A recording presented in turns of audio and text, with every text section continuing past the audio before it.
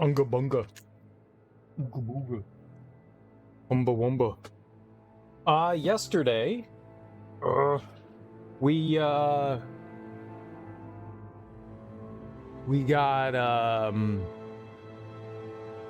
we did Manon.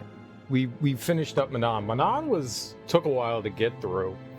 Manon took a nice, hearty time to get through.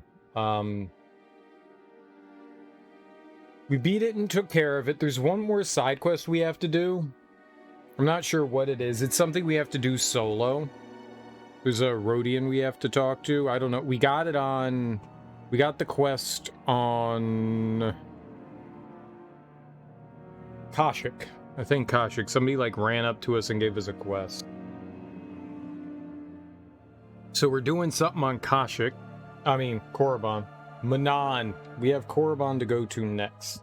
It's the one planet we haven't done is Korriban. Manon was fun. That was cool. Lots of neat stuff. Yep, here we go. And this would be it right here. It keeps going down. That number, those megabytes keep going down. I don't know why, but they keep going down. So, yeah, we, what did we do? We got Jolie's friend convicted of murder.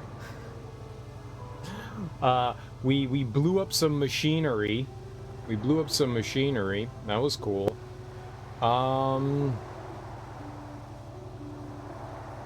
What else did we do? We raced. The races were pretty easy.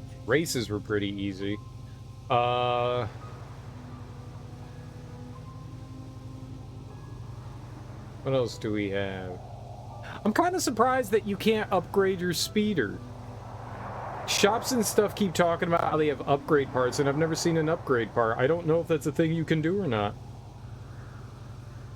It's really weird. Lots of shops are like, hey, you can upgrade things, and then we don't upgrade anything.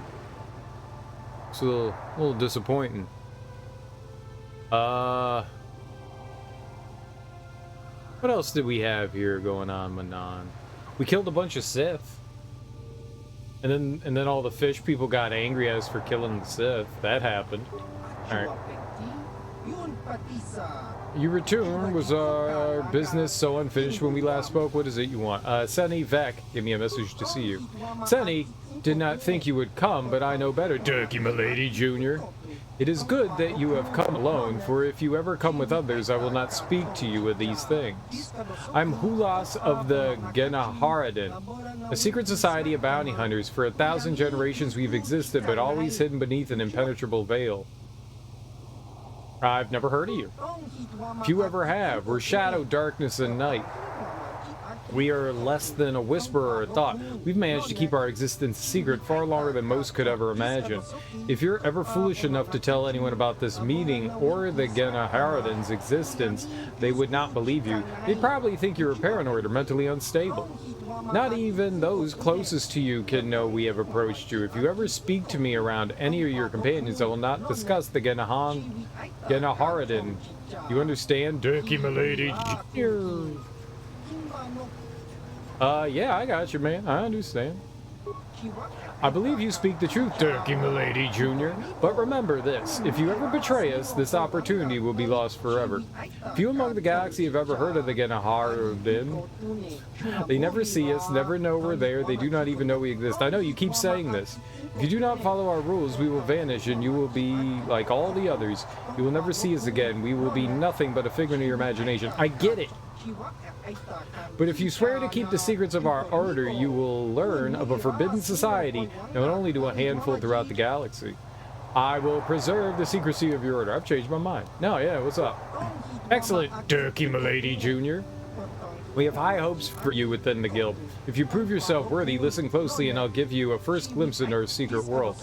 We, Genaharadan, are an ancient guild of elite bounty hunters. For thousands of years, we've been at work throughout the galaxy, eliminating our targets in near total secrecy. How does anybody hire you if nobody knows you exist? In the highest corridors of power, a handful of people know we exist and how to contact us. Of course, these people are smart enough to keep this knowledge a carefully guarded secret.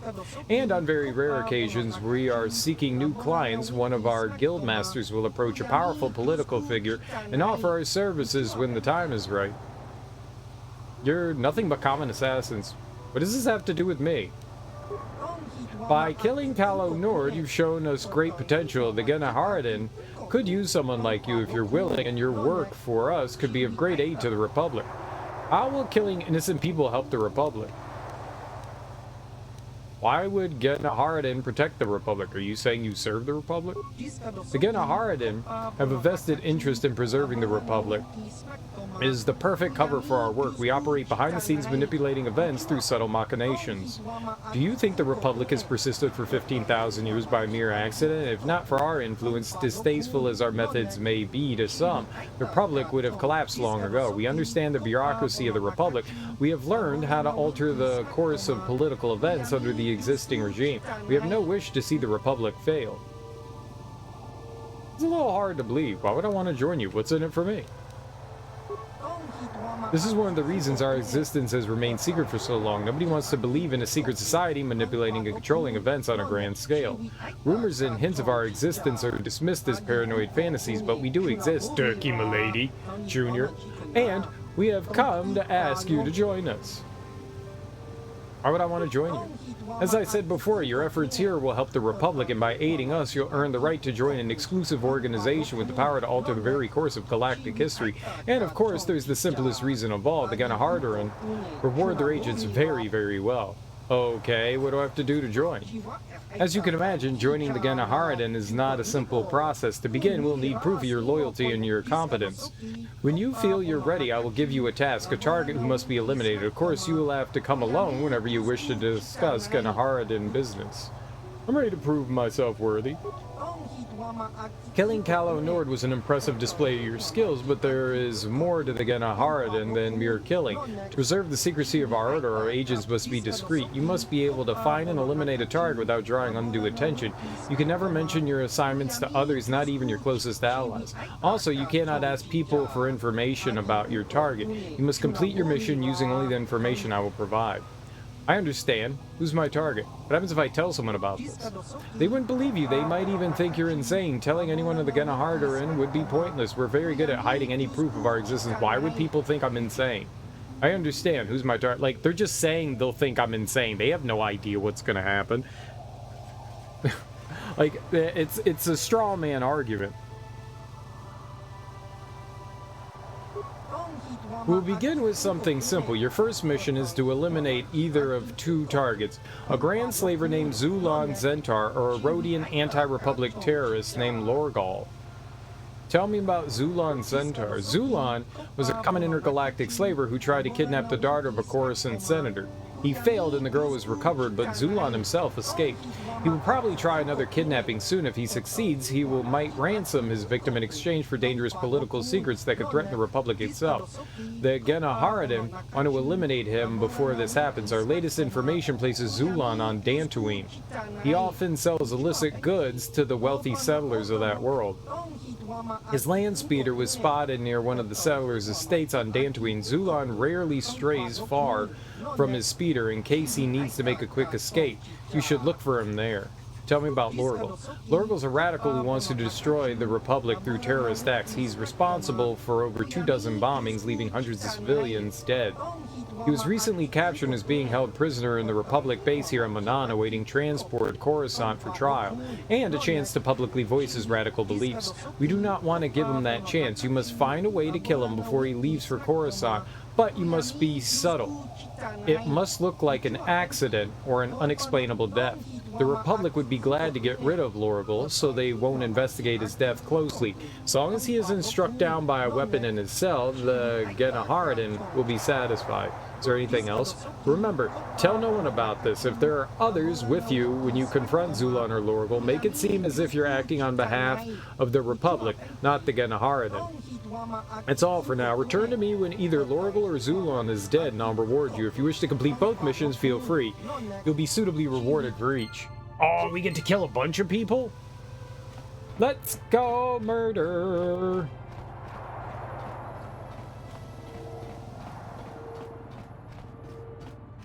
Well, they said they were being held on Manon, so I'm assuming it's in the jail district. Can I just... Oh, they said no weapons. How am I supposed to kill someone without a weapon? Do I do a Jedi mind trick?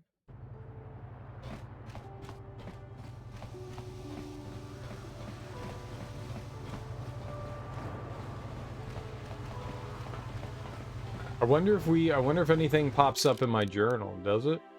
Oh, yeah, it does. So, there's evidence now. Now I can just be like, look, there's evidence that exists. I wrote it, but, you know, it's real. It's my diary. My diary is a work of non-fiction.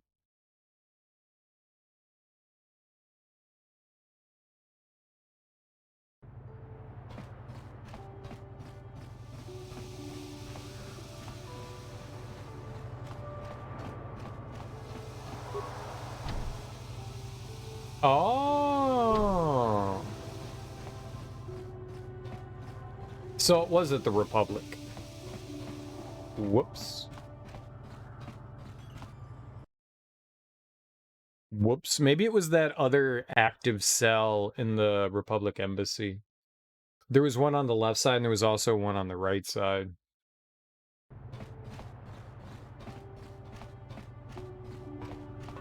Hey, watch where you're going, punk.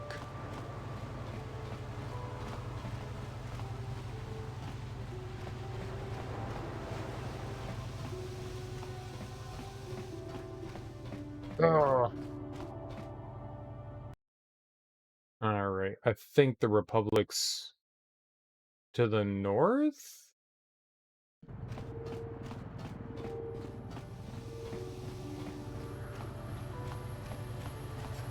I wonder if we get, like, dark side points for murdering these people. I mean, they're technically bad guys, so we're technically doing a good thing, right? Technically. Is this the Republic base? Yeah. Like, nobody here. Tote's empty. Yeah.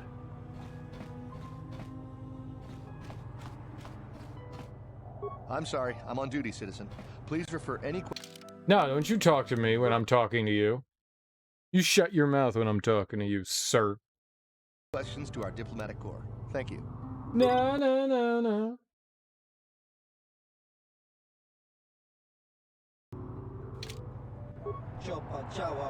Yes, human, have you come to sneer and jeer like the others? Come to see Lorgal, the great liberator, caged like an animal? Liberator? You're nothing but a murderer. I'm here to kill you, Lorgal, and I think I'll enjoy it. Got better things to do than argue with prisoners. Kill 1 million people with a mighty star cruiser and you're a war hero. Kill 100 with a thermal detonator and you're a terrorist. It's not the same. You kill civilians and children. Got better things to do. I'm here to kill you, Lorgal. You deserve to die for your crimes. You're obviously blind to Republic chain shackled around your neck. You cannot see me for the hero I am. You think I'm nothing but a criminal who deserves death. There are many who want me dead, including the guards in this room, but the Republic doesn't kill prisoners without a trial. That is why I'm protected.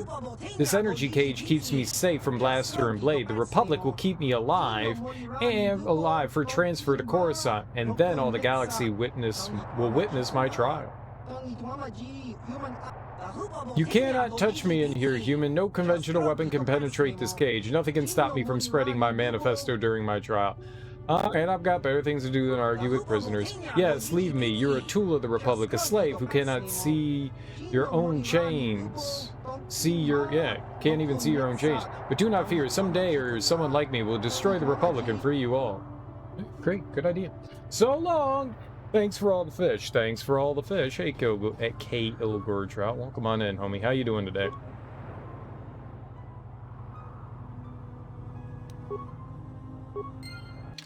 I have a plan. Hold on. I made a mistake. We'll fix it. How is Thursday treating you, man? I just need to put on my computer hacking skills. What happens if, hold up. Party selection.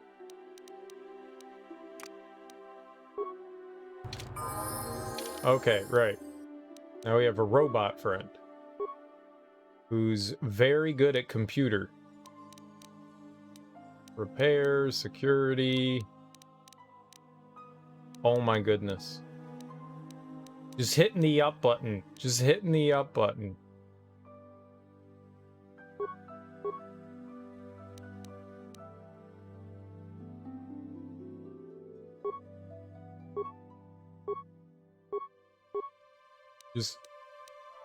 Just hitting the up button ruins everything. Wanted to go see Marcel the Shell with shoes on, but woke up too late. You'll have to amend that.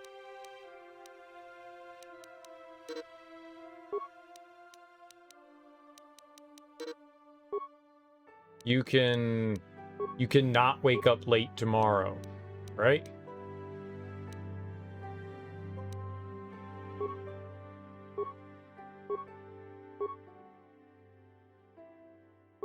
Yeah, see, there you go. It's a genius move. Provided by a genius human being. Me!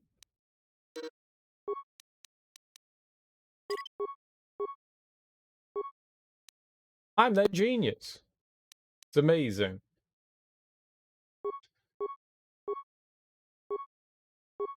Who'd have thunk? Who'd have thunk?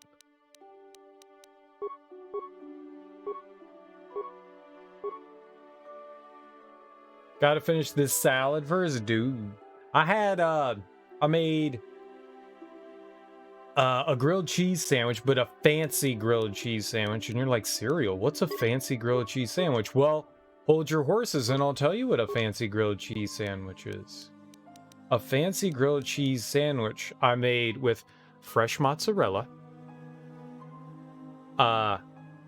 with basil and fresh peaches with balsamic vinaigrette on sourdough bread. And it was actually ciabatta. It wasn't sourdough. It was ciabatta. It was ciabatta. And let me tell you that shit was goddamn fucking delicious. All right? Let me tell you, that shit was damn delicious.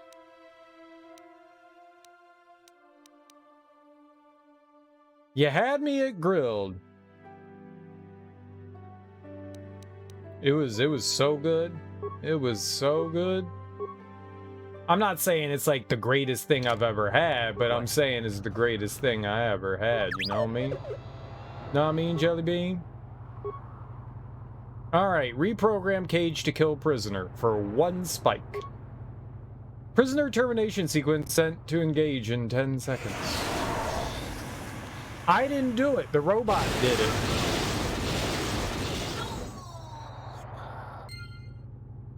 They gave me dark side points? Why did I get dark side points for killing him? I mean, like, I'm helping the Republic. I'm not a bad guy. I didn't even do it. I didn't even do it. The robot did it. The robot gets dark side points, not me.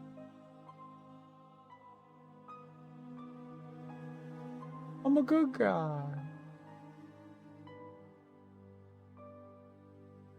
I'm a good guy. I'm a good guy. You keep telling yourself that, Cereal. I will. I will.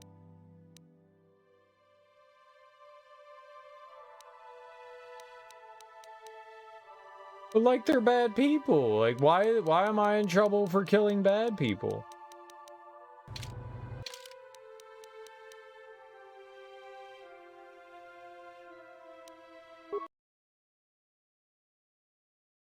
Did I grill it? I mean, what else are you gonna use? Not butter?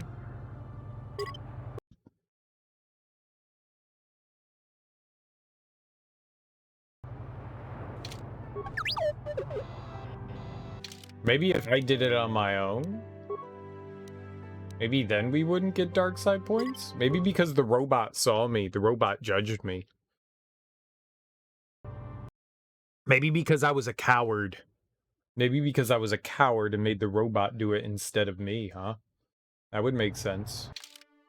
I was a coward. And I was like, no, I can't do it. Robot, do it for me. Right?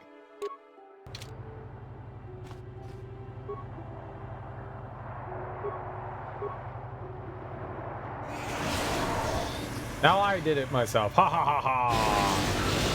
Ha ha ha ha ha! No, we still got dark side points.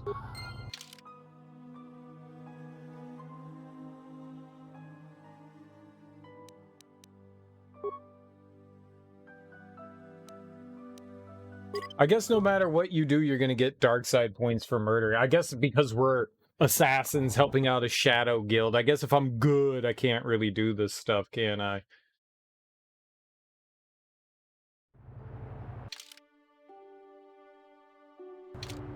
Well, that's dumb. Alright, well. Yeah, that's dumb. Dummy dumb dumb dumb. Stupid dumb. Alright, well, let's go to Korriban. Let's go to Korriban.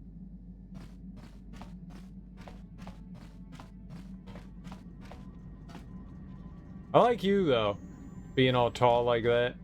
How may I be of assistance to you, Padawan? We can talk. What is it you would like to speak to me about?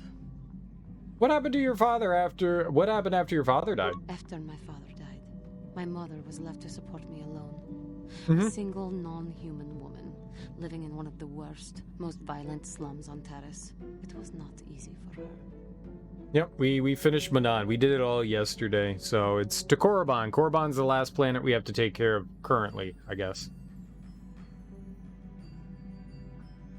How so? What happened? Did you not help her? When my father was killed, it seemed that something in her began to die as well. She worked. She worked as hard as she was able. But over time, she began to waste away. I later learned that she was unable to get enough money to feed both of us, and had to start borrowing from the exchange, a band of cutthroats and smugglers. But even that was not enough. She hid what she was doing from me.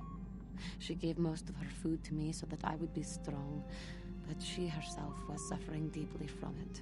In the end, she could go on no longer, and collapsed at the cantina where she worked one day. Did she die? What did you do for her? Surely there was a doctor. She never recovered. There was nothing really that I could do for her. She left me no money, and no doctor would see her without being paid first. I sat by her bed for days as she lay there dying. I never want that to happen to someone I care about ever again. But there was still the money she had borrowed. She had never paid it back and made no provisions for her death. You must understand. The exchange is brutal. They care nothing for the life of a sentient being. They are the major suppliers of slaves on Terrace. You were enslaved?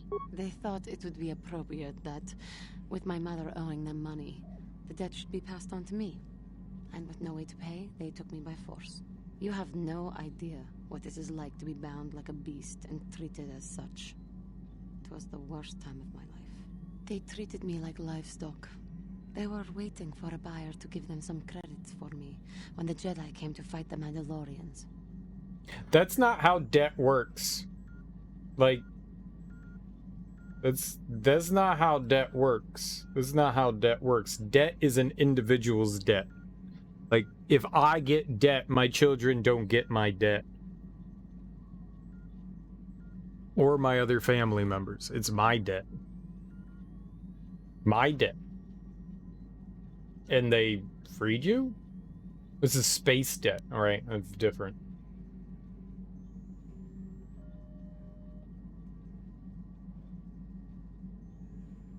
The Jedi could not abide by what they saw there, and drove the exchange from the face of the world. freeing those of us imprisoned there. But the Jedi soon left to fight their war. And I was left with a dream.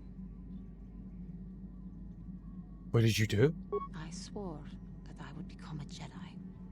As soon as I had enough money to do it, I bought passage on a freighter headed for Dantooine. And we both know what has happened since then. Johnny. You became a Jedi. You turned away from the dark side. I am grateful to you for having given me the opportunity to fulfill my dream, rather than become what I hated. Someday, I may make it up to you. But for now, let us keep on the task at hand. Okay. What do you mean make it up to me? You mean you're gonna like bake me cookies or something? I like cookies. Yeah, what do you want? Tell me more of the Mandalorian Wars. We fought against the Republic forces for some time, over the course of many battles. At the start, they were not much of a threat to speak of. But once the Jedi Revan took charge, things began to turn against us. The Republic fleets began to use more than just basic tactics. Feints, counterattacks, mass deceptions. Revan was a genius on the field. Revan abandoned worlds of their defenders so that others would be too fortified to strike, and was willing to make sacrifices in order to advance goals. And in the end, Revan proved too much for us. You couldn't have won against the whole galaxy. Revan had not stopped you. Someone else would have. But the Sith? But it was close. So close. It looked like the entire galaxy was within our grasp. I still remember that final battle in the skies above Malachor 5. The two fleets filling the space around it, outshining the stars. What happened in the battle? It was not your ships, or your men, or your vaunted fight for freedom that won this, the final battle of the war. It was by the actions of one person, the Jedi Revan, that you prevailed. His strategies and tactics defeated the best of us. Even Mandalore himself was taken aback by the ferocity of his attacks, the tenacity of his defenses, and the subtleties of his plans. He fought us to a standstill, and then began pushing back. We really didn't have a chance. Sounds hot, very hot. Why did you retreat? It was what we had wanted all along, in a way. We wanted to fight the best, in a battle that would be remembered for centuries. And we did. And Revan won. I don't hold a grudge against Revan, and neither do any of my people. It was the greatest moment of my life to be in that battle. If Revan had been a Mandalorian, nothing in the galaxy would have stopped us. But wishing for the past to be different is useless. Better look to the future, as we should now. We'll talk more later, I think. Is there something else you want to know? Give me drugs. Hey, don't worry. There any... No. Give me drugs. Stingy son of a bitch. I just want... Hey, cutie. Got something on your mind, do you? So why'd you leave the Jedi? So, what do you think of Sunry's verdict? You did what was necessary. Sunry was guilty. As sad as that fact makes me, justice had to be done. Doesn't matter that his victim was a Sith or that he was once a hero. I only wish that my old friend hadn't done it. But that's the thing about wishes. They don't come true. And now Sunry's dead, which is a shame. He was a good man, you know, once. I don't want to talk about this anymore. My jaw aches. Oh no, Sunry definitely did it. We had video. We had video that showed him doing it. No, he totally did it.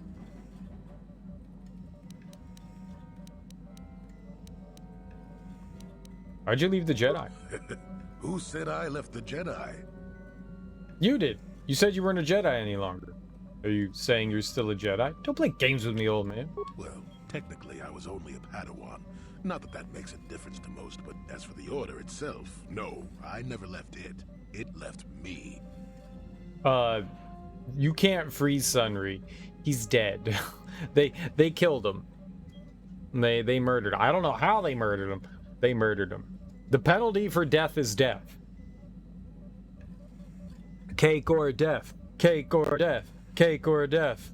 I'll take the cake. I'm sorry, we're all out of cake.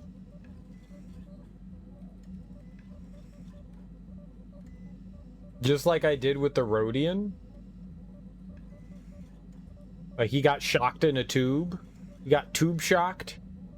Tube shock. So I play Tube Shock. I play that game. What do you mean? It left you? It's the dumbest thing I've ever heard. So are you a Jedi or not? You know what I hate? Well, you know, lots of things really, but I'm old and easily annoyed, but that's besides the point. What I really hate are how most people view the Jedi. Everyone thinks that the Jedi are perfect, that they can do no wrong. They think the Jedi Council is completely incapable of injustice. I certainly don't think that. Let me guess. You disagree? You. Perfect. That's a laugh. I guess you aren't as stupid as you sometimes act. No doubt you've been on the receiving end of Jedi justice at least once, eh? And I'm not even talking about how some of us fall to the dark side. No, that's plenty indication of our fallibility, but it's something else entirely. No, I'm talking about how more than often not, your average robe-wearing Jedi can try to do the right thing and still be completely wrong. Yeah. Yeah. Like when I murdered that guy. Jolie's based. Jolie is based. I like Jolie. He gets it. He gets it. He gets it. You remember when you first played these games when you were a kid? You wish they would never end still today? They're fun games. That's really the way I felt about Mass Effect. I thought that when these games came out, I really enjoyed them. And then I played Mass Effect and I was like, KOTOR what? KOTOR what? You can see BioWare took so much influence from this game to turn into Mass Effect, and I think it's better in every way possible. But I do enjoy this. I do enjoy this game quite a bit, and I understand that sentiment too. When there's well-written stories and fun characters to be around, and you know, at least, all right, maybe the game's mechanics are a little clunky and outdated, but it's amusing enough. Yeah, I totally empathize. It's funny how big they felt. I mean, they are pretty big. They take a while to get through. They're not quick romps. You know, especially if you're going around and talking to everybody and stuff, and you know, world building. Yeah, I mean they take a while to get through. The levels aren't exceptionally big, but there's a lot of dialogue. So, yeah, they did feel big back then. There really wasn't. There weren't many games like this to compare them to either. Granted, I also didn't play a ton of Western RPGs, so this was like my only experience with Western RPGs was KOTOR. So I don't know the areas. Yeah, they're big enough. They're big enough that they don't seem overwhelming. Like Baldur's Gate's areas were overwhelmingly big. I think it to a detriment to itself.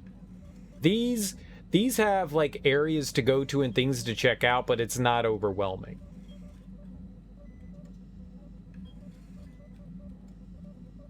Like exploring Baldur's Gate proper in Efkatla is a trial. Exploring Manan felt like fun.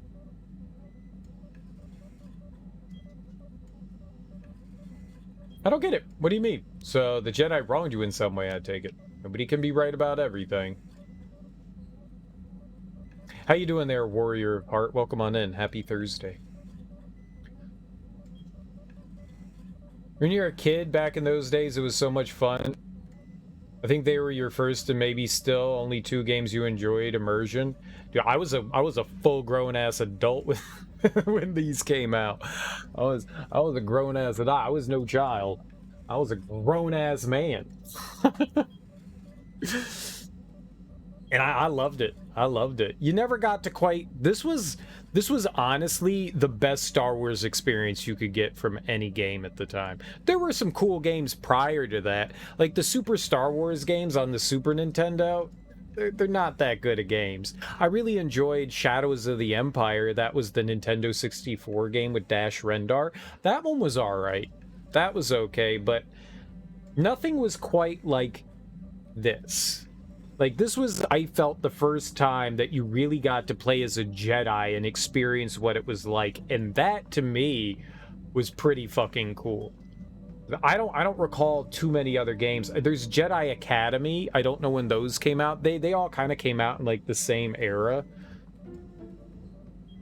So I don't know when there was like a deluge in the late 90s, early 2000s, a deluge of Star Wars games.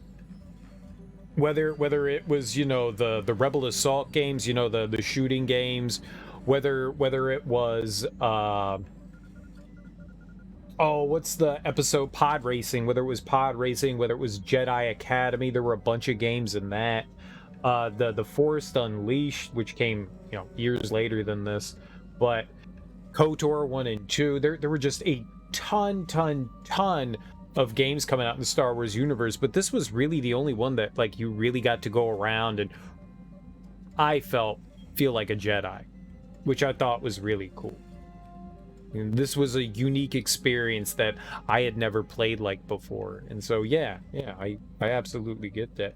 Tired, enjoying chill time with some KOTOR, and yeah, you agree you haven't enjoyed the other Star Wars games even today as much as these games? Oh, I like a lot of the other Star Wars games. I think Fallen Order is the best Star Wars game that's come out. Fallen Order is amazing. Absolutely fantastic. I also enjoyed the Force Unleashed games. People can shit on them all they want. They're entertaining. They're entertaining, a lot of fun.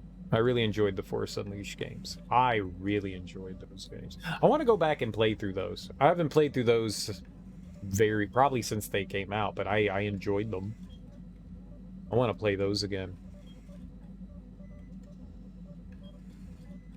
You haven't done much of it, you might need to head back to it then if it's that. Everyone, it's subjective. It's totally subjective, but I loved Fallen Order. I played on Jedi Grandmaster, which is the hardest setting, and I didn't feel like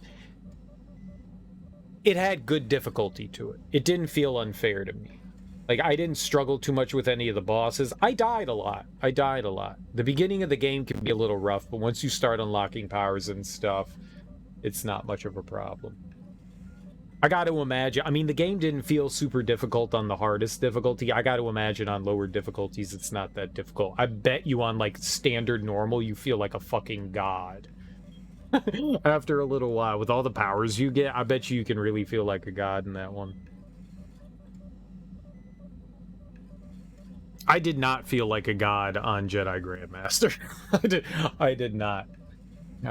But it felt good. It felt real good. It felt like it had very nice balance. I really enjoyed Fallen Order. Like, it's not often that I will go through and, like, get all achievements and stuff in a video game.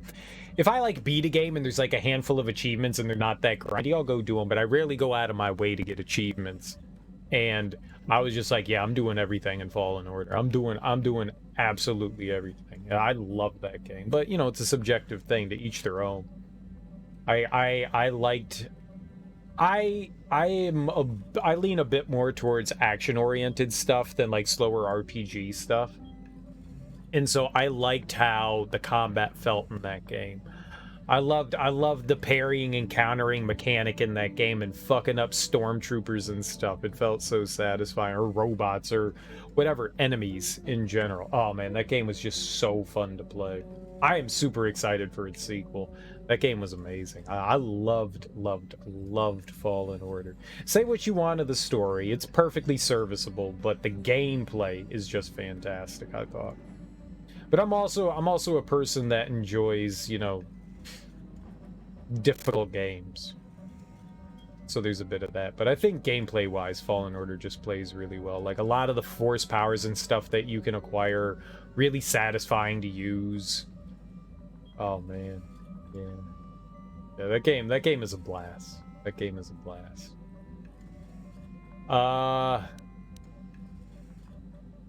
But this was definitely the first time that I really felt like you got to sit down and be a Jedi. Maybe there were some other games before this where you kind of got something like this, but I don't really recall what they would have been off the top of my head. I really think this was, like, at least my first experience with something like this, and I just... very satisfying, very fun. So the Jedi wronged you in some way, I take it? Nobody can be right about everything. Suppose I'm not being very clear, am I? Come to think of it, I don't have to be clear. Someone my age is entitled to ramble, damn it. But for your sake, I'll try to explain. I'll tell you a little tale about a Jedi master I once knew. Hortath, I think. Or was it Hortoth? I could never get it straight. Hold on, I'll listen. Is this gonna have a point? Nah, time for your stupid sir. I like his stories. Go ahead. Where was I then? Oh yes, Master Hortath. He was a kindly old Jedi who meant well, but the most nearsighted thing in the Corps, I swear. He would walk into walls, knock over tables, mistake apprentices for rancor beasts, that sort of thing. And he was too proud to submit to proper treatment. Some used to counsel him in the urge to use the Force, Master Hortath. Allow the Force to see for you. But he refused to believe that his eyes were failing. He simply squinted more and more as the years went on. The other Jedi resignedly passing it off as the amusing quirk of a compassionate old man. And I don't get it. Is this supposed to have a point? Go on. So, one day a young Padawan meets Master Hortath in the courtyard and, not knowing of his blindness, asks him for directions to the council. Quite sure of himself, Hortath gave the lad directions, which happened to lead back outside and away from the Enclave. The Padawan is confused, naturally, and he asks if Master Hortath is sure, and of course Master Hortath says that he is. The Padawan suggests that perhaps he should ask someone else, but the proud Hortath now feels insulted. He tells the Padawan to take the route he prescribed and no other. Rather dejectedly, the Padawan did as he was told, and so ended up leaving the Jedi Order forever. It was decided that the boy's fate was to leave the Order anyway, though whether that was out of respect for Hortath or because the boy went on to something else, well, we'll never know. So, what does the Padawan leaving the Jedi have to do with the Jedi leaving you? I mean, that was him. So, you knew Master Hortath or the Padawan, so what's the point? No, it's him. It's him. Don't know. I know it. Let me answer the question I want. How? You're the same way. These two are still the only games you can stand to be so immersed. If you get too many options, you tend to lose interest unless it's something you're really enjoying. Making your choices, having meaning, and getting to experience becoming a Jedi was the best part. So is the story. You hope they do it justice in the remake. We don't even know if we're going to get the remake now. It's indefinitely delayed at this point because Aspire, as I like to call them, they fired their director and art director of the game. So it's in limbo now. Apparently, recently, they developed a internal demo, and the higher-ups deemed it garbage, so they let some people go. So, who knows? Yep, that's really sad to hear. But, I mean, we don't want, like, a cash grab game, do we? We want something well done.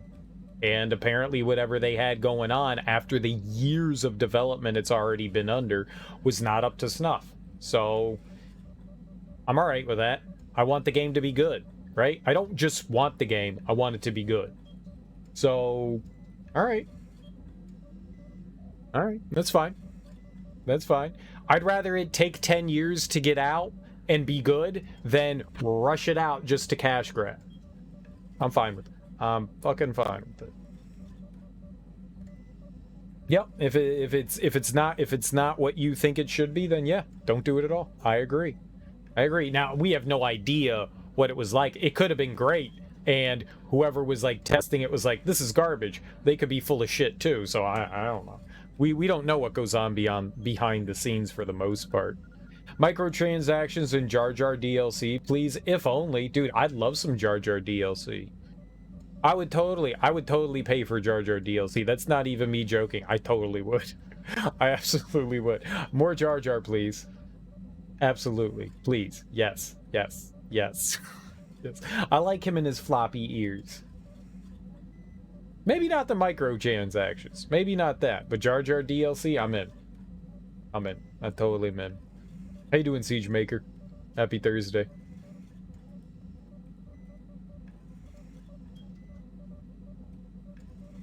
That character deserves a redemption. Boy, they toned him down so much. Like in the first movie, he is just a complete and utter shitball. But in the he becomes a senator. Not the Jar Jar I know who's going around licking laser beams. He kind of got his redemption. He kind of got his redemption. They made him less of a goofball and turned him into a fucking senator, a representative. What would he would have been? An ambassador? Maybe he was an ambassador. Maybe that's what it was. Yeah. I think he already has it. I think he already has it. They were like, fine, fine, fine. Laser beam licking Jar Jar Binks over here. Hope they listen to the fans while doing it. Why don't directors ever listen to fans? Because fans don't know what they want. Fans literally don't know what they want. The only time fans know what they want is when you give it to them. Fans are idiots. Guaranteed. Fucking fans are fucking idiots. Every single fan is an idiot. Just trust me on this. Fans are morons. Wouldn't it make more money the more fans enjoy the content? Fans are fucking morons. Fans are fucking morons. If we listen to all fans, everything would be boobies everywhere and hentai. that's what it would be. I want to see Leia naked all the time. Yeah, no. I think we're good just to leave it to game developers, you know. Not everything is going to be your cup of tea. I mean, if it was up to me as a fan, there would never be a strategy game in existence. There would never be a farm simulator in existence. That shit wouldn't exist. If it was left to me, that shit would never come out. I don't want that shit. I don't want Halo simulation strategy game. I don't want that shit. I want to be Master Chief and I want to shoot everything, you know? And there are tons of people that will be Serial, you're a moron, you're an idiot. I want my Animal Crossing and I want my Stardew Valley. I want Star Wars Dew Valley. I want Star Wars Dew Valley. Imagine getting a, what did they call it? What did Ben do on Uncle Ben? What did he do on Tatooine? He was like a moisture farmer. I guarantee you fans want their Stardew Valley Wars moisture farmer on Tatooine. Fans are too fickle to know what they want. Listening to fans is the worst thing you can possibly do.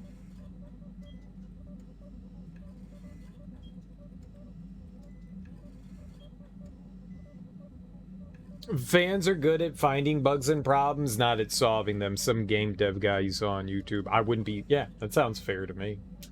More playtesters. He became the senator that made the motion grant Palpatine full control of the Republic. Yeah. Good for Jar Jar. Good for Jar Jar. He wasn't the senator that did that. There was a lot. There was more than one. There was more than one. The whole consulate allowed it to happen. It wasn't just Jar Jar. They were just like, yeah, Jar Jar's got it. Sure, why not? Palpatine, you now have control of the Republic. That isn't... It's not what happened. No. Could you imagine, though, people would so be there for farming Star Wars games? Oh, they would.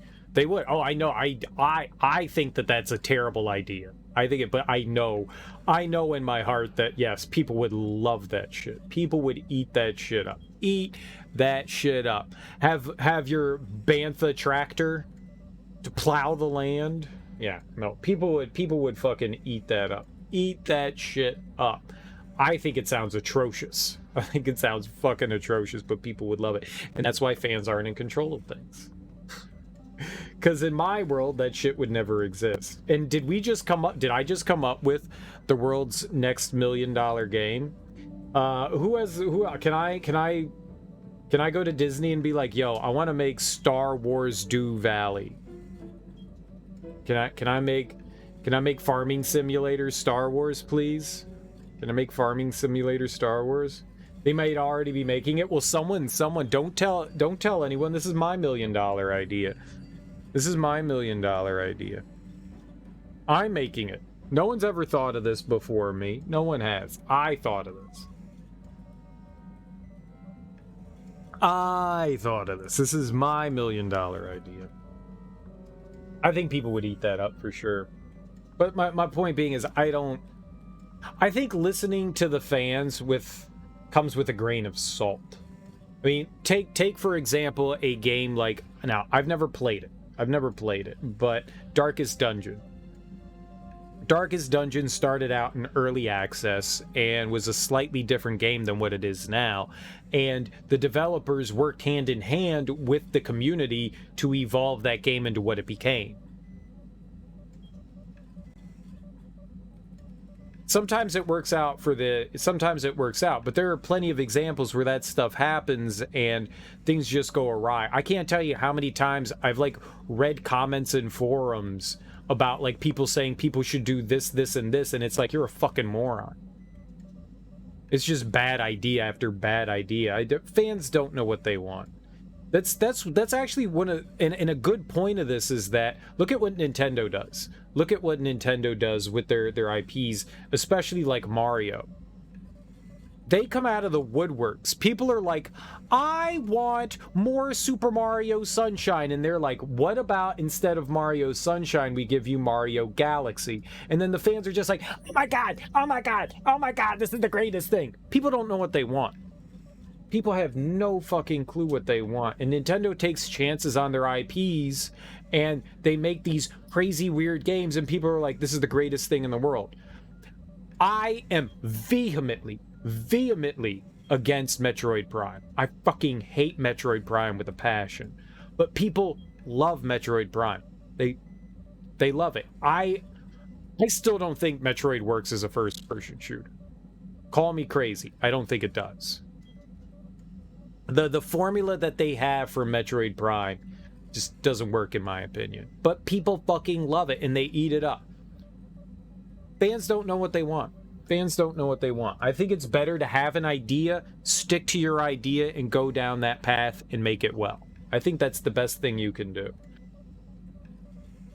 If you listen to every fan, you're going to have a smorgasbord of garbage. Jar Jar's Big Bombad Waterboarding Simulator 2023. What's a bombad? I'm down. I heard the thing with something squirts water and I'm in. People don't know what they want. Honestly, people don't know what they want. Genuine. And a lot of the times, the ideas people have just, one, aren't feasible, and a lot of the times they're just not that good. I think you have to listen to fans with just a grain of salt. There is some truth to some things, for sure. Everyone thinks they're right, including myself. Everyone thinks they're right about stuff. Most things are subjective. So, yeah, I don't know.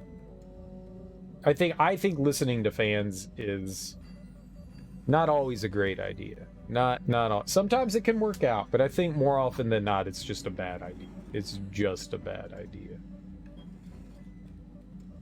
Just a bad idea.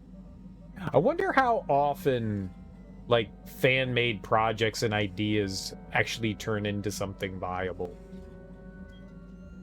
Like, the Sonic Mania is actually a good example of that. That's actually a good example of it actually working out. It's another good one where Christian Whitehead, he was doing like hacks and stuff for Sonic games. And Sega ended up recruiting Christian Whitehead and a handful of other hackers, Sonic hackers, to create Sonic Mania, and that's a fantastic game. It's like the only 2D Sonic game I think I've ever enjoyed. It's still heavily flawed because it's still Sonic, but it's really well made. It's well done. And I mean, sure, sometimes it works out. Those are the mega fans that, you know, love that franchise to death and created something pretty amazing, like a homage to the, you know, 2D Sonic. It can work out sometimes. It totally can. But I guarantee you there's more examples of failures than there are of successes. Well, that's what I think. That's what I think this remake is supposed to be. I think it's a testing ground. I think the remake is supposed to be, hey, look, we're going to bring you...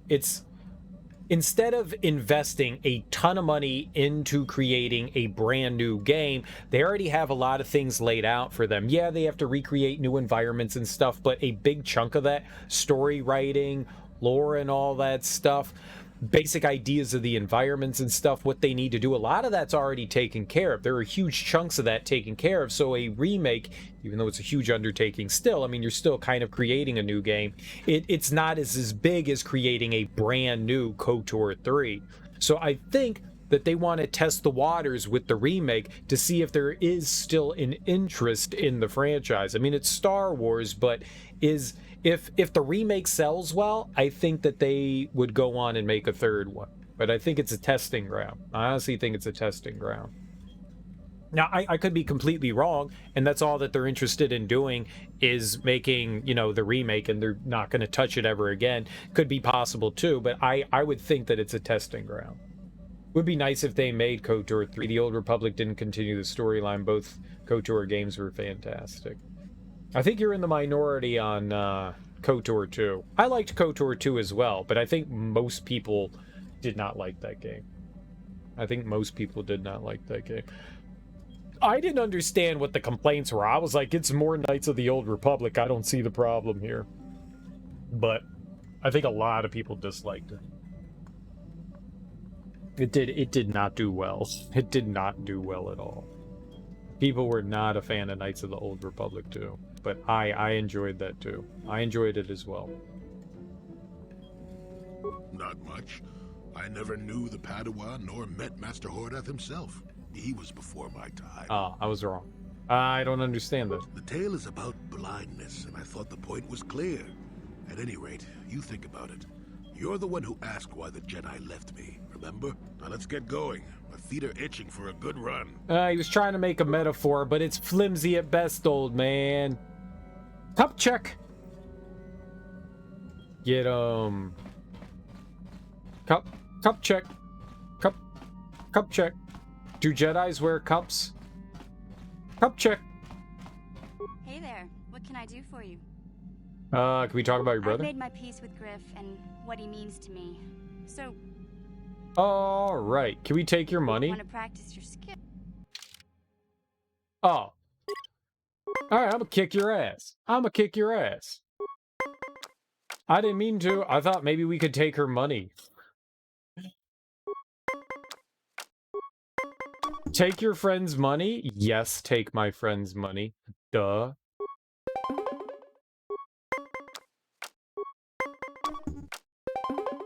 What? She cheated.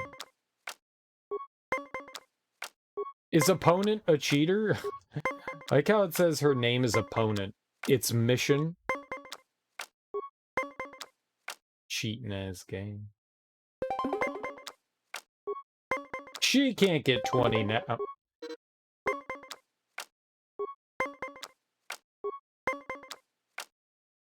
Cheating ass game. Ah! I don't really have a choice.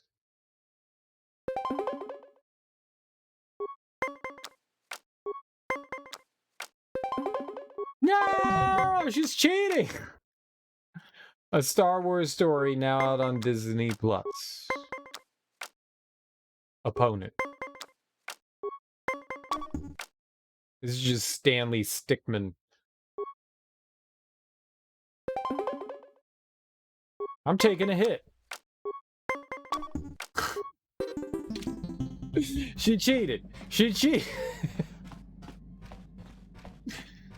She cheated. My feelings. Run away from her. Pretend it didn't happen. Hello. How can I help? Remember that last time we made out? Then I suggest... Oh, she doesn't like me anymore. Yes, what's on your mind? You got it. Yes, what's on your mind? No, go away. You got it. She doesn't like me anymore. Alright, thanks for all the fish. Where's it? There it is. Korriban. Thanks for all the fish.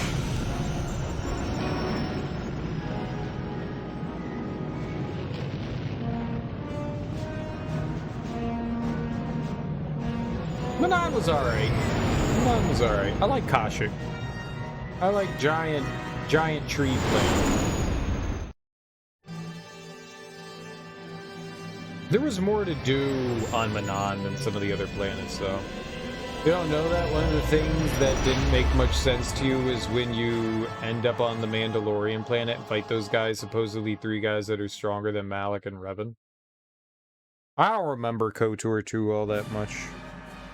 I don't remember a lot of things I play. What happened? What's going on? Sith interdictor ship. They must have been waiting for us on the hyperspace route. We're caught in their tractor beam. Do you recognize the ship? It's the Leviathan. Saul Carith's vessel. My old mentor. Oh, your old mentor. Go on. Dude, he focuses on him so much. I think Carth is gonna be like, I love you. He's gonna confess his love. They have a tractor beam? Why is it called a tractor beam? It's not plowing any fields.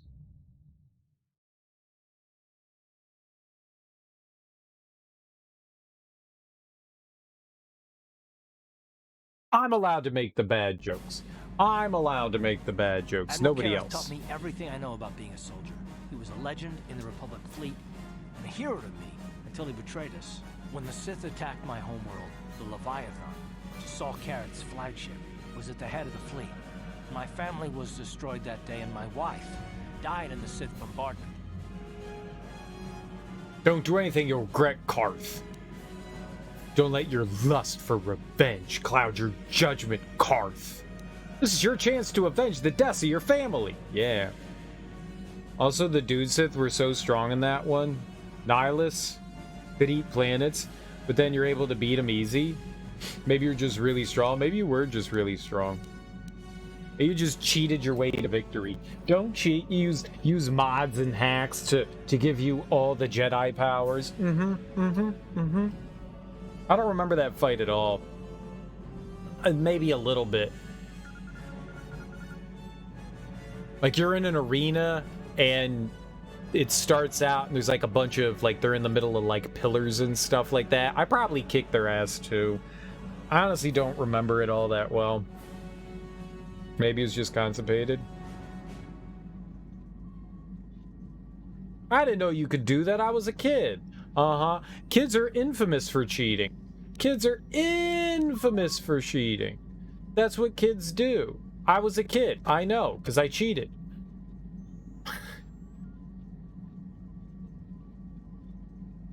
I'm not gonna do anything stupid. I mean, I won't throw our lives away in some mad quest for vengeance, but if I get a chance to kill Saul during our escape, nobody better get in my way. Talk of an escape is somewhat premature, don't you think? We don't even have a plan to get out of this mess yet. I'll admit, it won't be easy. Saul's no fool, and he won't underestimate us either. You can count on plenty of guards watching every move we make. Maybe Admiral Carth doesn't know how many of us there are on board. We all have special talents. Talents we could exploit so that one of us could stage a rescue. We just have to figure out who has the best chance to avoid capture so they can come and rescue us later. It's a long shot, but it's our only hope. Don't worry, I can get away from Admiral Carith's guards. So long, and thanks for all the fish. I'm not a dolphin. What's up, Lawfulwood? How you doing? Welcome on in. Happy Thursday. Better call Saul? Yes, he's a scummy lawyer. Malak was a tough fight, though. You ran around throwing your lightsaber at him and couldn't touch you. Then you got the idea to place a ton of mines and just killed him like that. That's what I've heard. People keep saying that they just put mines down and killed him. I don't think I recall. That's the only thing that I remember from playing this game, 20 years ago. Was that Malak was like an extremely difficult fight and he kept fucking me up, and I think I like used every healing item I could. Like, it was just like hit him once, then run away and heal, and hit him once and then run away and heal, and he had like infinite health. That's all that I remember. Don't worry, I can get away from Admiral Carith's guards. Bastila, is there some way you could use your battle meditation here? Carth knows Saul the best. He can get us out of this. Admiral Carth will be watching the 3 of us very closely. One of the others is going to have to save us. I mean, I want to do it.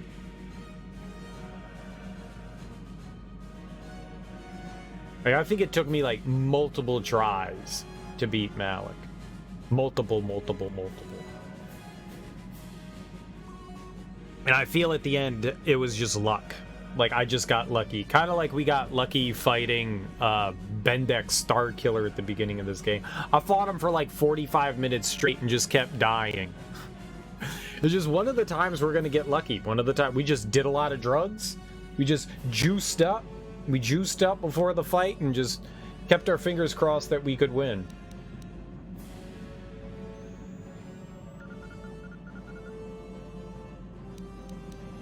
Don't worry, I can do it. The Admiral will be watching the three of us far too closely for any plot involving you, me, or Carth to succeed. It's going to be up to one of the others to get us out of this. Well, if we're gonna pick someone to save our skins, we better do it quick. In another minute, we're gonna have Sith troops marching up our loading ramp. Michigan do it. No, Prisonkin Holder. T3M4 is pretty resourceful little guy. He can pull this off. Maybe Jolie could use the Force to affect their minds. The droid would have the best chance. HK-47 could come and rescue. I would love for HK-47 to come and rescue us. He's the worst character we have. Jahani can use her Force powers and camouflage abilities to avoid capture. There you go. You speak the truth. I alone of all the group might be able to remain hidden if the Sith search the ship. I could wait until the guards have completed their search, then come to rescue you. It's too much of a long shot. They'll find you. We need another plan. Try it your way, Jahani. May the Force be with you. Hold on. They're dragging us into the docking bridge.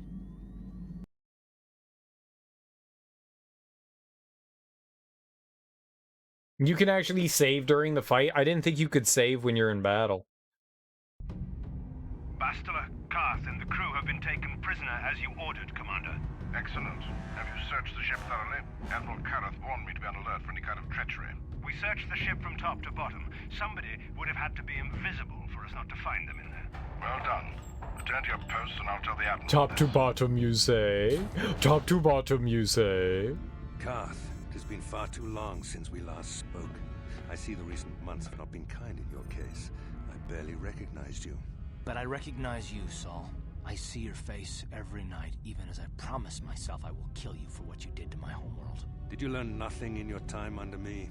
As a soldier, you should understand that casualties were unavoidable. This was an act of war. This dude's got chiclet teeth. Act of betrayal. Your fleet bombed a civilian target into oblivion without warning or provocation, and the blood of those innocent people is on your hands. In war, even the innocent must die. The Sith would not accept me until I proved I had truly turned my back on the Republic by bombing the planet. My wife died in that attack, Saul. And for that, I swear I'll kill you. You used to be a man of action, not of empty words. Cling to your lust for revenge if you must, but spare me your tired threats. I've heard them all before. You're an insignificant part of these events anyway. Lord Malik is far more interested in your Jedi companions. He has great plans for them. We will never serve Malik or the dark side. The Sith will be destroyed, Admiral Carth, as will you if you don't turn away from this path. Your words are brave, Bastila, but the lure of the dark side is hard to resist. Or so I've been told. I wonder if your companion is as devoted to the light as you are. August Board, how you doing? Welcome on in. Happy Thursday. I'm doing alright. I'm doing alright. You're wasting your time, Saul. I'll never betray the Jedi. For the right offer, I could probably be convinced to join the Sith. You're defiant.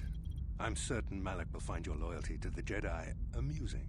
The Dark Lord would probably reward me if I just killed you once and for all, but he may want to question you given the trouble you've caused him, and the history between you. I don't see why we just, didn't get off the Ebon Hawk and just start fighting everyone. If that's what we're gonna do anyways, why didn't we just do it? History? What are you talking about? Malik won't get any answers from me. Why don't you just let me go? Bastila's the one you want. Yeah, it's her. It's her. It's her. She's the one you want. You mean... Oh, this can't be true, can it? You really don't know what's going on here, do you? Nope. Well, I won't be the one to deprive Malik of the pleasure of telling you himself. The Dark Lord will no doubt torture you for information and for his own twisted pleasure. Eventually, you will tell him everything. The Sith can be very persuasive. However, Lord Malik is in another sector. It may be some time before he arrives, so I suppose I will have to fill in for him until then. Activate the torture fields. I like this. Yes, yes. Enough. I don't want them to pass out before I question them. Malik will appreciate any information I can give him when he arrives. Don't waste your breath, Saul. We won't answer any of your questions. I'm sure you won't. However, we both know your friend's loyalties have proven in the past to be somewhat flexible. My loyalty is as true as Bastilla's. Bastila. Bastila. What are you talking about? Don't torture me. I'll tell you everything you want to know. It is time to put your loyalty to the test. I doubt torturing you will gain me your true cooperation. Your will is too strong to be broken that way.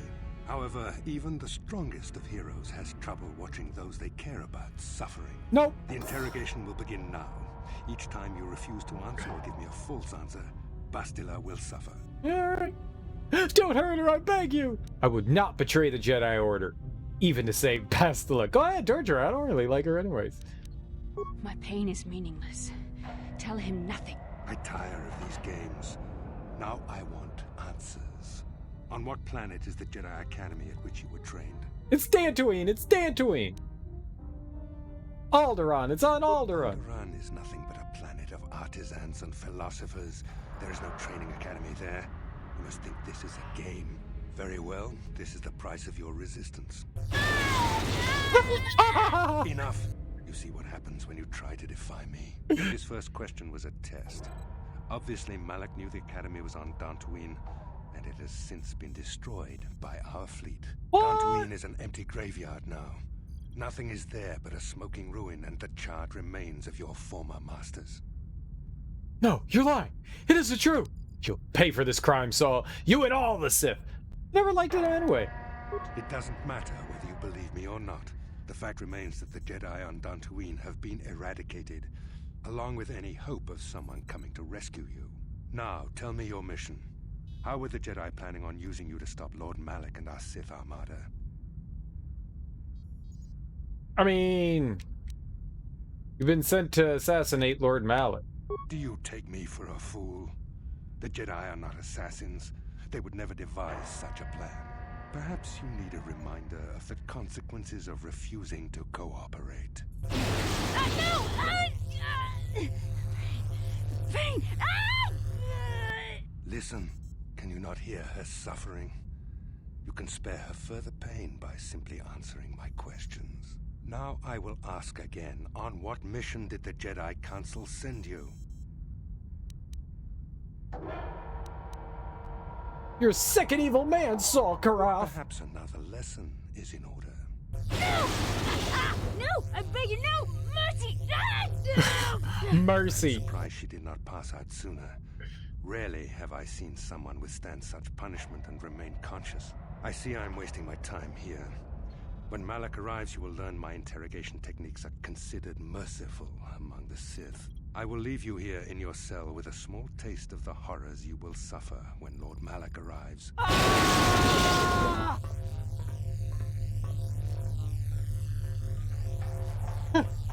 She's fine. Don't try to move too quickly. You might not be fully recovered yet. Admiral Carth had his guards continue to torture you even after you passed out. They tortured all of us, though you got the worst of it by far. Saul wanted them to make us suffer. He's become some sort of sadistic monster. The dark side has perverted him, Carth. Once you start down the tainted path, it leads you ever further into the depths of evil. I fear he is forever lost. No one is without hope of redemption, Bastila. Blah, blah, blah. Don't you ever get tired of being so preachy? Yes. I suppose you're correct. Sometimes it's easy to lose sight of that hope in the face of such unbridled cruelty. But you speak the truth. I suppose I'm taking the news of Dantooine's destruction quite hard. First Taras, now the Academy. Is there no end to the killing? Pull her veins out slowly, but also more blood into her? More than she's losing? What? Is it just me, or is his hat making it hard to take him serious? I like his hat. It's a cute cap. It's a cute cap. Give her drugs that'll heighten her pain. They should have just, like, done the whole thing where they, like, gave me drugs, like true serum and then antidote serum. They keep pumping you full of true serum, and then you get too much true serum and you get antidote truce. to the true serum, and then they give you more true serum, and then they give you the antidote, and then they give you more true serum, and then they give the, and they just keep doing that. And it also affects your short-term memory. That'd be fun. You love how she goes from to just being normal within 3 seconds. They do that a lot in the game. It's fine. We were tortured, and now everyone's happy. We're happy again. We're one family. Maybe Admiral Carth was lying. I know it's hard to believe they're all gone. It's their own fault. They should have seen the attack coming. I'd like to believe that Saul was lying to us. But even as he said the words, I knew they were true. The Academy is gone. I could feel it in the Force. Disturbance in the Force when the attack came. The fact that we did not is a bad sign. I fear the dark side is growing stronger, casting shadows our vision cannot pierce. I can only hope that some of the Jedi escaped. Rook, Vendar, Zar. I cannot imagine all of them being gone. In any case, we've lost our one place of refuge in the galaxy. None of this will matter if we don't get out of this prison before Saul gets back. I'm sure that was just your mom, K. Ilgor Trout.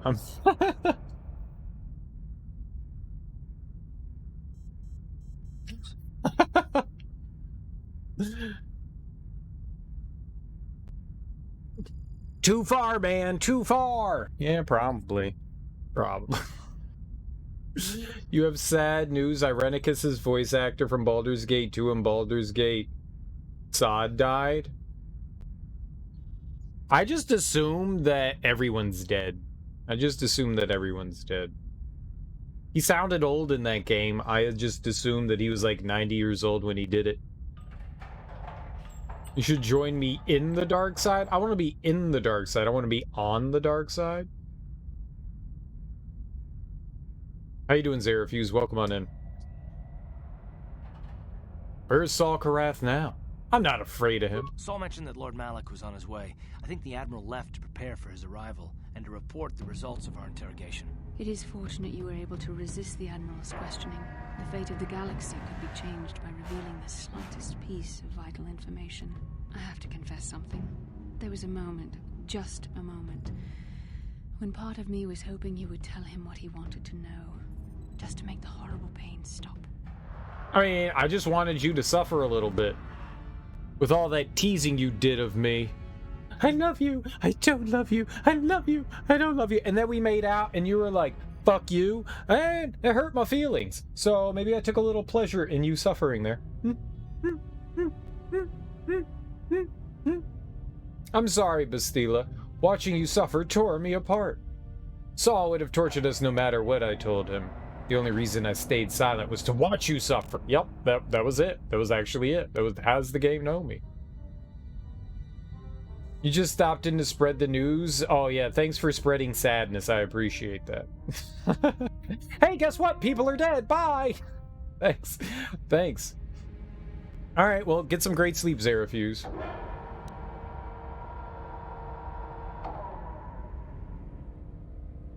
I'm sorry, Bastila. Watching you suffer tore me apart. I know you would never do anything to intentionally cause me pain, but you did the right thing. I don't honestly know if I could have been as strong in your position. To watch you suffer like that, it might have been too much for me to bear. Did you feel that? A disturbance in the Force. The Admiral has sent his message. The Dark Lord knows we're here now. Malak is coming. Well, then we better hope Juhani busts us out of here before he arrives. I didn't feel bad at all. Oh, look, I'm all stealthy.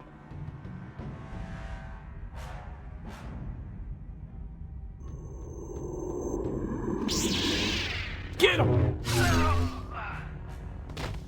Oh, badass Juhani time. I want to go this way.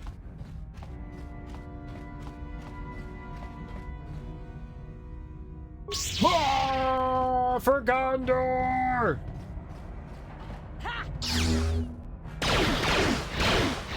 Power attack!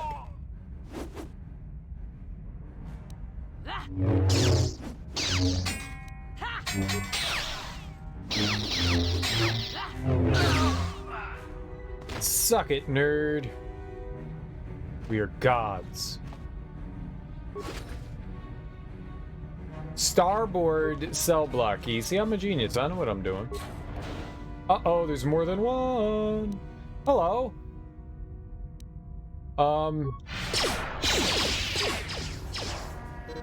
Die! Also, die! Amazing. This was very difficult for me to do. Why would they have heat sensors and motion sensors for their own crew inside their own ship? That doesn't make sense. Maybe in like super sensitive areas, but like just their regular ship, that would make absolutely zero sense to have.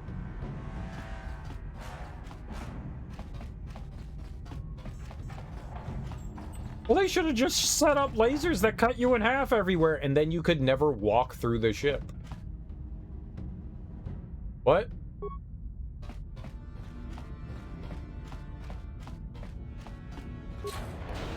Oh, that's more than one!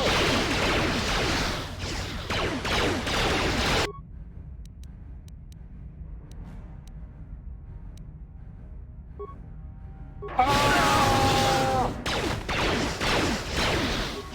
Ah!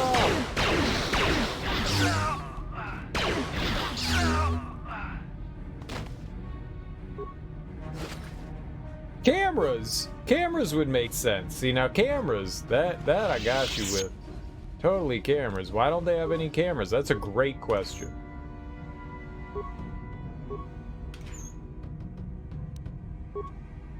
Why they ain't got no damn cameras?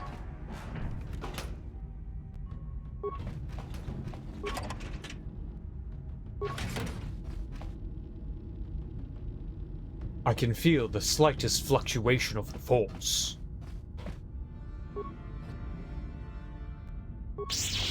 No! No! No! Stop it. I want to open that up.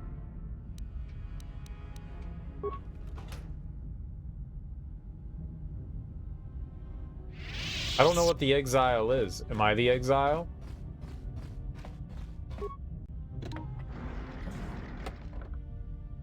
Hello? I don't know what that is.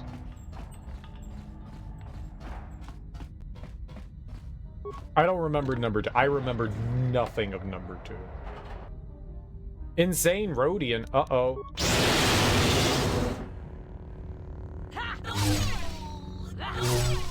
I was trying to help them.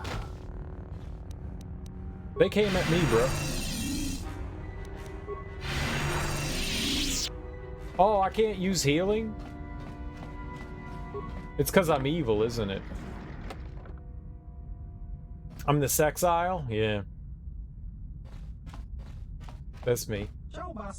You're not Sith. Help me out of the cell and me help you. Who are you? Why'd the Sith capture you? Yeah, who are you?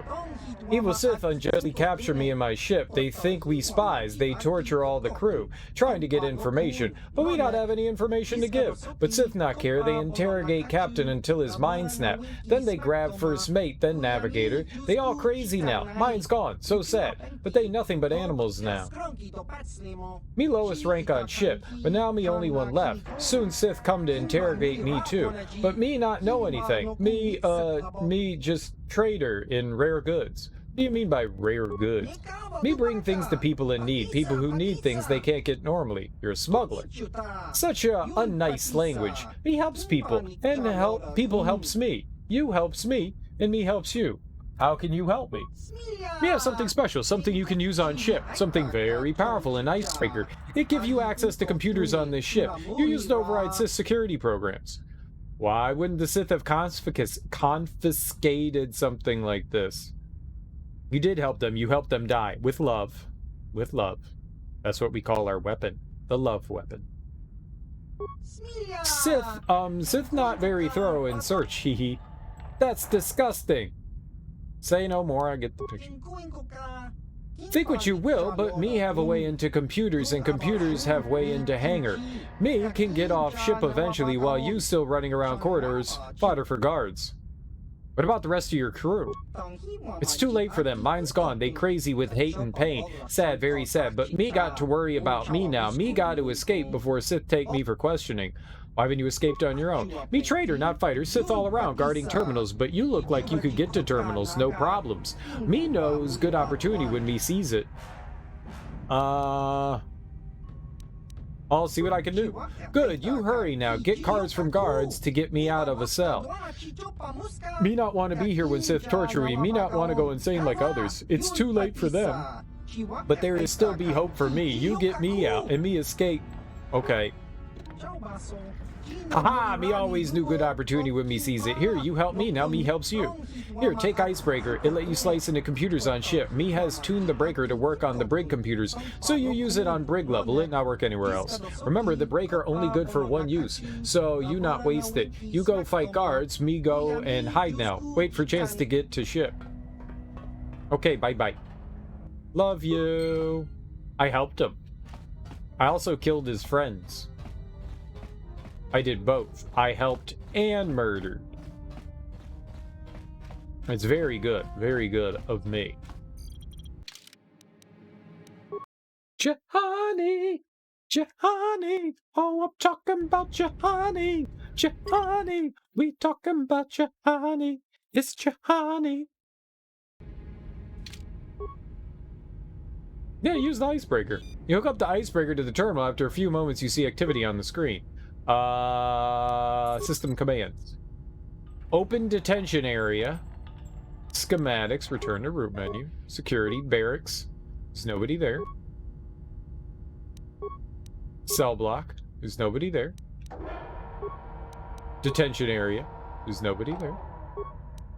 Medical. There's nobody there. Droid maintenance. There's nobody there. So this was useless?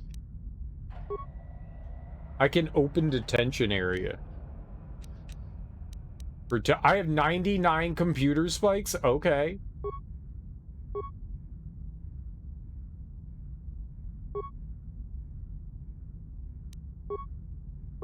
Where did I get 99 computer spikes?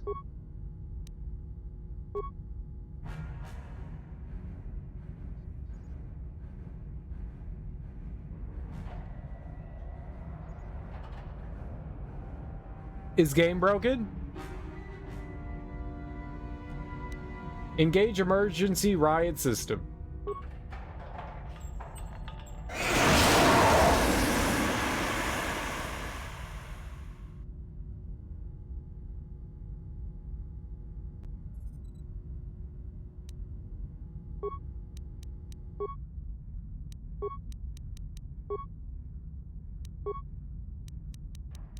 The ship farted, I know.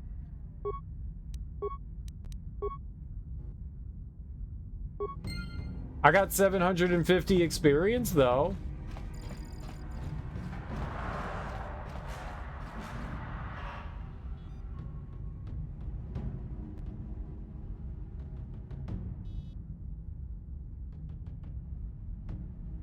Why was there, like, a cutscene there?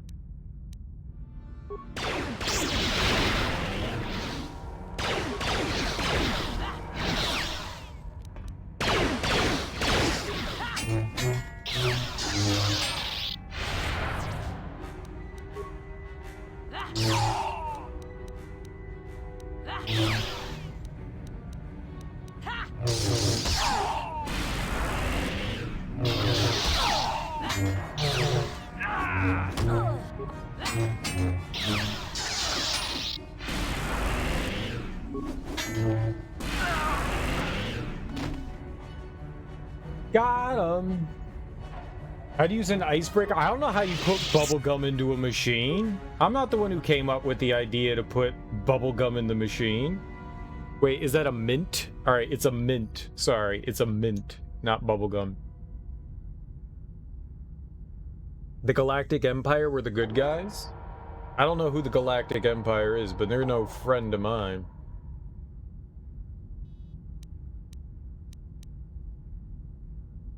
Reminds me of a WoW quest where someone asks you to hack a computer and hands you an axe. Well, I mean, that would be hacking. That would be hacking. We're just gonna put mints into the computer and work it out. Don't worry, mints are great. Hey look, they're punching. It's cute with their punches. I'm gonna suck all your life out. Don't worry, I'm also gonna life suck you. There we go.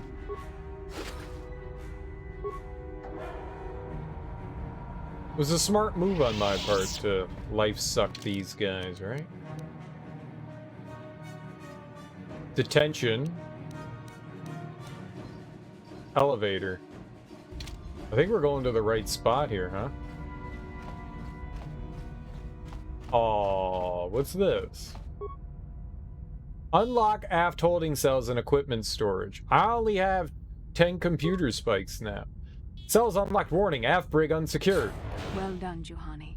In freeing us from the cell, you have proven yourself truly worthy of the title of Jedi. Now, if I remember the layout of the ship, our equipment should be in a storage chamber just through the north doors. After we grab our stuff, we need to get to the main bridge controls. The bridge is the only place that we can open the docking gates of the hangar where they've got the Ebon Hawk. We have to open those gates before we can fly out of here. We better get moving. I can feel the darkness of Malak's presence approaching, and I don't want to be here when he arrives. None of us is a match for the Sith Lord. I'm not afraid of Malak. We need some type of plan. Let's get our equipment and blast our way to the bridge controls. Surprise and secrecy will serve us best.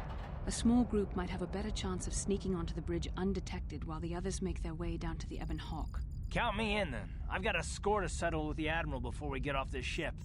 And I have a feeling I'm gonna find him on the Leviathan's bridge. I'm coming too. Careful, Carth. There's more at stake here than personal revenge. Go with the others back to the Ebon Hawk. That's a good idea.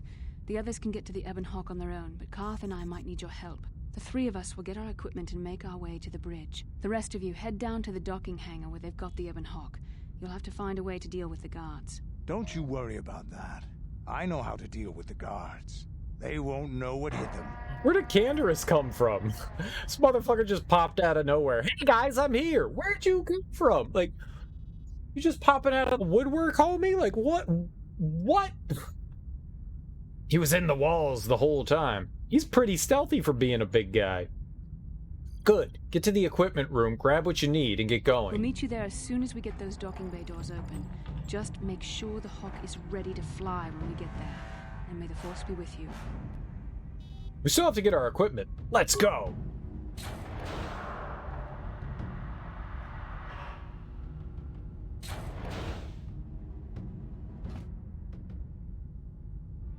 Look, I found our equipment. Wait, how come they all have stuff? Where's my stuff?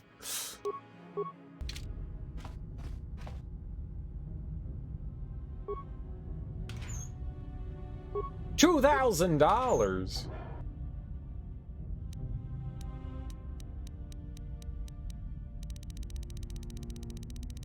I think that's everything.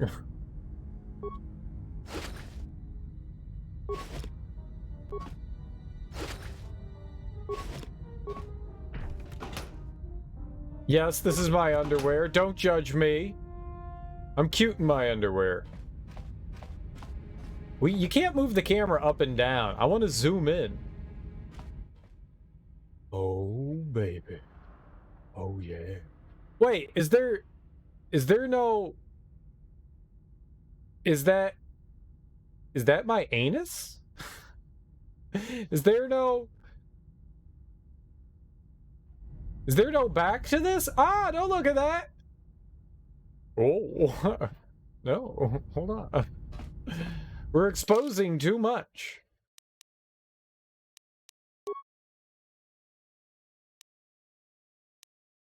You stay away from my Force, Dumpy.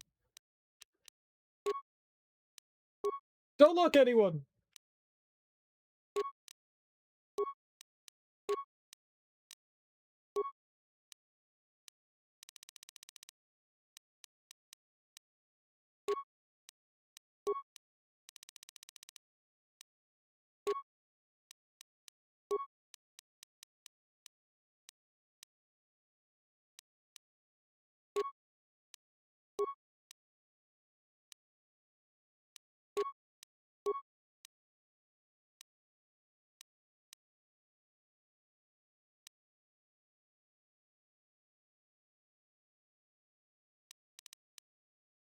I don't remember what we had on.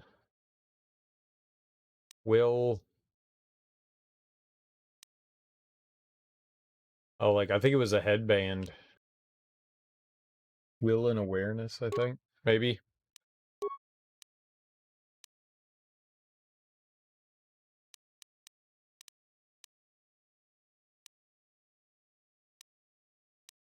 Nobody can equip these things. They're nice.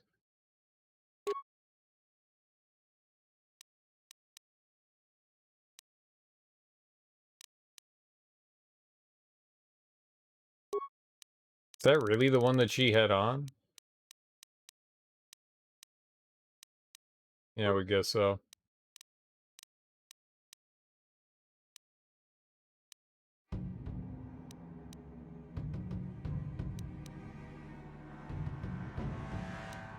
Well, we are what we are. We are what we are. Force dumpy. That's force dumping. That's force dumping, alright.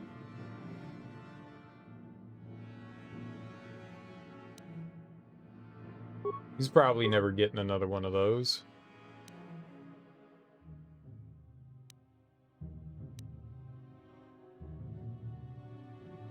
Sure. You can totally handle demolitions now. Carth.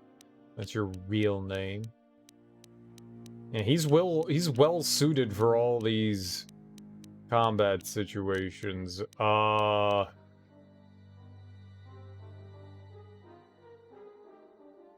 Hey, here you go. Yeah, that's great for Carth. Good for Carth.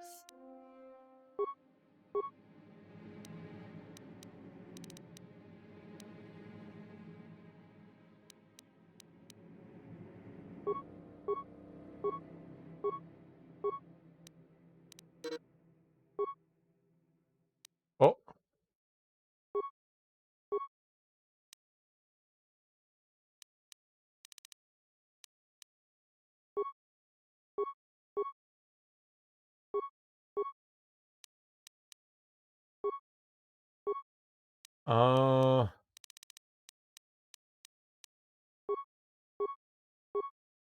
Perfect. He's exactly how I wanted him built. Exactly. Nary a problem.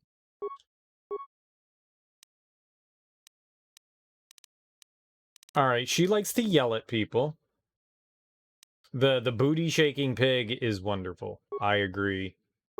The booty shaking pig is wonderful.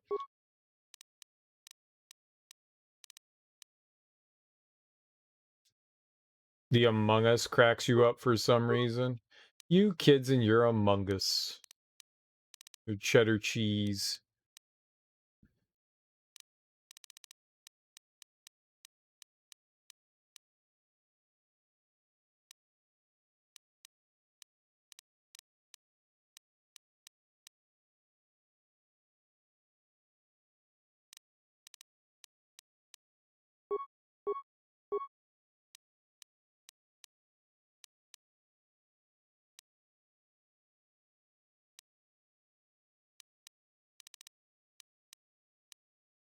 Ugh.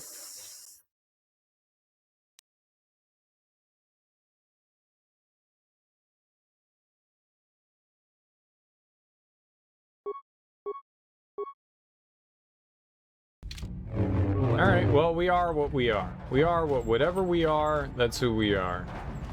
We'll be fine. We'll be fine. Nothing bad can happen now. We're invincible, basically, right?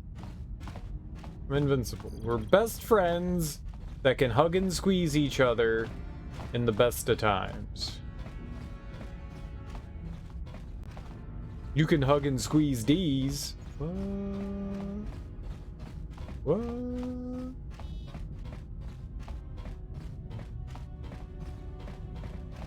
What?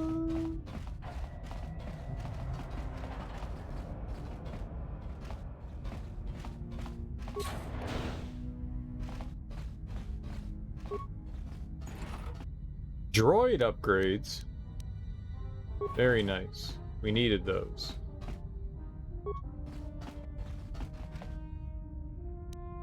Leave it alone. And he's dumpy. He's dumpy. I'm amazed that, like, some people have their like dumper emote removed immediately, and then other ones are around for like centuries. I'm not offended by it.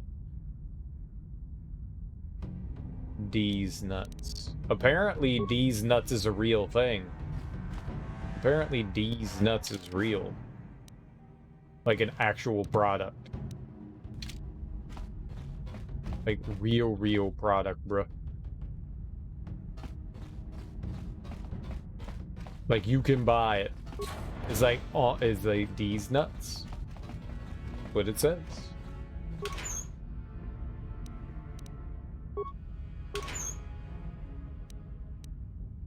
I don't know how long it's been around, but it's real. You can hand out all D's nuts you want. Apparently D's nuts are delicious. Who would have guessed it, huh?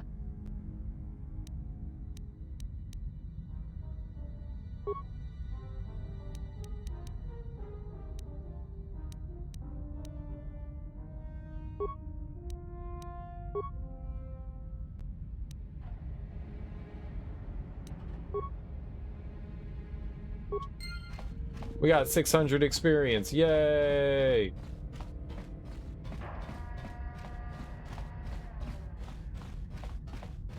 We're amazing. Well, I downloaded the information and all that. I'm just gonna make sure that there's nothing we left behind here. I don't think there is. Yes, what's on your mind? No one wants to talk to you. God damn it, Caden. No problem. Got it. I got Pazak cards and a deck. Imagine getting the Pazak deck now.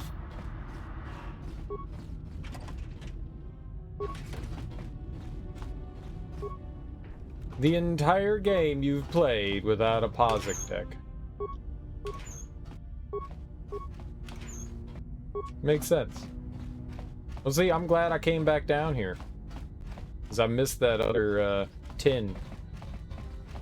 Not by the hair, my tinny tin tin. Hey, this is my buddy. Hey, this is my buddy. Last time I saw a mouth like that, it had a fish hook in it.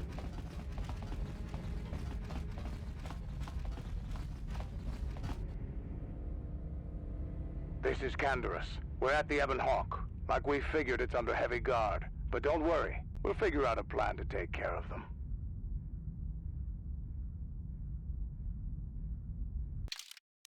What kind of nuts are they? They're D's nuts.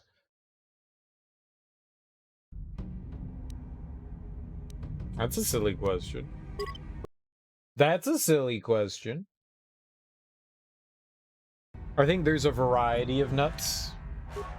I don't know. I've never seen the website or looked anything up about it. It's a serious question. I have no idea.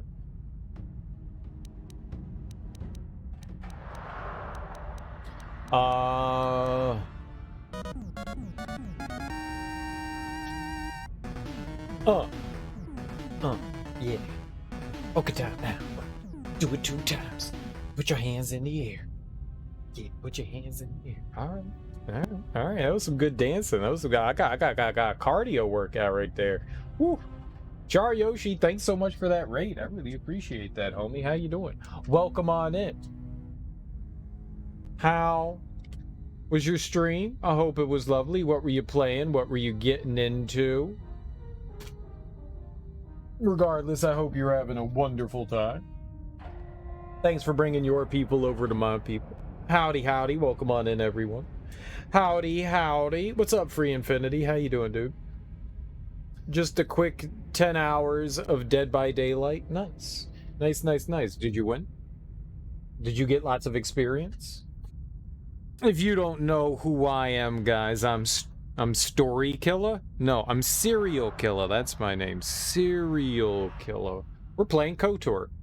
Ew, you dirty pervert. You want 50 Shades of Grey. All right, give me a second. Give me a second here. All right, let's see here.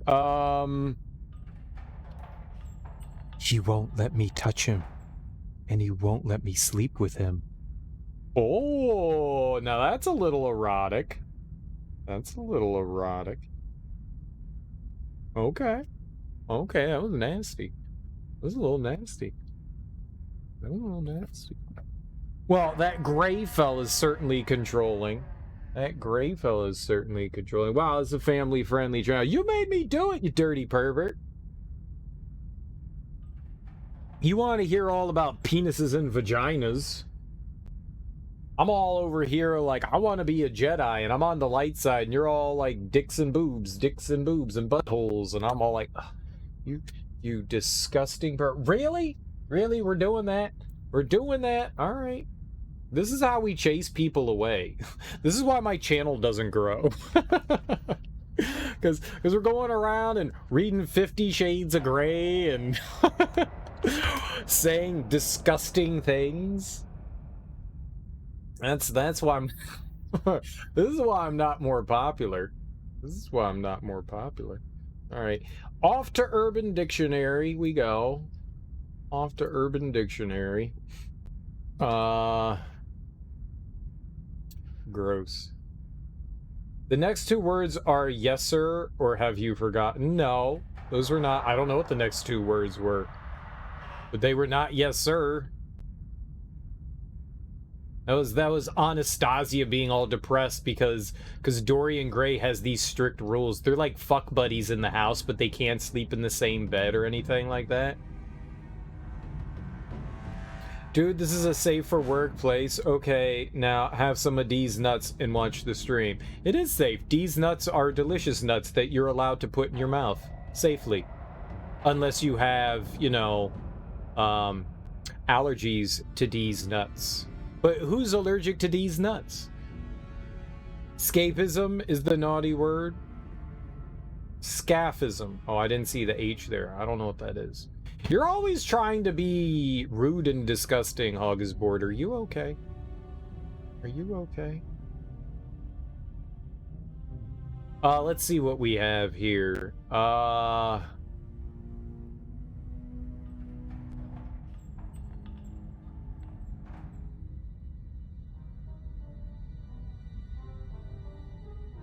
This is possibly the dumbest thing I've ever heard, but here we go. It's called the old hickory switch. While engaged in doggy style, a man withdraws his penis from the, you know, whatever, bottom, vagina, whatever, grabs it by the base of the shaft and slaps it against the woman's butt cheek, or men's butt cheek, mimicking the act of corporal punishment with a hickory switch. So it's the old hickory switch. So it's taking a penis and whapping a bottom with it. All right. You dirty pervert. Why would you make me look that up? That's your fault, Thunder Raja. You disgusting human. You disgust me. Well, there you go. There you go. That's your naughty. I mean, I've said like every naughty word, you know. I clicked the wrong button. Ah, well, too bad. You made it happen. If you're offended, blame Thunder Raja. It's their fault. It's their fault. It's their fault. No, you clicked it. Blame Twitch. You clicked it. It's your fault. It's your fault that we had to hear that with our ears. I turned my ears off. I don't remember what just happened. That was gross, and I'm offended. I'm reporting serial killer right now. Cancel him. That was disgusting. Disgusting. I'm happy. All right. I'm assuming we're on the cell block. So we need to go. Don't. You really try hard. You really try hard. Hey guys. You gotta be like 13, right? Hey guys, I just found out about this thing called blue waffles. Don't look it up, it's really gross. Don't look it up. Blue waffles is really gross. Like, you're like 13, Hog is bored. Guys. I just found out about sodomy. Don't look it up, it's really gross. Really gross. You're trying really hard to be an adult there, Hog is bored. You're trying really hard. Oh my god. Did you just find the internet? Did you just find the internet? Don't look it up. It's really gross. It's really gross. It's cute. I find it adorable. Don't look up what I did to your mom last night. Ew. My mom nasty like that, though. She do be like that. She do be nasty. She nasty.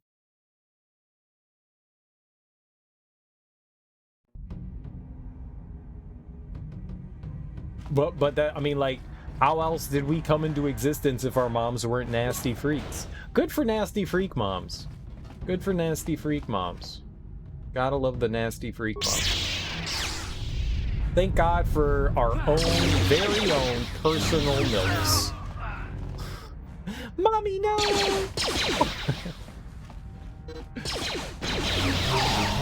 Remember, every mom is a MILF. Every mom is a MILF to somebody.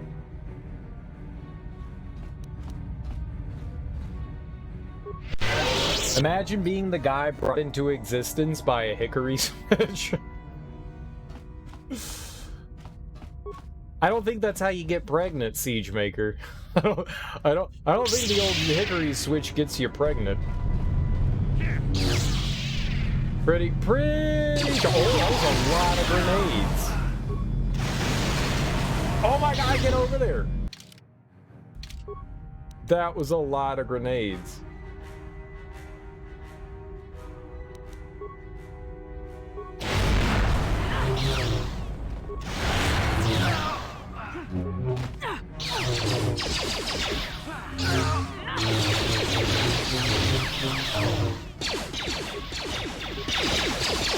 Kissing gets you pregnant. No, that's how you get,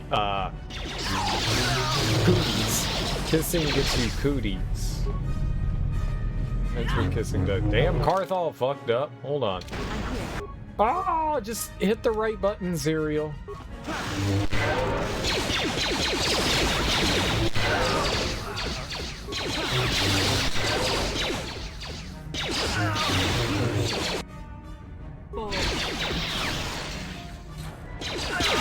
Where are they all coming from? I just want half a second of a break. Just half a second of not fighting something. Carthy Poo is hurt.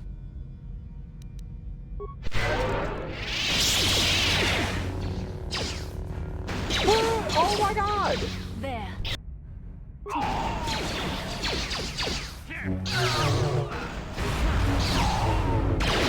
Have 19 grenades. Here's 19 grenades. Okay, are we done? Are we done?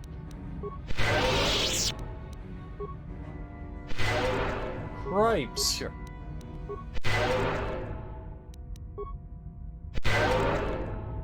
Another sentence of 50 Shades of Grey, alright. Only if you use tongue, so be sure to use a condame. Is that like a Japanese thing? Or the spit will get in you? Spit? I don't think that Siegemaker took sexual education in elementary school. I flush. And Christian rolls his eyes again.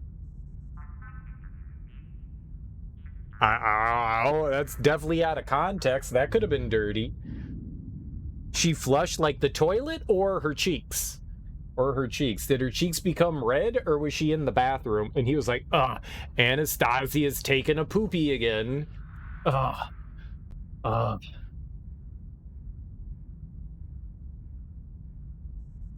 Also holding hands. That's why you gotta have that Christian side hug. You can't get pregnant if you do the Christian side hug. Give me that Christian side hug. Give me that Christian side hug. So I was looking at the internet one day, and I stumbled across this amazing thing. This fantastic video. Apparently, there are giant gatherings of like minds. What would you call, like a...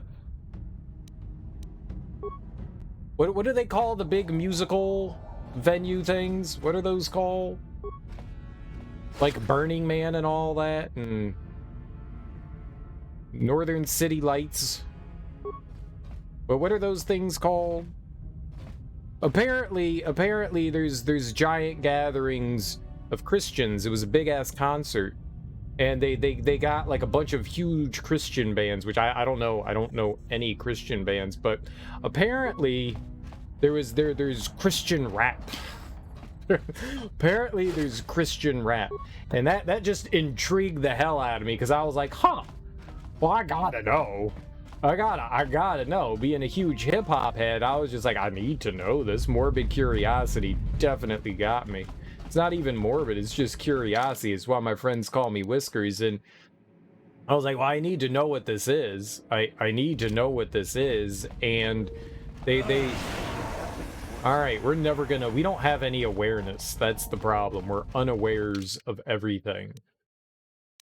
I blame Bastila. Yeah, she's got really high awareness, too. Find some shit. And, did you see that guy that...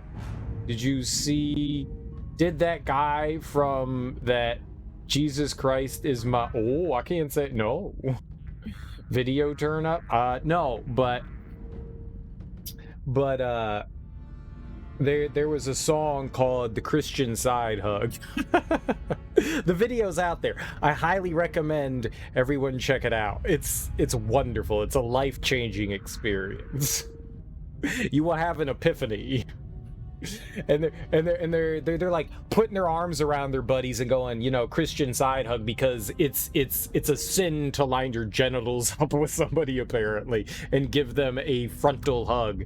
That's a mortal sin, and you're going to hell for it. So you got to give the Christian side hug. Oh yeah. Yeah, that's good life right there. That is good life right there. Yes. And there's an entire song about it. There's an entire hippity hoppity song about the morals of Christian side hugging. It's delightful. It's absolutely delightful. It's as bad as it sounds. It's as bad as it sounds, or as good as it sounds. Or as good as it sounds. It's both. It's both. When the shafts touch, that's the best part, though. I mean, normal people would agree with that statement. Are they seriously this homophobic? It's not homophobia. I mean, I'm sure there's homophobia in it, but it doesn't matter. Male, female, Christian side hug, genitals lining up, you know? So the men don't get too horny. They can't line their genitals up with women's genitals either. Yeah, I don't think it has to do with homophobia. I think it has more to do with, you know, like, you know, that whole celibacy thing. Yeah, it's with anyone. It's not just guys, and it's not just guys and guys. It's guys and gals, anybody. Anybody. Yeah. The Christian side hug. The Christians don't believe in lining their genitals up. That one's new to me. This droid does not respond to you. Okay, that's good. They have hard times finding things down there to begin with? Probably. Probs.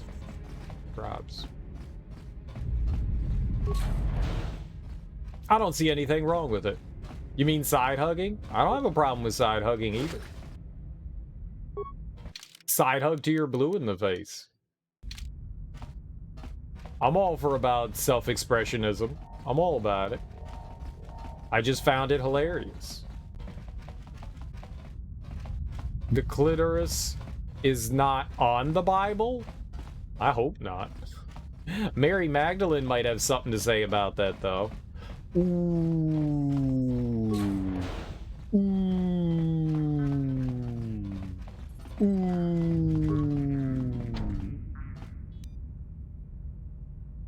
No, I know she's not a door. Open the door. No problem. Got it. Why, Bastila? Locate the blowy-uppy things. I guess my awareness isn't high enough.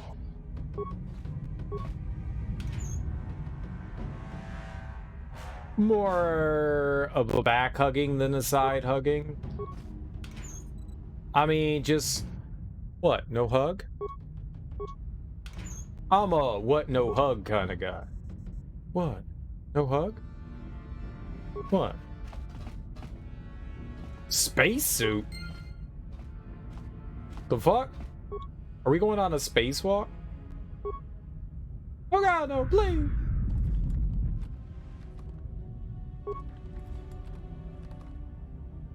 Well, apparently Kale Trout's begging for it. Kale Trout's begging for it. I can tell by their intonation in their words. You're a terrible human being, Serial. I know. I know. Oh! No problem. I watched the movie Men. What the fuck? I watched the movie Men. Please no, and sarcasm? Oh, now they really want it. Now they really want it. It was an interesting movie. It was an interesting movie. Jesus still loves you. Jesus loves everyone. Jesus is a loving kind of guy.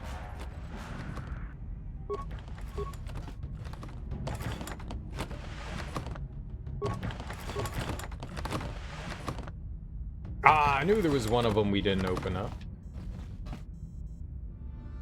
Is it just 3? Yeah, it seems like it's just 3.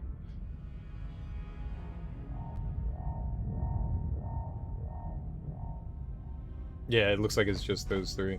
I'd side hug Jesus. I mean, I'm Jesus. You could side hug me. You could totally side hug me, and I'd be okay with it. I give you permission. For I am Jesus.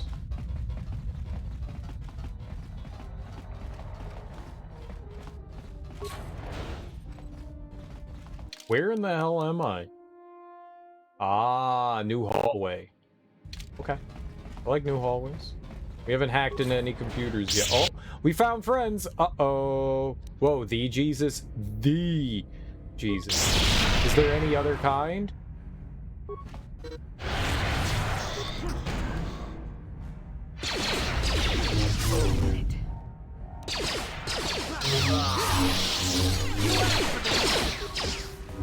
Oh, I gotta bring him down!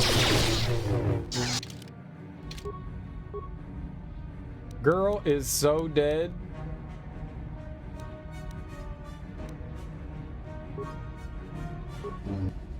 Yep, there it is.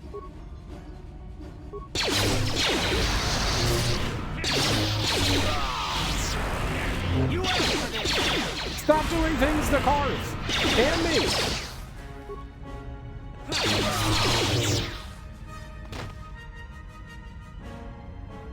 Well, Bastila died, not me. I blame Bastila. It's her fault. Heal yourself. It's your boy Jesus. Welcome to my channel today. We're doing some epic gaming today, starting with Doom Eternal, and then we're starting new Diablo 2. You think those are sacrilegious? What's a really blasphemous game? Blasphemous would probably be blasphemous. No, mainly because it's called blasphemous. There's a lot of blasphemy in there. What?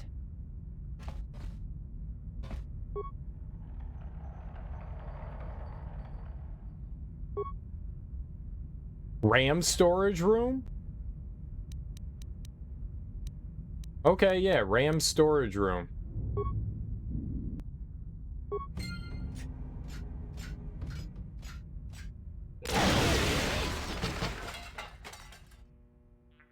I don't think that solved my problem. They're about slaying demons? Right. So that wouldn't be sacrilegious. That'd be like all about... Jesus is all about killing them demons, right? Violence. Jesus liked violence. Jesus loved violence. He was all about it. He was all just like, yo, check out this marketplace. Hissy fit. You know, he was all about it. He believed in violence. He wasn't all turn the other cheek. He was all just like, yo, I'm gonna fuck this shit up, son. Watch me fuck this shit up. He turned to his peeps and he was like, yo, watch how I troll these nerds. Watch how I troll them. And then he trolled them. He was good at it too. What the hell? We're never gonna find... Her awareness level is not on a level that's locating anything. Here, I'm gonna make you mildly more useful. Reflex. Alright, no reflexes for you. Please find things. Oh, that doesn't raise awareness. Do any of these raise awareness? No, maybe like a head thing. Will. Yeah, awareness. There we go. Find awareness. She doesn't need the belt then. There. You can have more reflexes, but also find stuff. Rome's biggest troll. Uh-huh. I thought Rome was trolling. Oh, nice. More dexterity. Okay.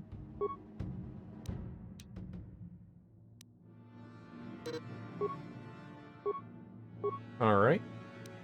And let's see here. What else can we get on our buddy pal here? He doesn't need...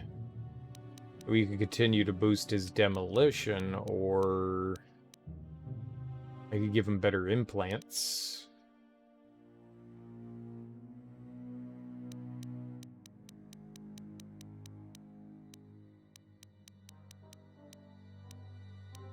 Or we could give him rapid shot.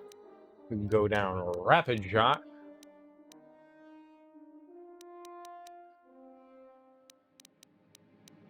We'll do implant. Why not? He's an implant kind of guy. He likes shoving things in his brain, just like I do. Now, what?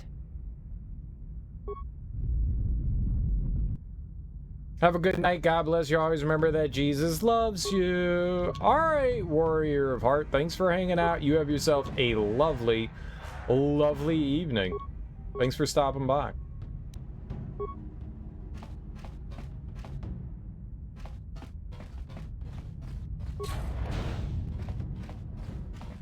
Let's see here. I guess returning back behind us. Everything looks the same to me here. And I think there's stuff like I've wandered. Okay, yep. Great. I keep getting distracted. There's stuff I'm wandering. I guarantee. Where are you going?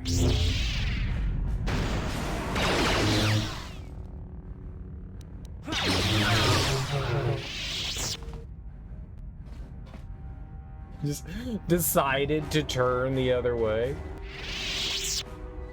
You had to return some videotapes?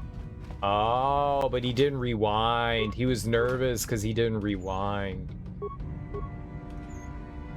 So you've checked these boxes like 12 times? I don't know. Every room looks the same. I know I ran by some stuff and I wanted to go back to something and I don't know where it was. There's something I wanted to return to and check out. Alright, we looked through that room. Went through all those things a bunch. Maybe there isn't.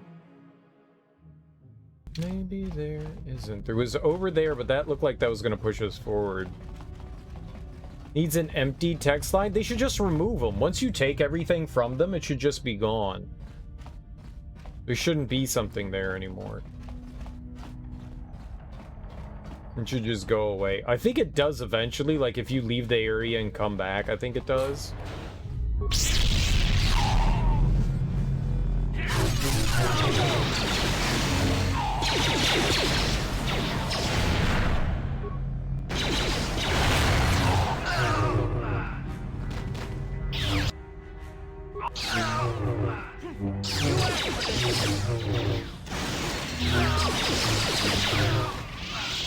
All right, perfect.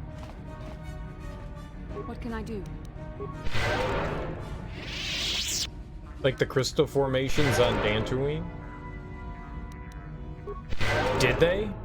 I don't remember if they said something or not. Ready? Yes? I just destroyed all the eggs. I was like, oh cool, look at all these eggs. I'm gonna break them. So we broke them. Look at all these neat, destructible eggs.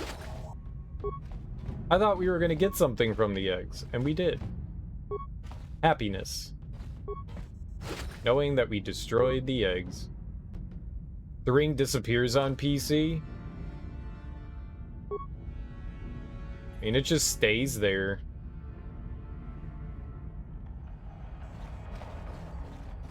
It's just permanent.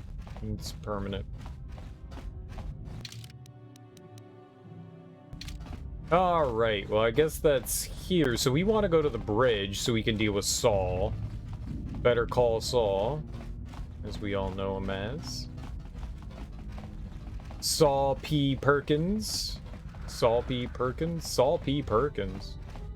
That also says bridge? I am confused. Because that says bridge? So... something's lying to me? Something's lying? I don't like being lied to.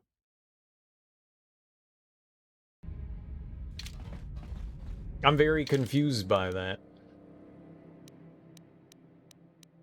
Maybe both of them lead to the bridge, huh? Bridge, storage to bridge. Oh, let's go to the bridge storage then. Yeah, I like bridge storage. Okay. Let's do that. So I think if we end up loading back into there, all those rings and all that highlighted stuff should disappear, I think. I could be wrong.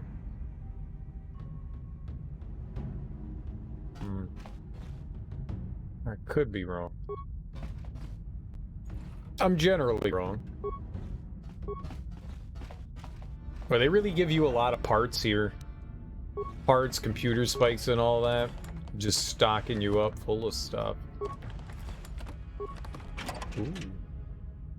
So many. Okay, and this isn't a thing, this one? I wonder if there's a way that you can tell ones that you can interact with. They all look the same to me.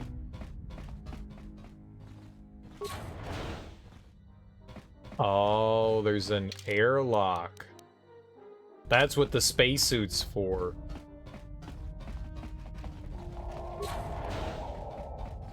Interesting. I wonder if we check out the other bridge part here. Let's go the other way and see if that does something. I'm curious. I'm curious. Very, very curious. These security doors are sealed because the intruder lockdown. You have to find another way to get onto the bridge. There. We could have learned that if I just fondled the door a little bit. Got a little light touchy on it. Cereal, you don't fondle doors, says you, who doesn't have fun with doors.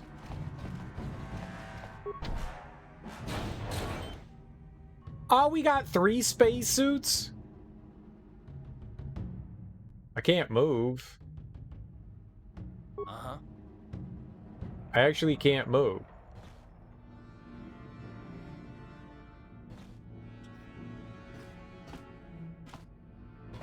I'm here. Yes? What, do you need just like moment? Holy crap, you have to hold. That's so weird. So I was just like tapping the button and nothing happens. Look, I mean, we're not doing anything, but if you hold it down, you eventually move. Oh, stare into the sun! All right, the background's very flat. It's a JPEG, but it's very bright. I sort of remember this. I don't. This is cool.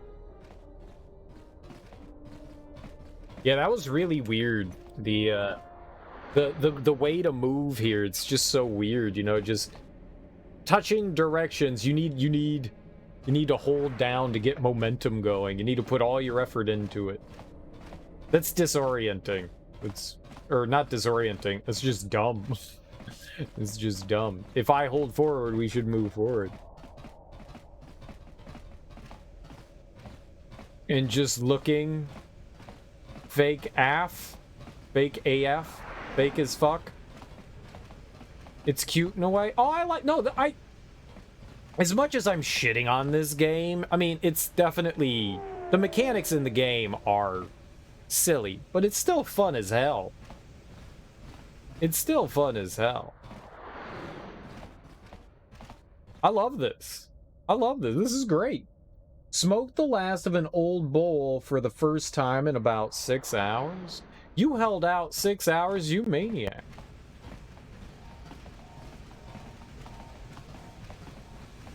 I mean, are you sure that was even, you know, ripe weed? It wasn't stale? Cereal, you're being a dick tonight. Yeah, I should stop. I'm gonna cross the line somewhere. I'm gonna piss somebody off. I'm in a sassy mood tonight. I apologize if I made anybody upset. I'm sassy tonight for some reason. I don't know why. Sometimes you get sassy, right? Oh god. After being in the suit, it feels like we're Sonic the Hedgehog. Oh, was that the same door? You're considering picking it up after watching you, but you like that it looks super real and now we can just tell it's a picture of stars? Like in Ocarina of Time, some houses were just JPEGs. They were. They were. Oh, this game, if you like Star Wars and you don't mind, if you can get past some of the clunky mechanics, it's great. This game is an absolute blast. If you like Western RPG style games and have a love of Star Wars, I think most people would enjoy this. It definitely shows its age, you know, it's not perfect, but it's fun.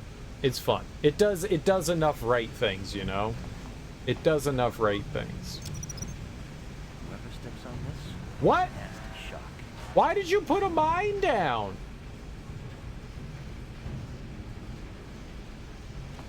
Okay, I would like that back.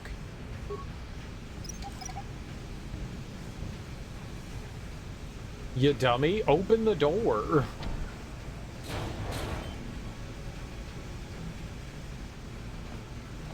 What is happening? This magical door. All right, look at the map. Look at the map. Look at the map. They have you facing in completely the wrong direction. Okay. They were facing me this way, so I assumed that's where they wanted me to go. It's my own fault. It's my own fault for not looking at the map.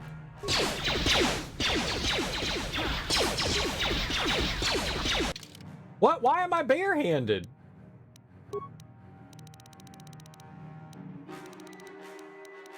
Walking over and we're judo kicking this guy. Alright, hold on. Let's quickly take off all your stuff. Alright, everyone's stuff is off. I don't know what I had on him. This makes me so angry. I don't know what we had on him.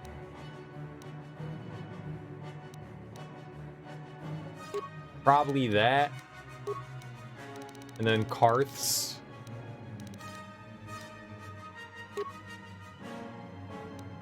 I don't think either of these are that good right now.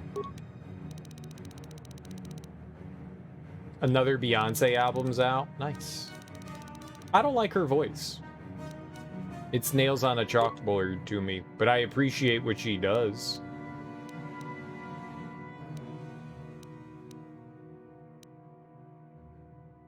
I like some of Destiny's Child stuff. I like some of their stuff.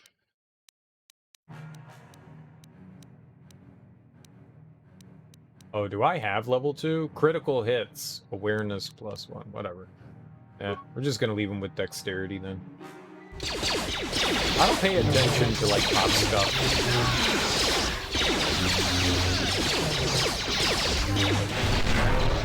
Alright, there we go.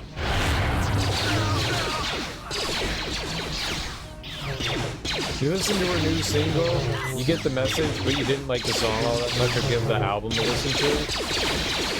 I listened to her previous album? What was that called? It came out during the pandemic. What was that one called? Lemonade?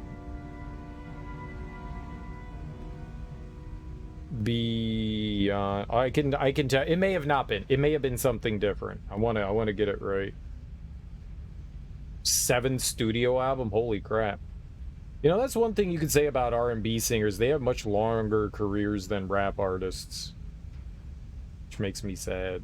I want more outcasts. Stupid Andre Benjamin. Thinking old people can't rhyme.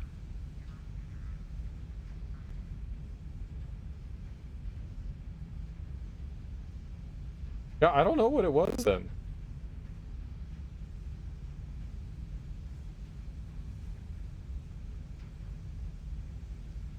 I don't think it was Lemonade.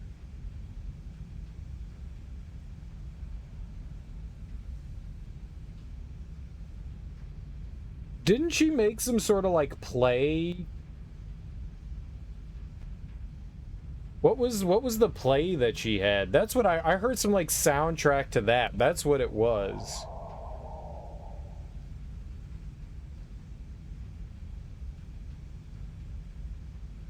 I thought she had some like musical or something like that. Maybe maybe I don't know what the hell I'm talking about. She wasn't in one, but I thought she did like a soundtrack to I don't know what the hell. I don't know what I'm talking about then. I have no idea. No idea.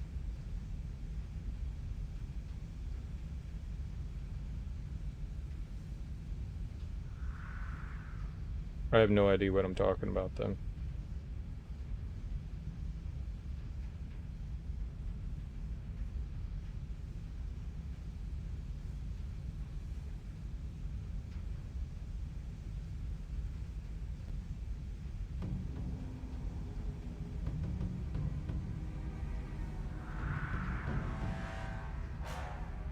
No idea what I'm talking about. Yeah, I don't see... I don't know. I don't know what it was. I haven't heard Lemonade. I don't think I've heard that. I couldn't find what I was looking for. There's something there. I know I've heard something by her. I don't know what it was then. It was new to me. How about that? It was new to me. It was new to me. I could have swore it was something that came out like during the pandemic, but maybe it came out before that. I don't listen to pop music. I never listen to pop music. So, and I'm not a big fan of her voice. There's something about her voice that just rubs me the wrong way.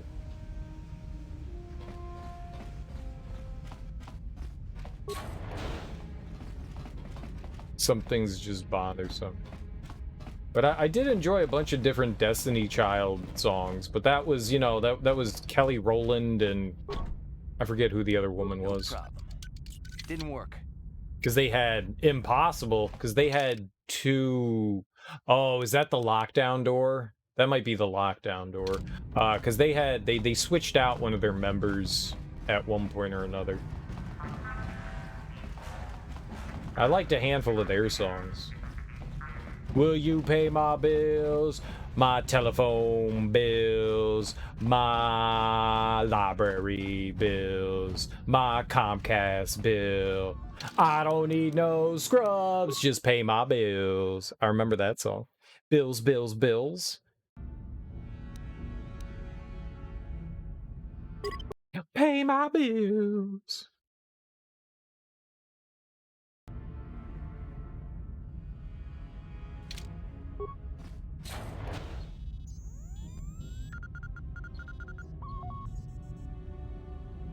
I didn't see Malik anywhere. Very resourceful. I assume you had some part in this. You learned your lessons well from me. The only thing you taught me was betrayal and death, Saul. Don't be a fool. I'm giving you and your companions a chance to surrender, a chance to live. Darth Malik himself is on his way. He'll be arriving any moment. He speaks the truth, Carth. I can feel the Dark Lord's presence approaching. Malik will destroy you. But if you throw down your weapons now, I will ask my master to be merciful. I've seen enough of Sith mercy. You always did like to do things the hard way. Lord Malik would have preferred live prisoners, but corpses will have to do. Oh, he called me a corpse? You're a corpse. Force wave! Did it work? Force wave!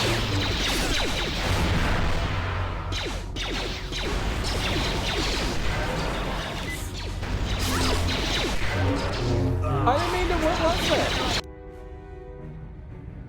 Carth is dead.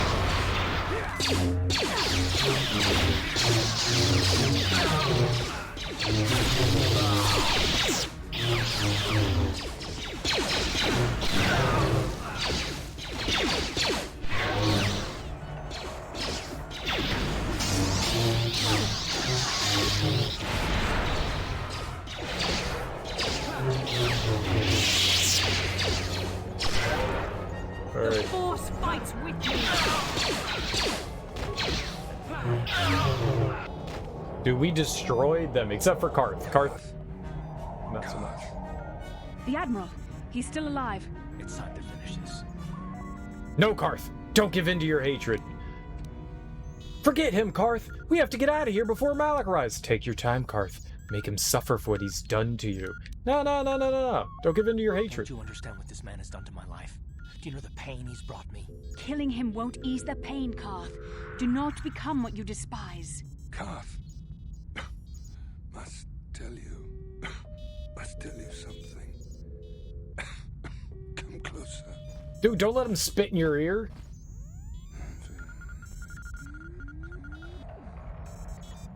You didn't know, did you? Remember my dying words. Remember them whenever you look at those you thought were your friends. Scum, said it can't be true, can it? No, it can't.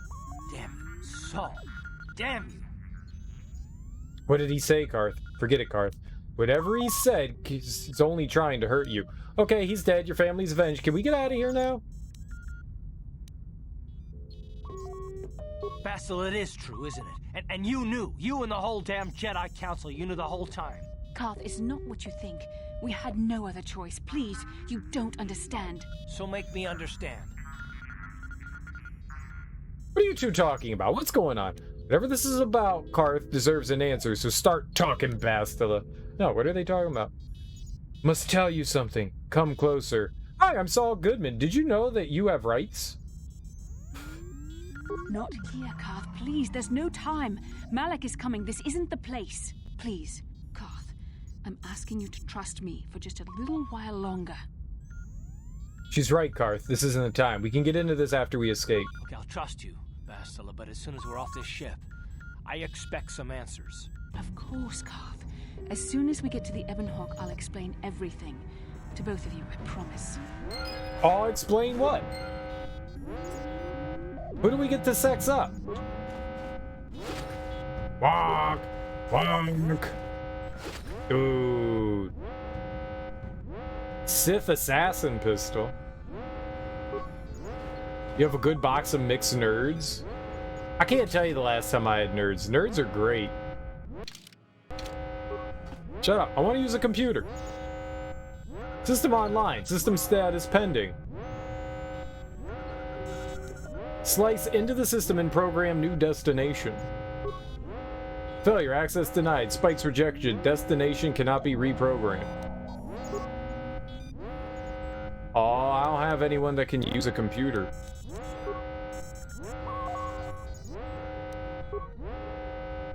I'm not computer reasoning.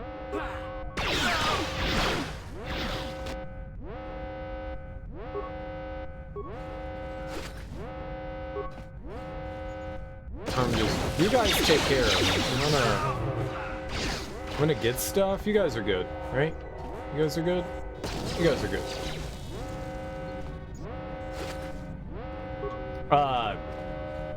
The last time I had a box of mixed nerds, I sat down. I literally sat down and separated all the colors. I don't think I'm allowed to have boxes of mixed nerds. I literally sat down and one by one took the nerds out and separated them into the colors that they were supposed to be with the entire time. I may or may not have problems. I may or may not have problems. Why would you do that? I don't know. It felt like it was the right thing to do. The blues wanted to be with blues. The reds wanted to be with reds. They just wanted to be that way. They didn't taste as good all mixed together. The rainbow jambalaya hurt my head. Take that, Saul. What's up, Flame Scion? How you doing? Happy Thursday.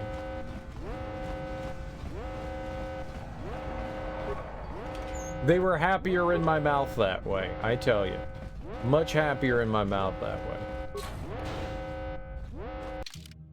I mean, to be honest, everything's happier in my mouth, so there's that. I'm a mixed nerd, yeah. It's Friday now, though. I come from the future. Is it Friday, though? Is it? If you're still awake from Thursday, is it really Friday? Really hope there weren't any deeper political implications there. No, there weren't. It's just the nerds needed to be separated. So I could put them in my mouth.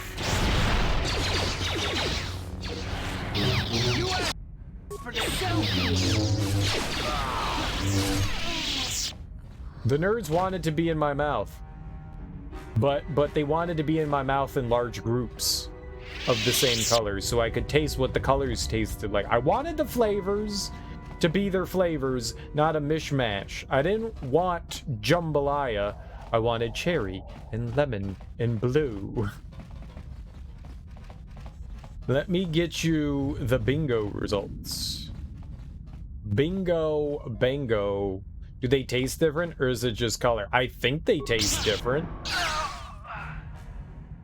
I want to say that they taste different.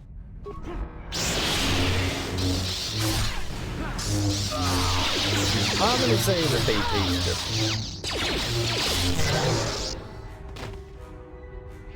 different. And that's why they wanted to be in my mouth in their most flavor fun way. A way that I could actually taste them instead of just, you know, sugar flavor.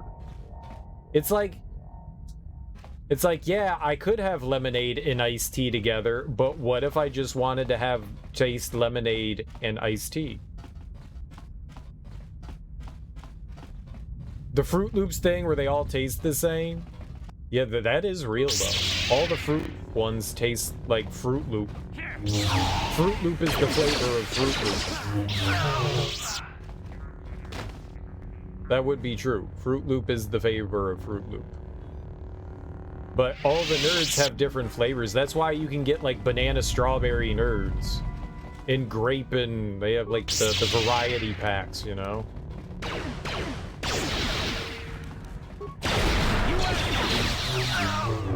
But the mixed nerds thing, it's like, I went to like a Target, you know? It's all high fructose corn syrup, I mean, yeah.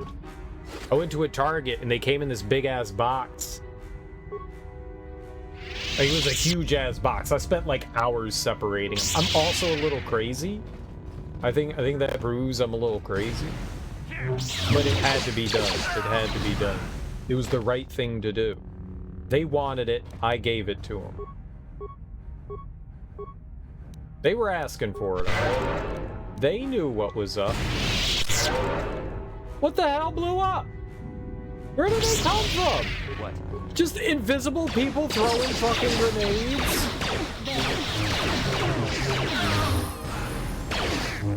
Carth is dead.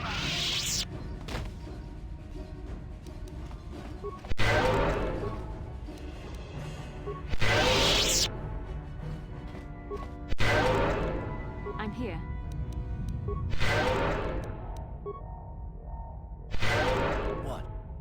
Yes? So they're just like randomly spawning in. Alright, well, I guess we can't really hang around then, huh? Tastes like sugar. Tastes like sugar.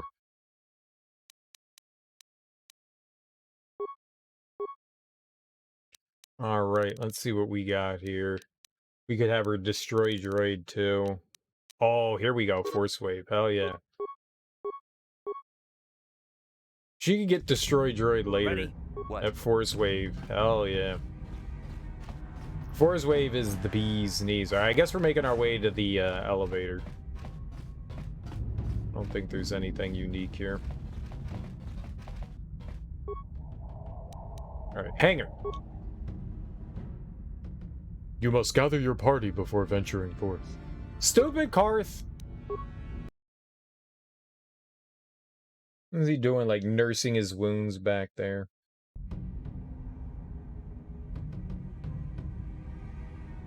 I like nerds. I just haven't met... You know what I want is nerd rope. I have a huge sweet tooth. I love candy. I heard nerd rope is great. It's like Laffy Taffy with nerds on it. It's Laffy Taffy covered in nerds. Like, how great does that sound? We took care of the guards. We're inside the Ebon Hawk and all systems are go.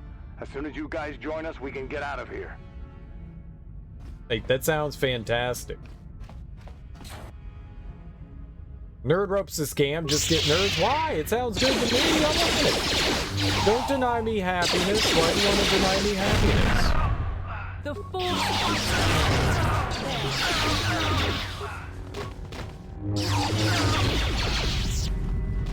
What makes nerd rope bad? I want nerd rope. It sounds great. One of my favorite things is sweet tarts, because they got that sugary, tarty sweetness. I love the sour tart stuff. That's my jam. That is my jam. Sour Patch Kids are like the greatest thing in the world. I keep seeing Sour Patch commercials on Twitch, and I'm like, gotta get Sour Patch, gotta get Sour Patch, gotta get Sour Patch. The 5-year-old in me just starts raging. It's like 1/10 the nerds on cheap thin gummy candy. It's absolutely not taffy. Aw, but it looks cool. I've never had it though. But I never had it, so I need to haves it. Char Yoshi doesn't want me to love, but I'm gonna love. I'm gonna show Char Yoshi how to truly love.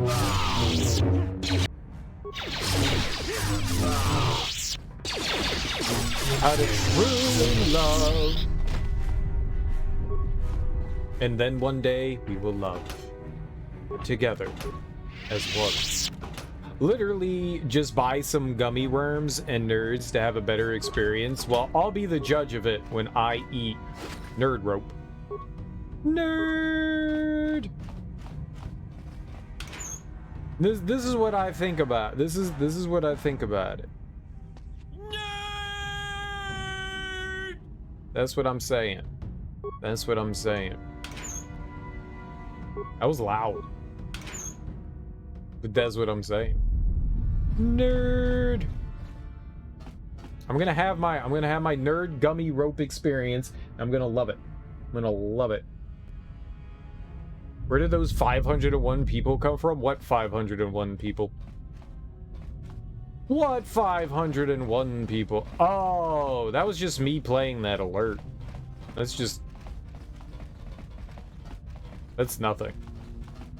We don't get hosts anymore. You don't get notifications anymore when people host you.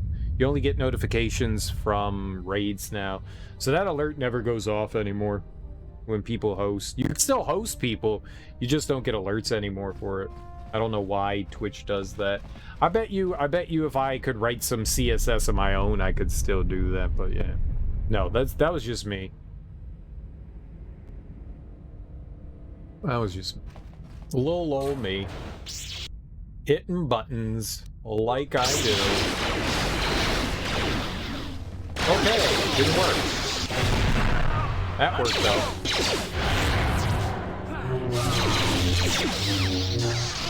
I'll save you, Carth.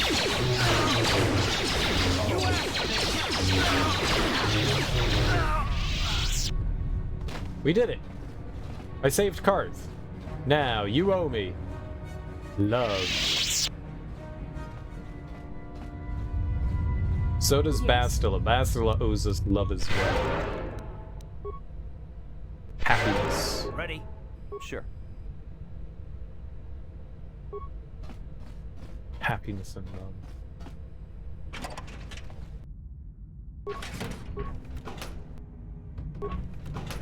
Alright, that's alright. That's alright, we're getting stuff.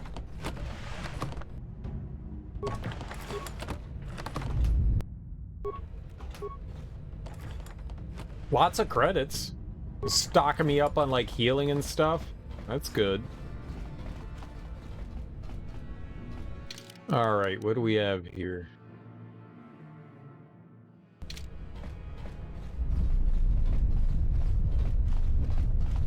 I'm not sure what direction they want us to go in. I want to go in the opposite direction. Oh, there's the Ebon Hawk. I found you! Hey, cutie pie. Hello, cutie pie. No one talks like that, cereal. Oh, maybe they do. Oh, that's not a door. That is not a door. That was not a door. I thought it was a door. It looked like a door. It smelled like a door. It quacked like a door. Wasn't a door. I was wrong. Oh, there's our buddy. Mal Mal. Darth Malik.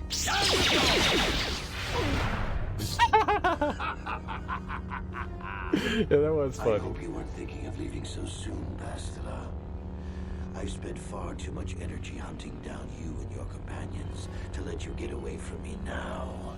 Besides, I had to see for myself if it was true. Even now, I can hardly believe my eyes. Tell me, why did the Jedi spare you? Is it vengeance you seek at this reunion? Reunion? What are you talking about? Why did the Jedi spare me? I don't understand. This meeting was inevitable. Malik. Chairman Mal. What? You mean you don't know? All this time and you still haven't figured it out. I wonder how long you would have stayed blind to the truth. Surely some of what you once were must have surfaced by now. Even the combined power of the Jedi Council couldn't keep your true identity buried forever, could it? Oh, I'm Revan. The Jedi do not believe in killing their prisoners. No one deserves execution, no matter what their crimes. The Council would not normally accept an adult for training, but this is a special case. They say the Force can do terrible things to a mind. It can wipe away your memories and destroy your very identity. Dantooine. Kashyyk. Manan. Korriban. Revan visited each of these worlds searching for clues to reveal the hidden location of the Starforge.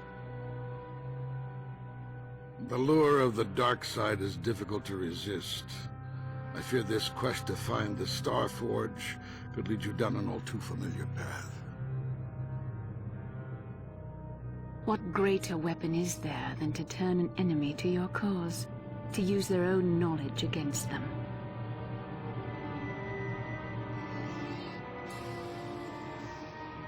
Neat.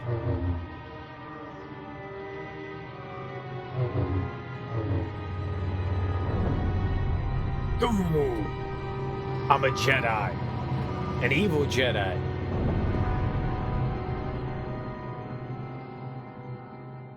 Nice.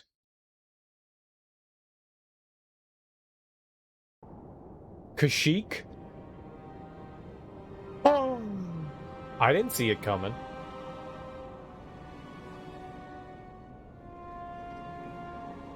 That's why I'm so amazing at being a Jedi. I was already a Jedi. I look cute. in my cowl, in my cape.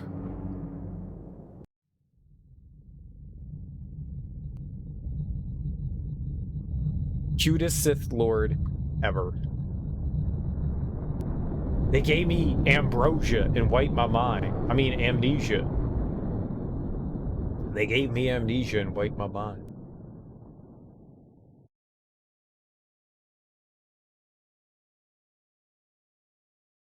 Doing just Sith things. You cannot hide from what you once were, Revan. Recognize that you were once the Dark Lord, and know that I have taken your place. Yeah, okay, whatever. No, this is some type of trick. A Sith lie. I'm Darth Revan? How is that possible? They gave me a roofie. they roofied the Sith Lord. They roofied the Sith Lord. Forget-me-nots. How you doing, the Croc JT fan? 1976. Happy Thursday. How you doing? How much is the fish? I'm not a fishmonger. I'm not a fishmonger. I just eat the fish. They gave me Among Us. No. They gave me a roof and all. They gave me a roof and all.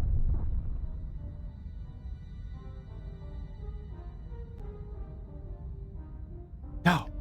Some kind of trick. A Sith lie. You do not yet remember, Revan. The Jedi set a trap. They lured us into battle against a small Republic fleet. During the attack, a team of Jedi Knights boarded your ship. The Jedi strike team captured you, and the Council used the Force to reprogram your mind. They wiped away your identity and turned you against your own followers. How did they do that? They have the ability to wipe identities? This is amazing. Why didn't they do that before with other people? Why didn't they Jedi wipe everyone's brain? That seems evil. It seems like really, really evil to like wipe somebody's memory like that. Like they said that the Sith are evil, but that seems really fucked up too. That seems really fucked up too, because if they could do that to me, who else are they doing that shit to? Who else are they giving amnesia to, huh?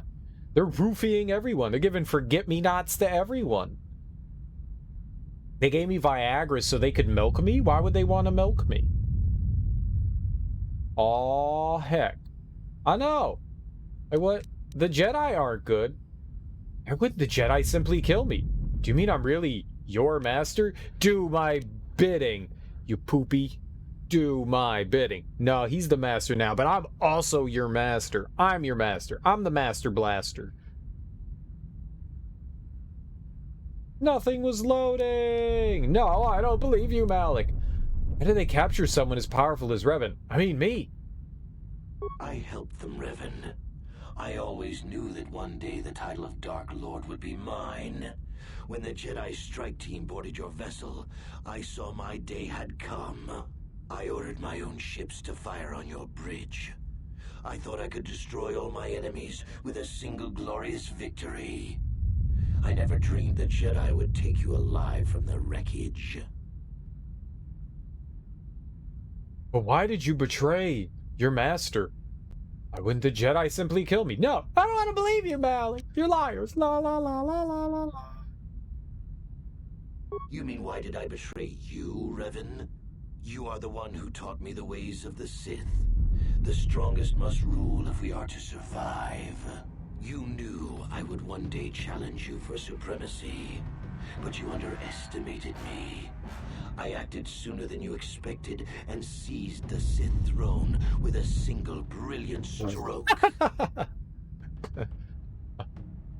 Yeah, he's a bit egotistical. He's a little dramatic and egotistical. He thinks much of himself. He thinks much of himself. I am a genius, for none could have seen me shoot my bullets at your ship. None could have predicted. Yeah, all right, buddy. Yeah, all right. Yeah, all right. All right, all right, all right.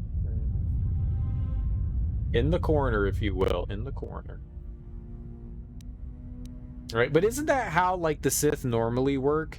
Isn't that how they, like, take over? Doesn't, like, the the Padawan, the apprentice to the Sith Lord, always, once they get powerful enough, kill their master so then they become Sith Lord. Like, they know how that's how the cycle's supposed to be, right? That's how it always happens. Why wouldn't the Jedi simply kill me? The Jedi are fools. They do not believe in executing prisoners. Originally, I assumed you had died in the battle. Imagine my surprise when I found out you were still alive, Revan. No, I don't believe you, Malik. You must have seen flashes of your old life in your dreams, Revan. Memories bubbling up to the surface. Surely you must remember the battle in which you were captured. How you survived the final battle is a mystery to me. Perhaps you should ask Bastila. After all, she was part of the Jedi strike team that captured you. Bastila? Is this true? Yes, I've seen Bastila in my visions. She was... there. It's true. I was part of the team sent to capture Revan, to capture you. When Malik fired on the ship, you were badly injured. We thought you were dead. Your mind was destroyed, but I used the Force to preserve the flicker of life in your body. I brought you to the Jedi Council. They were the ones who healed your damaged mind. Then, I don't remember being Revan. But the memories I have, where did they come from? Well, how's I a smuggler? They downloaded smuggler brain into me? Now we're smuggler brain? The Jedi Council didn't restore your wounded mind, Revan. They merely programmed it with a new identity, one loyal to the Republic. They tried to make you their slave. And it worked. So they weren't roofing people, and he had brain damage. I think it's a little bit of A and a little bit of B. I think it's both. We got roofed. We got roofed by a laser beam. The laser beam roofied us. You've been lying to me this whole time, Bastila. Why not just let me die? Why program me with another identity? I understand, Bastila. You had no other choice. The Jedi hold all life sacred, even that of a Sith Lord. I could not just let you die, Revan, not if it was possible to save you. Bastila hides the truth behind noble words, Revan. The Jedi needed the memories buried deep in your wounded mind. There was no other way to bring them out. They had to keep you alive. Neat. This is cruel and unusual, and I love it. You've been lying to me this whole time, but why program me with another identity? Identity. Got it. Identity. We couldn't simply restore your true identity. Revan was too dangerous. Titty. But locked inside your mind was information the Republic needed, the secrets of the Starforge. The Council created an identity for you, a soldier under my command. Your subconscious memories were supposed to lead me to the Starforge. There was no other way to get the information. They made you their puppet, Revan, and Bastila was the handler pulling your strings. Sounds about right. But Bastila loves me, and you don't have love, so jealous. Why, Bastila? Why you? Why did the Council choose you? What if I remembered who I really was?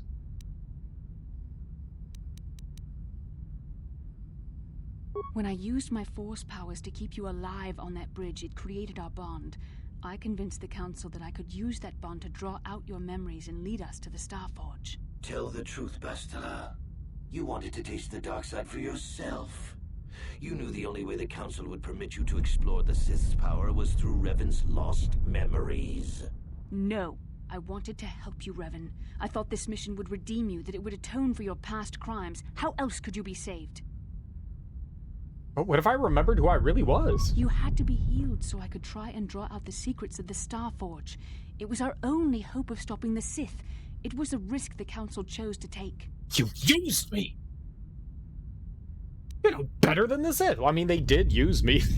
They totally did. But I get it. I mean, if I were in their position, I'd totally do it too. I totally do it too. You get it. We got a chance. They got our chance at the reset button. Like, why not take it, right? You know, if you had a chance to reset Hitler, would you not reset Hitler? You totally would. You would reset Stalin. You would reset Idi Amin. You'd reset Kim Jong-il. You'd reset them all. You'd reset Putin. Boop, reset button. You totally do it. You totally do it. Boop, boop. Reset button. You totally hit the reset button. I understand. You had no other choice. Yeah, I'm fine with the hard reset. Makes sense. Makes sense. Forgiveness, Revan. You are weak. I was right to betray you. You are not fit to rule the Sith. I'm different A small now. Part of me has always regretted betraying you from afar. I always knew there were some who would think I acted out of fear, that I did not want to face you. But now fate has given me a second chance to prove myself. Once I defeat you in combat, no one will question my claim to the Sith throne. My triumph will be complete. Willy, Willy, Willy. I don't know if I should allow you to continue to show up to this channel if you're going to make such terrible jokes like that. If you're just going to make such awful jokes like that, I don't know that I want you around. Happy Thursday, man. How you doing? How's life treating you today? Childhood is a part of what defines us. You can't reset Hitler. He was sick in the head because his father married his niece.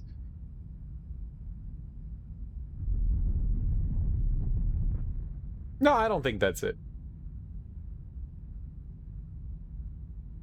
Dude, this is fictional fantasy game?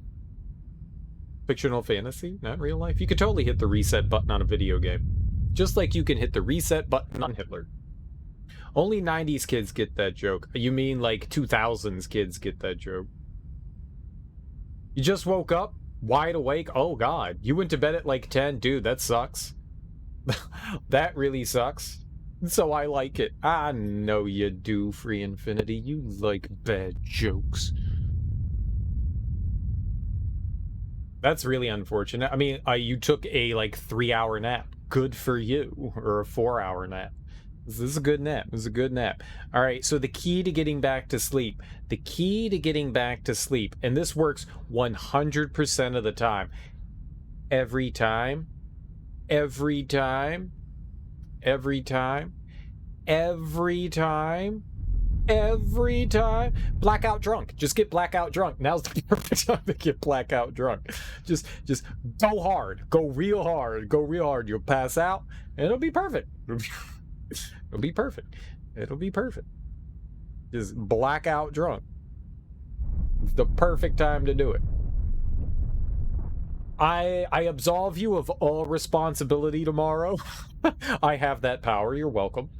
I absolve you of all responsibility tomorrow. Just get blackout drunk. It's a great decision. It's a genuinely great decision. With no repercussions. With 0 repercussions. I'm assuming you have 0 responsibility, so yeah.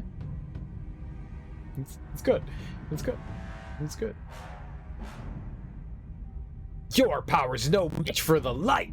Triumph, Malik. You seem to forget that I'm still alive. We're totally gonna be uber nerd. Social justice warrior to the rescue! The Jedi Council were foolish to let you live. I won't make the same mistake. We shall finish this alone in the ancient Sith tradition. Master versus apprentice, as it was meant to be.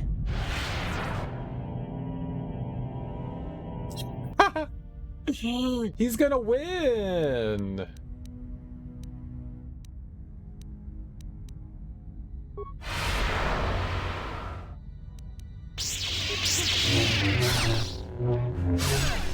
And we hit real hard. Ow! We fucked him up. You little punk. Oh! That's not fair. I kicked his ass. And he ran away. And he ran away. The coward ran away. He ran away.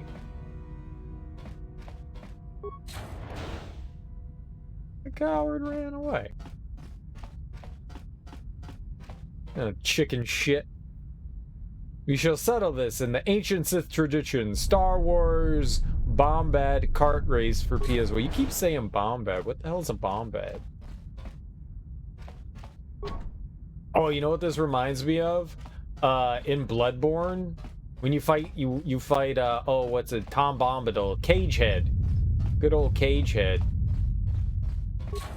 He's always laughing at you.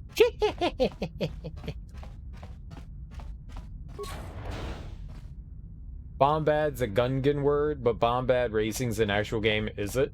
I've never heard of it. I don't believe you. Prove it.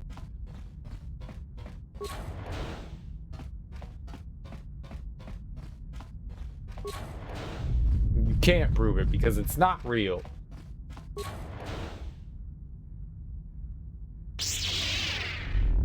Oh, he had his stick longer. I didn't heal.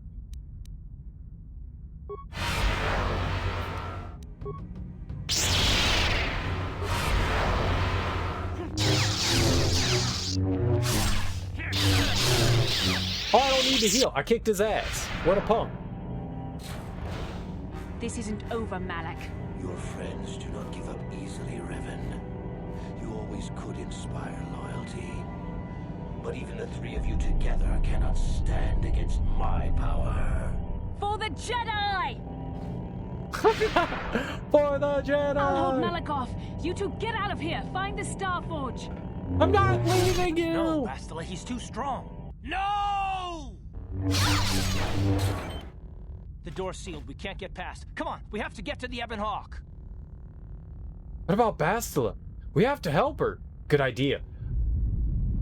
Let Bastila deal with Malak. Bastila doesn't stand a chance against Malak, but we can't help her. Not here. We have to get off the ship and find the Star Forge. That's the key to beating the Dark Lord. Bastila sacrificed herself so we could get away. We can't let her sacrifice be in vain. Come on! One of my biggest pet peeves, and I don't know that I've said this specific thing before, but I forgot what I was going to say. Oh. One of my biggest pet peeves in games is when, like, you kick the shit out of an enemy and then the cutscene plays and it's just like, oh, you got me. And it's like, dude, I fucked him up. I hate that shit. There's got to be a better way to go about, like, doing story events. If I'm just going to get my ass kicked at the end of the fight anyways, why have the fight? Why have the fight? Just, like, play it out in some way. Like, just do a cutscene or something like that instead, because there's literally no point to the fight then. There's no point. You just made it a moot point by making me go, ah! Like, there's no reason. Just make me go, dang, wrong, and then, like, I lose, and I can go, oh, okay, we lost. You know, it's scripted. You know, something's scripted. Rather than you actually have me fight him, and then the cutscene goes, oh, but you're too weak now all of a sudden because plot reasons. Just don't do that. Just script it out. Just have a scripted fight in which we lose. Just do it that way. It's so much better because it feels like, all right, I kicked his ass and I'm clearly stronger than him, but now I lose for story. It's frustrating. I hate seeing that. I just hate it. I hate it. Whether it's in JRPGs or whether it's in games like this, it doesn't matter. It's just really fucking annoying. It's just really annoying. It just bothers the hell out of me. Google it's a Mario Kart clone or something. Bombad Racing was a weird kart racer. Oh, okay. And it was for what console? Did you say the PlayStation? The PS1. Interesting. I've never heard of it. I swear, this is the one time I'm not joking while I lost. I know. Characters had cartoonishly large heads. Nice. I like big head mode in video games. Big head mode is something that needs to be put in more video games. Remember in the 90s when everything had big head mode? I wish they brought big head mode back for games as like cheat codes and stuff. I want to run around with a giant fucking head. Yeah, I know, I'm right. I'm always right. The plot demands it. Or make a better reason than a sudden heart attack to lose. Yeah, that's not even lazy writing. Lazy writing is something completely different. This is just a bad design. It's just a bad design choice. If I'm going to lose anyways, why even allow me to try? Like some games like some JRPGs, if you can beat that early boss, You know, sometimes you get like a bonus or something like that for kicking the boss's ass. It's like you're going to lose anyways. Like it's a scripted fight that you can't win, but some fights allow you to win even though there's like a scripted event afterwards, but you get rewarded for it. In that way, I'm kind of like, well, at least we got something for it. We don't get anything for that. Like we just get our ass kicked and then it's like, okay, go away. Like, what's even the point? I could go, like, right now, we could go save Bastila. There's no reason we couldn't do it. But the game's like, no, you gotta get out of here. That, to me, is lazy writing. That, to me, is lazy writing. That can be handled way better. That can be handled way better. It also sucks using Bastila. Not because she was our lover, but because she was our lover. No, she was a really strong character that we spent a lot of time developing, and now she's fucking gone. That sucks. Now, we've got some nice replacements, you know. We have other replacements, but I had built her in a very specific way that was helpful with her and a certain other character, and now she's just, she be gone. My baby boo be gone. My boo bear. Gone, but not forgotten. Ah, this fight isn't worth my time. Cast a spell that freezes you and then teleports away. Yeah, right? Bro, why didn't you do that at the beginning? Exactly. You had that ability. Why did you do that?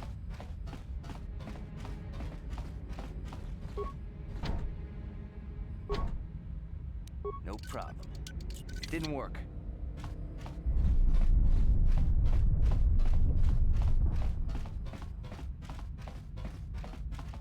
What?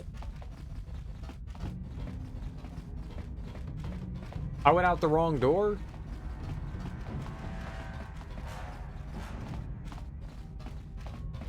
I should play Dragon Age Origins. I don't know if I ever want to go back to that game. I don't know if I ever want to play that one again. Maybe. Maybe. I've never played the PC version of it. I've only played the console version. Didn't work. Maybe. Probably not, though. No problem. Didn't work. I thought it was fun enough, but it's not something that made me go, oh wow, I really love this. This is amazing. No problem. Didn't work.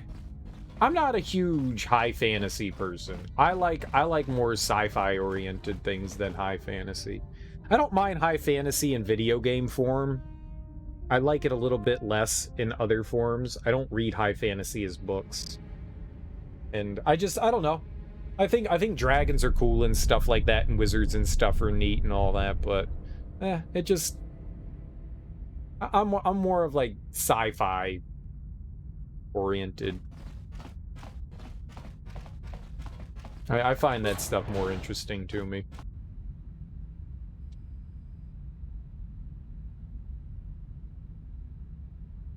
Well, we're abandoning Bastila. At least her sacrifice here makes more sense in terms of things. She's buying us time to get away through... we don't know if she's gonna die there or not.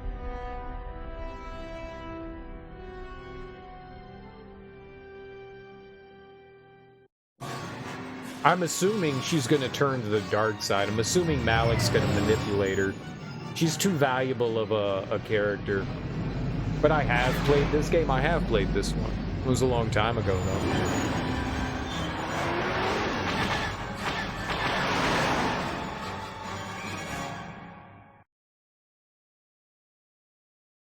I don't always... There's some games I want to return to and play again, and some that I can care less about.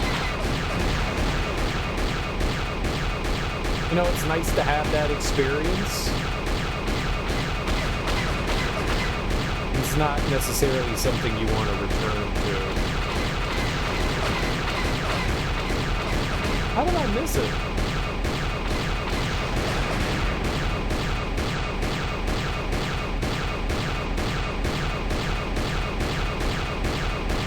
Oh, I can't shoot it down there.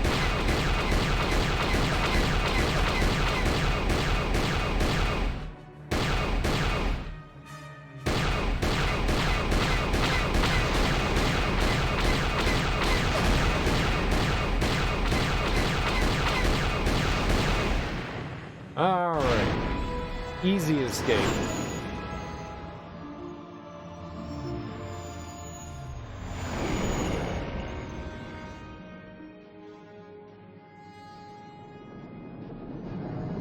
You like the design of the Sith fighters better than TIE fighters?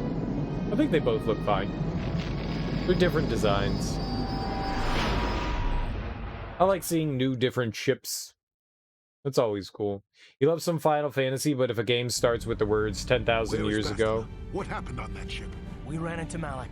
He would have killed us, but Bastila sacrificed herself so we could get away. You mean she's dead? Bah, Malik won't kill her. Don't be foolish. He'll want to use her battle meditation against the Republic. Turn her to the dark side, and the Sith will always be victorious. Yep. The X and Y were at war until one day the Z did a thing, etc. You're out. But see, I like Final Fantasy. There's always exceptions to the rule. I like Final Fantasy. There aren't too many Final Fantasy games that I like returning to, but I enjoyed Final Fantasy 7 and 8 and 9. The Nintendo and Super Nintendo games are kind of meh. I like 10. I like 12. I like 13. I don't mind those. I like those. I think I meant more towards, like, my idea of, like, high fantasy would be in, like, Western RPG kind of stuff. That kind of stuff is not, like, the more Dungeons and Dragons oriented things is stuff that doesn't really keep my interest. Final Fantasy, I'm a little tired of, like, the post-apocalyptic world kind of thing. That, I think, has been kind of done to death. Everything for a while is just like, after society crumbled, they're building back up, and it's just like, yeah, I don't. And then we're finding like how advanced society was before, and like, why did they fall? But then you never see anything about that society other than like, oh, maybe there's ancestors. It's fucking silly and dumb, and it's a trope I'm kind of done with. And that is the crux of like Final Fantasy, or at least it was for a really long time.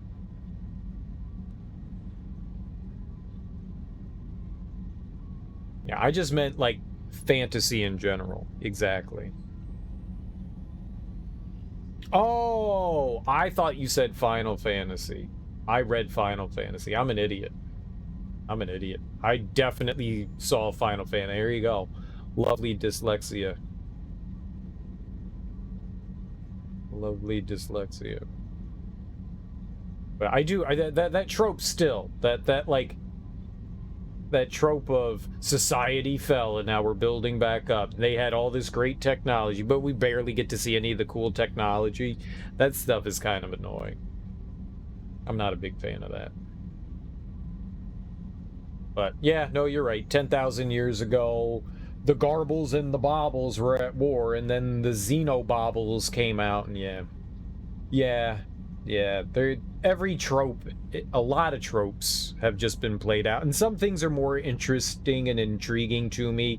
Fantasy in general just doesn't really do that too much for me. I like the sci-fi fantasy stuff more so. Space westerns, Star Wars space western, right up my fucking alley. I'm all about Star Wars space western. You give me space westerns, I'm happy. Fantasy stuff, I've played enough of it to know that, you know, some of it I like. I really enjoyed The Witcher.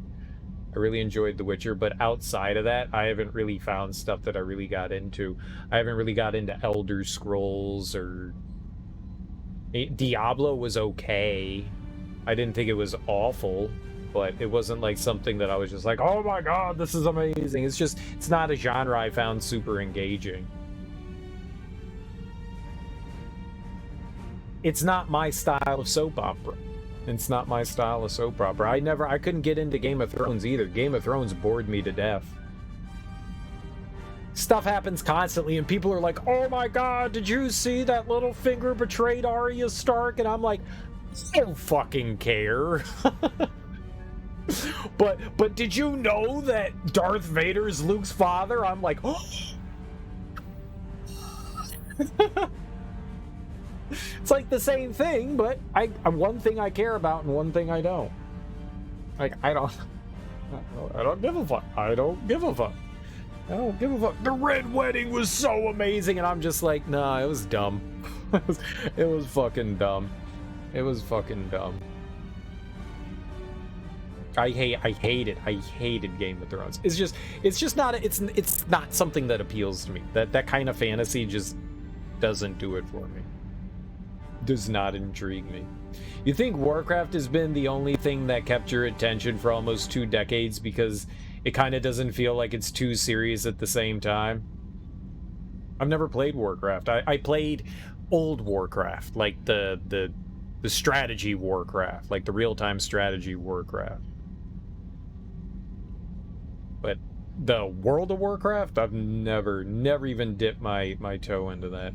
Did you know KOTOR takes, yep, thousands of years. I think it's 4,000 years before that. So BioWare had a choice to make a story, a rigid story based in the current timeline, or they had the ability to create their own story, and they decided that they wanted to make their own story, so they chose to go back in time where they could tell anything they want because it has no bearing on the current franchise, which I think is a great idea. So they weren't as boxed in. They had a lot more freedom to tell their story because LucasArts was going to very much hold their hand on what they were able to tell story-wise, and they wanted freedom to tell a story. So this was the only way that they could tell their story, was to go back in time. Yeah, absolutely.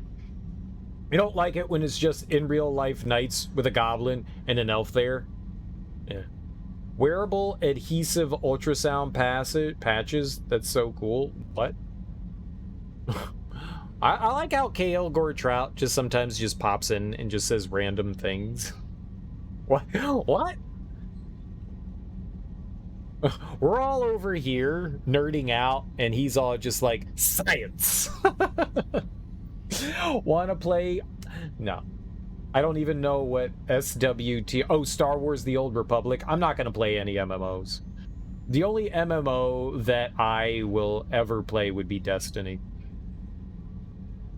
Cartoony Orc say Zug Zug Bash Skull. Isn't that what led them to Mass Effect as well? This is... you can see a lot of influence this game has on Mass Effect. There's a lot of story ideas and stuff that you can actually see that they expanded on in Mass Effect. Like a whole lot of beginnings that they just dabbled in here, and they just pushed it even harder in Mass Effect. Because even in Star Wars, they were limited with what they could tell, and you can see a lot of similarities between this and Mass Effect. You know, that whole idea that Revan and Malik go into dark space and then come back with an unknown entity kind of thing. That is very much Mass Effect. That is very much Where did this fleet come from? That is 100% Mass Effect. There's a lot of similarities you can draw in between this and Mass Effect. You like how Kale Trout catches Pokemon that you don't need for you in another stream?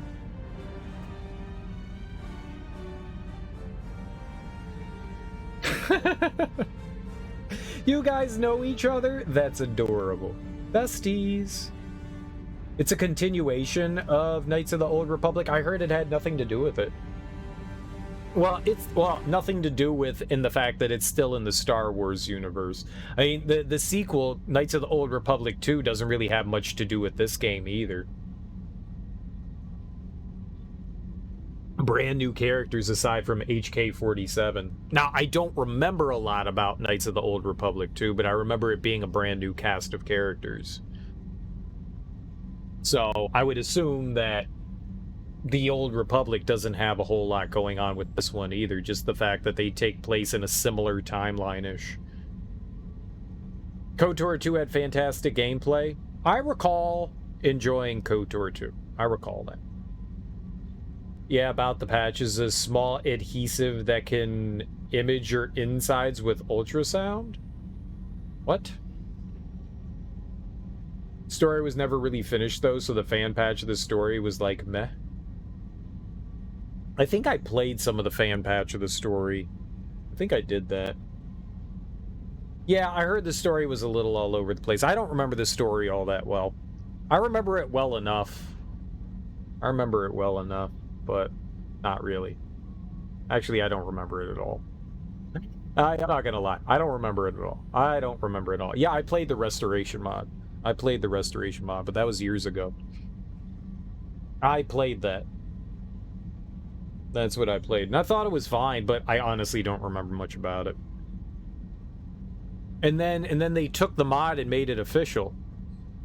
And then took the mod and then they made it official. Who knows what goes on? I don't remember hearing what happened with that.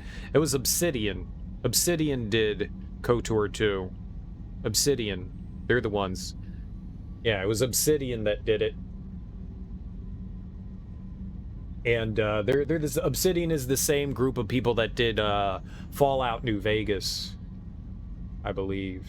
They were the ones that had their hands on Knights of the Old Republic 2.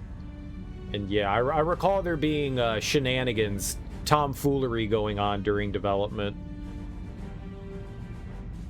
Well, I think those are the only two games that I've played by Obsidian, are Fallout New Vegas and Knights of the Old Republic 2. I don't think I've played a single other one of their games. I don't think. Those are the only two that I actually know of. Will you play Baldur's Gate 3? I'm not going to say no, but I don't have plans on it. I'm not going to say no, maybe. I mean, I did play through Baldur's Gate 1 and 2, but that Baldur's Gate 1 and 2 are already a style of gameplay I didn't really enjoy, and I don't think, yeah, I was about to say, Divinity Original Sin, I played like a little bit of it, and I didn't like it. I really didn't like it. And if Baldur's Gate 3 is built on that same engine, which I'm pretty sure it is, it doesn't look like something I want to play.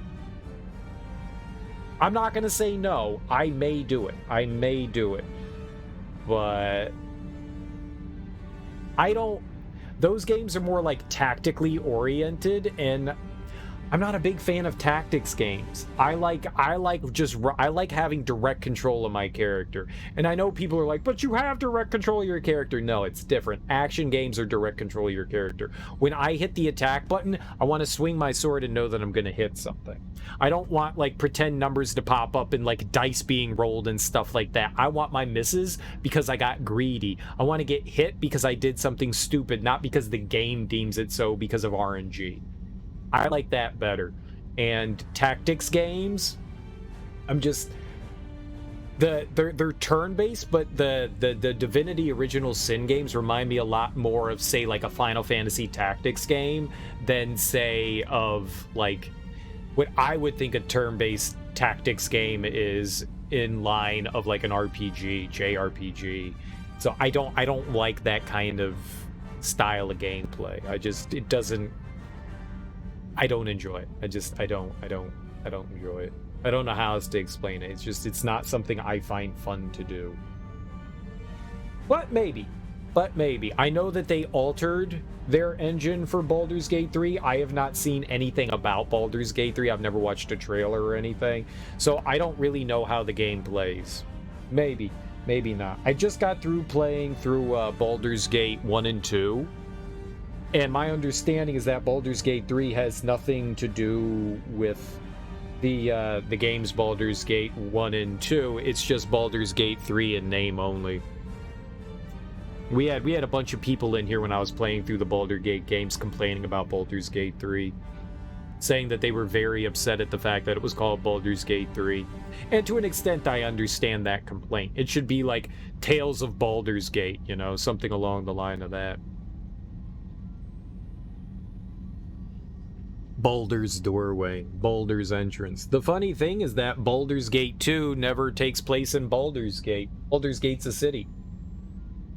So it's kind of funny that that's Baldur's Gate, but like maybe if they called it Tales of Baldur's Gate, that would have been better. Tales of the Sword Coast, but they wanted to cash in on it, and I don't blame them for it. I have no problems with it. I do look like the Mandarin from Iron Man. All right. The Mandarin from Iron Man. Let's look at Ben Kingsley. And then we'll look at me. We'll look at Ben Kingsley, and we'll look at me, and we'll make a direct comparison. All right? We'll make a direct comparison between me and Ben Kingsley, and you tell me if I'm his twin or not. Here we go. Ben Kingsley. He's a nice-looking dude. He's a nice-looking dude. British guy. All right? Nice-looking chap. He's a nice looking chap. I don't think I look anything like Ben Kingsley though. I don't think him and I are twinsies. Here we go. Here we go. There we go. This is me. And that's Ben Kingsley. That's Ben Kingsley. He's the Mandarin in Iron Man the movie. I don't think that's me. I don't think that's me. I don't think if you were like Ryan Stiles, serial killer looks like Ryan Stiles. Ryan Stiles? Ryan Stiles? Like I'd be like, yeah. Yeah. Yeah, that could be me. This could be me. This could be me. But this isn't me. This isn't me. This not the comparison we want. That's not me. You've been thinking about the Mandarin thing for a while, but don't mention it because you don't want to offend. I'm not offended. Thank you so much. All right, fine. Ben Kingsley, Mandarin. All right, fine. Fine. Ben Kingsley. Where do we got? Mandarin. There we go. All right. There we go. This is me? That's not me. No, go away. Who the fuck are you, Cinema Blend? I clicked on the wrong thing. Like right here. This is what you want. That right there. That right there. This is it. This is it. Hey, maybe we're twinsies. I mean, he's got a beard going on here. This is he got his top knot.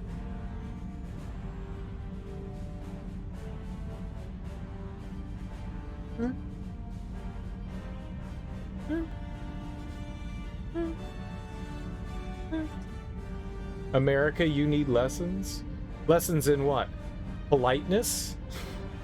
Yes, maybe. Maybe. Yeah, he's got let's get a close-up of that beard.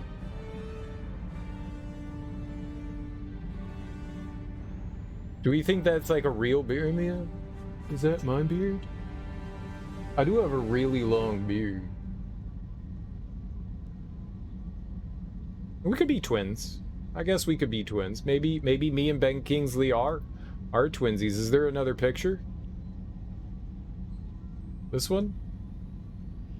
That one? What if I...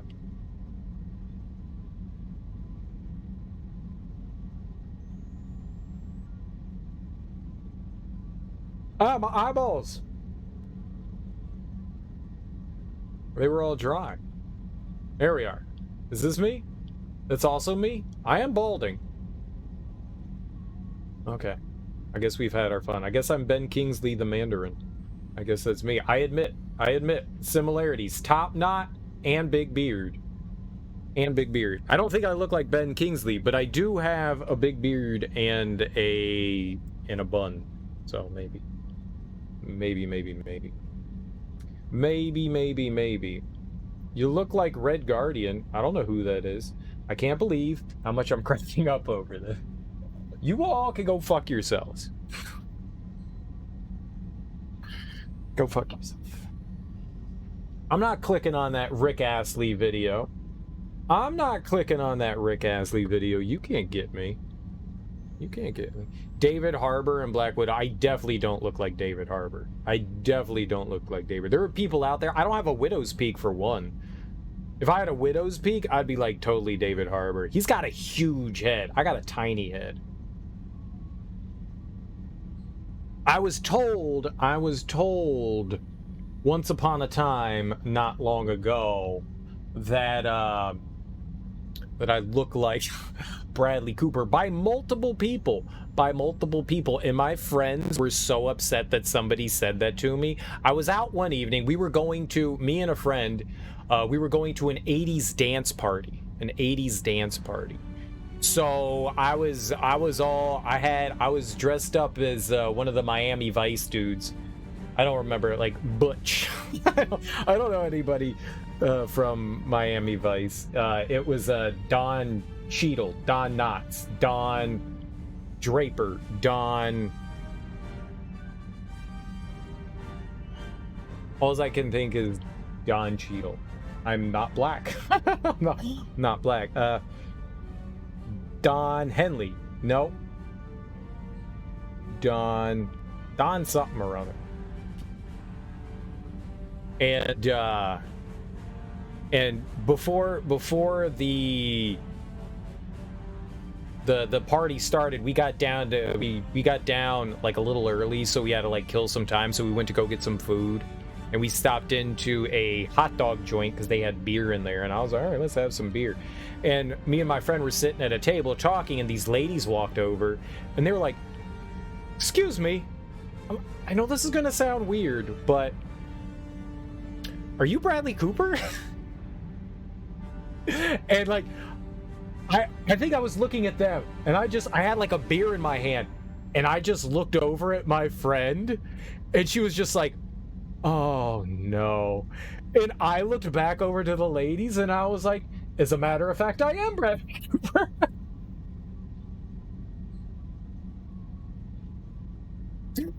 They must have been the dumbest people in the world. These two ladies must have been the dumbest people in the world. Well, I didn't have the big beard back then, and my hair was shorter and curlier.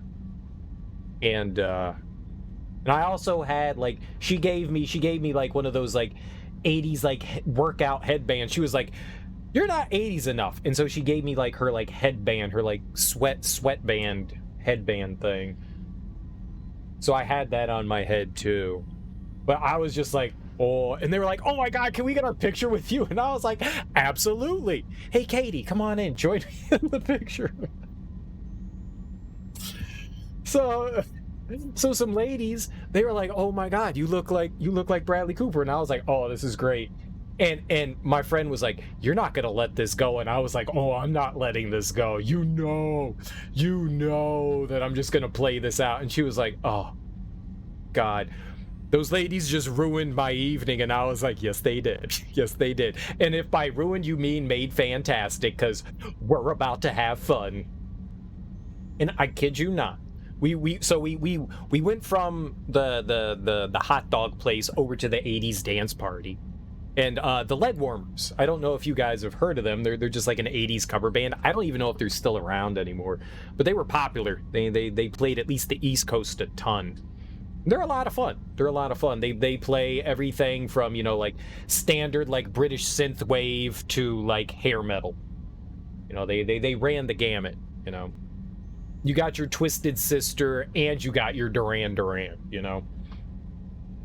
And so we went in and we were dancing up, and some lady walked over to me while we were dancing, and she was like, "Hey, I know this is gonna sound weird, but has anybody ever told you look like Bradley Cooper?" And I went, "It's happening. That's twice in one evening." And my friend was like, no. And she was like, "Come on with me. I'm going to buy you a shot." And I was like, "And I'm getting free shots?" So I grabbed my friend and I dragged her over with me.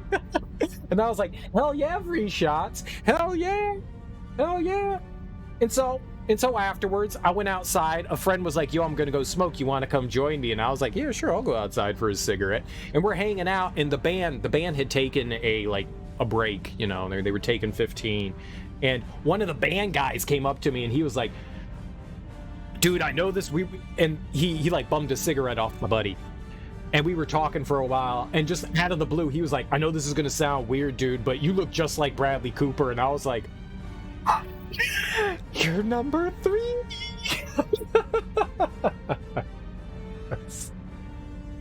It's like, what the fuck is happening tonight? And he was like, "Dude, come with me to the bar, dude. We're drinking shots tonight." And I was like, we're doing shots. People think I look famous, and we're doing shots. And all I thought was that people were complimenting me and telling me I looked handsome. That's all that I got. I don't know if people think Bradley Cooper's attractive or not, but I was just like, hell yeah, I'll be fucking attractive. This is the greatest evening ever. People are buying me drinks, and they think I look beautiful. This is wonderful.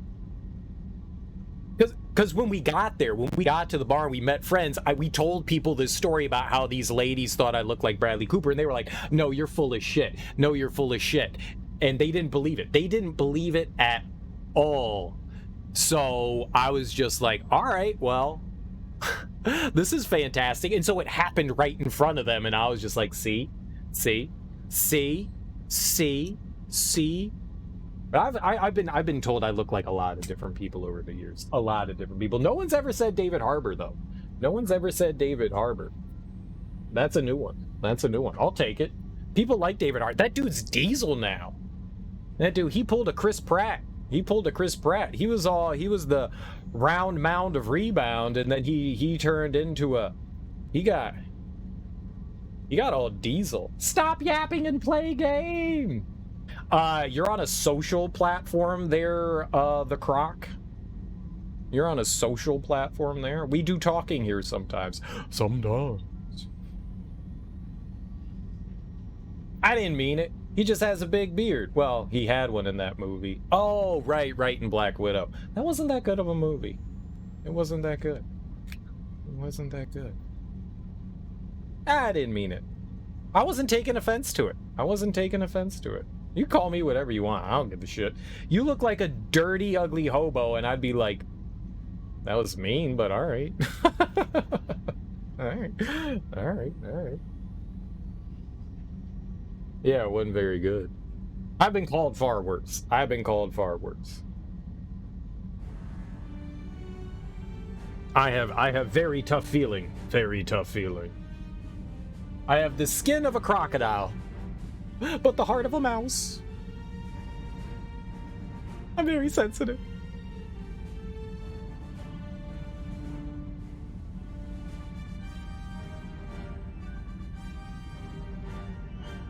Awkward silence is over. Awkward silence is over. All right, what were we doing? What were we doing? We have to go back for Bastila.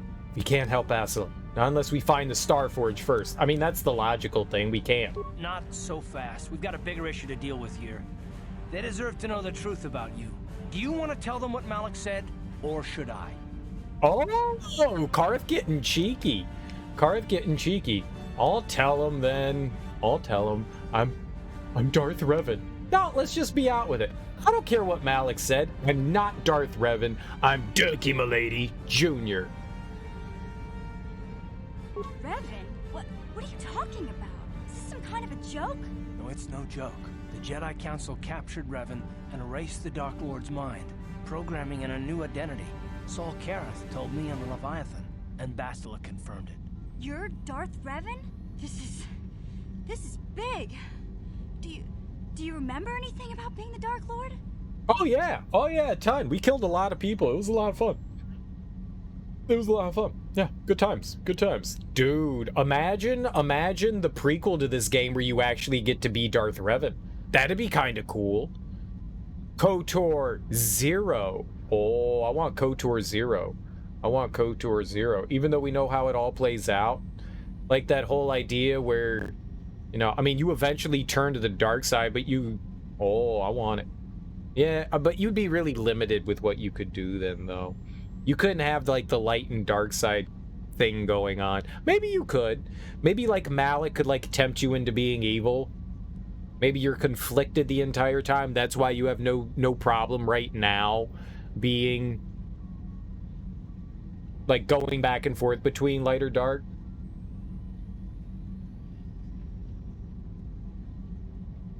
Or they don't tell you that you'll be Revan, and you don't find out until they give you your Sith name, just like this game. Well, I thought Revan's name. I know Sith take on a new name, but did he have it? Did Revan have a different name before? Were we Dilkie Milady Jr. before? And then we took on our Sith name, right? Because you know you had Anakin Skywalker, and then you have Revan, he's Darth Revan, right? So,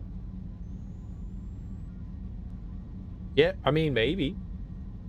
But you'd be palling around with Malik, though. It'd be you and Malik, and I mean, how would they give you a crew member if you were going around looking for the Starforge? It'd have to be a very different game. I still think it would be cool, though. I want to see the prequel. I want the prequel to this. I want the backstory. Small bits, a few strange dreams and visions. That's all. I don't remember anything about being around. No, we know. Just a few flashes. That's it. Nothing more? Then I don't think there's a problem. It seems to me that if you don't really remember anything about being Revan, then it doesn't really matter anymore. You are who you are now, right? Of course it still matters. How do we know more memories won't come flooding back? How do we know Revan won't suddenly turn on us? The whole time we've been chasing after Malak, we've had his old Sith master right at our side, listening to our secrets, hearing our plans. I'm sorry, Carth. I wish this wasn't true, but I'm not the Dark Lord anymore. I'm Dilkie Milady Jr. I'm one of you. Blame the Jedi Council for this, Carth, not me. This changes nothing. I still want to stop Mal. Hey, you've got nothing to be sorry about. You didn't ask for this. Besides, I know you. You're not Revan anymore. Whatever you used to be, you're one of us now. I agree with Mission. I swore a life debt to the person you are, not to the person you were. Oh, they're the same thing, though. Aren't they the same thing? Z and I will stick by you. We owe you our lives. We won't desert you now. How can you say that, Mission? The Sith bombed my homeworld, Revan took away my family, and destroyed my life. Everyone knows it was Malak who gave the order to attack your people, Carth. You can't blame Revan for that. I suppose you've proven yourself to be a friend of the Republic by your actions so far, Revan. But can I trust you? Can any of us? Nope. Nope. Nope. Nope. What about you, Jolie? What about me? I already knew who you were, though it wasn't my place to tell you. Better off that you know, if you ask me. Does it change anything? I'm not here to judge you. You'll do what you have to do. How did he know? If I can. This dude chilling on Kashyyk this whole time. And he knew? He knew? It's because he's a Jedi. What do you think, Canderous? You defeated the Mandalore clans in the war, Revan. You were the only one in the galaxy who could best us. We had never met one like you before, and never since. How can you even ask if I'll follow you? Whatever you're fighting, it will be worthy of my skill. I'm your man until the end, Revan. No matter how this plays out. Dude, we're gonna make out with Canderous later. Under the stars. What do you have to say, HK-47? Commentary. I am experiencing something unusual, Master. Why? What's happening? Answer. My programming is activating my deleted memory core. I believe I have a homing system that is restoring it, Master. Everyone be careful. There's no telling what this means. Your homing system, what's that? I'll destroy you if you make a move, droid. Observation. My homing system is a function of my assassination protocols, that which I told you had been deactivated. This system was not. It seems that the homing system deliberately restores my deleted memory core upon returning to my original master. What? You mean Revan? Affirmation. Correct, Master. Sith protocols maintain that all droid knowledge be deleted before assassination missions and restored upon return. I have returned to you, and my full functionality is now under your personal command. It is a distinct pleasure to see you again, Master. Oh, that makes a lot of sense, actually. But I found you. You didn't find me. Not exactly Revan anymore, HK-47. Observation. That does not matter, Master. I am your droid, regardless of your actions or personality. Wow. What are the chances of that happening? Remember, we're talking about the Force here. At this point, Malak himself could drop out of the sky and I wouldn't bat an eyelash. Good point. You won't abandon me, will you, T3? I knew the little guy would come through for you. Droids don't hold grudges. Well, Carth, you stand with me against Malak? Well, the others seem to trust you, and I don't see any other way that we can stop the Sith. And I suppose that Malak is the real enemy here. I really don't have any other choice, do I? Oh, nah, screw Canderous. No, bring Canderous along. Me, Carth, and Canderous are gonna make out three-way style underneath the stars. Oh, and bring the Wookiee. Screw it. I want the hairball. Bring the hairy Wookiee! Enter the Wookiee! I won't let you down, Carth. I promise. I'm not Revan anymore, Carth. You have to believe that. You're right. You don't have a choice. I'm in charge here. I want to believe you. You've proven yourself time and time again during our mission, but this is a little much for me to wrap my mind around. You have to try. For Bastila's sake. How do you think I feel? You have to find a way to deal with this, Carth. This must be even more of a shock to you. I don't know how you even keep going. I guess we both just have to find a way to push forward. Don't worry. I won't let my personal feelings get in the way of my assignments or this mission. But don't forget, I've sworn an oath to defend the Republic. As long as this mission stays on course, I'll stick with you. But I won't let you betray the Republic under any circumstances. So I guess that's it then. We keep going. We've still got one more star map to uncover if we're gonna find that Star Forge and save Bastila, so let's do it before it's too late. God, Carth is annoying. Jesus Christ. What a whiny little punk.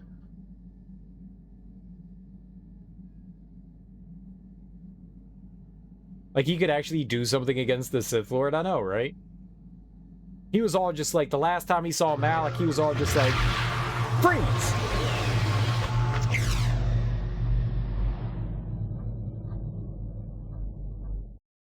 He can't do anything. He's weak, I tell you. Weak.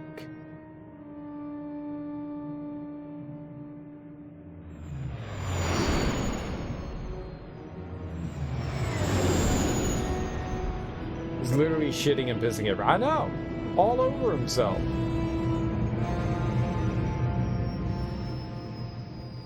Couldn't even control his own bodily functions.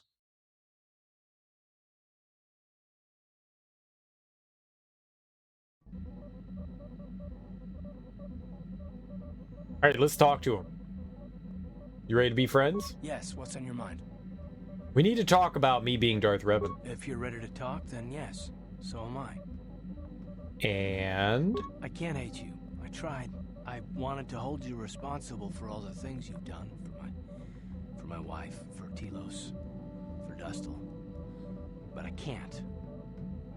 It's because you love me. I don't know about you, but here we consider pissing and shitting a power move. On yourself? On other people, maybe. But on yourself? And are you having fun, Kale Gortrow? Are you having fun? Why should I care if you hate me? I'm glad to hear that. Why? Can't you? I got the revenge I always wanted when Saul died. But it hasn't brought me the peace that I thought it would. Despite whatever part of Revan is inside you, the darkness that must surely be there, it isn't who you are. That's why I can't hate you, why I don't want any more revenge. You don't have to be Revan. You can be so much more. Whatever the Jedi did to you, they gave you that chance. Whatever's happened up until this point, there's going to come a time very soon where you're going to have to make a choice, and there won't be any turning back. I mean, if I got into a fight with someone and their move was to piss and shit themselves, I mean, yeah, the fight's over, but I don't think you won. I don't think you won. It stopped the fight from happening for sure. So, okay, but at the same time, I don't think that's a win. And call me crazy, but I don't think running around with fecal matter in your pants is a win. I don't see that as a power move. That's more like, oopsie. It's a crazy move. It's a crazy move. I don't think that's a win. Will probably be the only time you listen. Fair enough. Gives you a smell aura that gives you plus 50 mischance to all enemies around you. Now, what if they start flinging it at you? Oh, they'll die. If you fling poopies at me, you will die. There's no question about it. You die. You die. You die. If I'm in the middle of a fight with someone and they defecate themselves and they decide to reach into their pants and fling the poopies at me, That's germ warfare. That's against the Geneva Convention. You're gonna pay for your crimes. That is a war crime. You will die. There on the spot. There on the spot. I mean, as soon as you get a little bit of shit on you, it doesn't matter how much shit you have on you. You now have shit on you. So more shit is still shit. So it's game over for you, pal. It's game over for you. Game over. And if I make the wrong choice? Well, then I hope I can save you. From yourself. Yes, what's on your mind? Want to make out? No? Okay. Doesn't want to make out. That's fair. That's fair. We should talk to everybody on the ship to see how they're feeling. How are you feeling? How do you feel about me being Revan? You rescued me from the Gamorrean slavers. Does not matter to me if you're called Dilkie, my lady junior, or Revan. I have sworn a life debt to you. I will stay with you to the end, Dilkie, my lady junior, and I will judge you on your actions as I see them, not on a history I have never known. Okay. How can you possibly be Raven? Hmm? The one, the Jedi whose troops saved me on Taris. It was Raven, leading an army out to defeat the Mandalorians. It was you. I knew when I heard that you had become the Dark Lord of the Sith, that something was wrong with it. The man who saved me could never go completely to the dark side. Wait, I saved you? I regret any of the harm I may have caused. I do not know who that Revan was. I'm not him. Perhaps he had his reasons, but I do not. It is good to know that you have truly changed. It gives me hope. I do not think now that I will fall to the dark side. I only have to look at you and follow by your example, and there is no way I can fail. Overconfidence can also lead to the dark side. You will do fine, Juhani. You flatter me. I am sorry. I did not realize. I will endeavor to be more considerate in the future. I will never forget what you did for me, even if you do not remember it. That was a compliment! How may I be of a... I was wondering if we could talk. What is it you would like to speak to me about? Nothing. Of course. Okay, bye! And how do you feel about me? Can you construct a programming spike? What? I'll kill you. Got something on your mind, dude? What do you know about the Sith? Bad men. Women, too, to be fair. You must know more than that. Oh, indeed. They make a fine sandwich, also. But don't tell the Jedi Council I said that. What? What? Do you know anything about the Sith or not? Being elusive on purpose, spit it out, old man, or things will get rough. And just what gave you the impression that I know anything more about the Sith than you do? You did. You said you fought them? Oh, that's right. Damn the years of the young. I was expecting you to be your usual inattentive self when I mentioned that.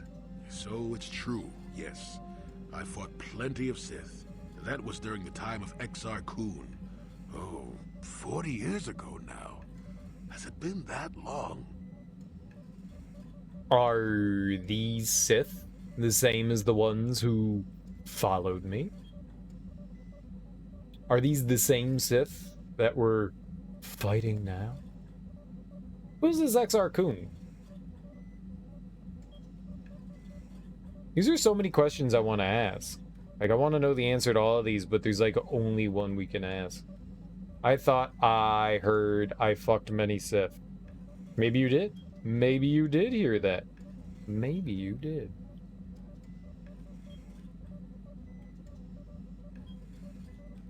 No, of course not.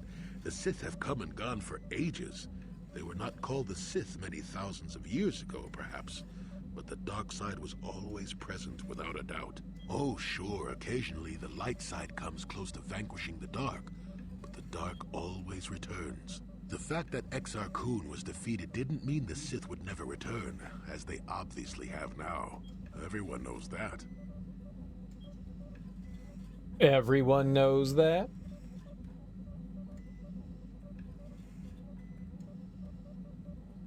Who is this XR Coon? Oh, we can ask it.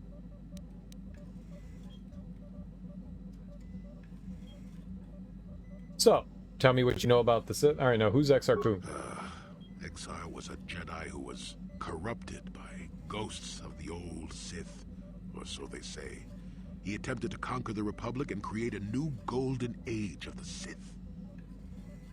Sort of like Revan. I mean, me. I assume he was killed? Better to say he was defeated, but essentially, yes. The victory did not come easily, however. Are these the same Sith that we're fighting now? So, tell me what you know about the Sith. What happened during the war with XR Coon then? No, of course not. The Sith have... Oh, sure. The fact that XR Coon was defeated didn't mean... Yeah.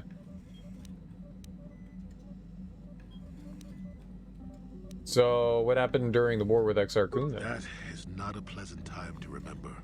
After XR Coon fell to the dark side, he attempted to recruit other Jedi to his cause. What surprised us, what took us completely unprepared, was how utterly successful he was.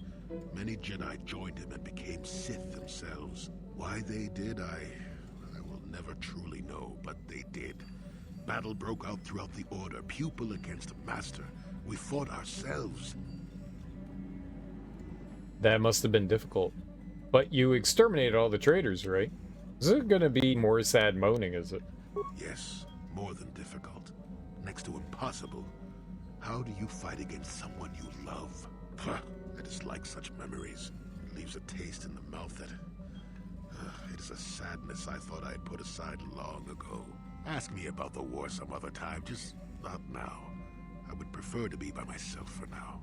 He's so... everyone's moody. Everyone's got a sad sob story. Yeah, what do you want? Tell me more about the Mandalorian Wars. The war we had with the Republic was supposed to be the most glorious battle in our history. But it was a very costly one. I guess we didn't think of how much we could lose in it. How much did you lose? There must not have been many of you left. But I kicked your tail so badly? Are you also moody, former Space Hitler? I caused all of their sadness. Why so sad? There weren't many of us after that last battle. Mandalore himself was killed at the hands of the Jedi Revan. The best of us could not defeat him.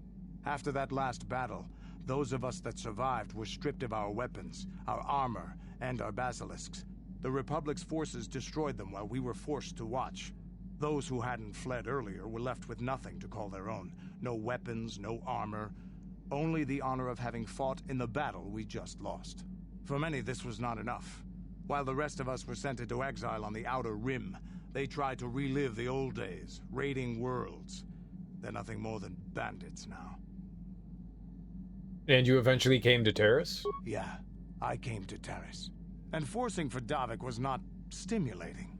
The gangs on Terrace and Davik's rivals were trash. They give no thrill in battle, no honor or glory in defeating them. It was like stepping on bugs. I sought worthy challenges, but the best that Terrace could offer were nothing to me.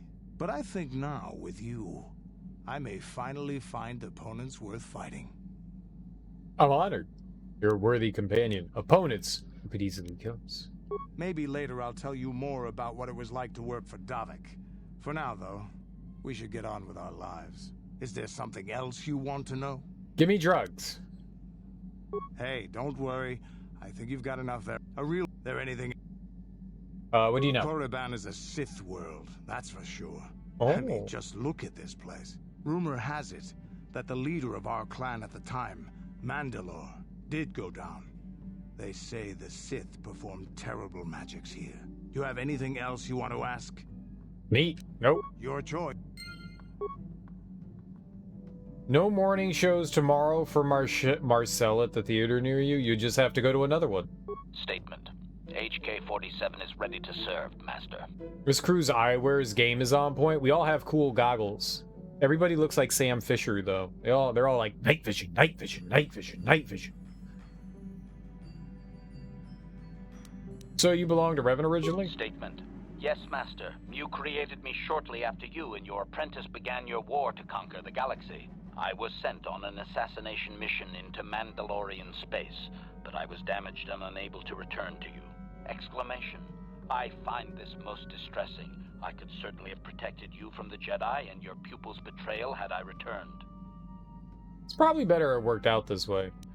I doubt you could have done anything. You find it distressing? Statement. Of course, Master. You are the one who created me, meatbag or no, and while you may not be all you once were, I am grateful for my existence. Am I? Very much like the Revan you knew. You know anything about the Starforge? What can you tell me about Malik? So, why the meatbag references? That'll be all. Alright. Observation. You are different in many fundamental ways, Master. You have a concern for life that is unsettling. This cannot solely be caused by memory loss. I do not know how to explain it. Regardless, you do seem to be improved overall from the human I once knew. Statement. I am using vocal tones to give context to my words. Excellent. Good job. You are great at mimicry, Thunder Raja. Now do me. Now do me. Answer. No, Master. You never did make me privy to any of the Starforge's secrets. What can you tell me about Malik? Commentary. Your former pupil is efficient and brutal, even for an organic. I rather liked him when you first introduced me to him. If I had known what he would do to you, Master, I would have gladly removed his entrails right then. I've never said tallywhacker in my entire life. Exclamation. I just shit my pants. You didn't say that. Gross. You did just now. Liar. Statement. With audible disappointment. It's so nice to see you. Aww. Those do hurt my feelings. So why the meatbag references? Answer. It was you who programmed me thus, Master. Your pupil once asked me what I thought of him, and I informed him of his meatbag status. He was unimpressed, but you found the reference humorous. You changed my programming so that I would continue to use the term. It drove your pupil to extreme lengths of frustration. So, Malik was the original meatbag? I like that idea. Observation. Of course you do, Master. You did then as well. Alright, well, that'll be all. As you desire, Master. Signing off. Hi, with intent of causing a brawl in the chat room. Oh, provocation. Thunder Raj is provoking. Hey there, what can I do for you? You won't like me when I'm angry. Or you will, I don't know. I just wanted to talk, you know, about me being, you know, Revan. It seems to me that if you don't really remember anything about being Revan, then it doesn't really matter anymore. You are who you are now, right? So it doesn't bother you at all? I don't see the Sith Lord standing here.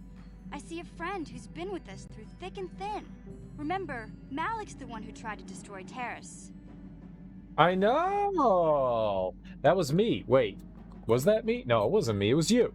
It was you. Liar. Wait, me? And I started flinging feces. I haven't flung any feces since yesterday. Alright, well we can't do Balista. Let's see, well I want Carth, because he's all moody. And I want Jolie, because he's all moody. Who has awareness?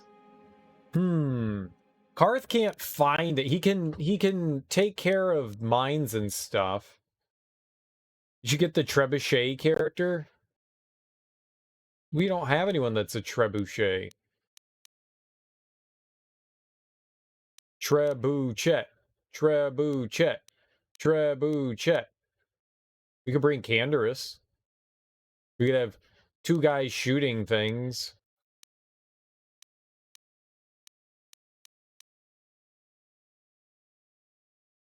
I don't think she's super helpful.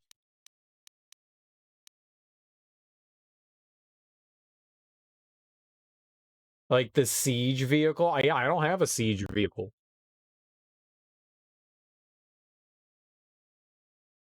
Now that... Oh, Balista. Fair enough. Fair enough. I am going to ban Kael Trout now. I will see you never again, sir. Goodbye. I play as a trebuchet. Face hug forward. Forward face hugs. We could forward face hug. He's very gray. She's proud. She's evil, though. He could use computers.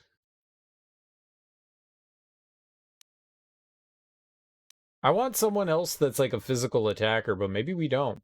We could bring Canderous.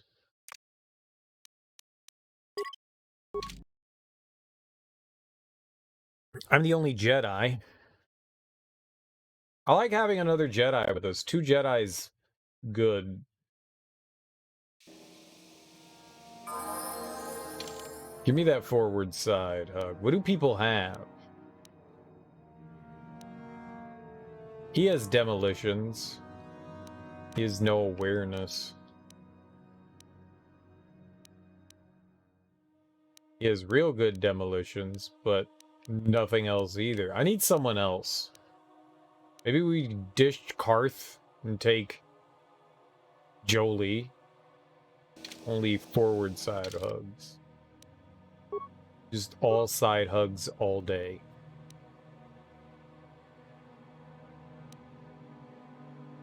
All side hugs all day.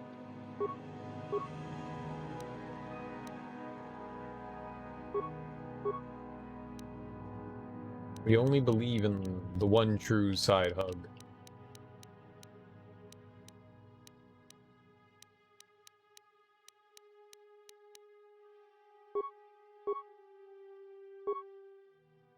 $224? Holy crap.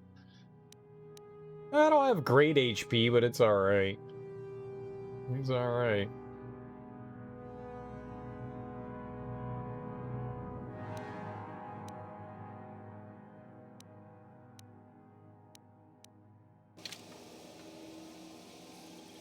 This is gonna go terrible.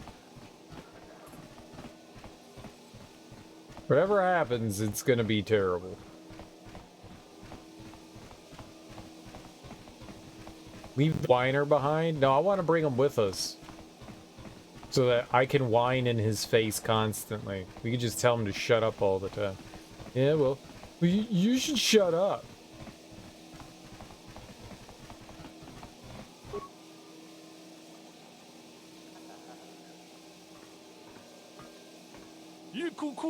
Greetings, human. A word, if I may. It concerns the Dark Lord of the Sith. You mean me? You mean Malik? I am the Dark Lord of the Sith. Who are you? No, human. I mean the true Lord of the Sith. I'm speaking of Darth Revan, of you. And how does everyone know now? You know who I am. Who are you? If you tell anyone who I am, I'll kill you. I'm not Revan anymore. Listen to me, and all will be made clear. My name is Zyagrom. I am a businessman. I and my partner deal in rare items of extraordinary value and power. With the exchange. No, we're not. We're independent operators, though often our transactions involve those who represent the exchange. Traditionally, we've always done business with the owner of the Ebon Hawk, Davit Kang. Most recently, Ahida Othar before him, Fori Haxa before her, but we're reluctant to approach you.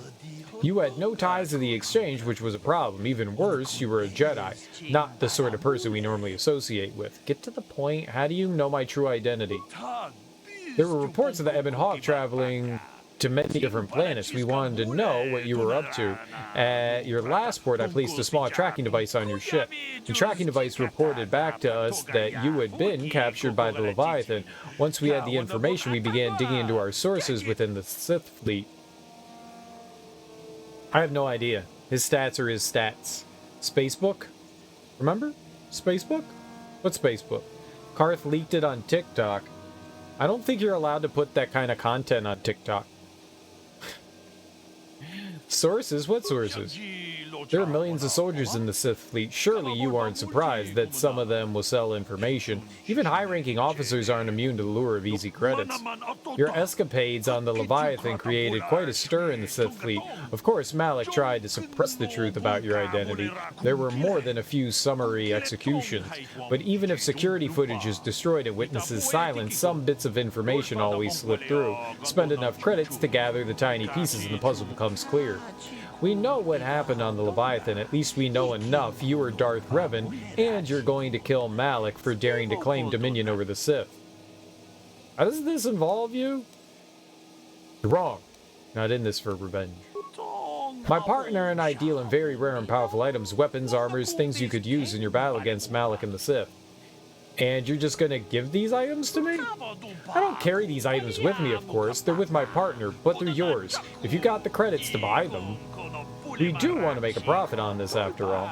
Just go to the cantina here on Dresh Day. There's a Rhodian here named Mika Doran. Tell Mika that Zyagrom sent you to look at the premium items. Alright, I'll go check it out. Mika already knows to expect you, like I said. Just tell him you want to look at the premium items. I guess my work here is done. Goodbye, Revan. And once Malik is beaten, don't forget who helped you to victory. I'll help you to victory. Ah, I see another Jedi come to small Korriban, yes? Good to meet you. How do you know I'm a Jedi? You're wrong, I'm no Jedi. Jedi come here often, do they? Well, from the lightsaber you're carrying, naturally. Only Jedi carry ones like that, correct? There are many people who come to Korriban from throughout the Sith space, hoping to join the Academy. Some of them are Jedi who have left the Order. You'll get into the Academy for certain. I understand Jedi who left the light side are made very welcome, so I imagine. What's this Academy you mentioned? I haven't left the light side. But enough about that. It's very nice to see that the Ebon Hawk has returned. Not seen that ship for some time indeed. Since you're a regular to our little colony, the docking fee is only 25 credits. You don't need to collect the fee. I suppose you're correct. It won't hurt anything if I just let you go on through.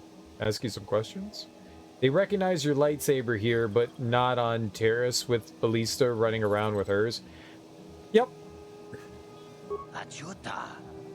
What information do you wish? Tell me about Korriban. To stop you from going through? Nah, we're friends. Well, this is Dresh Day.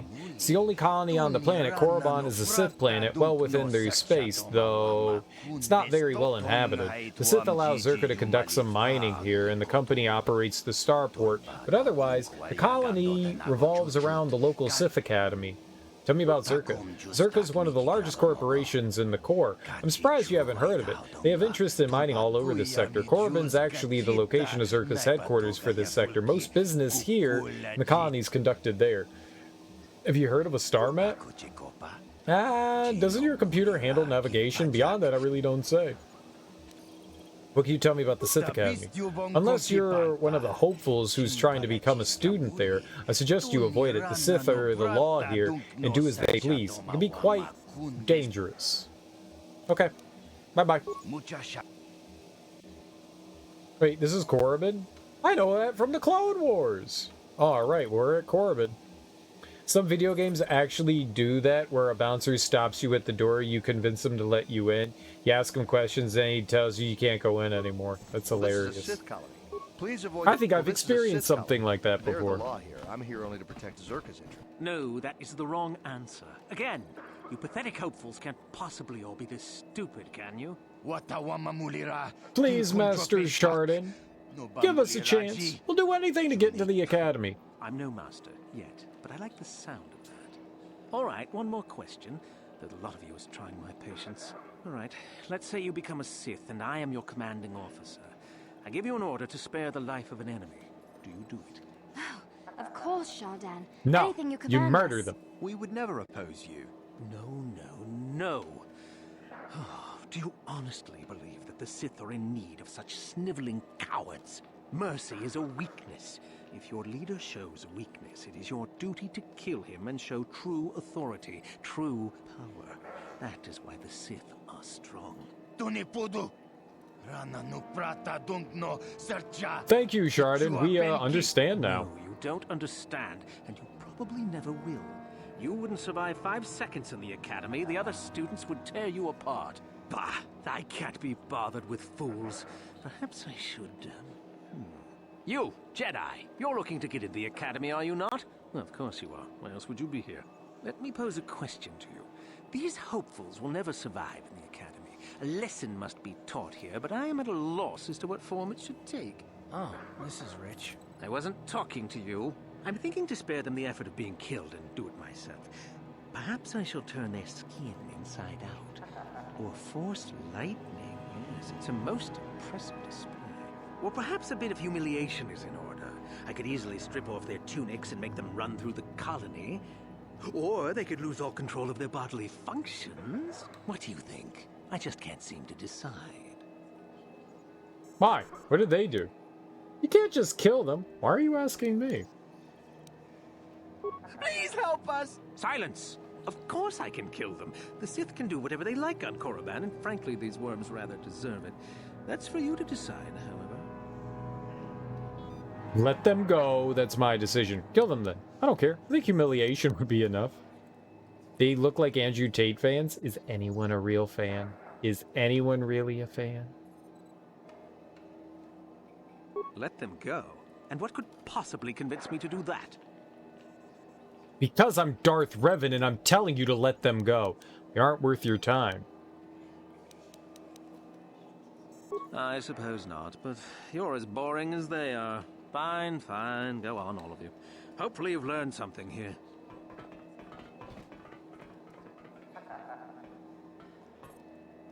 Yay! I'm a hero. Look at how Chadly I am. I am Sir Durkee Milady. King Chad.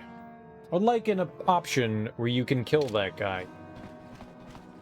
You're in the shower. We showered real. I mean, if you power pose in the shower, you just owned that shower. You just owned that shower. Carth, you fought in the Mandalorian Wars, didn't you? We may have faced each other in combat. What battles were you in? I try not to think about my past battles too much. The horrors of war are something I'd rather not relive. The horrors of war? My people know only the glory of battle. I'm disappointed in you, Carth. I thought a warrior like you would understand. Carth isn't like you, Canderous. Yeah, Carth. When did you get all peace-loving on me? Keep it cool, you two. I don't want this getting out of hand. I'm not a warrior. I'm a soldier. There's a difference. Warriors attack and conquer. They prey on the weak. Soldiers defend and protect the innocent. Mostly from warriors. Nice speech. I bet you tell yourself that every night so you can sleep. But I accept who and what I am. I don't have to justify it with words. Victory in battle is my justification. Justification through victory. So what happens when you lose? You know, like you did against us. You had us outnumbered 5-1. You had more ships, more troops, more supplies, and the Jedi on your side. And we still made the Republic tremble before we fell. Nice speech. I bet you tell yourself that every night so you can sleep. I don't want to talk about this anymore, Canderous. The war is over. You lost. I like how he was trying to make himself feel better because he lost. Just like if you waffle stomp. What's a waffle stomp? I'll eat a waffle. Carth just wrecked him. Hey, damn near killed him. With his silly words. Greetings. Say, aren't you the one that won the swoop race on Manon? I'm a big fan. I hope we can find something suited to a celebrity like you. Is there anything you'd like? What sort of merchandise do you offer? Weapons mostly. I've got connections. You'll need them if you're going to be spending any time here. Why so? There are a lot of Sith on this planet. This is where they come to study. Obnoxious brats, a lot of them. Just between you and me, I'll never understand why everyone thinks the dark side and hooligan should be the same thing. But they're definitely dangerous, so that's why you'll probably need weapons. Heck, not that they'll be much help. Mandalorian raiders occasionally drop by needing to get rid of some extras. They can't sell in the civilized systems. They treat me well. I treat them well. It works out. So if you need weapons, and probably will, this is the place to come. All right, show me the goods. Show me the goods. Shit in the shower and push the turd down the drain. Just I can't imagine that's going to work well. Poops aren't supposed to go down the drain pipe. It's not supposed to go down there. You just clog up the toilet and then you just be in poopy water. Or you just clog up the bathtub and you just be standing in shit-filled water. You can push a turd down anything? I don't think so. I don't actually think so. You could try. You could definitely try to push a turd down anything. I don't think you can actually succeed in pushing a turd down anything. You could try though.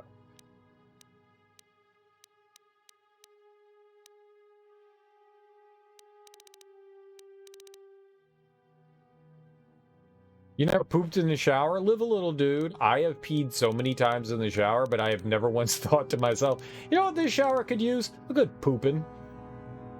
A real good pooping. $10,000. Holy crap.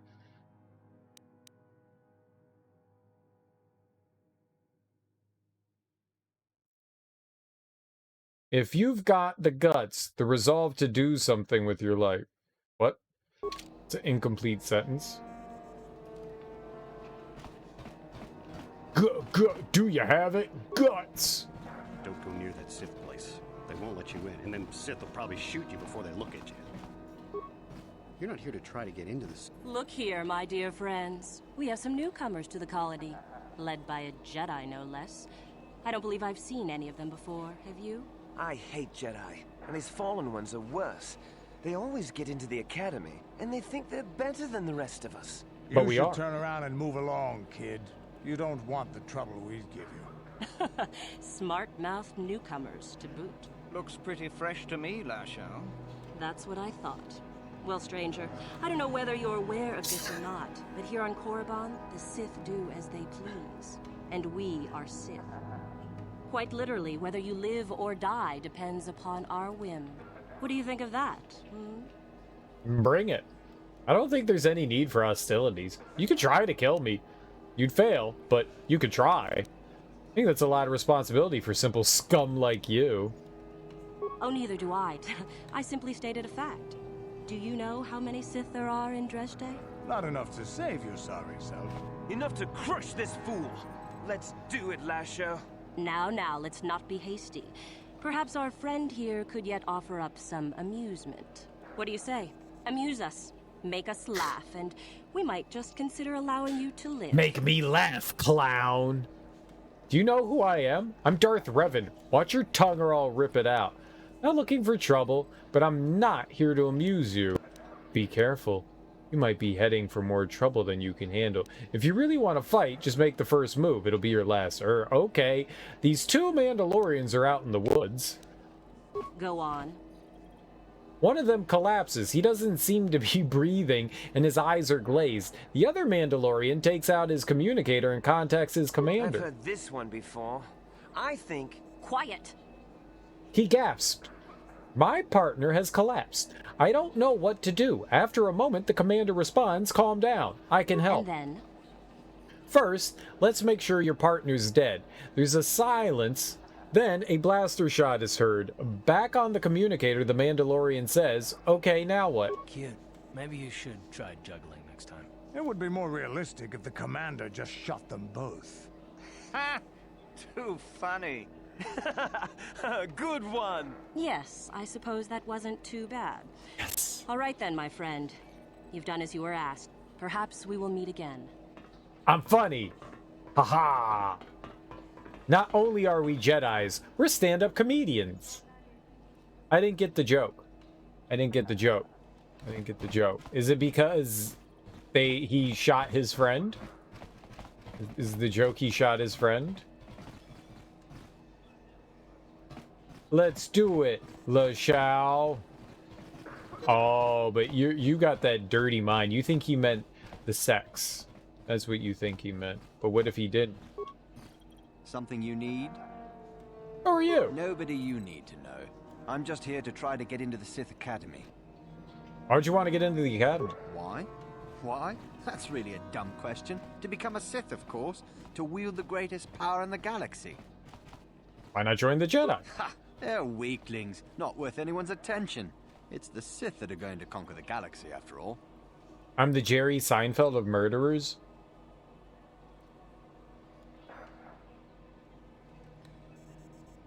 Dead babies! Am I right?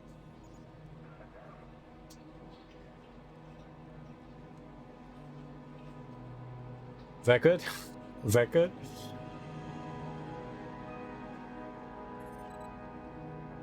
Why would you want to get into the academy? What do you think your chances are? I don't know. I've been here for a few days now, and the Sith still haven't paid me any attention. Suppose I should consider myself lucky. I've heard of some of the prospects getting killed. Still, it's all a test, and I'll just have to be strong. How does someone get into the academy? Well, you have to impress one of the Sith. The final decision rests with Yuthura Ban, however. She's the one who decides exactly which of us get into the academy or not. I've been hanging out hoping she'll come by and notice me, to be honest. Where is this Yuthura Ban? Usually she's in the academy, but sometimes she comes out into the colony to look for prospects. If she's in the colony, she can usually be found in the cantina, but not always. She's one of the most powerful Sith in the academy, I hear. Okay, bye-bye. Yeah, go on. But that was helpful. Greetings. You've heard of that awful business on Idian, yes? Our corporate outpost there has been destroyed by the Wookiee savages. This could put back the use of Wookiee labor considerably. We may even have to abandon the planet completely. Well, what can you do? Sorry. Was there something you needed? Oh, it's nice to see that there were consequences to the ending of that. What does Zerka do here on Korriban? We do some mining here, and are responsible for local shipping and support of the Sith on Korriban. Our starport is mostly just freighters and such. But we do get many travelers that come here to learn from the Sith. This office is actually our administrative headquarters for this region. Rather inauspicious, isn't it? We offer good prices here to those traders that keep the colony supplied. If you're in need of anything, this is the place to come. Zerka works with the Sith? Well, why not? This is Sith space now, and the company has to survive regardless of who is in charge. The Republic, the Sith, the economy has to keep going. Now, was there anything else? Can I ask you some questions about the colony? Certainly. What could you tell me about the colony? There truly isn't much to tell, citizen. Dresh Day was established by the Sith, and we arrived to take advantage of some of the planet's mineral wealth. The only thing that's really unusual about Dresh Day, I suppose, is that the Sith built their academy on the east side of the colony. You don't find those just anywhere. Have you heard of a star map? A star map? We sell navigational components, if that's what you mean. You got. No, I mean old ruins. Well, the Sith have some old ruins that interest them up on the surface of the planet. If this map of yours is there, however, they've said nothing about it. What do you know about the academy? Not much. The Sith are a rather secretive lot, and they don't allow many into the academy. I hear they claim that Korriban was inhabited long ago by other Sith, but no one really knows if that's true. The planet is certainly uninhabited outside of Dresh Day, and always has been. How could one reach the ruins on the surface? Zerka sends freighters to the surface every now and again to ferry artifacts to the core. The men are not allowed out of their ships, however, as only Sith are allowed on the surface. Beyond that, I really can't say. Wouldn't a better parallel be China?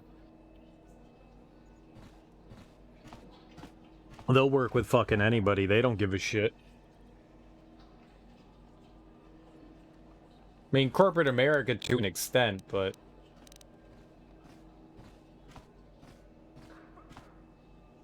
I guess you could make a parallel for just about anything, right?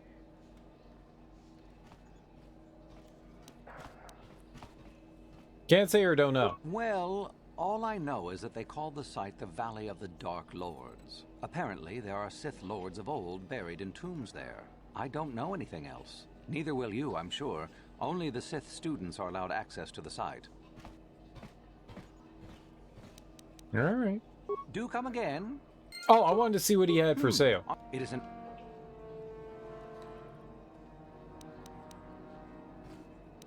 There. You certainly... Some life support packs could be helpful.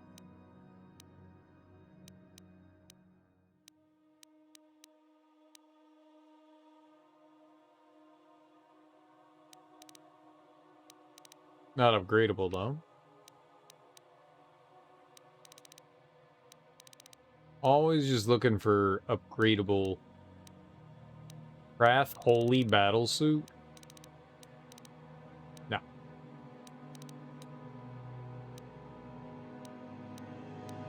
I like how I'm using the same equipment I had at the beginning of the game.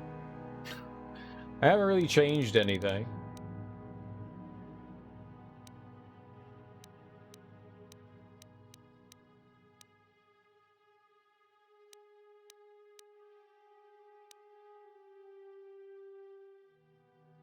Regeneration?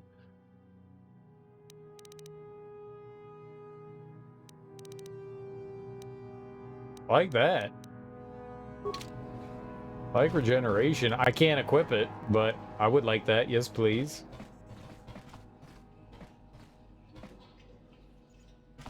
I can't rob you guys?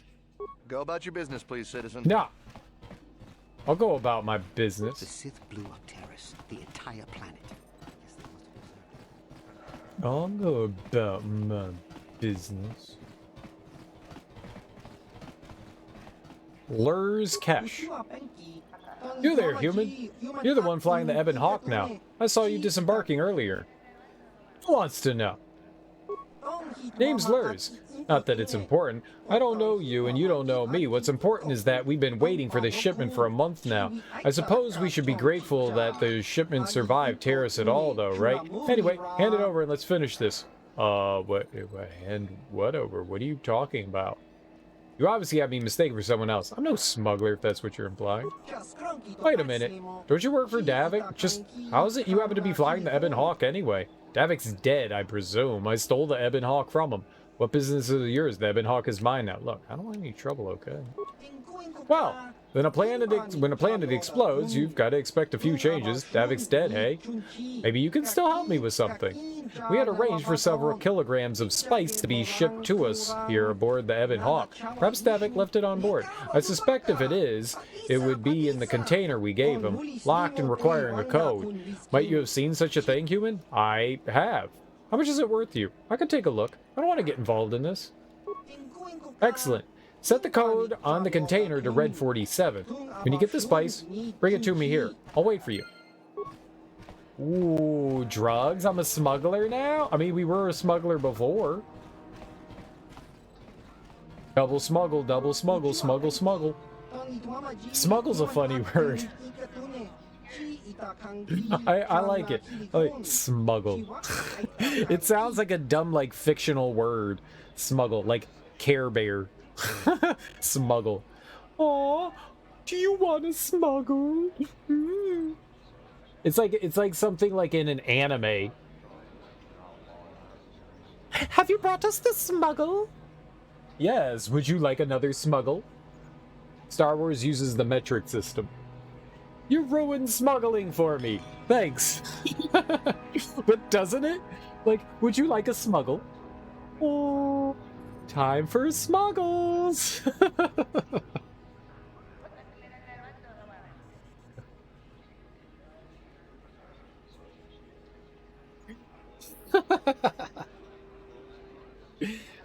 Hey, honey, it's smuggling time. Oh. Bring your smuggle blanket. Tol Apgar. Greetings, sentient. Are you willing to engage in a hand of Pazak? I'm afraid there are a few takers on Korriban. It would be good to have a little fun for once. Woo woo smuggly wuggly. I know, right? Sounds like a small amount of something. Want some cereal? Yeah, but only a smuggle. Only want to smuggle. We want to smuggle. It's 10 p.m. Time for your daily ball smuggling session. No, that sounds dirty. Smuggle's cute. Smuggle's cute, not dirty. Smuggle's cute. Smuggle likes hearts and smiles and unicorns and rainbows. Smuggle. Smuggle. Why is it such a cute word? Yeah, we went back to her place and smuggled. Smuggle is not dirty. Smuggle is happy and loving and caring and beautiful and bright, not dirty. Don't you dare dirty smuggle. We don't dirty smuggle, we happy smuggle. You keep your dirty smuggle to yourself. Now, who wants the smuggle?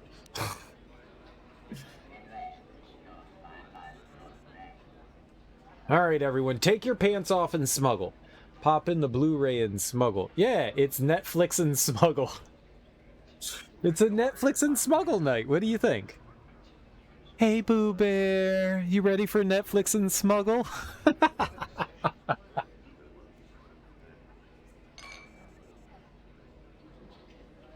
I hate it. I hate it and I love it.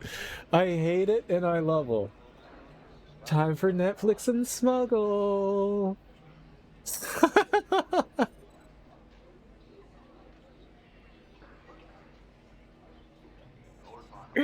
Oh, this is great.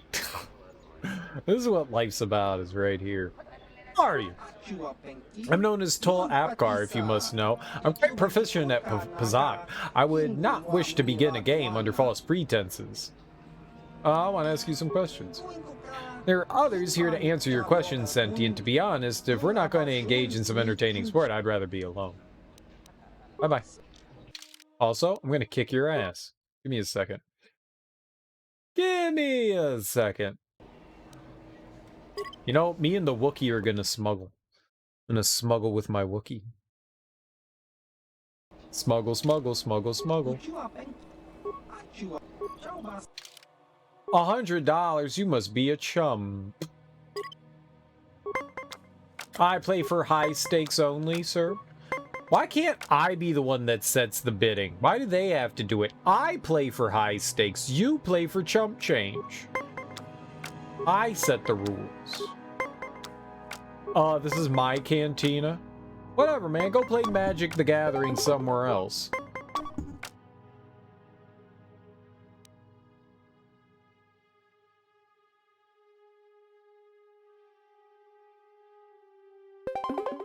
No! Yay. I did that on purpose. I can't play another card. Uh-oh. Whoops. I forgot what my fingers do.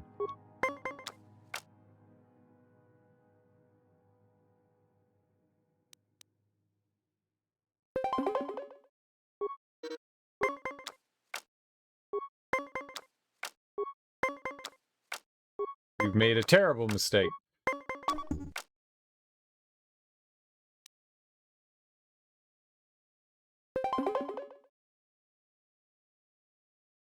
I also like to live dangerously. Energy from Austin Powers. I do like to live dangerously.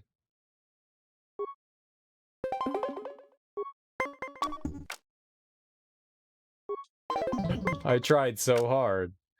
Just let him have it. It's not wise to upset a Wookiee. But what if I want to upset the Wookiee? You can make a nice beat with those sound effects. Boo boo boo boo boo boo boo boo boo boo boo boo boo boo boo. Maybe. Maybe. How you doing, Teak? How's Thursday treating you? I advise you hit, sir. We're gonna lose. Like, we're done for. 23. Oh, okay. Stand. Deal the cards. I'm not leaving just yet. I don't even know what he said. He talked trash, but fuck that guy. Pretty good. Made it to Vegas. Gonna have some fun streams this weekend. I don't think you're allowed to do that on the internet. I mean, I'm sure there's people that want to watch that kind of thing, but don't you have to ask for permission? Like, isn't there like privacy rules about bathrooms and stuff? See, Kale Gortrout knew what I was talking about. Well, I'm glad you made it safely to Vegas. Have you gotten into any Vegas shenanigans yet? Not since Dr. Disrespect. Did he pee on stream live? Did he film like people peeing? Is that actually real?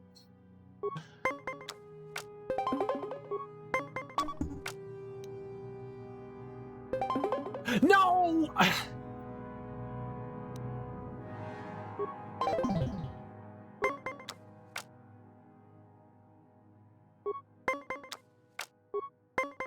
He got in trouble for taking his camera into the men's room of a convention.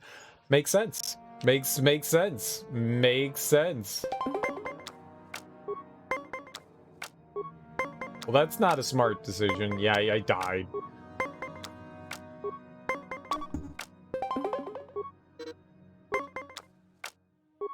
I definitely died. Either way, though, any shenanigans? Have you gambled yet? Have you gotten drunk? Are you staying in a casino? You could just walk, I mean, like everywhere. Are you staying like on the strip or you don't have to say where, but are you staying on the strip or off the strip?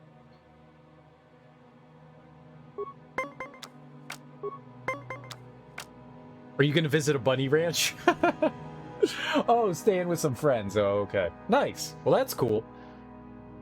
On the stripper. I am staying on the stripper. I'm just going to live at a strip club. I'm just going to live at the strip club. Okay. Flip the card, then play it. There we go. Give us your GPS location. No. So, do your friends also have free alcohol?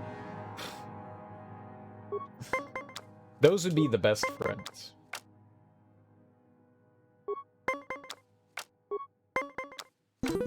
Oh, shit.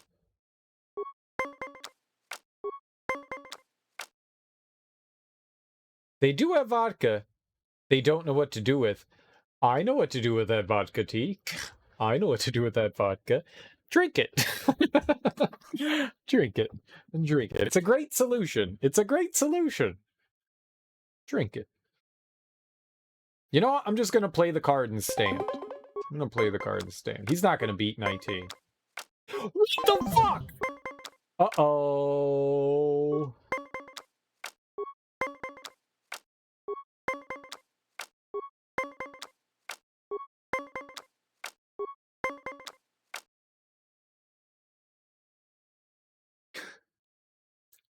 You and Naldo are gonna do a RE2 remake race drinking game tomorrow night? Oh, that sounds awesome, dude. That's awesome. That sounds great. Do you have a laptop that's powerful enough to run RE2 with cell shading? What is it called? No! I won! Skill! 2 computers? Lucky I don't have to try hard next time if I'm gonna beat you. And I will, I'm quite sure. Shall we try again? You think it was luck? Let's go again. Yeah, let's go again. I gotta beat this nerd. That's cool. I like it. So, Naldo's another big RE fan. There are a couple. Oh, shit. I got you. I got you. Well, that's cool. That's definitely cool. So, you're actually gonna stream then? So, are you gonna stream tomorrow? That's what you meant. That's cool. That's the plan. Nice, dude. Nice. Well, I mean, if I'm awake, or capable of being so, I'll definitely check it out. Will it be on their channel or your channel? Will you announce it in your Discord? I think that's the better thing.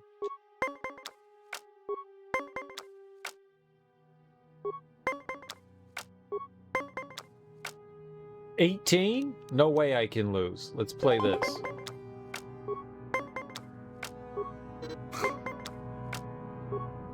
I hate the computer so much. It happens so often that you get 20 and the computer gets 20. So often. so often.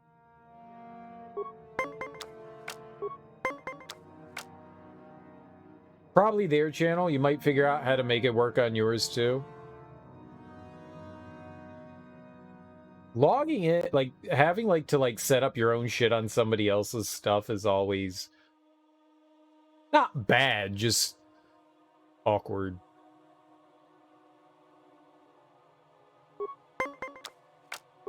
Oh, good. Oh, good. Computer cheats? The computer does cheat. This stuff is definitely rigged. There's no question behind it. There is no question.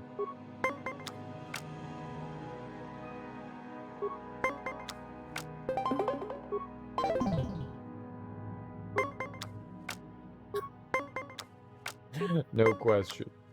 They definitely cheat.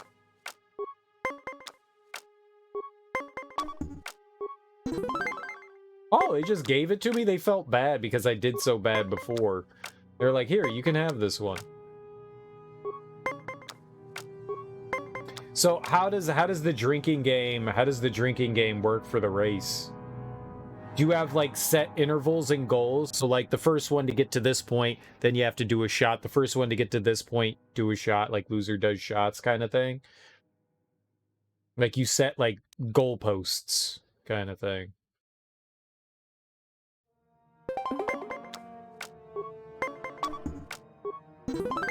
Oh, we worked our way back in.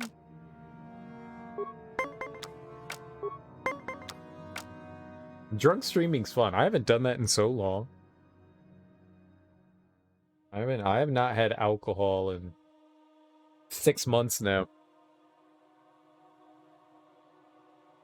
Was thinking that every time a player takes damage, player B has to take a shot. Dude. All I would do was stand in front of a zombie. I'd just be like, "It's alcohol time." I would not participate well in that. Oh shit. I'm trying to go to the hospital, exactly. Was thinking that every time player A takes damage, player B has to take a shot.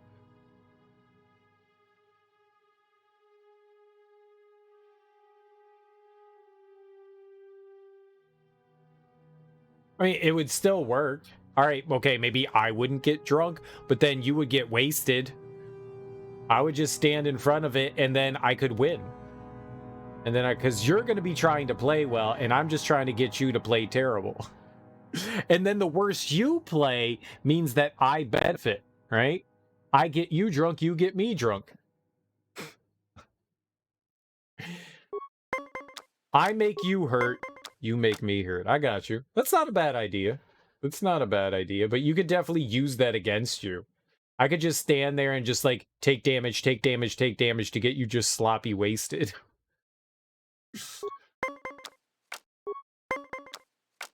White girl wasted. A fucking douchebag. Oh, we're perfect.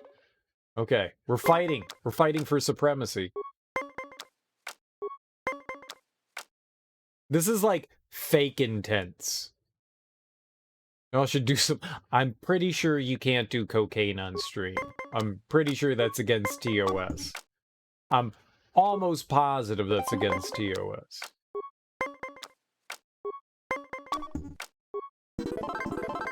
Victory. Can't come back from 28. Lucky hand. I'll have to try a little harder next time if I'm gonna beat you, and I will, I'm quite sure. Shall we try again? Nope. I beat you twice in a row. I beat you twice in a row. You loser. Got him. Greetings, friend. Fellow pilot, are you?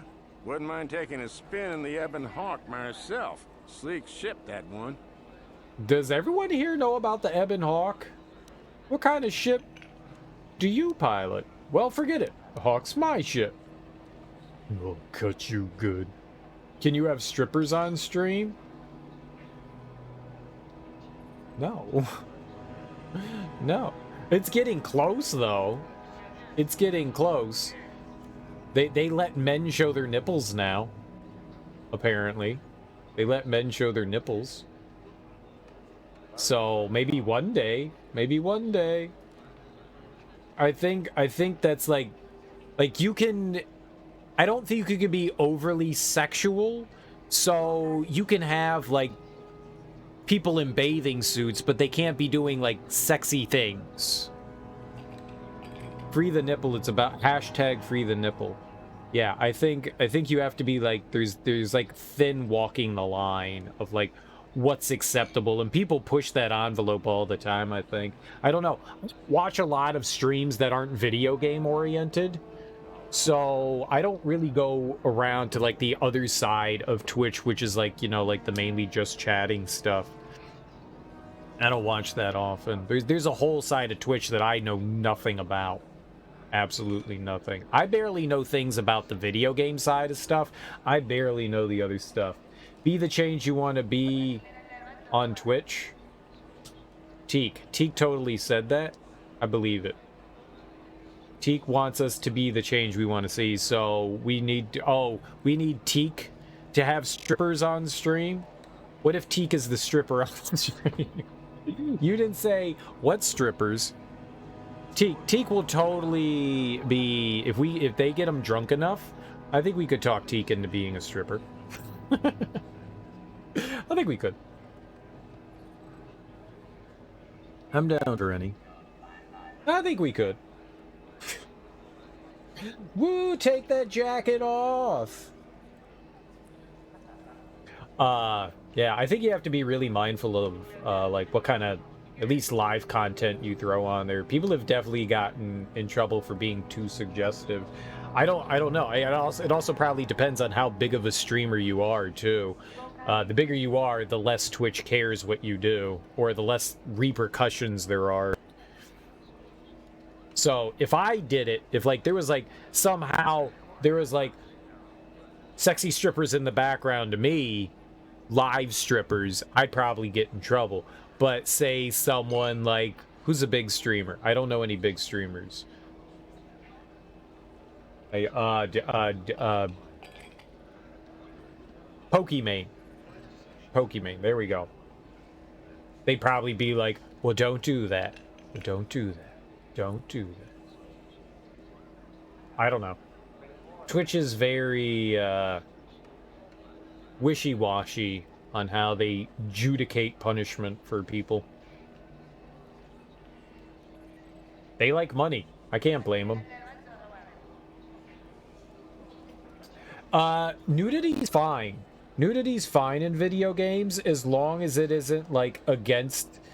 They have a list of inappropriate games. You can't play anything that is rated adults only, and there are a handful of other games that you're not allowed to play. So no like hentai oriented like visual novels, like the overly sexual visual novels, you can't play those. There's like a list of games that you can't stream, but there's also like a handful of things that are just like no adults only.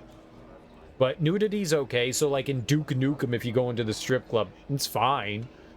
It's fine. You also aren't supposed to make it the focus of anything.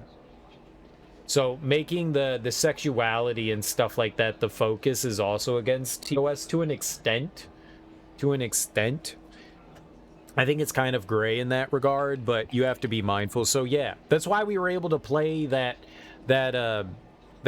gross game that I played. What was it called? What was that thing called? It was a horror game that we played last year. That like you went to hell and there were like dicks everywhere. There were just like dicks hanging out all over the place. What was that thing called?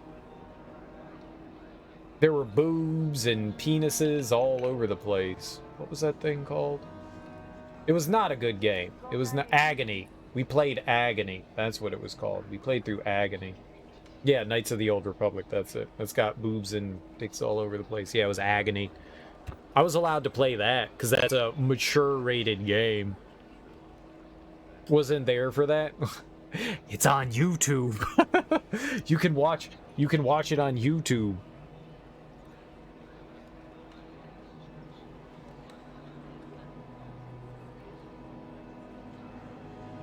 It's not a good game. I played through it and beat it, but it wasn't that good. It's like a walking simulator.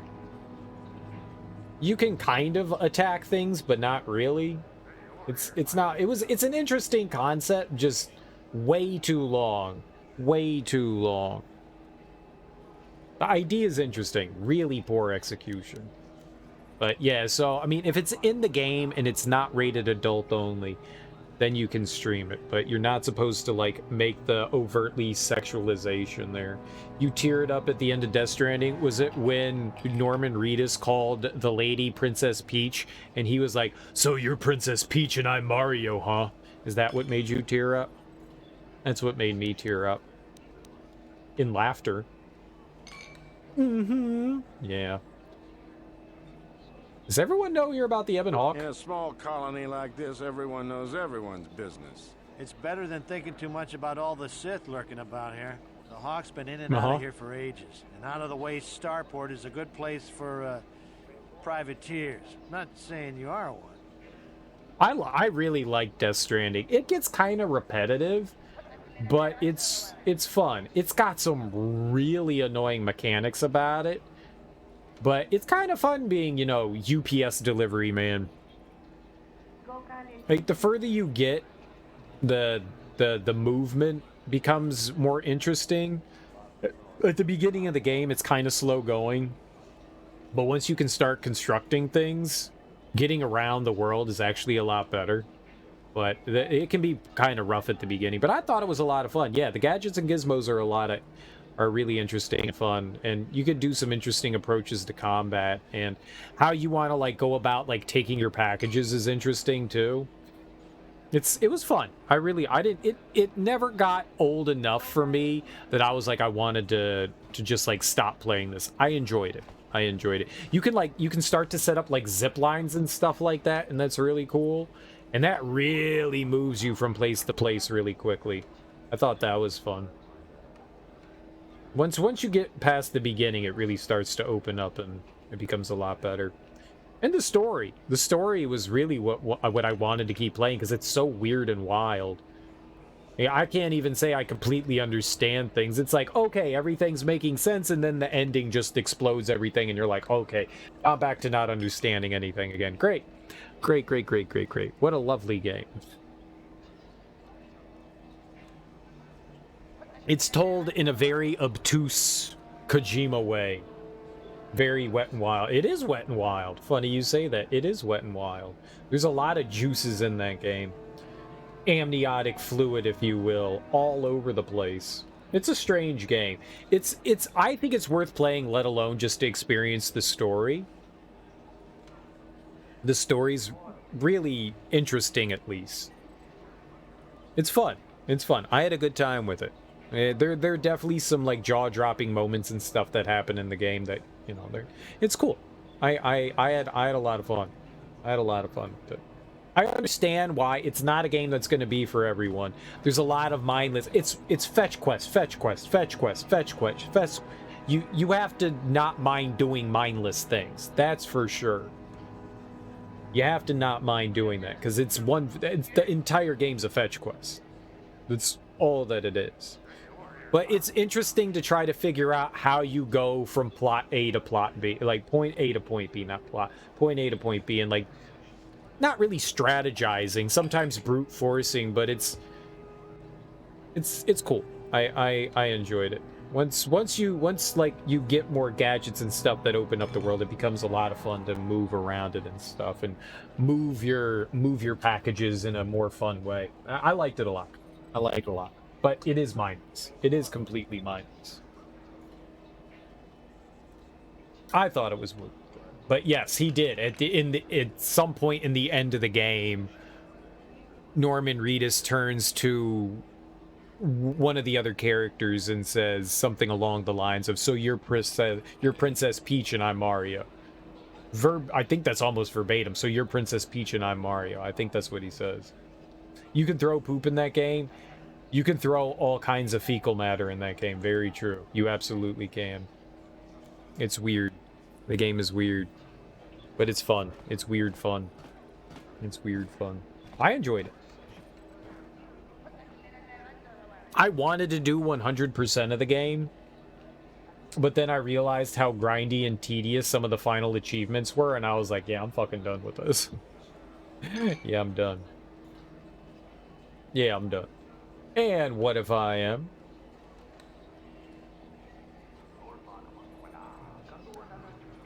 I'm not a smuggler, if that's what you mean. Wouldn't make any difference to me. Just wish I had a ship like that myself. Business is steady here with the Sith, but it's a boring haul. In case you're forgetting, partner, they don't exactly want us talking about their business. Ah, who cares about them? I've seen some of those things they're digging up in those ruins in the valley. Pretty creepy, if you ask me. Go on. What have they been digging up? Weird artifacts. Looks like alien stuff. Maybe aliens lived on Korriban a long time ago. Who knows? Don't be stupid. You're alien. I was talking to one of those Sith, and he said there are tombs there dating back to when the Sith were here in ancient times. There were Sith here in ancient times? Sounds like he was feeding you a line. Korriban's only been settled for a short time. So says you. He said the planet was settled by the Sith a long time ago. And then they all left or something. Those tombs are really important to them. Tombs, eh? That makes the stuff they send us even creepier. Wish I didn't have to haul it around. Where do you take these things? Do you have any of these artifacts now? How would one get to these excavations? All right. We used to haul everything to Terrace, and the Sith would take it off our hands there. Not sure where we'll be bringing it now. Do you have any of them? No, we're not due for another shipment for at least another week. And how would one get to the excavation? It's in a valley on the surface, beyond some mountains to the east. No land route. That's why they have us fly in. Shows what you know. The Academy has a route through the mountain. That's how all their students get to the excavation site. Well, regardless, the Sith don't let anybody near that valley. Even when we land, they watch us like a Drebarian hawk and want us gone quickly. So, murder way through Academy, get to burial site. Yeah, burial site. So, no one could sneak into the valley by ship? Not a chance. You'd be better off sneaking through the Academy if you want to go to the valley. Ha! Now that'd be a sight to see. I'll be going. Sure thing. Good flying, friend. Interesting, interesting. So we're gonna have to get into the Academy somehow. Probably be all sneakle-deakle, right? Mika? Greetings, Sentient. You're the owner of the Ebon Hawk, yes? Or its latest owner, at least. I'm honored to meet you.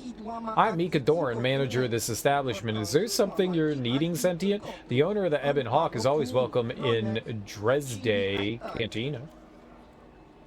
Zeogram says you sell special items? Yes, to the right buyer. Traditionally, the owner of the Ebon Hawk has been the contact for all my transactions, but in the past, the owner has always affiliated with the exchange. That was why Zeogram did not approach you earlier. We had no idea who you were, or if we wanted to do business with you. Of course, that was all changed now, Lord Revan. I'm glad you've seen the light. Not who you think I am. I'm not Revan anymore. What kinds of things do you have for sale? The light, a fine jest, though it contains a crystal of truth. We have allied with you in this conflict, and we trust you will remember us once victory is yours, Revan. Your motives seem very self-serving. Not who you think I am. I'm not Revan anymore. No, Zigorm's information is never wrong. Are you saying that you don't want revenge on your former apprentice? Or are you saying you don't plan to kill Malik? I'll stop Malik and his Sith. Not for revenge. In truth, your reasons matter little to me or my partner, but we do believe in your power. We believe you will bring Malik down. We want to help you in our small fashion. Alright, what do you have for sale? Yes, let's get right to business. I carry only the rarest items. Expensive, yes, but worth every credit. Weapons, armor, equipment, I carry a little of everything. The previous owners of the Ebon Hawk would often resell the items they purchased, but in your case, I imagine you might find more than a few of them quite useful against your old apprentice. You know a lot about the Ebon Hawk and his previous owners? I know very little about the owners of the Ebon Hawk. Most were affiliated with the Exchange, and they only revealed enough to enable us to do business with them. But the ship itself is very well known, especially here on Korriban. Some say it's the finest smuggling vessel in the sector, others say it's a cursed vessel bringing doom to its owners. Cursed? What do you mean? None deny the Hawk's fine vessel, but a long history successful smuggling runs to its credit, but the owners have not fared nearly as well as the ship itself. Take Davik Kang. He was the last owner I know before you. His homeworld was the planet Taurus, a world the Sith utterly destroyed. Few would call that a fortunate occurrence. And even if Taurus hadn't been destroyed, would Davik still be around? Seems doubtful. He sold the ship to you, and I know Davik didn't buy it from the previous owner. These events have more to do with the type of owner than the Hawk itself. Yes, I suppose the Sith Lord has little time for curses. You're probably far beyond such things in any case. Meant no offense, I'm only telling you what I know of the Hawk's reputation. Is there anything else you'd be needing? Let me see your premium items.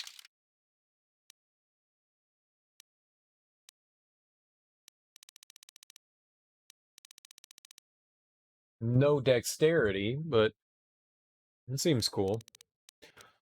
Thermal detonation. Thermal detonator. Detonator. 3,000 a piece? I don't got time for that.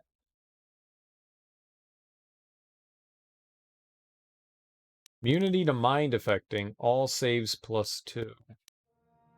8,000. That's really expensive.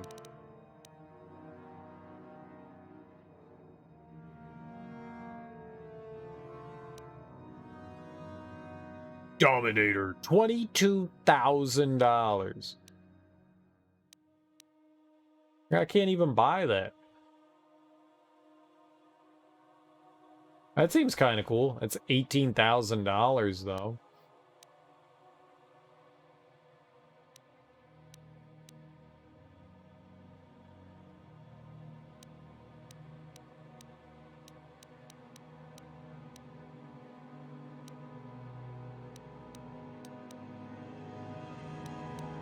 Yeah, he's got a bunch of like upgrade items and stuff, but nothing it looks like that I really need or want. He's got good stuff, it's just like I could buy one nice thing. Like, where am I supposed to get more money?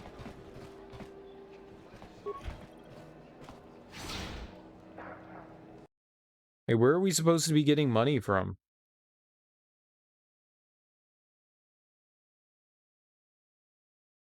Like, do they just want me to gamble all the time? How am I supposed to afford the really nice stuff? Like, it's way expensive. I think this was one of the few planets that I actually remembered from the game.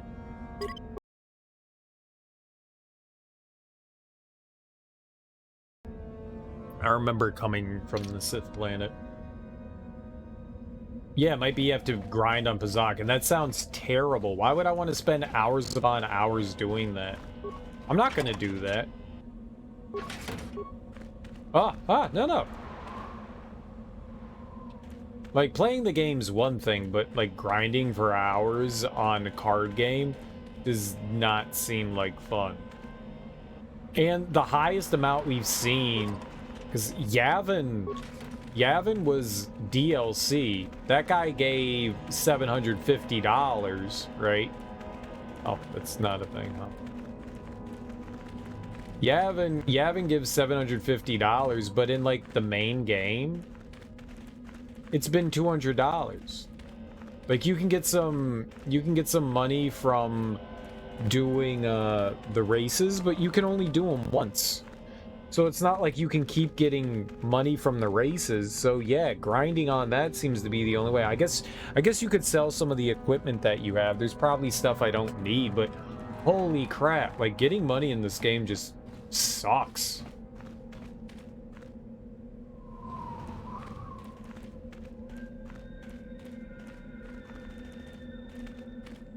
Haha, these initiates are idiots.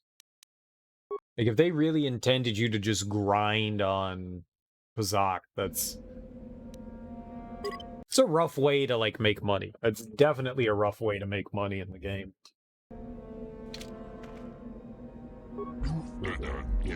I have to stand at attention. Please don't distract me, whoever you are. What are you doing? I'm trying to prove my word to enter the Sith Academy here. We were told if we stood here long enough, we'd be worthy. We've been here for so many days. I'm so hungry. Some of us have died, but I must be strong. I'll keep standing. Who put you up to this? Meckel, he's the Sith, the one watching us from over there. He said this was how we would prove our worth. I must be strong. Meckel will find me worthy. Soon, I hope. Meckel. You'll get your turn soon enough, fool. And when you do, I will be there, laughing as you collapse from heat exhaustion and Meekle's beatings. Meekle? Please, don't hurt me. I am too weak with hunger. Hello, Meekle. Is there something specific you wanted? Who are you? Are you Meekle? And what if I am? You have to do something about those men. They're dying. Why are you making those men stand there? That is the whole point. Personally, I think it's wonderful fun. Those fools actually think that if they stand there long enough, I'll let them become a Sith. Idiots. Sith is not a bantha, all endurance and no brains. A Sith would fight for his life, no matter the odds. If these rot grubs are as stupid as they seem, then they deserve their fate. So, this isn't a real test for them? I demand you stop this at once. Wouldn't it be more merciful just to kill them? Sounds like fun. Oh, it's a test, all right. It's a test to see if they're actually fool enough to die. If they don't, however, I certainly wouldn't admit them just for that accomplishment. Oh, what a sweet guy. He should get the Sith Congeniality Medal. It is a bit boring standing out here all day, however. I think I'll go for some dinner. It will be fun to think of them while I gorge myself. They'll still be here in an hour or two, surely. I suggest you run along before I decide to make you part of the fun. I mean, go ahead. You were talking to Meekle. I saw you. Where did he go? Did he tell you I was worthy?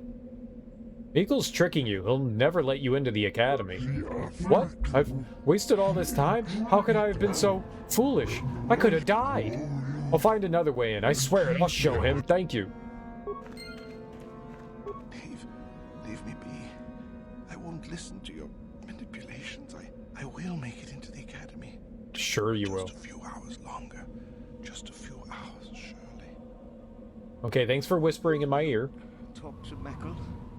Have I proved my worth? Did he say anything?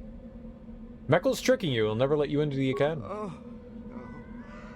All this for nothing.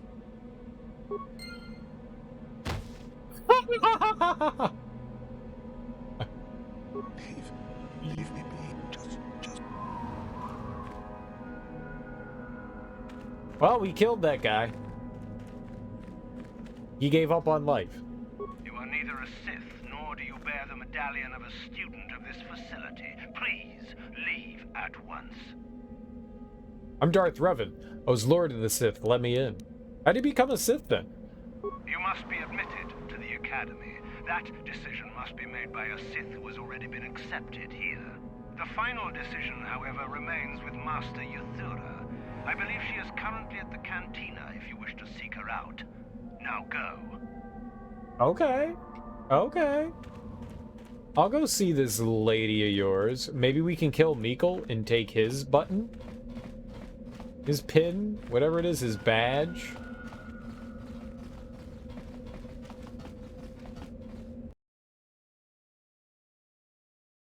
I could definitely have Uba-Juba'd him. I definitely could have Uba-Juba'd him. I feel like they wouldn't have let me do that, though. Was there a menu? The drunk side. Oh.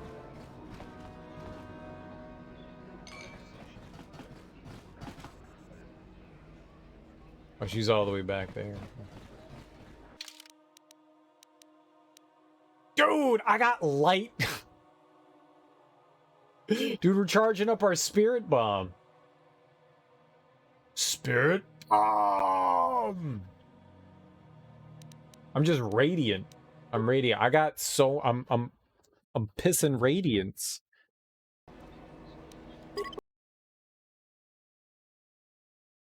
Happy Big Friday. It's Thursday. What's up, Liquid Smoke? How you doing, homie? How is your day going?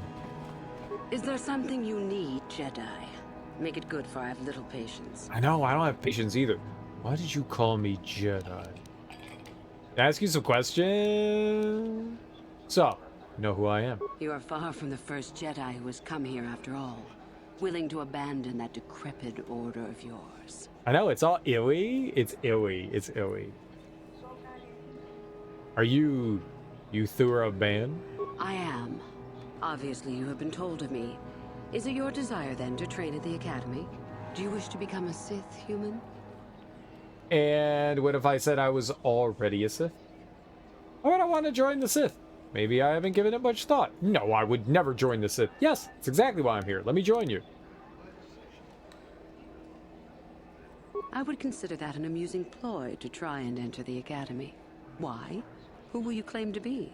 Darth Malak himself? What about Darth Revan? Been fucking up these demons left and right in Shin Megami Tensei Digital Devil Saga. Hell yeah, dude. I'm still enjoying it. What about Darth Revan?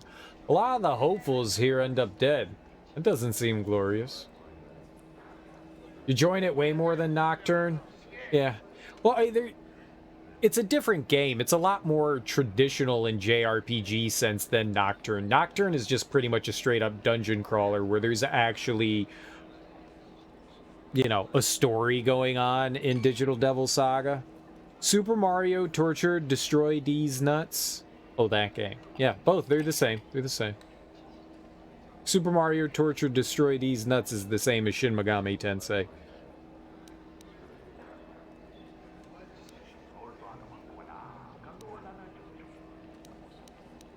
What about Darth Revan? What about Revan? Revan is dead. You may have a natural gift with the Force, human, but you've no gift for lies.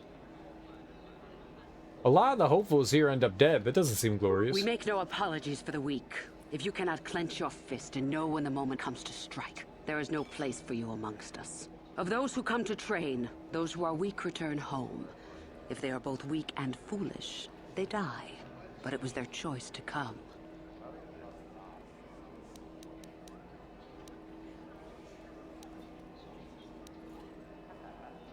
And what about the Jedi? Hidebound relics who burden themselves with tradition and with the protection of the weak and ungrateful.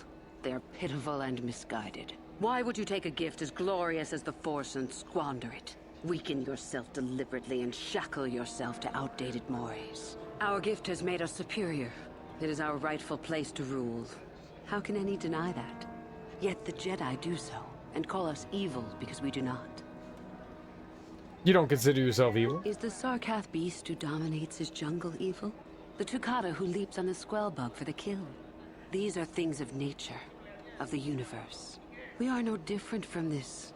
The Force is part of the universe, part of the same laws. We were gifted to set us above the rest. To deny nature is foolish. But like, the Sarkath is killing to survive. You're killing for dominance. There's a difference between the two?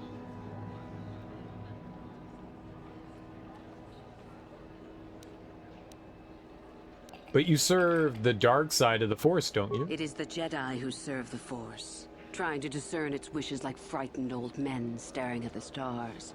The Force serves us. We shape it to our will. We are its master. The Jedi deny their darkness, but we revel in it. We allow it to fuel our strength. Nihilus ate the planets he destroyed because they're yummy. But the dark side is evil. Corrupts. Corruption is a word the pitiful use to describe the natural longing for power that they deny. Evil is a word trumpeted by the weak to ease their heart. It is true that the Force exacts a physical toll on some, but not a single one of them has ever regretted it. Anything else you hear is propaganda. And where does Darth Malak fit into all this? You know the name. Malak is the strongest of us, and the strongest always rules. At least until one who is stronger can take it from him. That is our way.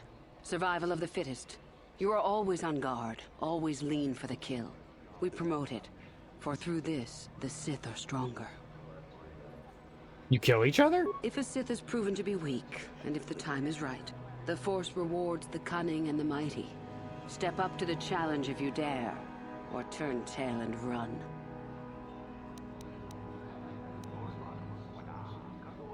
I see. About joining you. You've heard enough, have you? So what is it to be? Are you here to be a Sith or not? Isn't that what I said? No, not interested. Yeah, I want to join. Ah, so you are just another hopeful after all. Or are you? There is something odd about you that I cannot place. Obviously, you are a Jedi. One who is very strong in the Force, it seems. So were you a part of the Order for very long? Did they train you? Oh yeah, totally. Very trained. Very trained. Lots of train. Lots of train. It didn't happen in like 2 days or hours. Yup. Very trained. Very trained. No, I don't know what you're talking about. Yes, but only very little. What difference does it make? I've forgotten most of my training, it seems. Perhaps none. Perhaps all the difference in the world. Either way, you possess enough raw power to intrigue me greatly. With that kind of power, you could become a great Sith. Perhaps, if I let you. Does that interest you? Yes, you want to accept me into the Academy? Ah, good. Exactly the sort of answer I was hoping for. I will take you to the Academy, and we shall see if you are ready to join the ranks of the Sith. I have only one other question. These companions of yours, they will not be coming with you, I presume? They are slaves, don't worry about them. I see. Fair enough. So long as they do not disturb your training or cause any trouble.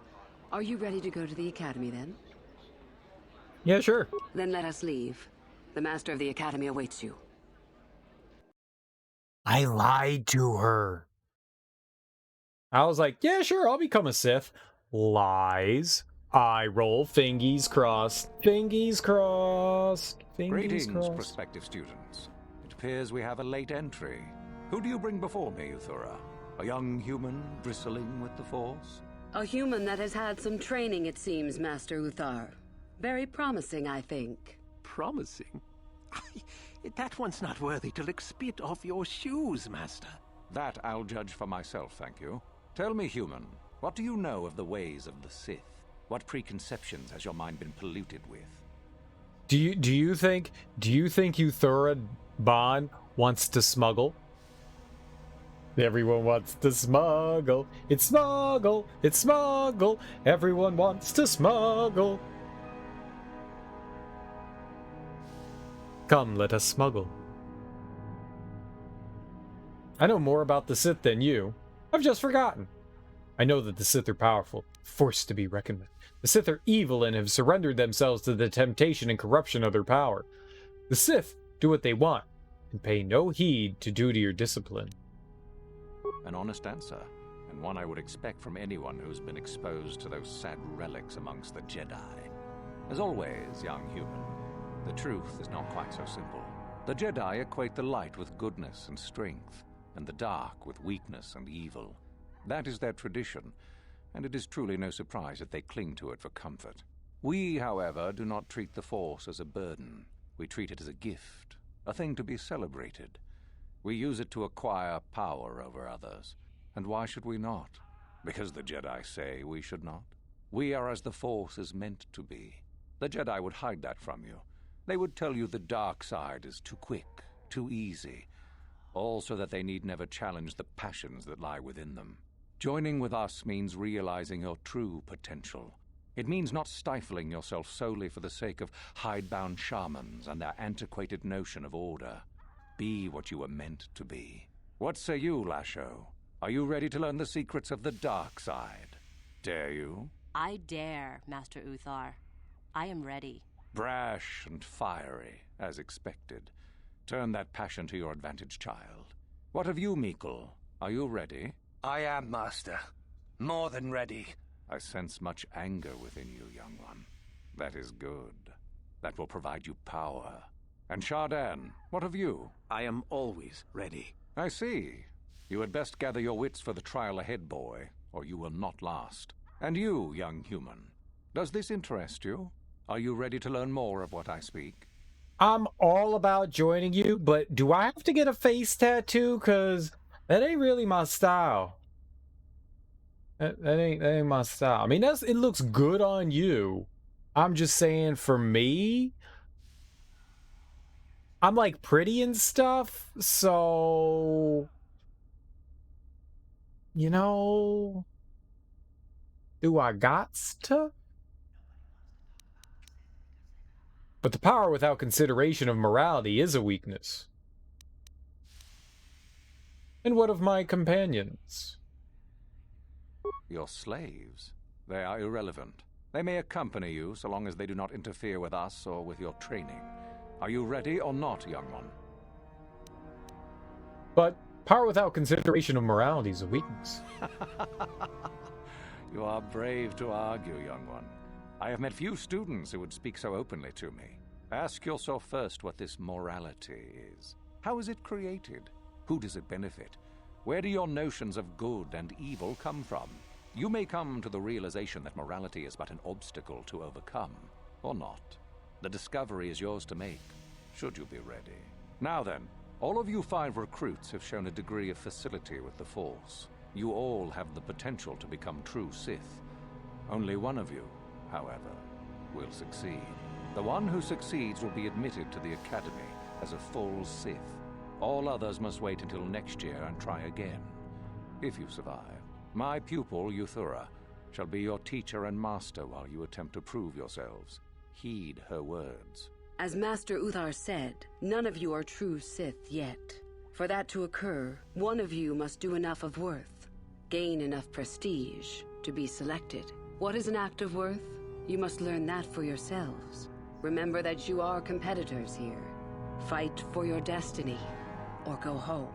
If you wish to gain a lead over your competitors, the first of you to learn the code of the Sith and tell me of it will be rewarded. The rest is for you to discover. Welcome to the dark side, my children. Your one chance at true greatness lies here. Wait, so you just want me to go talk to people?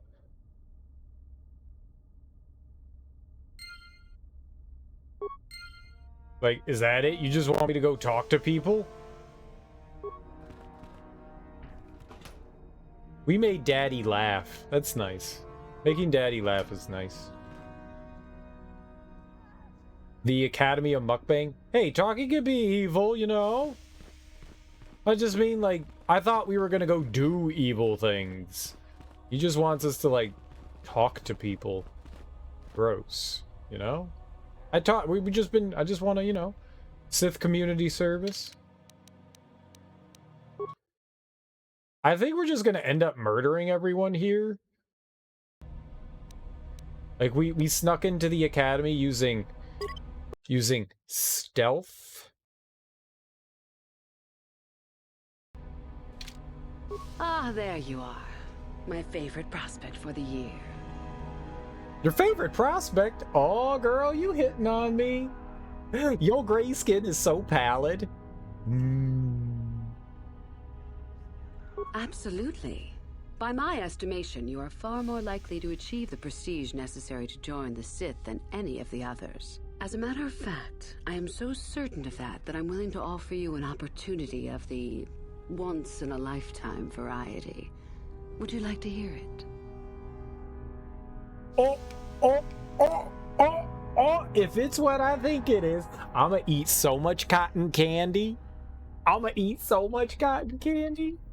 Absolutely. Good. I do so adore someone who's willing to take a chance. As I said, you're no doubt going to be the one whom Uthar chooses to become a Sith. With my help, of course. Once that occurs, he will take you into the Valley of the Dark Lords to the tomb of Nagasado to administer the final test. There you and I will be alone with him. The perfect time to, shall we say, arrange for a change in the Academy's leadership. Yeah, wait, what? That's not cotton candy. I thought we were gonna... Oh.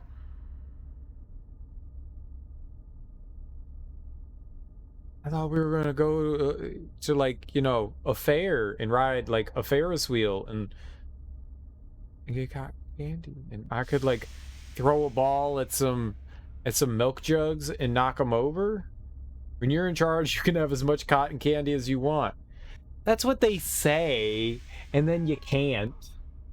That's what they say, and then they don't let you have it. What's so important about this tomb? The tomb is an ancient ruin on the surface that was visited years ago by Darth Revan and Darth Malak. They discovered a star map there of great importance. Darth Malak went there? Very interesting, isn't it, Master? Reaching that map, as they did, is part of the final test. At any rate, it is not the tomb that is important. That Uthar will be alone is what is important. Because we're gonna have an orgy? Is that it? Or we're gonna orgize? Star Wargies? You want me to kill Master Uthar? What's to stop me from telling him about this? And what's your part in this? How do I know this isn't some test? No, she definitely wants to kill him. Is that such a daunting prospect? It is not as if I'm asking you to perform the task alone, or as if you will get nothing out of it. Master Uthar cannot prevail against us both. That's all there is to it. It is a very simple matter. And if I kill you and Master Uthar, then I'm head of the academy? I can be, like, Academy Daddy? And then I can make everyone get face tattoos and serve me cotton candy? Pink cotton candy. I like pink. Pink tastes good. Pink tastes good. Are they screaming in the background? I don't hear anyone screaming right now, but maybe. But maybe. Pupil against master sounds familiar. What's to stop me from telling him about this? I suppose you could do that. Even the hint of betrayal from his pupil and Uthar would move to eliminate me. But this is a very good opportunity for you. You can start off your Sith career as the right hand of the head of the Academy.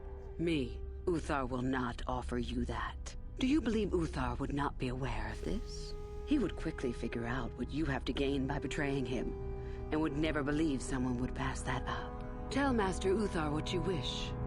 Were I you, I would think first of what the consequences of such an action might be. Well, the consequence would be you're dead. But then I could serve under Master Uthar as his right-hand man. And what's your part in this? My part in this is to help you gain enough prestige and slow down the progress of the other hopefuls. I want you in that tomb when the time is right. We destroy Master Uthar together and I take his place. And you take your place at my side. A beautiful plan in its sheer simplicity. Now, do the Sith believe in abstinence and chastity? Is that a tenet? A tenet that they hold true? Because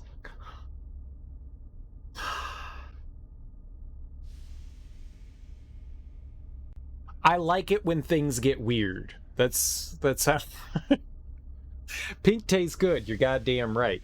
Yeah. Wait, what pink are you talking about? Nah, man, the Sith are all about sucking and fucking. That's gross. I like it. And how do I know this isn't some kind of test? You must not know much about the Sith yet. If Uthar were even to suspect that I might be trying to supplant him, true or not, well, let's just say he wouldn't likely stop to ask too many questions before ensuring I was dealt with. Yep, that's screaming. That's screaming in the background. They're having a fun time. Okay, I agree. I'm so glad you see it my way. I will begin to make preparations for your final test. Your only worry now is to get there. Don't disappoint me. How do I get more prestige? I'm already glowing, but, you know. Can you tell me about the code of the Sith? I want to know about these ruins. Okay, tell me about yourself. All right, how do I get more prestige? You must impress Master Uthar. Go to him with news of your deeds, or artifacts you have discovered. The first and easiest way would be for you to learn the code of the Sith and speak it to him. I can teach you that, if you like. Shall I go on? Well, you gonna teach me? All right. Is the Code of the Sith naughty or nice? They're playing Five Nights at Freddy's on Sith Twitch in the other room. Sith Twitch. I got that. Can I just repeat the Jedi code to the Sith Master? They like Jedi, right?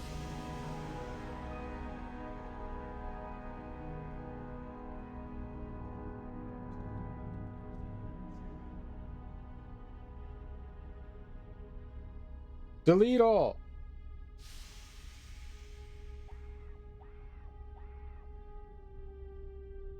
Aha, there we go. There we go. Okay. We're gonna have to take notes here, I think. Alright. Can you tell me about the Code of the Sith? Yes, go on. There are a group of students who refused an order by Master Uthar to execute a group of civilians in the colony. Uthar declared that they were to be executed themselves, but the students escaped and fled before the order could be carried out. We are certain that they have not left Korriban. No doubt they have not gotten far and are simply in hiding. We just do not know where exactly. If you were to locate them and carry out Uthar's order, I am sure he would be most appreciative. Shall I go on? Wait, no, what's the code thing? Wait, you said you were going to tell me the code, okay? I would suggest you talk to the other prospective Sith and find one you can gain an advantage with. I believe Lasho would be an excellent choice. She is too trusting. I have little doubt you could talk her into letting you help her somehow. Just make sure it is you who gains the advantage, not her. Be ruthless if you must. That is the only thing that will impress Uthar. The only other idea I can suggest to you is that you head into the Valley of the Dark Lords on the surface. There are ancient ruins there which can be explored. It's possible you might find some artifacts or information in them which would please Uthar. It's difficult to say for certain. Alright, tell me about the Code of the Sith. There we go. I can help you understand it. Would you like to hear it? Peace is a lie. There is only passion. Through passion, I gain strength. Through strength, I gain power. Through power, I gain victory.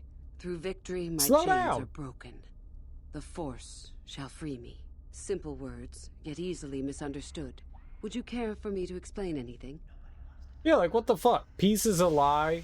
There's only passion. How many of these things are there?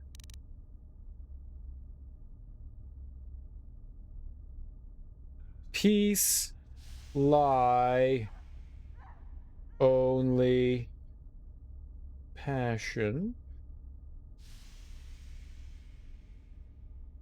through passion. Oh, someone's whispering in my ear. Through passion, I gain strength. Through strength, I gain power. Through power, I gain victory.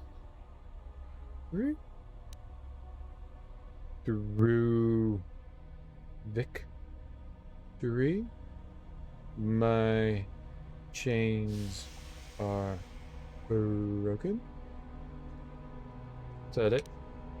The Force shall free me. The Force shall free me.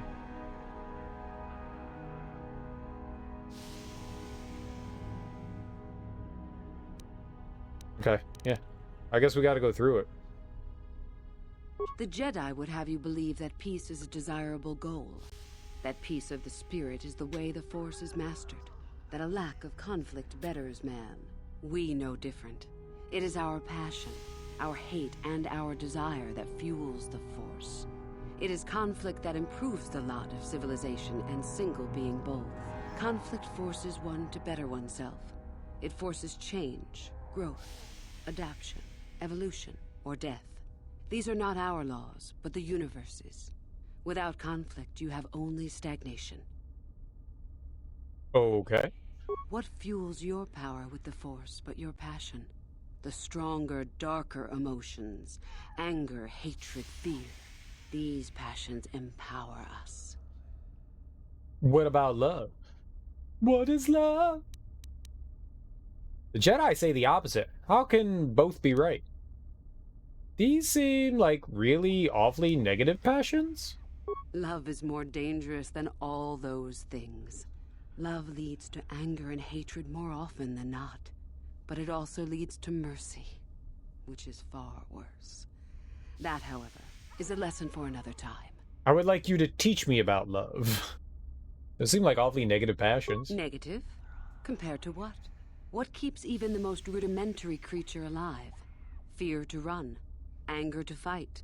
Without it, a creature would most surely die. Are you saying we aren't anything more than a rudimentary creature? We are far more than them, perhaps. But in some ways, we are little different. To think us creatures beyond the need of simple passions is a delusion. The Jedi say the opposite. How can both be right? The Force gives us all power, even the Jedi. It is our mastery of our passion that gives us the strength they lack. Okay. It is our goal to be stronger, to achieve our potential and not rest upon our laurels. We are the seekers, not the shepherds.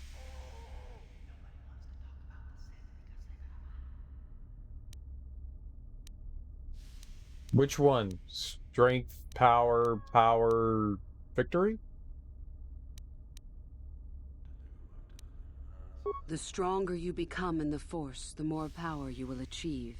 But always must you fight for your power. Without strife, your victory has no meaning. Without strife, you do not advance. Without strife, there is only stagnation. Through passion, I gain strength. Through power, I gain victory. Which one did we just do? It's not there. Strength and power, right? How many sorts of victories can you imagine? Peaceful victory, victory by sacrifice, a truce, an achievement. Unless the victory is achieved by demonstrating that your power is superior, it is only an illusion, temporary at best. We seek more.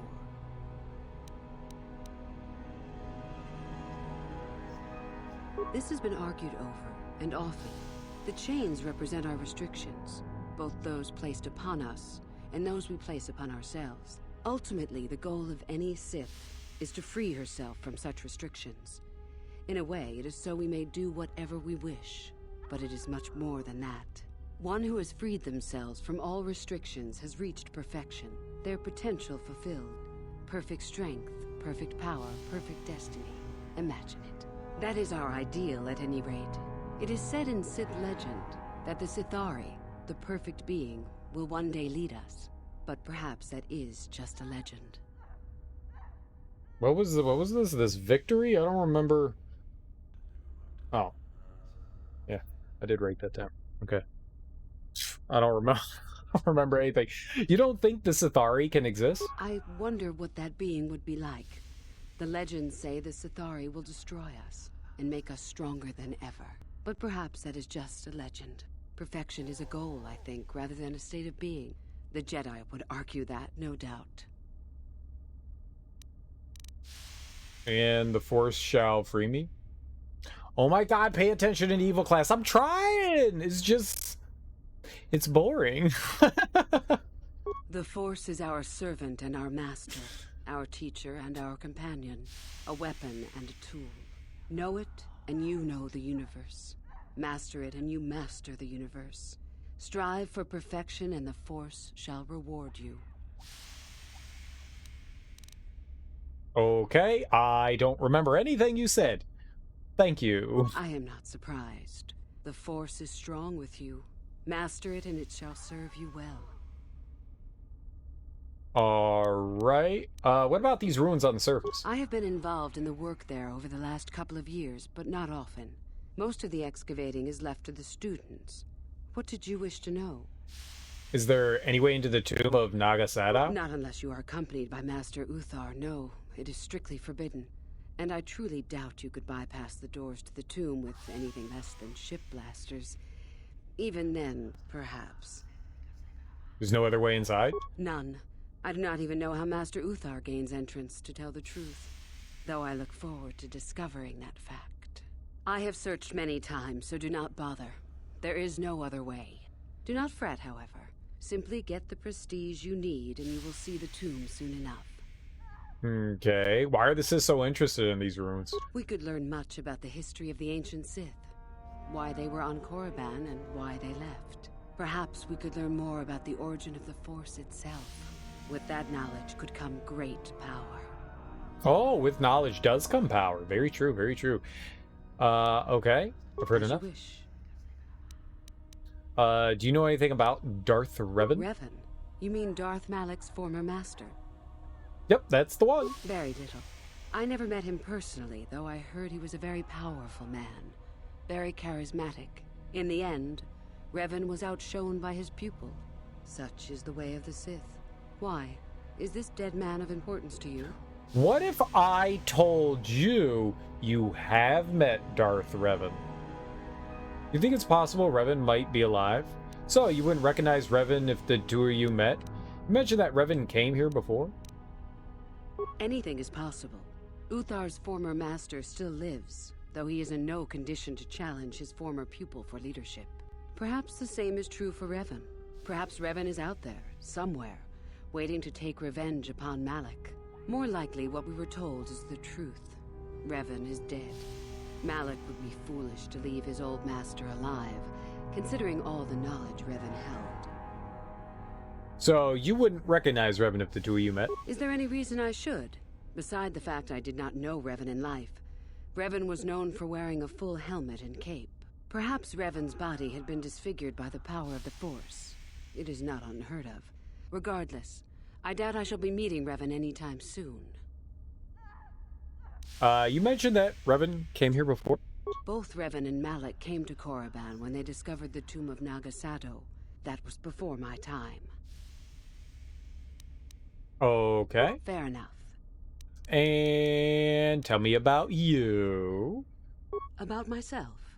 I'm originally from Slaheron, if you must know. I was a slave to a cruel master, Omish the Hutt. I'm sure you don't need to know more. But what if I want to know more? Okay, bye-bye. You have had an excellent start. Go, gain more prestige. I'm gonna be popular. I'm gonna be popular. I'm gonna be popular. I'm gonna be popular. Move, Carth! You always ruin fun, Carth. You always ruin fun. This way!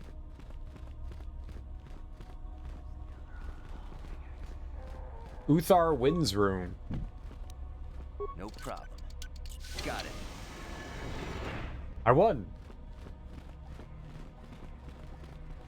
Bed. Use bed. Okay, don't use bed. No problem. Got it. Ooh, Jedi Master Robe Sith Mask? $400? A Sith Mask?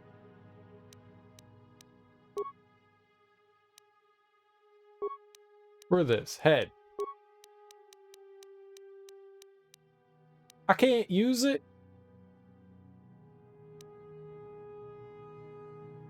Heavy armor? Oh, that sucks. Okay, I will use bed. Take care. Don't die. All right, Thunder Roger. Thanks for hanging out, dude. I appreciate it. Take care of bed. The mask blocks outside mental influence and other sensory noise, allowing the user to focus their abilities inward with no distraction. It's got force regeneration points. That's so cool. And a weapon bonus feat, weapon focus, lightsaber, like all of that's really helpful, and the mind affecting immunity, man. But I need heavy armor. That's just fucking dumb. Like, as a Jedi, why would I have heavy armor proficiency? I guess if you're a soldier class. I want use bed. It's so weird. Like, why is that there?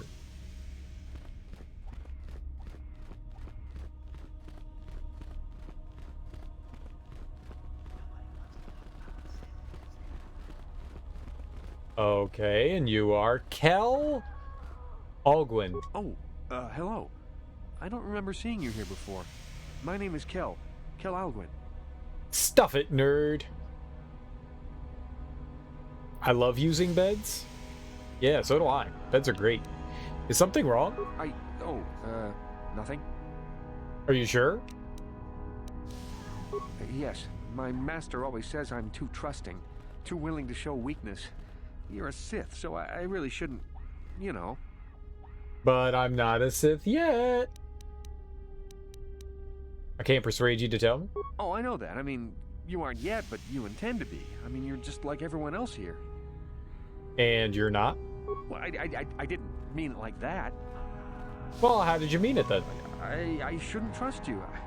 I can't trust you. Can I? Sure you can. I just don't feel I belong here. I thought maybe I did at first, but now, I don't know. I just have so many doubts. Master Uthar probably wouldn't like to hear that. It doesn't feel right, then perhaps you don't belong here. Everyone has doubts. Keep it up. He'll come around. Is that it? Don't bother me with your petty weaknesses. Yeah, maybe you don't belong here. Where would I go then? What would I do? Have you thought about the Jedi? Doesn't matter. Have you considered that the dark side just isn't your way? Leave, obviously. You're not ready to be a Sith. You wind up dead. I don't know. I never really thought about it. Maybe I should seek it out. Give it a try. Thank you. Thank you so much. Probably got that guy killed. Probably got that guy killed. I think if you try to leave the Sith, they kill you, right? That guy's gonna die. No problem. No problem. Right away. I'm on it. I'm on it. I'm on it. I'm on it. I'm on it. I'm on it. I'm on it.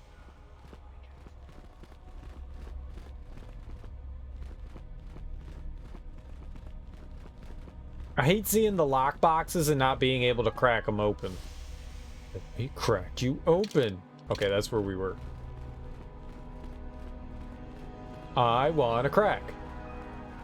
Oh, hey, Miko. It's a bad year to try and become a Sith, you know. I've got it all wrapped up. I remember you. Miko, right? Makes you so sure. Whatever. I'm the one who's gonna make it. That's right. You might as well just go home, you know. There can only be one Sith this year, and that's me. Better change your tone with me. I'm Darth Revan. Funny. Say that after I'm a full Sith, and I'll ground your face into the dirt just for fun. You hanging around still? Miko, That's right? Right. What makes you so sure? You think I would tell you? Have my brain started dribbling out of my nose or something? Mm-hmm. You can at least give me a hint. I guess there's no harm in it. Word has it that Master Uthar gives big points for Sith artifacts that are brought back from the valley. The valley? The Valley of the Sith Lords. You know, where the Academy does all its excavating. If you really don't know, just go out the east exit and you'll see. You hanging around still? Don't you have your own plan? Whatever, I'm the one that's gonna make it. Well, you're off to a super start. You've got no more prestige than I do at the moment. Thing is, I know how to get some. I don't need prestige. I'm Darth Revan, Lord of the Sith. You're lying. I can tell. Think what you like. Just remember, only one of us gets to become a Sith. Right, we were not able to seduce him with our dirky wiles. The dirky wiles are not strong for us with him. Power of seduction, -2. Greetings, student. Oh, greetings, guy. Well, hello, and you are? I remember you from the colony. You seem all right, though you'll not win the right to train before me. And you are? You don't remember? My name is Lasho. We met in the colony ever so briefly. Oh, I challenge you to a duel. I must go. You're trying to become a Sith as well? Just figure that out, did you? It just so happens that I have a surefire way of pulling ahead in this little contest of ours. You don't really have a chance. And what way is that? Perhaps we could work together. You talk big, but that's about it. I remember you. I found an artifact that will impress Uthar far more than anything you could ever scrounge up. I'll win for sure. Why haven't you brought it to Uthar yet? I don't have it just yet. I'll get it when I'm good and ready. Oh, you're an idiot. Where's the artifact? Like I would tell you. Why don't I just let you rob me while you're at it? It's guarded, isn't it? So what if it is? I'll get it eventually, regardless. Nothing good comes without a bit of a fight. That's the Sith motto, more or less. Maybe I could help you get it? You're lying. You don't have anything. You go ahead and think that. I'll enjoy the look on your face when I win. Oh. I remember you've... I'd like to help you retrieve your artifact. Help me get it? I don't know. I suppose I could use some help. The artifact I know of certainly won't be easy to take. But why should I work with you? I'm cute. Because together we'll be unbeatable. I've always wanted to work with a beautiful woman. Flattery, is it? I suppose it's possible that Master Uthar could award both of us prestige. We'd be ahead of the others, for sure. Unfortunately, the holocron lies in the gullet of a Tukata mother. I can arrange for us to meet her, but you're going to have to help me in putting her down. That makes sense to you? Go into the valley when you're prepared enough. I'll be amongst the central pillars near the north end. And I'm just supposed to trust you? And I'm just supposed to trust you? You're the one who has to work on this, remember? You watch me, and I'll watch you. I don't trust you any more than you trust me. If you don't like that, don't come. And why do you think this holocron's so important? Because it probably contains secrets from the time when the Sith ruins on this planet first existed. You don't think that Master Uthar would find that impressive? What is a holocron? A holocron, this holocron anyway, is an ancient recording device. It can store and display large amounts of information. Ah, right. Okay. What now? Remember, the central pillars in the valley. I'll be waiting, so don't take too long. Okay, you go wait, and then I'll join you. Maybe. Now, let's see what kind of pornography she has on her computer. Oh, I'm not allowed to hack the computer. Sharding. Woohoo! If it isn't the freak from the colony. Hello, freak. Hi! Wait. Who are you? Get lost, nerf herder. Want to make an issue out of it? Nerf herder? You mean like the shooty gun thing? The foam bullet thing? How do you herd those? They're inanimate. Who are you? Shardan's the name. Don't forget it. You'll have me to thank when you get kicked out of here. Get lost, nerf herder. Want to make an issue out of it? And go into the dueling room? I've got better things to do than give you a fair fight. You can count on seeing me later, though. My lightsaber has your name on it. Okay. Alright, get lost, nerf herder. It's yours. Just you wait. Okay, so we talked trash to him. That felt good. That felt good. That felt good. No trash talk. No trash. No! Why is the game whispering to me? I love in-universe insults. They are funny. They are funny for sure. They do make you giggle. Sorry, I don't have time to speak. My training waits. My training waits. Whatever, nerd. Greetings. Nerd herder. You're one of the new hopefuls, aren't you? I imagine you're eager to garner some prestige from Master Uthar. Oh, you smuggling? That's so cute. Smuggle all you want. You can smuggle by yourself. That's okay. Smuggling is built for many, though. Who are you? My name is Tamlin. I'm assigned here to the library, mostly keeping it up to date with new discoveries and such. New discoveries? I am adding new entries into our library's database based on the excavations in the valley. Currently, I'm working on a Junta Paw. Quite a fascinating subject. Who's a Junta Paw?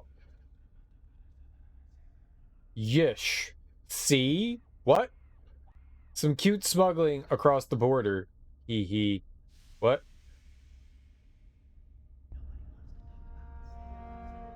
I mean, cute smuggling's what we're all about. Who's Ajunta Paul? Ajunta Paul was one of the first of the great Sith lords.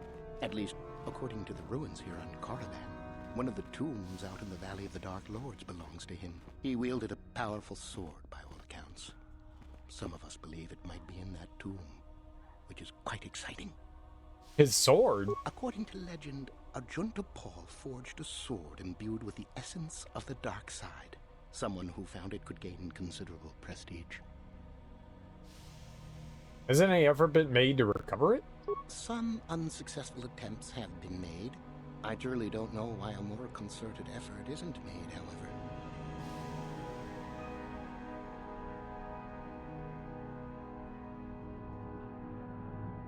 I don't want to say ooh-woo twice in one day. It's too late. It's too late. And how do I get to this valley? Well, you simply need to follow the East Passage. There's an exit there which will lead you up to the surface. Look for Tariga. She is in that area and can probably help you. Gain prestige. Isn't that what you're interested in? Although I suppose you could also keep it. What do you know about the sword's powers? Well, the legends say the sword had dark power. But that may only be a story. We will never know unless we can examine it more closely. I've gotta go. I imagine you've got a lot to do. Oh, I do. I'm gonna get a sword. How do you do, hopeful?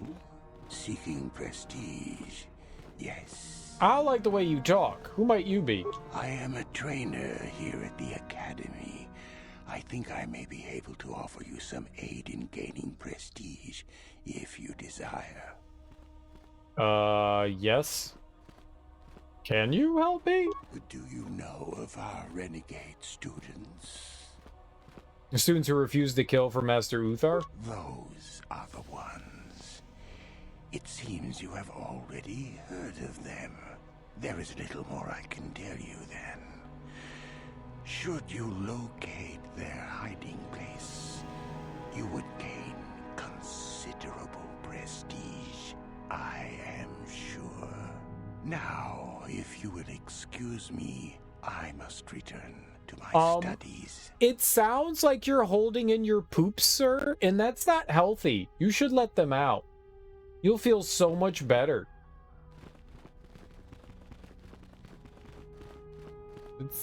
That's supposed to be an outie, not an innie.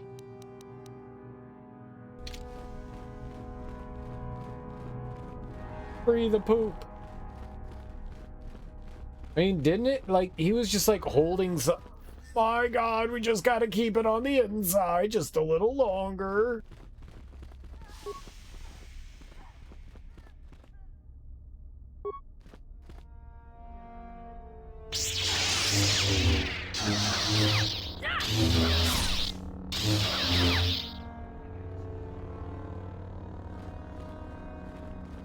Is it? How do you do, hopeful? Seeking prestige, yes. Oh, it's the poop compactor. I am a trainer here at the Academy. I think I may be able to offer you some aid. Oh my God, just talk. Do you know? There is now. If Master Uthar gives you an order, you'd better follow it. There were some students who disobeyed him. Now they're hiding out on the surface somewhere. Greetings, fellow student. Are you planning to go to the Valley of the Dark Lords? I'm headed there soon myself. Who are you? I'm known as Tariga, a student here at the Academy. It's my pleasure to be assigned to the Sith ruins to study their past and unearth new relics. You're human, but you speak like a Twilight. I was raised on a planet in the Outer Rim. We were not part of the Republic, so we never adopted their language. I can understand Basic, but I'm not fluent in speaking it yet.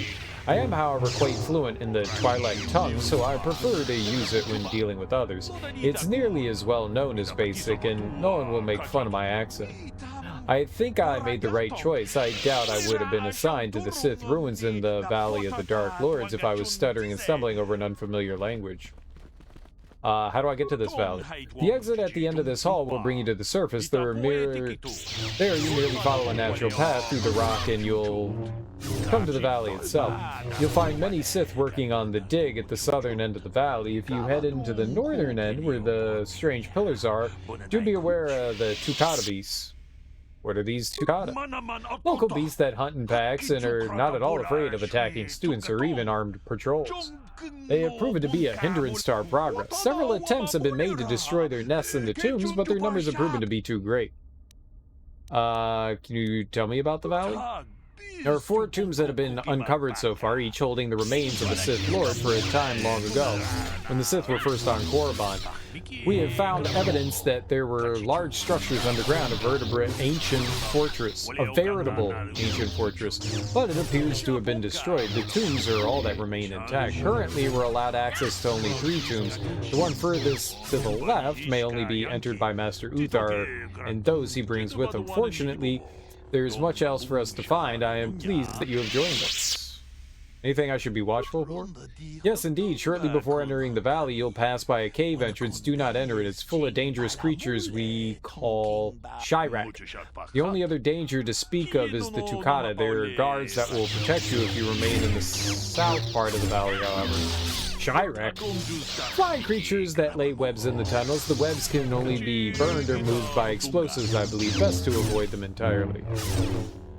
What are these Tukata? Local beasts that hunt in packs are not at all afraid of attack. Okay, yeah. Alright, I guess we're done. It's a beautiful language. It kind of sounds like a lightsaber. Yeah, he was talking in lightsaber. Greetings, student. I'm no student, I'm Darth Revan. Who are you? I'm Andreas. I'm from the Chamberlain of the Academy. Generally, I look after maintenance and supply here. So, you aren't a Sith? No, not truly. I serve the Sith, but I do not study and train in the Force as you do. Can I ask you a question?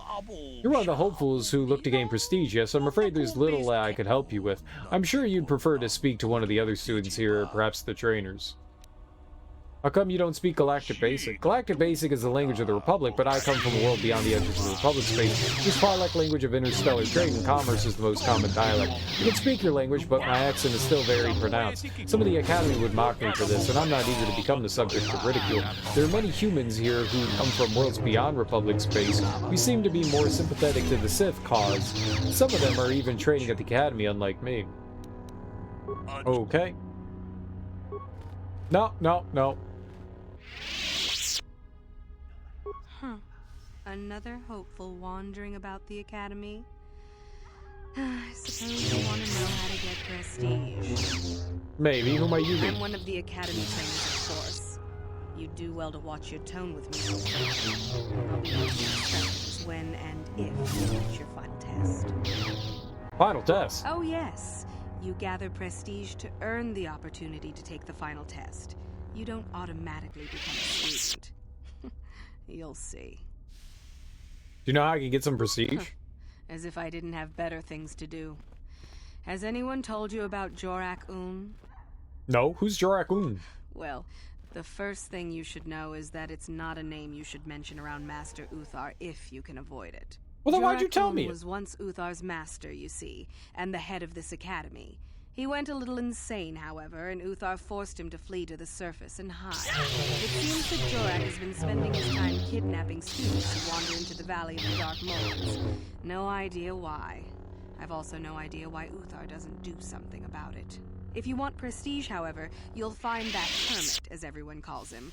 You'll find Jorak and either kill him or bring back anything he's been writing. Uthar would like that. Now be gone. I have better things to do than chat with lost hopefuls. We have lots of things we can do. Ooh, treasure. No problem. Got it.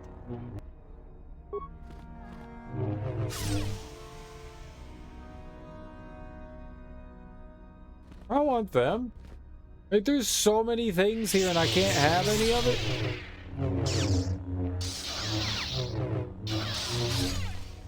No. Just no. The lightsabers were really loud in there. They said to go out the east to exit.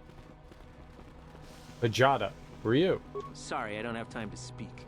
My training. Sorry, I don't have time. If Master Uthar gives you an order, you'd better follow it. Why do they There were have some students names? who disobeyed him, and now they're hiding. Greetings, student. Greetings, guy. Why did that guy have a name?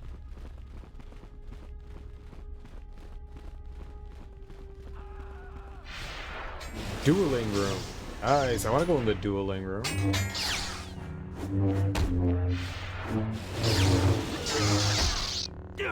Fight! Fight! That guy's dead, yo. Did he drop treasure?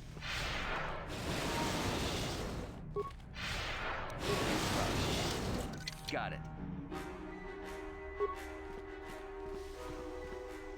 Go away. There's nothing we need to talk about. Go away. Go away. Go away. Go away. Go away. Sorry, I don't have time to speak. If you're here to use the dueling room, go ahead. I'm through with it for the moment. All the captives here need to be released. Don't be foolish. If Uthar wants to send an order like that, he can bloody well tell me himself. If you're here to use the... What kind of dueling are you talking about? This is where you get to hone your killing styles. We get sent captives all the time to practice on. It's very... That's barbaric. Why? It'd be a waste just to execute them. At least this way, then... You mean we can kill any of the prisoners here? No, bro. If you're here to use the... Don't be foolish. If you're here to use... Maybe we can't pass it. Don't be foolish. Don't be foolish. Don't be foolish.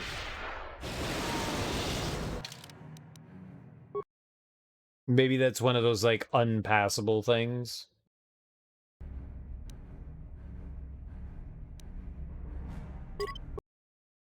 Maybe we can't just... It's like one of those checks you can't do anything with.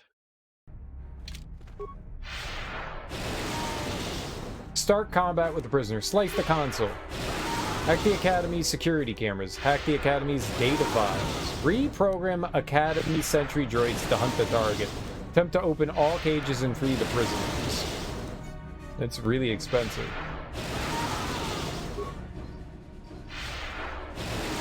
No files of interest found.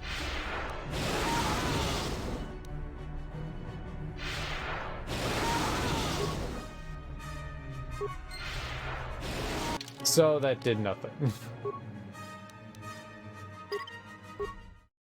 So maybe just don't be foolish. I'm not foolish. I'm a Jedi Master. I'd hardly say that's foolish.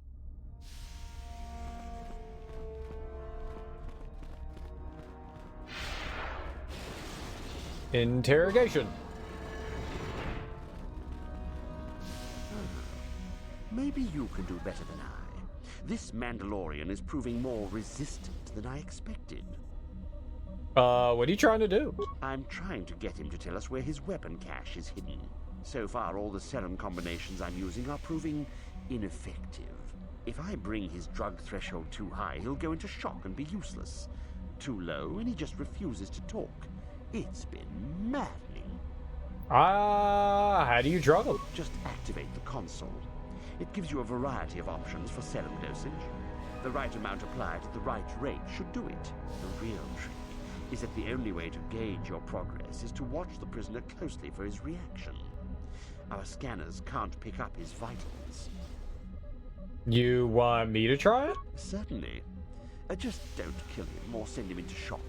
He's supposed to be questioned, not executed. If you manage to get the location of his cache out of him, I'll be sure to pass on the good word to Master Uthar. Okay, I like it, I like it. Hello. Mandalorian is imprisoned and cannot respond. Well, that's his problem. I'm gonna talk to him anyways. Droid heavy plating. Nice. Nice, nice, nice. Okay, I like computer. Hello, computer. Use whatever method you wish, Sith. You'll not break my will. My mind is my own, and I will tell you nothing.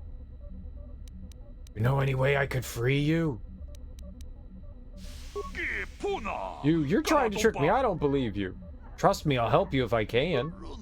If you speak the truth, then use the console to put me in a catatonic state. Your people will remove me, throw me away. I can survive for long periods in this state. I can escape then. Activate the serum console.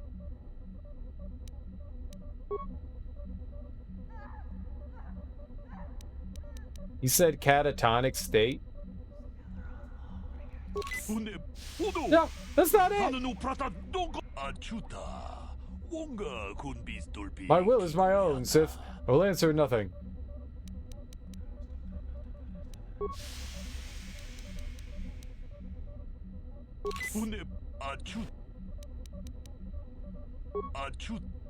I win again. Yeah, I don't have good computering skills. Maybe we can come back with someone that's better at the computer than me.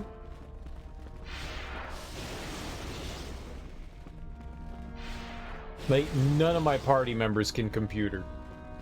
None of them can computer. We all bad at computering.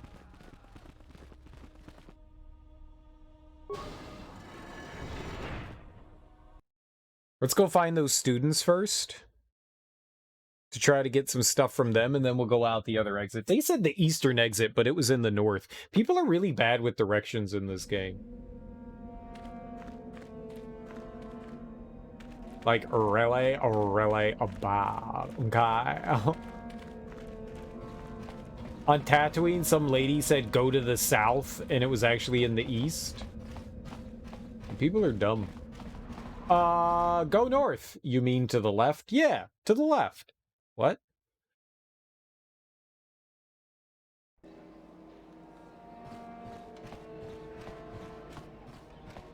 And so we're looking for like a group of kids, right?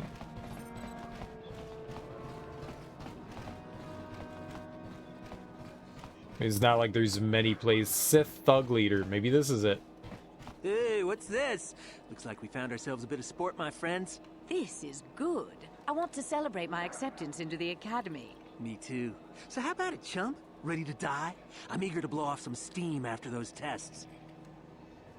I don't want to pick a fight here. You sure you want to die? Bring it on. But we do. Isn't it obvious? Trying to be reasonable, but if you keep pushing me, you'll regret it.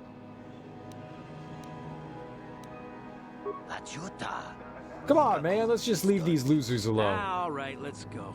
Consider yourself lucky, stranger. Yeah, that's... I'm the lucky one. You're right. I'm totally the lucky one. That's me. Maybe they're not here. I thought maybe that this is where the students would be, like, hiding out.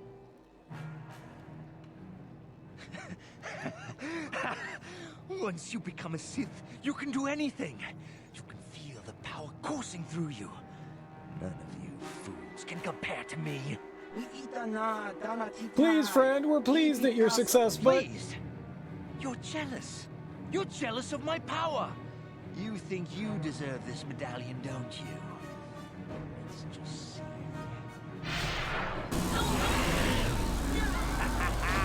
See? I have the power to do anything.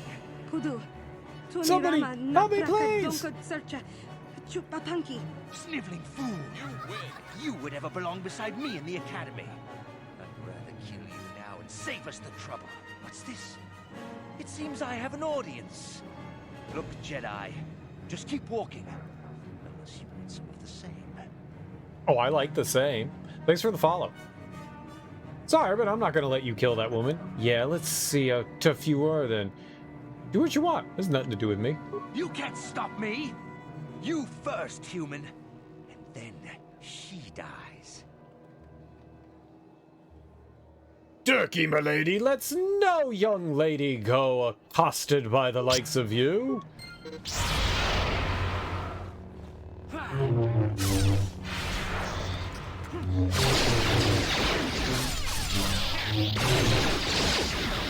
He was tough. He was tough. He was very tough. He was very tough.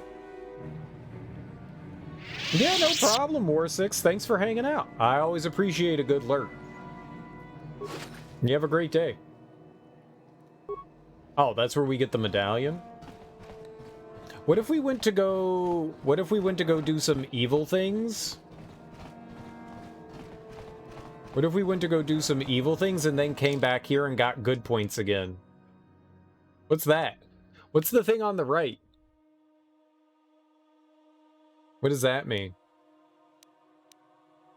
That's a new symbol. I've never seen that before. I wanna go do evil things, and then I wanna go do good things. Can we do that? Like, I want to go do all that assassin stuff, but I feel like we're gonna go do like a bunch of good things afterwards.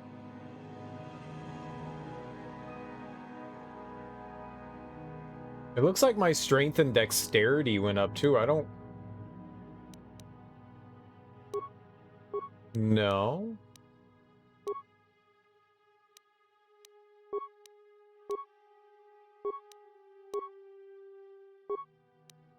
Is that because we're like glowing? I get extra strength?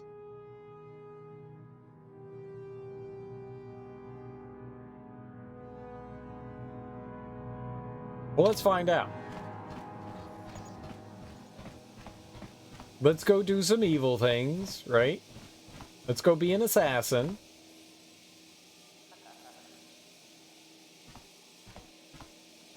Ah, so we meet again, Canderous. It has been quite a long time. Joggy? Who the fuck are you? You know him, Canderous? Who is this guy? Get out of our way. He was a warrior under my command up to the Battle of Alfir. But I thought... You thought I was dead, didn't you? You thought all of us that you had sent on that attack had perished. You sent us to die in a foolish attack, while you directed your forces elsewhere. You broke from the battle plan and let us die for it, so that you could have the honor of being the first to kill the enemy commander. Is this true, Canderous? Tough decisions are made in war. You lived. I did what was prudent at the time. If I had not done it, the battle would have... The battle would have been won anyway. I am tired of your excuses, Canderous. I have spent years tracking you down since the clans were banished, and I will not rest until I've had my vengeance. He don't like you. He don't like you at all. What are you going to do? You face Canderous, you'll face me as well. I challenge you, Canderous. I challenge you to fight the fight you fled that day above Alfir, in the dune seas of Dantooine. I will be waiting for you. I have spread the news of the challenge since I learned you had landed on this world. All the surviving Mandalorian clans know of what I do here, and that we shall meet on Dantooine to settle this debt of vengeance once and for all. If you fail to meet me there, you shall be stripped of all honor and forever cast out of our society. It will be you and me alone in the dune seas of Dantooine. A final battle that can only end in death. I shall be waiting for you there, Canderous. I don't like the way he said Dantooine. Dantooine. Dantooine. I've been given a challenge I can't ignore. We've got to go to the dune seas of Dantooine so I can find Joggy and kill him for his insult to me. What happened out there? Why is this Joggy so mad at you? This is between me and Joggy. You don't have to get involved. If you're lucky, he might spill something before I spread him in a paste over the dunes. Neat.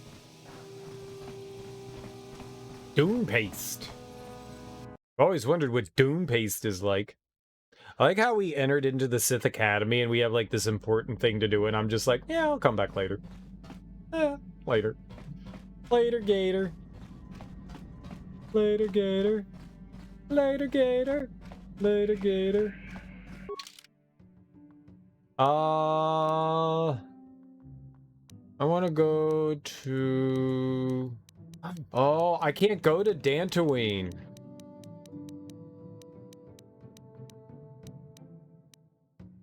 Well, that sucks.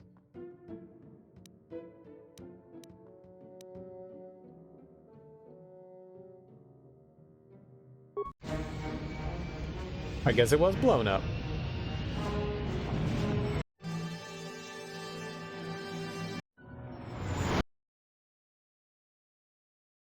That's really unfortunate, yeah?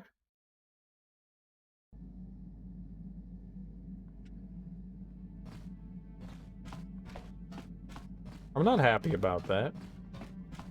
I thought maybe we just wouldn't be allowed to go, like, back to the academy. We're just not allowed to go to the planet at all.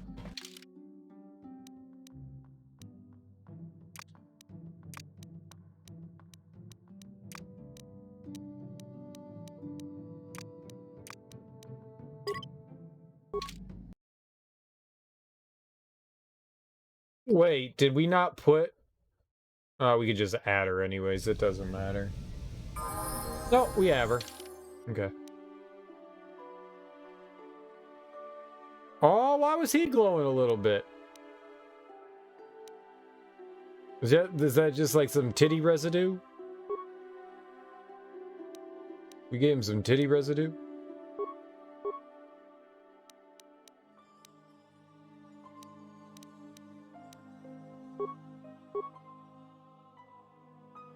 It's good boy power, but he doesn't have good boy power. He's not a good boy. He's bad boy.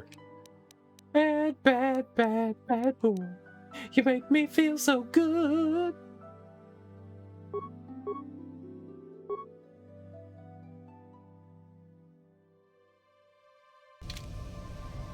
Sure. But he doesn't. I have good boy power. Look at all that. I'm rife. He doesn't have any good boy power. It's all dark, and she's just kind of like, yes. Man. Juhani's all just like, you know, yeah.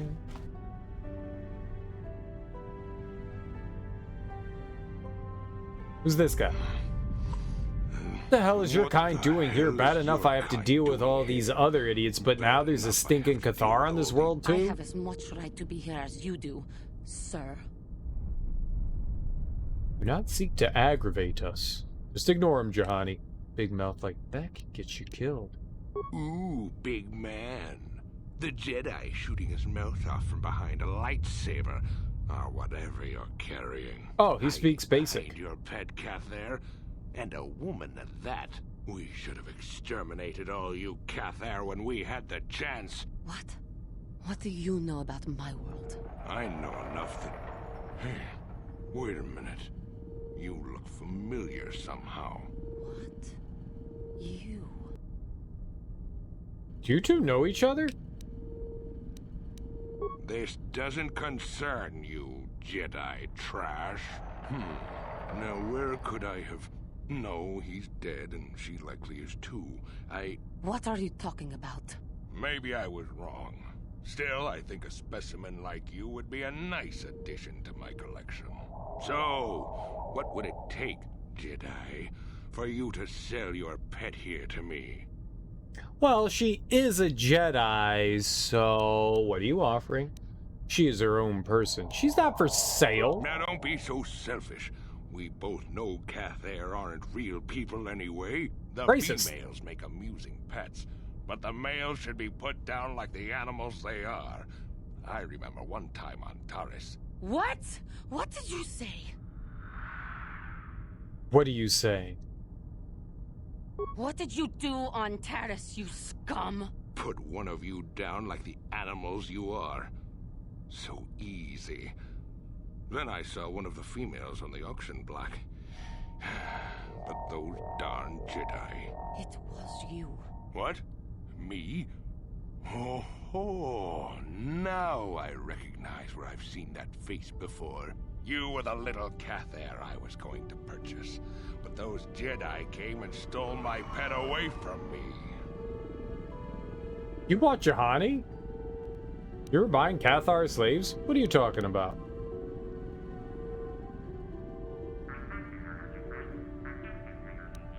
When I was fighting with the Mandolorians against the Cathar, I developed an appreciation for these creatures.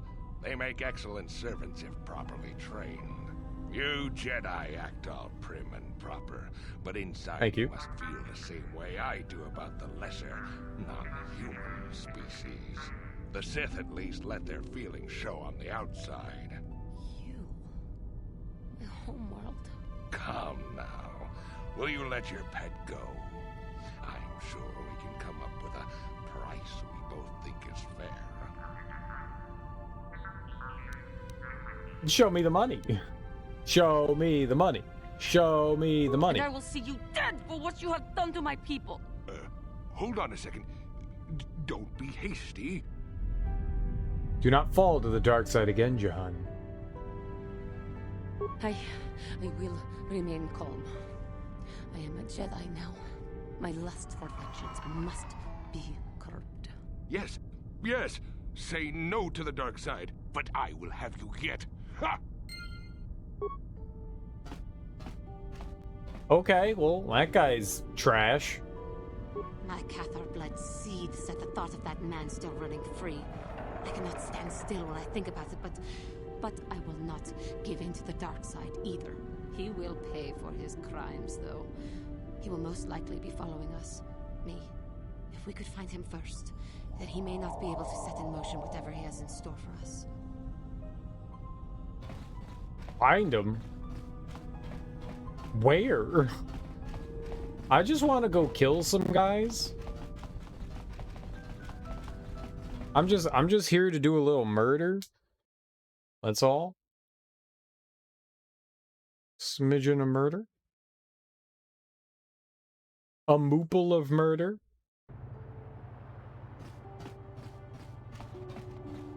Just a touch. Just a small little tidbit of murder. A smuggle of murder. A smuggle of murder. Just a smuggle of murder. What's bigger than a smuggle?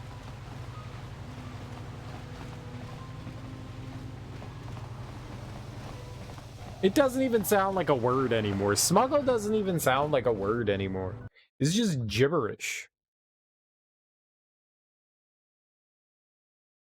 It's just actual gibberish.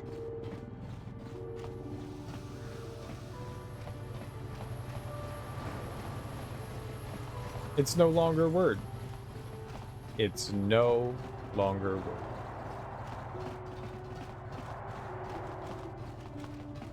So Dantooine is gone.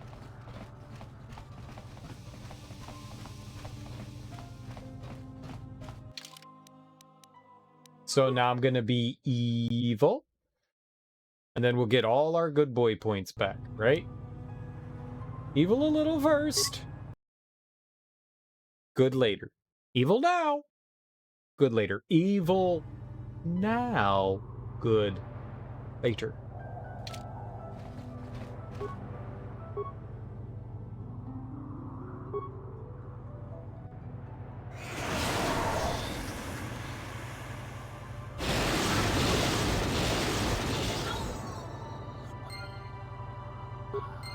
Okay.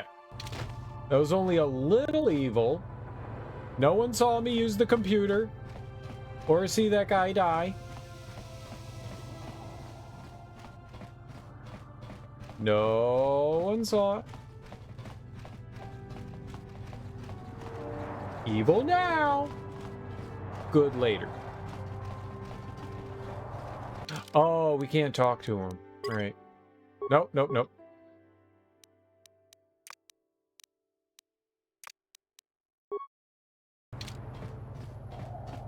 Okay, I killed that guy. Dantooine got blown up, so I killed him too. Greetings once again, Turkey Milady Jr. Should I say Revan? How'd you know that? Revan? I have no idea what you're talking about. I'm not Revan anymore. Don't call me that. Don't be naive. I am of the Geno Harridan. We are bounty hunters, assassins, and spies. We have agents with the Republic. We have agents with the Sith. Did you really think we wouldn't know about your little encounter on the Leviathan? Although I will admit, we were as surprised as you. The Jedi did a remarkable job of faking your death. So what happens now? I'll admit my first impulse on hearing this news was to disappear. The Genaharadan don't often become directly associated with such prominent figures as a former Dark Lord of the Sith. But then I began to realize the potential advantages of the situation, assuming you complete the task required of your initiation into our guild. You can be very valuable to us. So, for now, little has changed. I'll keep your secret, just as you have kept ours. I'm curious to see how events will play out between you and your old apprentice.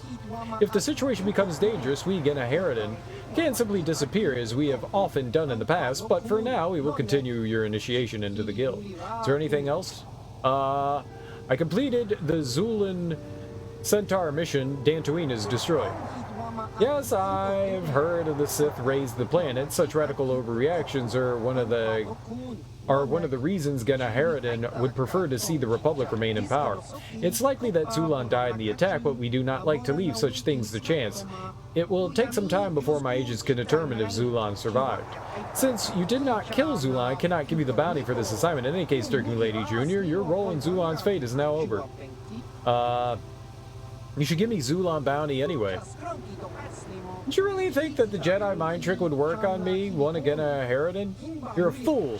Genaharadan have no wish to work with fools. I'm disappointed in you, Jerkly, but leave me here with little choice. I gave you an opportunity to join our guild, but through your actions you have shown yourself to be unfit. This is the last you will ever see of me. Oh. It didn't work. It didn't work.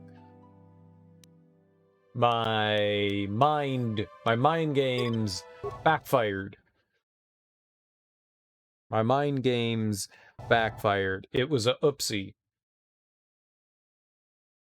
It could have worked. I don't know. What if it did work? Then we'd be rich. It was worth the chance. I mean, I'm already doing evil things. We might as well do all the evil things. Right?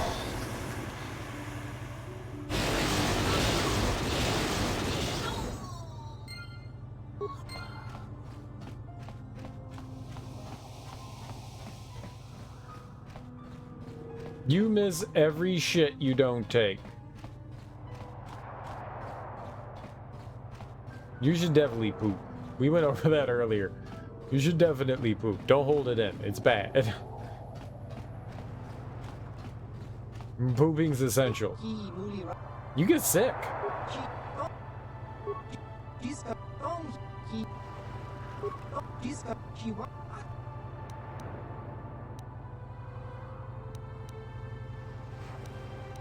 Alright, Lorgel's dead.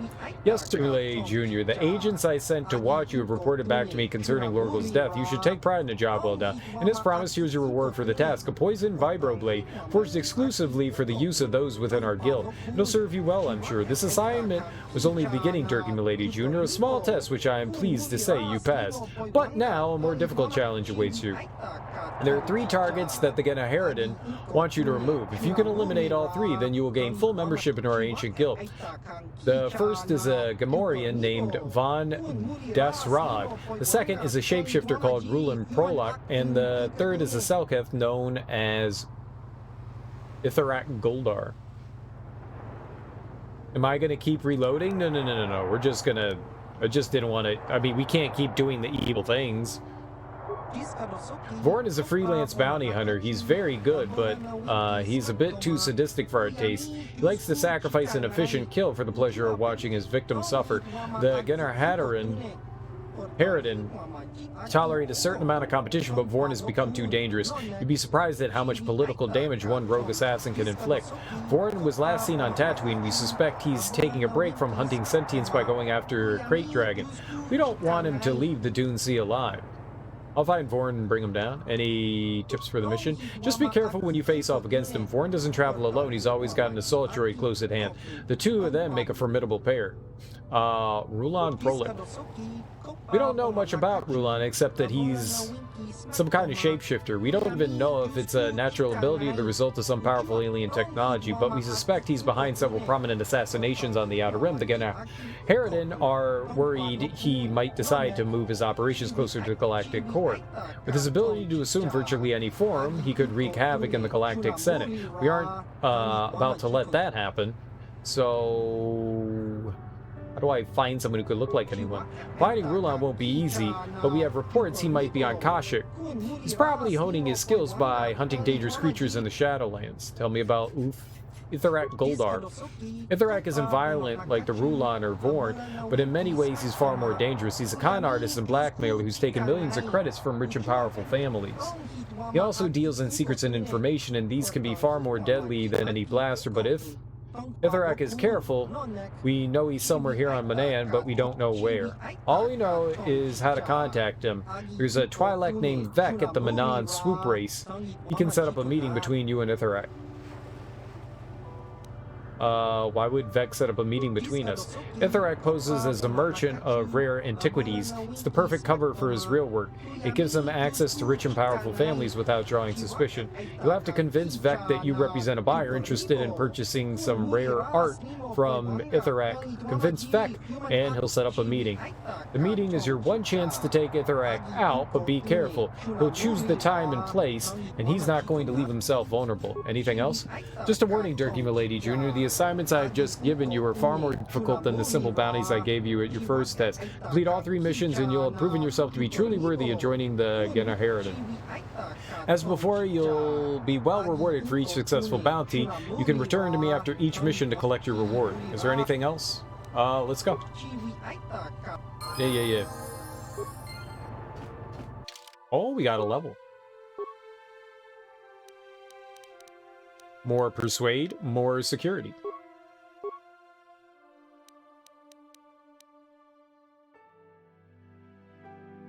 Yep, I want force immunity.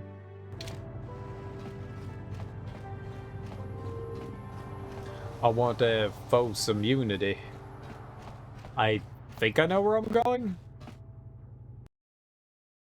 I think we got to go all the way west. We want to go to the swoop shop. Yeah, excuse me. I think that's what I want to do. That's what I want to do.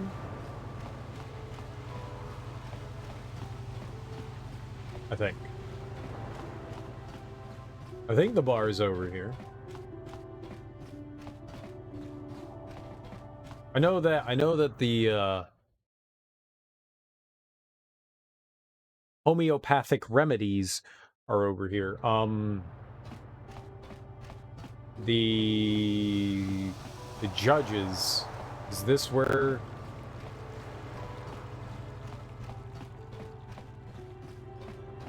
This is it.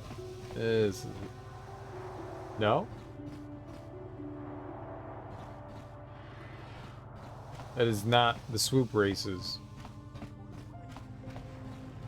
Uh-oh. What? I thought that. Oh god, I'm an idiot.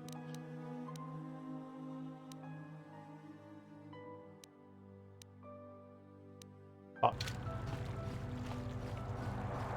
Well, there is a 100% chance I ran by it. 100% chance I ran by it. I wonder how much more opportunities there are to become good again. Like super good. Like amazing good. Because we went down 1 point. I get another point, good point, and we go back up. But if I keep getting all these evil points for murdering these guys, I don't know if there's really going to be a lot of opportunity to go back. Right, definitely not here. Maybe it's all the way. Maybe it's all the way in the east. Maybe it's all the way east. There's the Sith embassy. It's not here because this is where the Republic is. So it must be all the way east. I don't know why I thought it was somewhere else. I thought it was in the west. I am not smart. I thought that other bar was the correct bar to go to. But he was at the swoop race bar.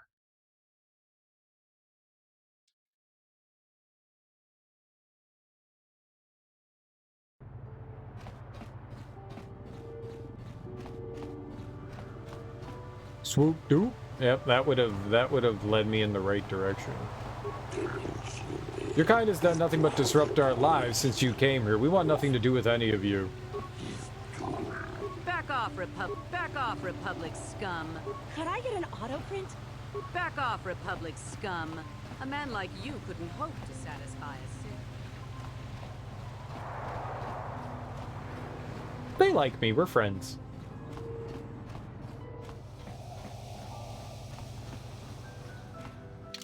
Alright, that's the guy right here.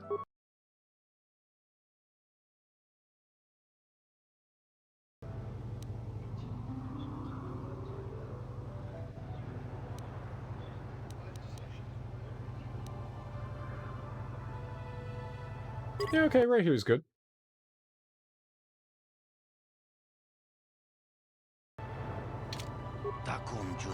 Congratulations on winning the Manon Championship. I do enjoy watching your races, human. It's been a nice break from the hectic world I must deal with every day in my business. I need to meet Ithrak Goldar. Can you set it up? Need to meet with Ithrak. Forgive my skepticism, but you hardly resemble the typical client. We deal in the kind of pieces found in the chambers of a galactic senator. I represent an anonymous buyer from Coruscant. Yes, you do have that look about you, the air of one who serves the rich and powerful, servile, fawning. A look I have seen in my own mirror far too often. Very well, I'll set up the meeting with my boss. The Sith permit Ithrak to conduct his private business in their non-secured hangar. Go to the docking bays and we'll meet you there. Yay, just sitting on the dock of the bay.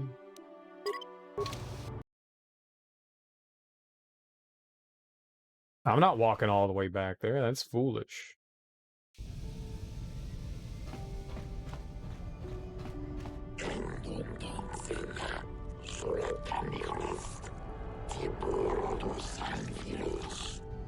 What?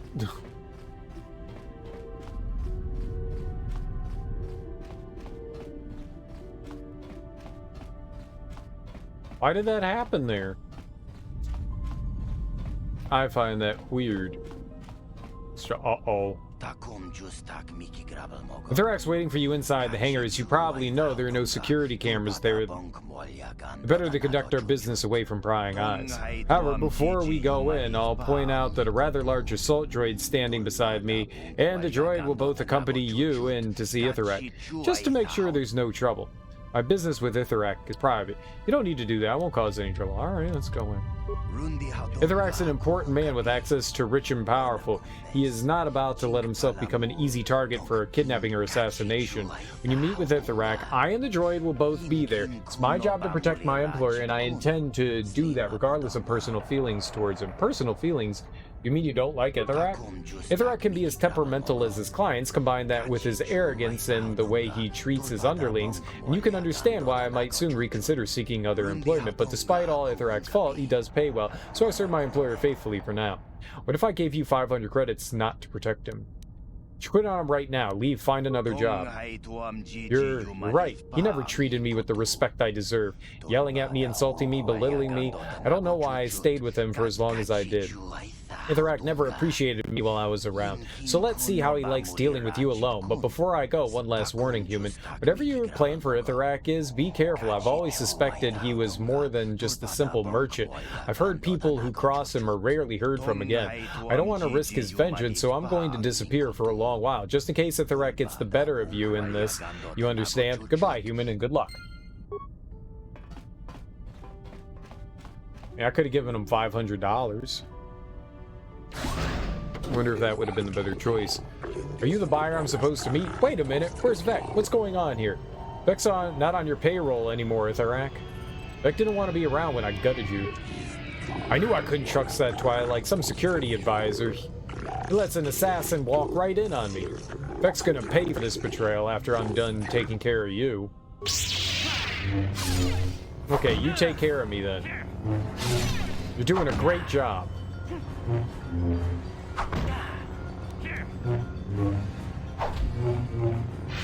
Wow.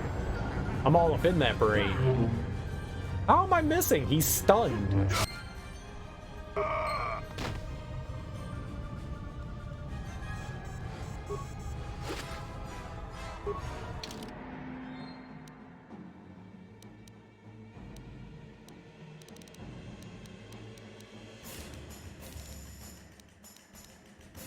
Oh, I want to see new items.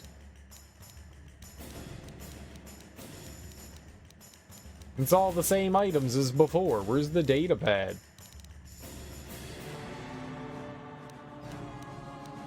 Is like every item a new item? Is that because we picked it all up before? Oh my god. This is not how new items work. Where the hell's the data pad?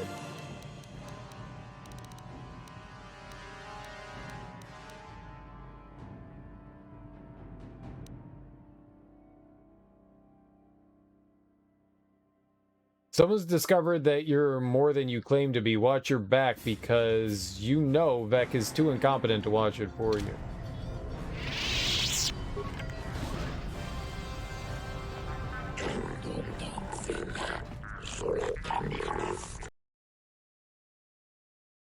Whoop.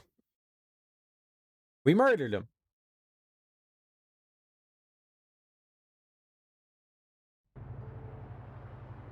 I'm actually curious. If I give him the $500, it did get fishy again.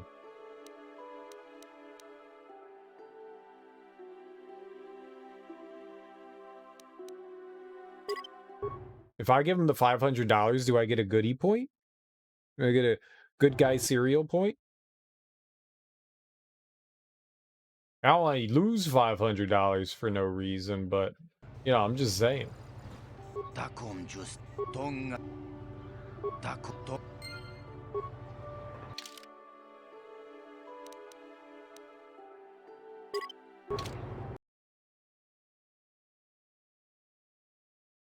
It's always fishy, though. It's always fishy. We are fishy. C is for fishy, and fishy is for me.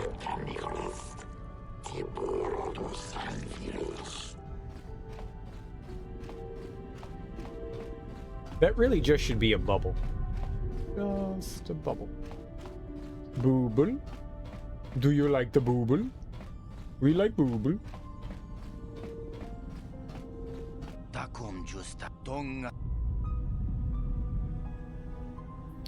Was I ever a Call of Duty 4 Modern Warfare 2 goon? Not online, but I played the game.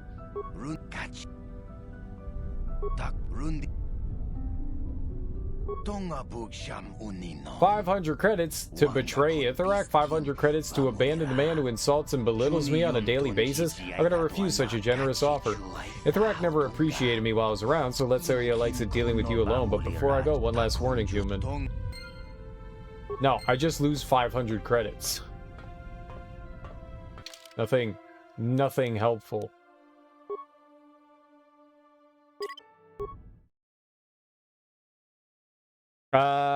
Murdering that guy. Murdering that guy.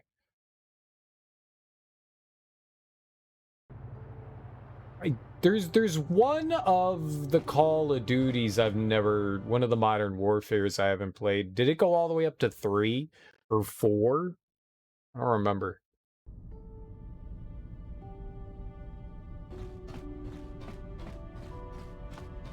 I'm doing the assassination missions. Oh.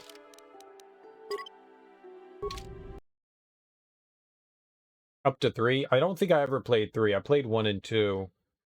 I don't think I ever played 3. What? I don't want to be here.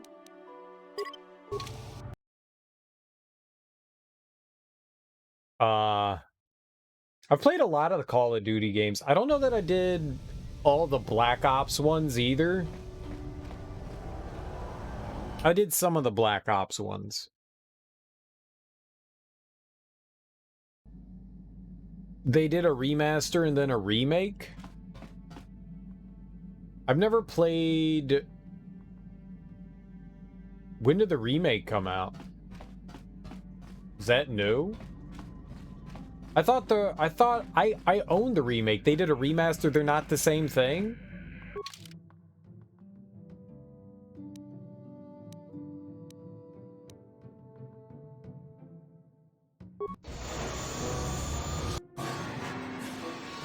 They're also coming out because I thought I have a remake for Modern Warfare. Oh god, can't. We're about to shoot stuff, huh? Pew pew pew pew pew.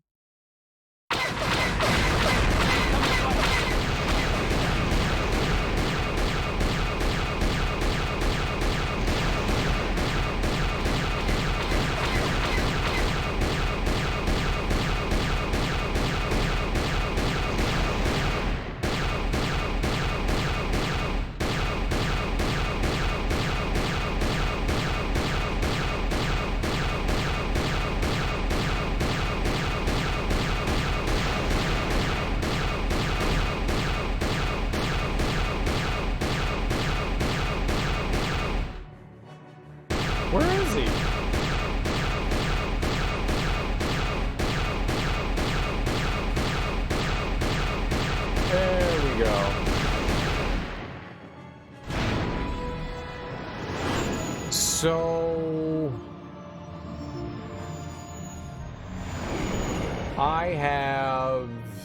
I've got a ton of Call of Duty games.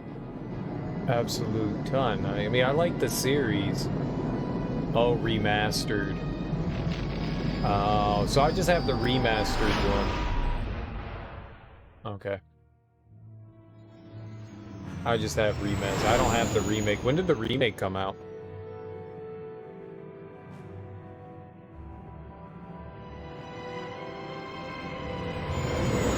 Well, they completely abandoned the single-player campaigns because the majority of the money that they make and what people usually play are just the online part of the game. So they just kind of gave up. I think in Black Ops 4, they didn't even bother to put in a single-player game. They were just like, yeah, we're just gonna do it this way. And then there's Warzone. Yeah, Warzone is very popular and people aren't buying the new stuff. Yeah, so they're trying to find a way to draw people back in. I liked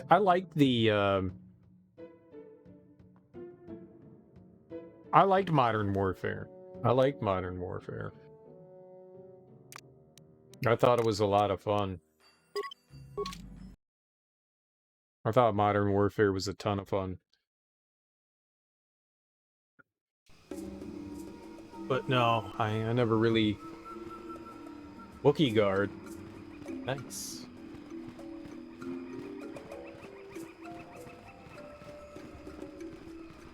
We've done a couple of things on Korriban, but not much. I'm going around doing some assassin missions. You know, because people like me.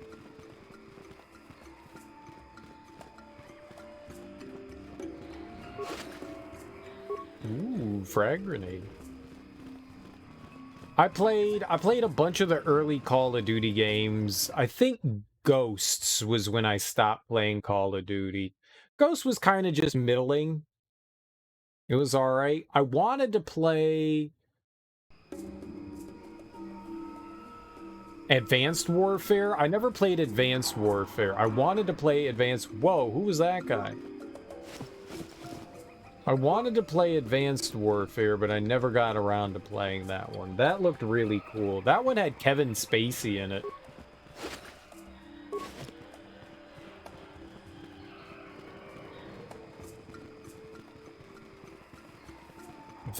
I think the last one, like the single player I played through was Ghost.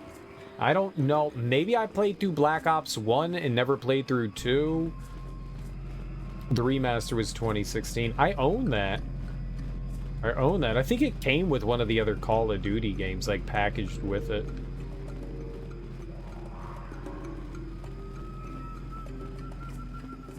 I just haven't played it as much as I've played some of the others. Serial is about 5 months. 5 months what? Pregnant? Uh-oh. Not again.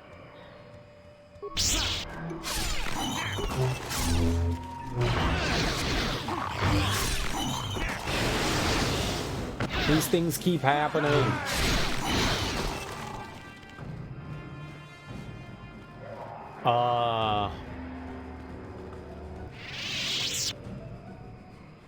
Yeah, I think I stopped right by. I bought Advanced Warfare, but I never got around to playing it.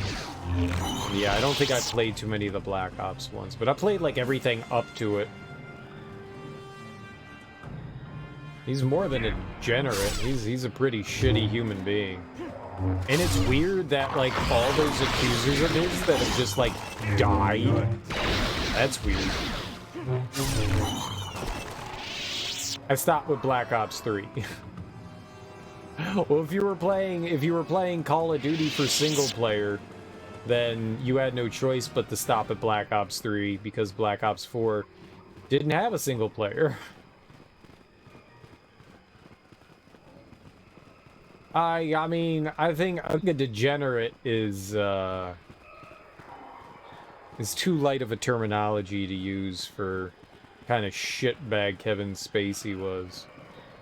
Well, you know, I'm gay, so I can't be a shitbag, you know? Yeah, Yeah, that gives you carte blanche to be a shitty person because you're a minority? No, it doesn't.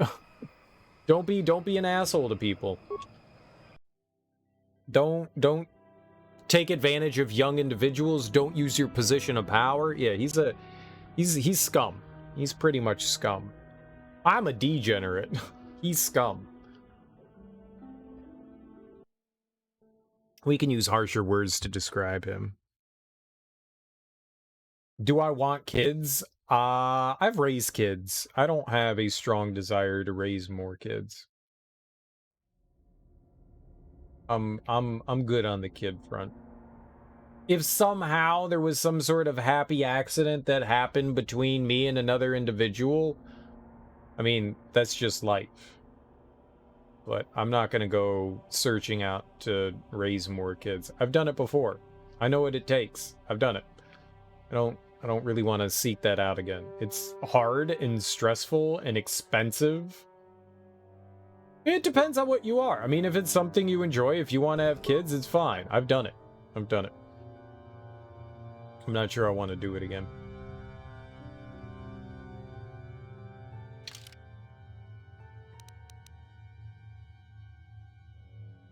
So, south first. South first. I mean, nothing wrong with having kids. I'm not opposed to children. I get along well with children. I just...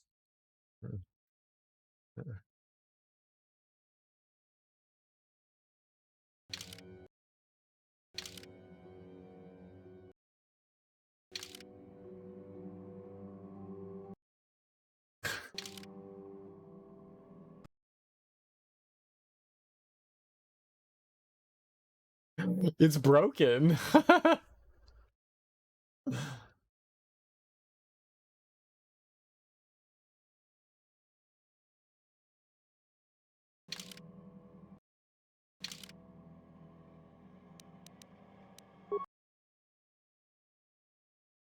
Fortunately, I can't say I would describe Kevin Spacey not in Twitch, at least. Yeah, fair enough.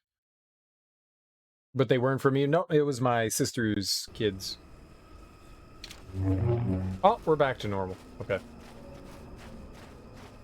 You know what?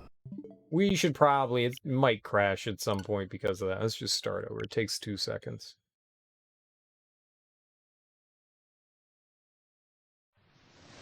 You know, it's tight when you're raising kids. You're well, you know it. You know it. They're expensive.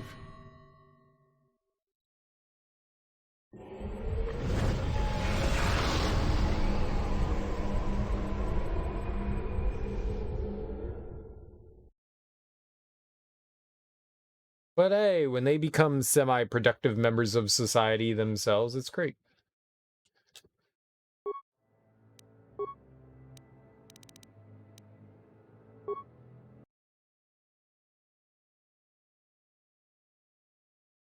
I mean, as long as the kids that you raise don't turn into degenerates, I think you did a decent job.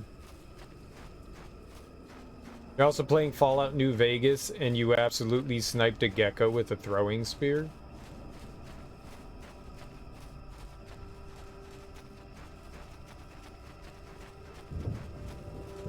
Nice. Oh, God.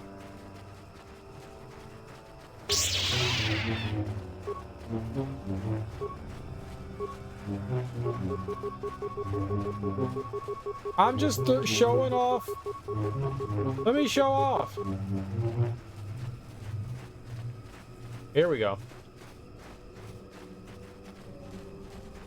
Grarwar? Is that the guy I want to kill? It's a Wookiee. I want to kill a Wookiee. Why do you disturb me, human? Grarwar comes to the Shadowlands to get away from your kind. I want to ask you some questions.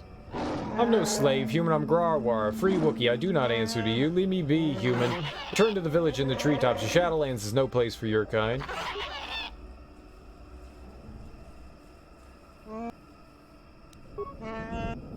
Oh. Okay.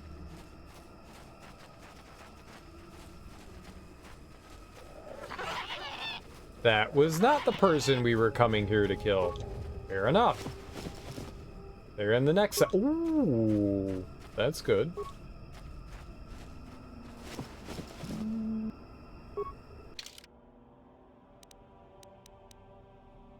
What's this data pad?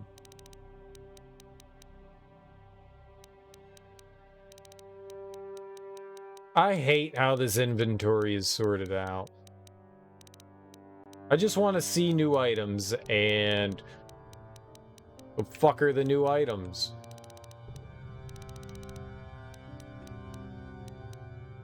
Oh, all items, new items. There we go.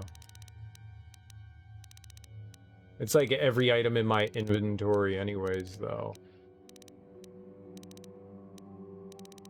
We're just going through the same thing before. What is this? Why can't the newest item just be at the top of the list?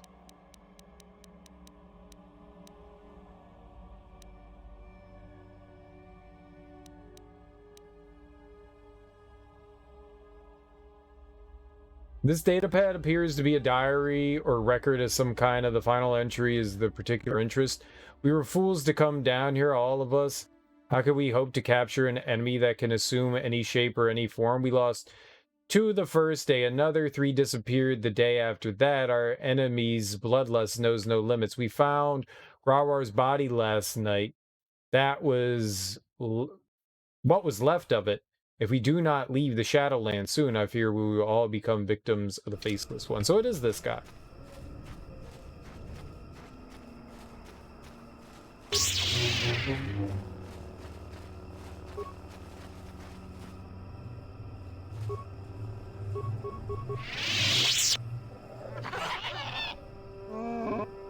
According to the datapad I found, Grawar is dead. So you've uncovered my little secret. No, but this body has grown tiresome to me. Maybe I can find one more to your liking, human.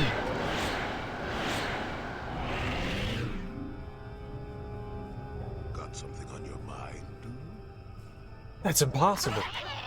Your tricks don't fool me, Rulin.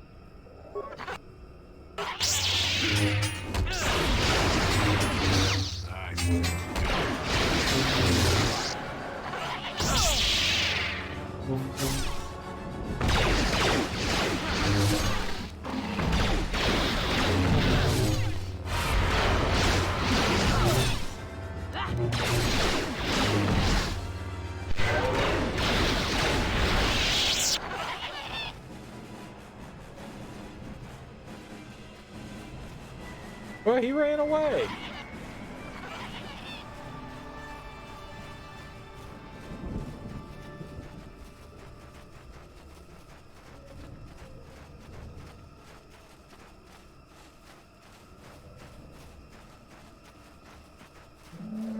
Could have turned into anything.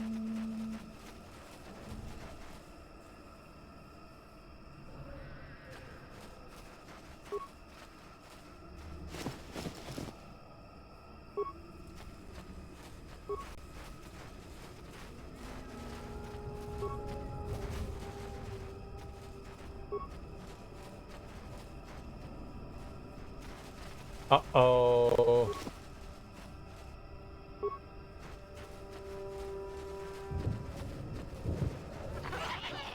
It's weird that those things have stuff in them.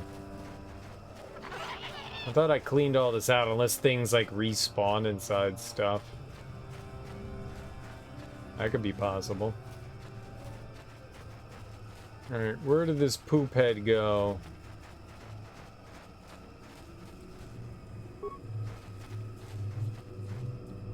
This tack may be ruling Prolic into size. If you can't tell for sure, maybe if you kill it, revert to its true form, assuming it's ruling.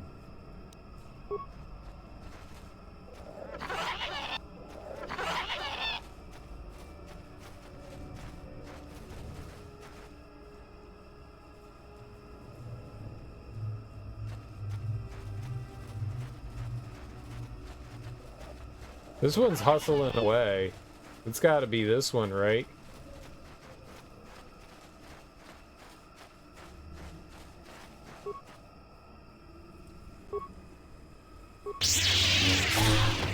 It's obvious how, now that this tack wasn't ruling in disguise. Whoops. Might just wait until Marcel becomes available to rent. Salt might be available to rent soon. I prefer to watch stuff at home.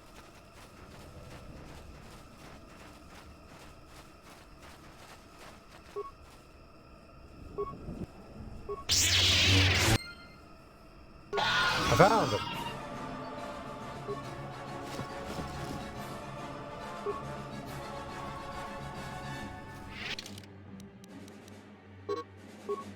What? No Ebon Hawk returnsies? No returnsies? That's unfortunate. We're getting a lot of negative. We're getting a lot of negative. I'm no longer a good guy. I am bad. I am bad. Go left.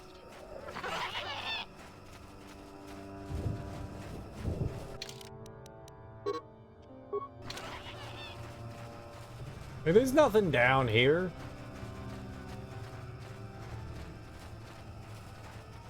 And I only needed to kill one tack. That's pretty good, right? I didn't need to slaughter all the cute goat monkeys.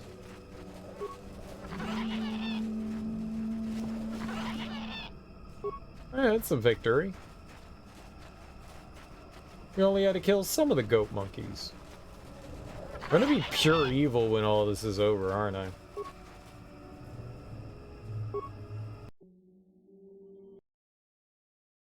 Pure evil.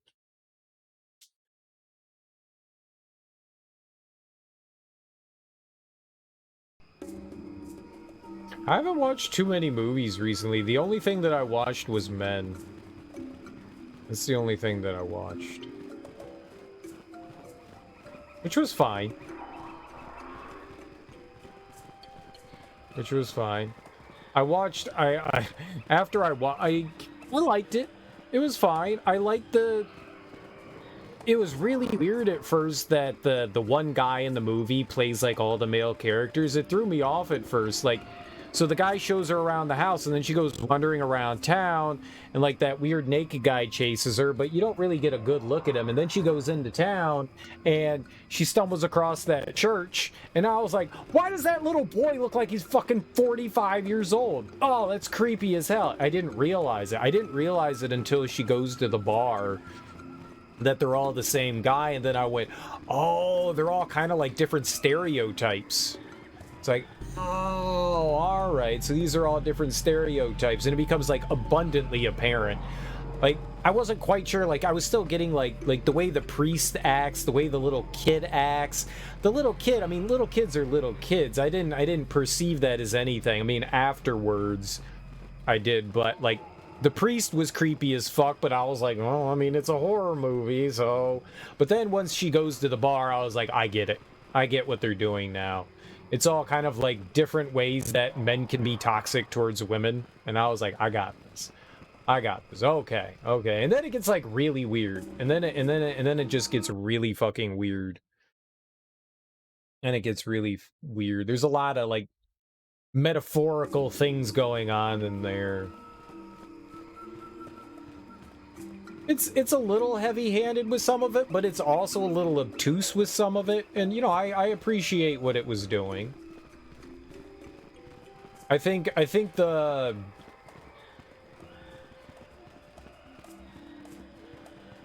lead actress, she did a fucking awesome job.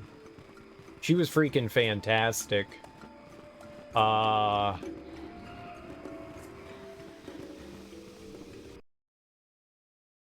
I liked the guy, like the lead guy. He was solid too. You know, they do a good job of like building atmosphere. It gets super weird at the end. Super weird. I'm not entirely sure what they were trying to completely convey. I got some of it. Sounds like a fucking feminazi propaganda piece. Be mindful. Be really, really mindful.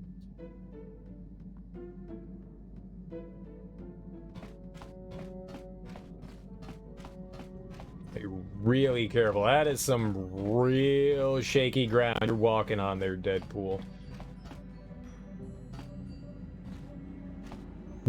Extremism of no kind's okay, but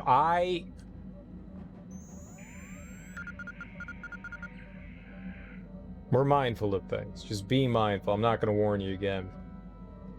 I am not going to warn you again. Be real careful.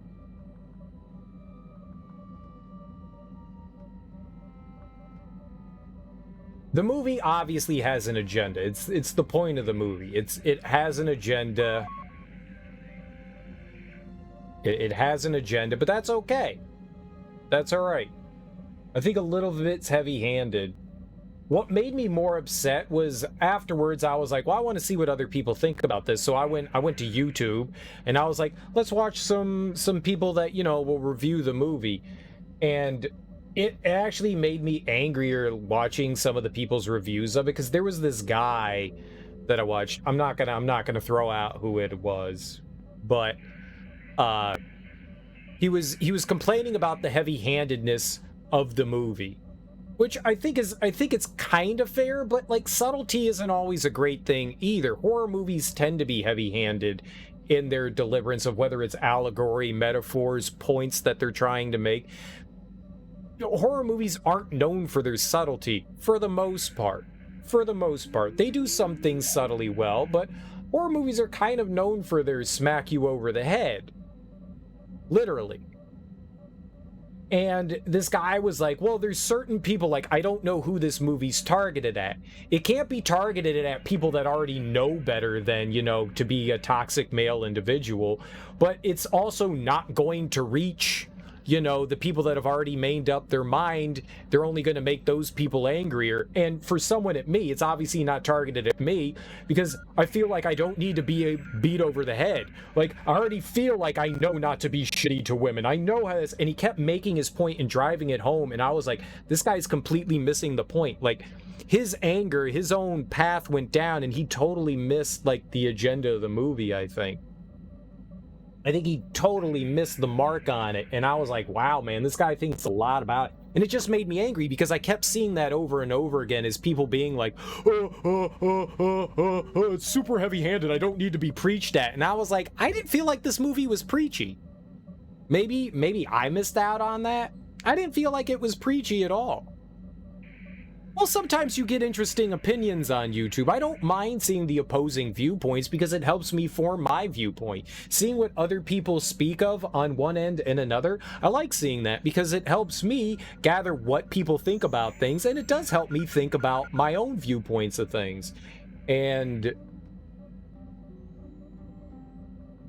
I genuinely think that, yeah, it leads to introspection. Exactly. You're never going to get a good take from YouTube. You get thousands of great takes from YouTube. You may not agree with all of them, but you'll get a lot of great takes out of YouTube. Some things that'll drive you nuts and some things that you'll agree with, but things burying yourself in an echo chamber is not the right thing to do. If everything that you're looking at is in agreement with what you're saying, you might be going down the wrong path. You need varying viewpoints of things. Varying viewpoints of things. You've changed some things about yourself also to be more understanding and aware, and that's the important thing, is doing exactly that, being understanding and aware of things. And sometimes we're just dense, and there are things that we miss. And as good of people as we think we are, whether it comes from any point, differing perspectives, exactly. Sometimes we miss things about ourselves. Sometimes we think we're all high and mighty and great, but then you get a little bit in your way. And if you're sitting there going like, I don't need to be preached at about not being a toxic male, you're kind of missing the point. You're kind of missing the point, and you're also feeding into that toxicity again. It's just introspection. You don't have to agree with the way the movie approached with things, but being like, well, I don't know who this was targeted at because it clearly wasn't me, is the wrong viewpoint to have. It's important to see that those kind of viewpoints are out there. It's a good point. You just have to take them all with a grain of salt, though. Right. That's the point. You look at things, you see other people's perspectives, you compare them to yours, you see if they fit your viewpoints or not, but you also use their viewpoints to help create the better narrative for yourself. And I think a movie like Men does create awareness.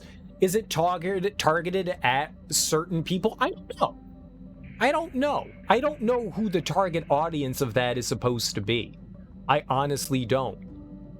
But what I can say is I enjoyed the movie. I can say that I enjoyed it. I don't think that it represented... I liked the female lead. She showed a lot of strength throughout the movie. It didn't like... I thought the way I had heard about this movie was that it was going to paint her as this kind of like meek individual. But it didn't at all. She came from a very toxic, fucked up, abusive, verbally and physical relationship. The way the movie painted it.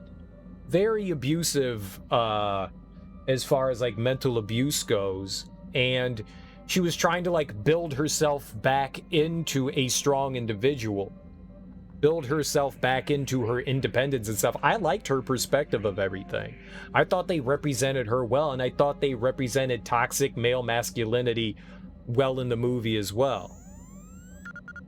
I don't think it was overly preachy or anything, and it goes off into like weird artsy fartsy, just weird horror shit. It just goes into weird body horror stuff at one point, and I'm like, okay, I'm not entirely sure where we're going now, but I like what's happening. I don't know. I think the only people that would really be offended by that movie, and I don't have a feminist viewpoint of this, I just have my own. I'm not a female. I don't know. I didn't actually but what I can say is that the only people that I feel like are going to get offended by that movie are people that are represented in that movie. That's kind of the way I looked at it. The only people that are going to get offended by that and be upset about it are people that are just like, I don't need to be told these things, I know to be good. Yeah, I know. Okay. So why are you bringing it up? If you know, then you don't need to justify it to anybody. Well, all right. Just for the record, I'm a good guy. It's already a bad start, man. When you start out a sentence with, I'm not a racist, but...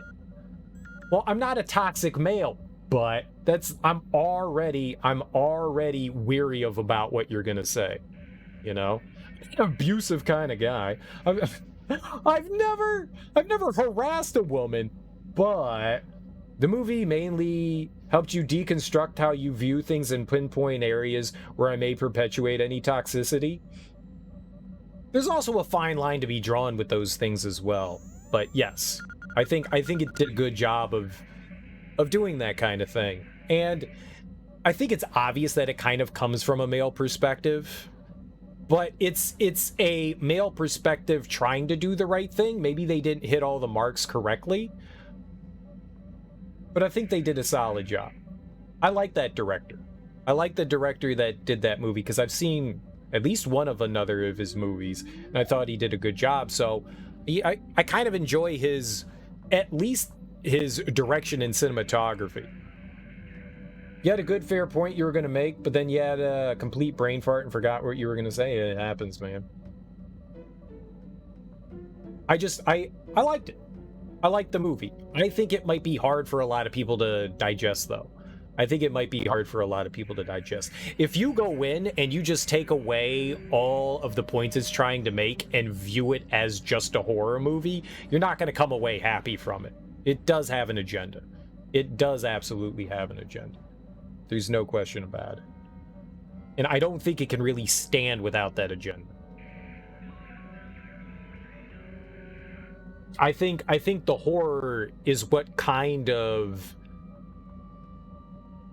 keeps it aloft. Seems like an interesting concept. It's actually really interesting. I enjoyed it. Is it the greatest horror movie of all time? No, but it's interesting combining something like a horror movie and male toxicity into a horror movie. It definitely is an interesting concept, and I don't think I've ever seen something quite like it before. It is unique. It's unique and interesting.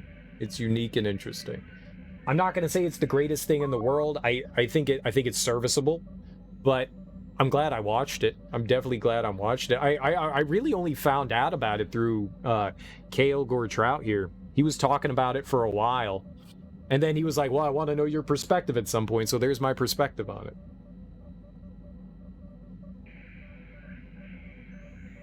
A little bit of movie. You don't want my change some things about myself to imply a perpetuated shitty behavior. I think we all can improve. Even if we hold ourselves to high standards, I think we always have room for improvement, regardless of who we are. Every single individual always has room for improvement. We're not perfect. Not a single one of us. And despite how we hold our morals, our ethics, there's probably always something that we can do slightly better about ourselves. So I don't think you needed to add that caveat in the middle of things. You saw something that you saw and you reflected on yourself. That doesn't mean that that change was like from a negative standpoint. That just means you want to improve upon something. If anything, that's a great thing. Don't look down on yourself for something like that. There's no need to defend something like that. You saw something about yourself, you reflected, and you want to make an improvement on it. That's all you need. That's all you need. And that says a lot about a movie too, if it can cause you introspection. Says a lot about a movie. I appreciate it for that. It's an interesting movie. It's not going to be everybody's cup of tea. It's definitely art house horror. If there's ever was art house horror, this movie's art house horror. So if like the concept sounds interesting, but you're not an art house horror fan, you're going to find the movie slow, boring. Like things really do, like Act 1 and 2 are slow as shit, but it's an interesting and fun movie.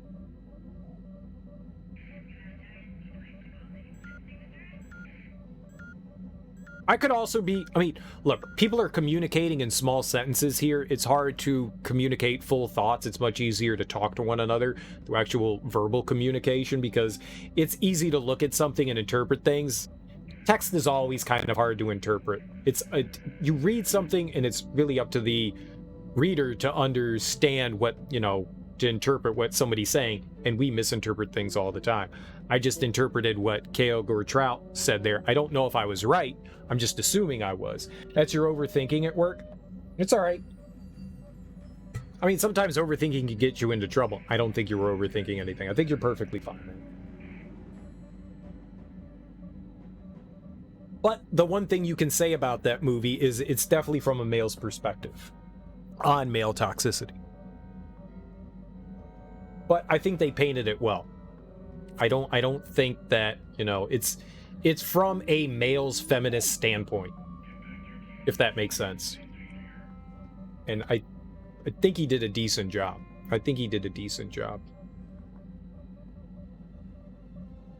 want to go in and watch more YouTube stuff on there. I actually want to go back. I watched a handful of videos, and some of the videos made me really upset. So I was just like, all right, I'm gonna take a step back, and I want to go back in because I just watched it a couple of days ago. So I want to go back in and watch like some other viewpoints as well, just to see. I'm still forming my opinion on it as well. It's one of those movies that definitely made me think. Definitely made me think, and I definitely got some introspection myself as well, for sure. For sure. For sure. Text can be easily misconstrued, and it can be so frustrating. Especially when people are making jokes. I'm intrigued too. It was men.com. No, it's just men. It's a A24 movie. It's just a A24 movie. No, it's just men. Yep, M-E-N. It's cool. It's cool. You wonder what the film would have been like from a woman's perspective then? Saying like men from women's perspective. I would actually, yeah, I would love to see that. It would have been great if they had juxtaposing ideas there, like the same idea done by a man and the same idea done by a woman. I would love to see something about like that. That would be absolutely wonderful. That would be really fucking cool.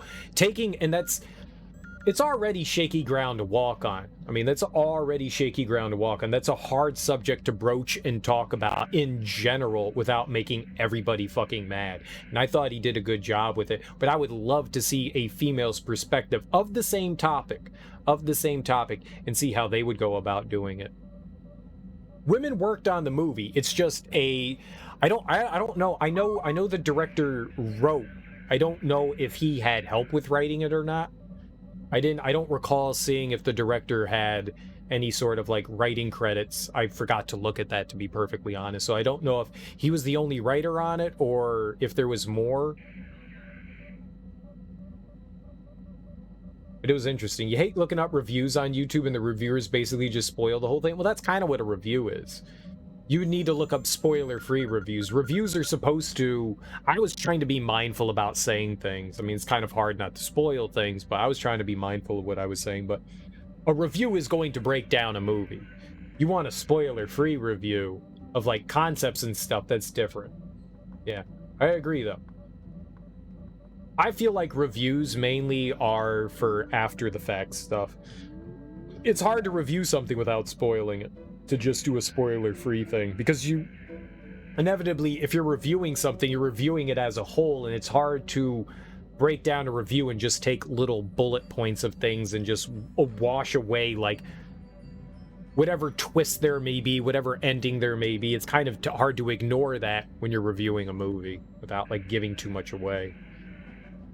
Just watch some cute animal videos after you see those infuriating videos on YouTube. A palate cleanser, like you said last time. Yeah, no, palate cleansers weren't going to help with that one. Palate cleansers weren't going to help with that one. You recommend going in with a unadulterated view. I wouldn't look anything. I mean, I think if you're interested at all what I said about it, I think just going in and not even watching, like, I mean, trailers, I watched the trailer afterwards, and the trailer's not going to really give anything away from the movie. Watching a trailer will give you nothing. The trailers will just leave you fucking confused.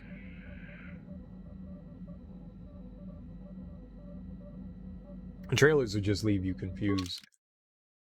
What other planet? Oh, we were going to Tatooine. But it's an interesting movie that I enjoyed watching, and definitely made me think about some things from my perspective. But I would love to see the female's viewpoint on that. Not review viewpoint, but an actual take on that concept. I'd love to, because seeing those juxtaposed would have been really interesting. Really interesting. I think that would actually be really cool. Some good ways to compare and contrast viewpoints, because no matter how hard you try, you're still going to have a male's perspective on things. You can't help it. It's just kind of like ingrained in who you are if you're a man. So your perspective's your perspective, and you could be as supportive as you want, but it's still the male's perspective on things. So seeing something from the female's perspective it's a very different perspective. I would love to see that. Would absolutely love to see that.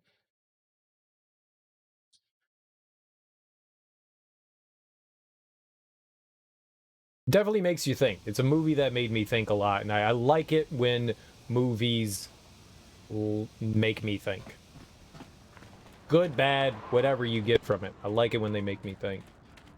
One thing you really hate is when the trailer has all the best parts of a movie. Trailers do that sometimes. Trailers do that sometimes. There have been some trailers that have given away plot twists. Which is like, why would they put that in the movie? Like, there have been moments in movies where you see, like, pivotal parts of an ending, and, like, I tend to remember what I see in trailers when I go watch a movie. And when I'm waiting for those moments to pop up in the movie, it's like, oh, I remember that. That was from the trailer. Oh, I remember that when that was from the trailer. And I'm sitting there going, like, this moment hasn't happened yet. This moment hasn't happened yet. This moment hasn't happened yet. And then it happens at the end of the movie, and you're like, oh, wow, that was kind of fucked up.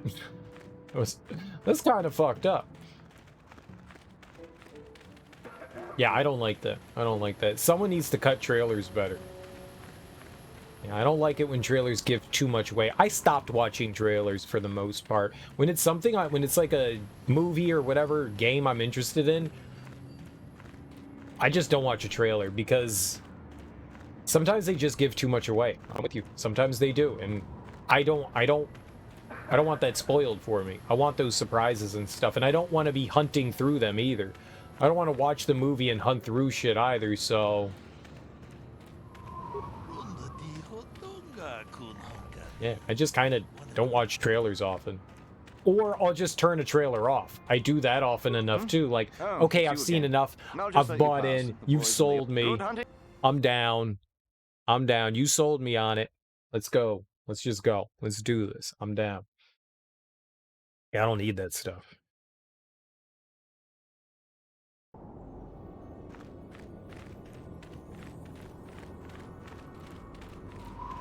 Yeah, a good trailer will show you enough to get you intrigued, but not enough to spoil stuff. I gotta imagine, I mean, there's an art to cutting trailers. I mean, you're trying to summarize, you know, a 2-hour movie in 10, 15, 20, 30 seconds. You know, less than 30 seconds. Better way to phrase that. It's not an easy thing to do. That is not an easy thing to do. And a lot of the times, when trailers come out, the movies aren't done yet. So sometimes they move around and push scenes in different places, so that stuff happens too. And so at one point it might not be that big of a spoiler, but they move scenes around and change stuff, and at that point it's just like, oh fuck, well, yep, we changed some shit up. Did I see the Proto Martyr in the Discord? Yeah, I listened to... I didn't listen to all of it. Wasn't my cup of tea. Wasn't my cup of tea. I didn't think it was bad, but it didn't really stir anything in me. So I didn't listen to all of it. I listened to like the first couple of tracks and I was like, yeah, I'm good. Yeah, I'm good. I gave it a shot. And I was a little meh. I was a little meh. I think I was a little annoyed by the lead singer's voice. Just a smidgen. There's something there about it that did not jive well in the brain. I always like hearing new music. I always like hearing new music. I'm always down to hear new songs. I like finding new stuff. I love listening to music, so I love hearing new things and finding new stuff. So I'm always willing to try new shit. You never know. You never know. I wasn't a big... I've never been a big metal guy, but, oh god, what's... I always get... Because System of a Down released 2 albums so close to one another, like, at the same time. I want to make sure... I don't quote the wrong one. Because they had... I just want to look at the album covers so I can be like, oh yeah, it was that one.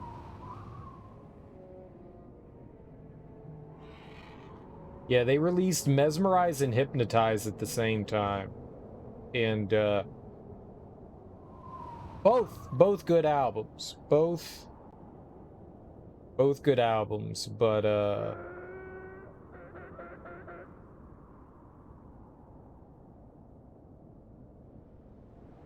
think it's Mesmerize.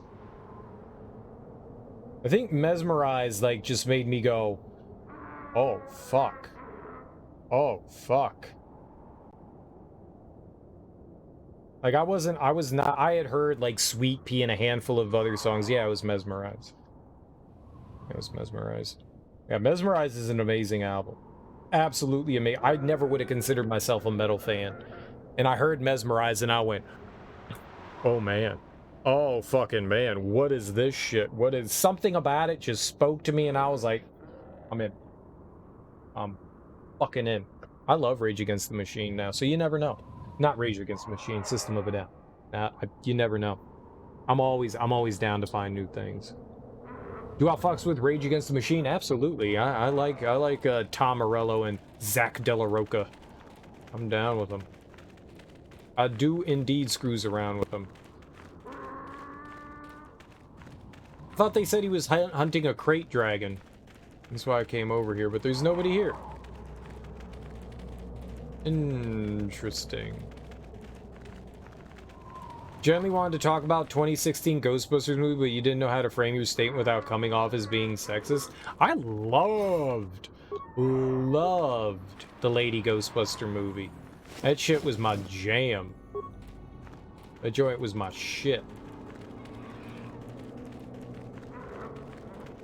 All of them ladies, I loved all. I thought they did a great job. I thought they did a fantastic job.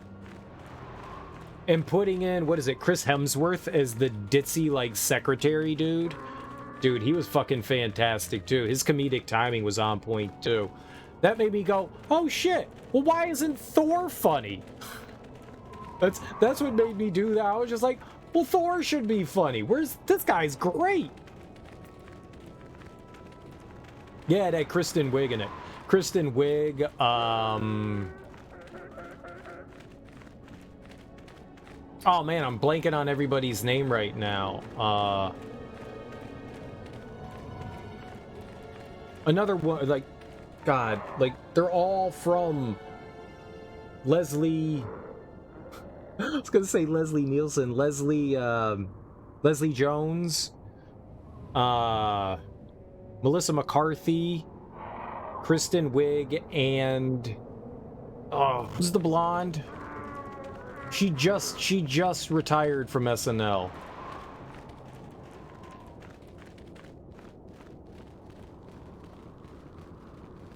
Oh, I got the name on the tip of my tongue. What is her name? Oh, man. I've liked everything that I've seen her in. All the movies that she's been in.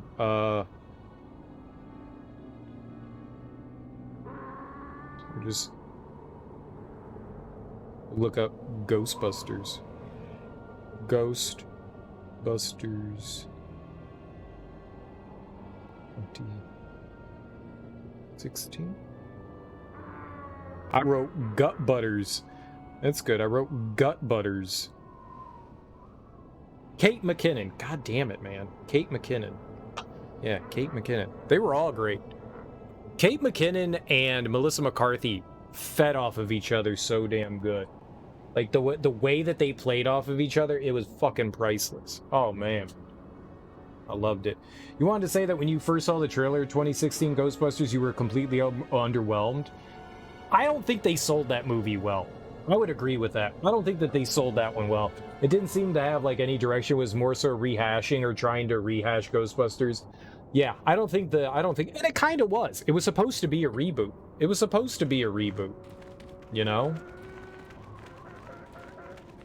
That's exactly what it was supposed to be, and yeah, I agree, but I don't think that they sold it all that well.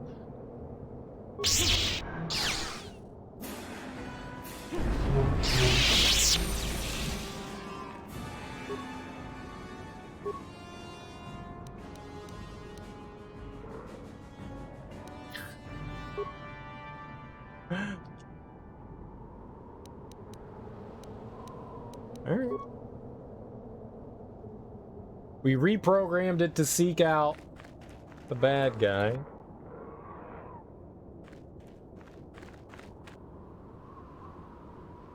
Oh, is that a crate?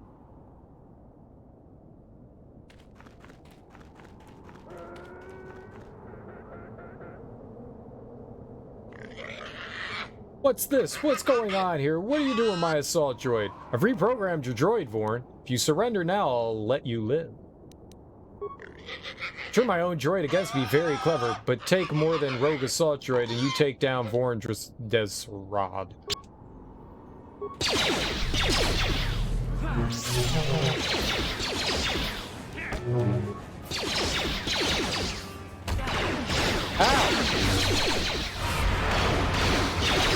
He's a mirror.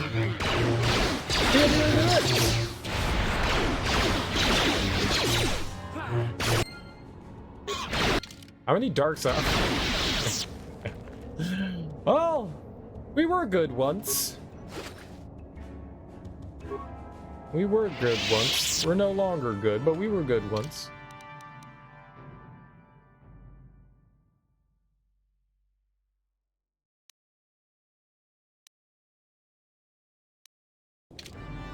Oh, okay. Remains. I can't believe he killed a crate dragon. He chonky. He did too. Yeah, I don't think the first preview I saw of Ghostbusters made me super enthused about it, but after watching it, dude, I love that movie. I was like, oh man, they're remaking Ghostbusters is one of my favorite movies. It didn't matter who they were gonna put into it. I just wasn't excited for them to remake it. I was like, it doesn't need a remake, it's just fucking good. But then I was like, but they're doing it with an all-lady cast. Alright, I'll give it a shot. We'll see, because I like those women. I like those women a lot. And I was not disappointed. I was not disappointed at all. I really enjoyed it. Oh! No, I'm an idiot. We can go back out there. We want to do Candaris's thing. That's literally why we came here. Transit disabled. God damn it, man. I'm an idiot. Excuse me, your lightsaber should have not gone through that Gamorrean's hide like a hot knife through butter. Oh, it totally should. It should cut through any flesh. If they can cut through metal, it can totally stab that guy up a little bit. No, don't return.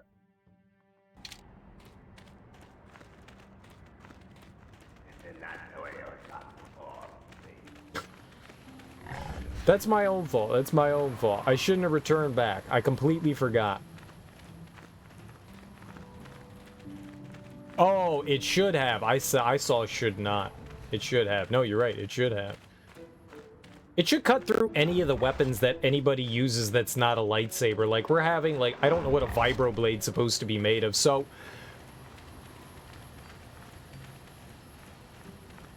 Yeah, I don't know why it was. Oh, well. I'm sorry. We'll just walk back. It's, you know... 2 wasted minutes. Not the end of the world.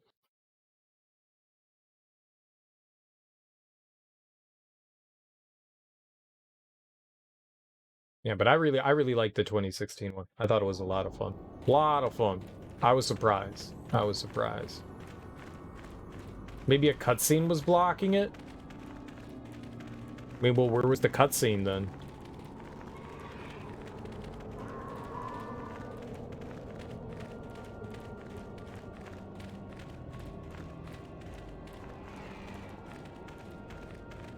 It's alright. I don't know where we need to go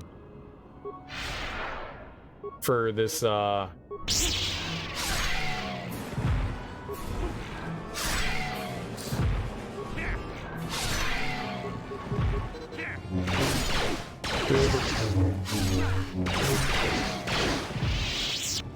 Down goes Frazier.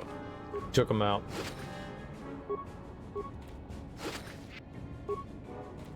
too good. We're too good.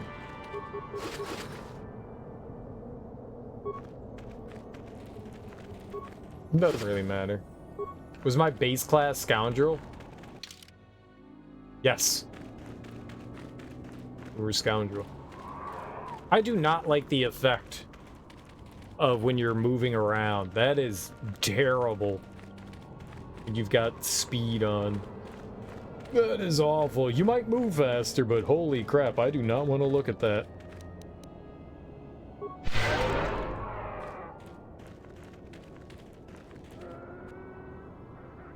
Ah, here we go. Ah, so you managed to come after all. I see you brought friends. You brought some of your own as well. Ha! Indeed I did. I foresaw that you might need help, so I arranged a distraction. I came by my own will. Candorus works for me. You talk too much and do little. I do not need to hear your excuses, Jedi. I know why he brought you. Enough of this talk, Joggy. Let's do what we came here to do. I think you both need to calm down. Both of you are acting like children. We both know the stakes here, and we both know what we must do. It is only in death that this can end. This is a matter of honor. I cannot stand by this insult. I must do this. Yeah, I think so. When you force jump on enemies, I think it counts as a sneak attack too. I think so. Yep.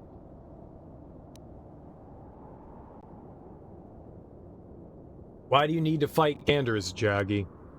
Why do you need to fight him, Candorus? He has slandered me and questioned my honor. Among the Mandalore, many have died for lesser insults. I speak truth, and honor is the question here.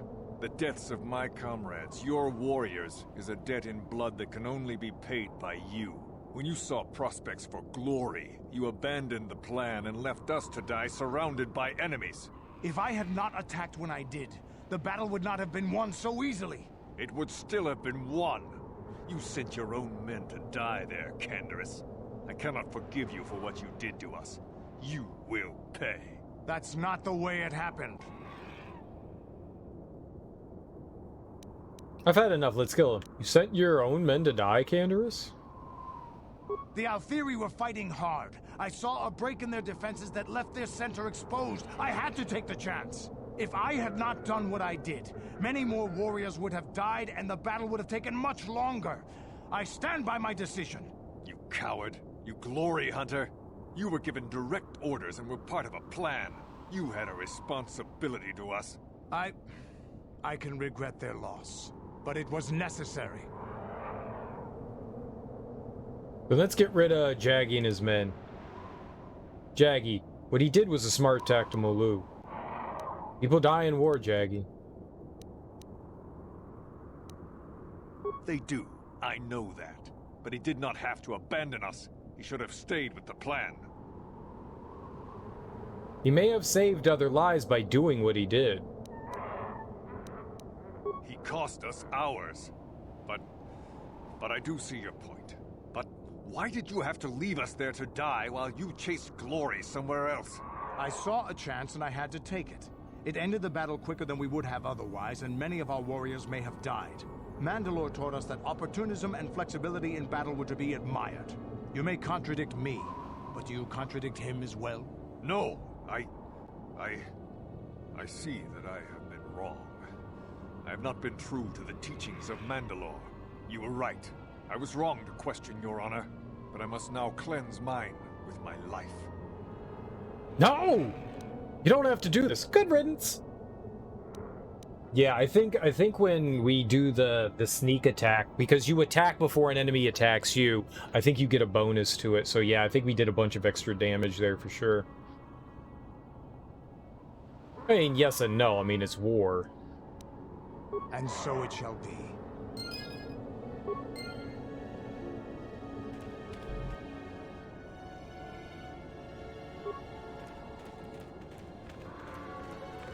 And if they're not gonna... Oh!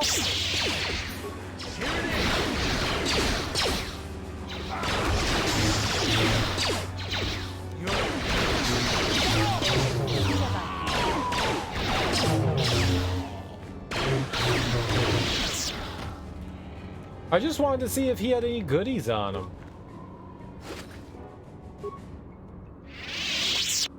How are you feeling? I think this has affected me in ways I didn't anticipate. I think I'll need time to sort things out. Thanks for what you did. Whatever your intentions might have been. I just need time. Aw, Candy! Can I call you Candy? I want to call you Candy, Big Candy. Aw, Candy. Do you want to smuggle, Candy? Candy wants to smuggle. Candy's a smuggler.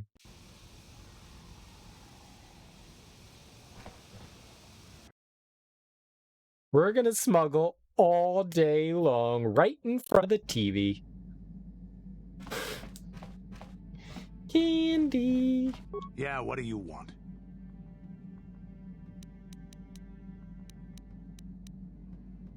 Tell me about when you worked for Davik. Working for Davik was like driving a spike through the side of your head.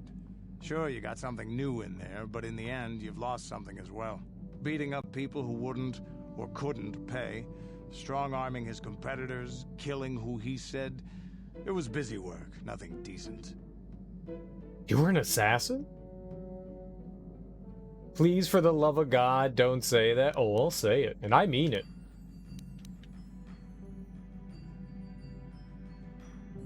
Assassin, mercenary.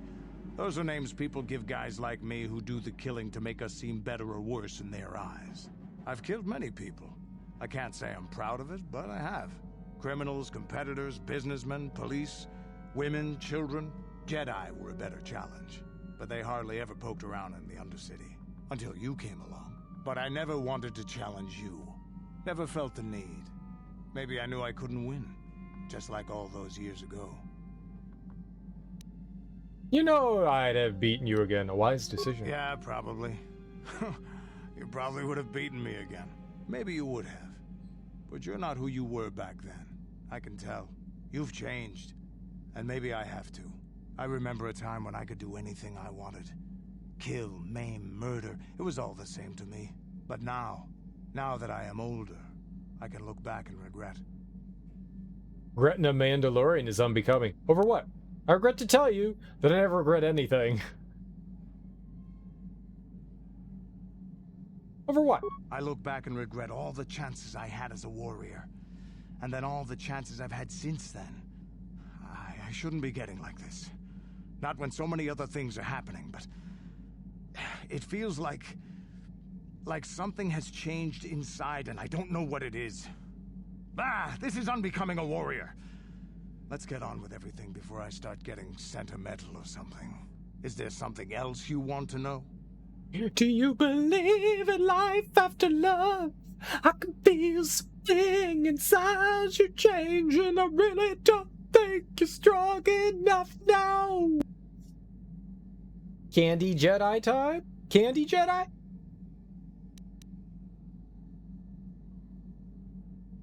Your choice. I'm here. Yeah, what do you want? Your choice. He's Vegeta from Dragon Ball? Yeah, kind of. Like, he starts out as this, like, evil, no-good doer, and then, yeah, he's all having his soft side. He's gonna have little Trunks. Where's Bulma?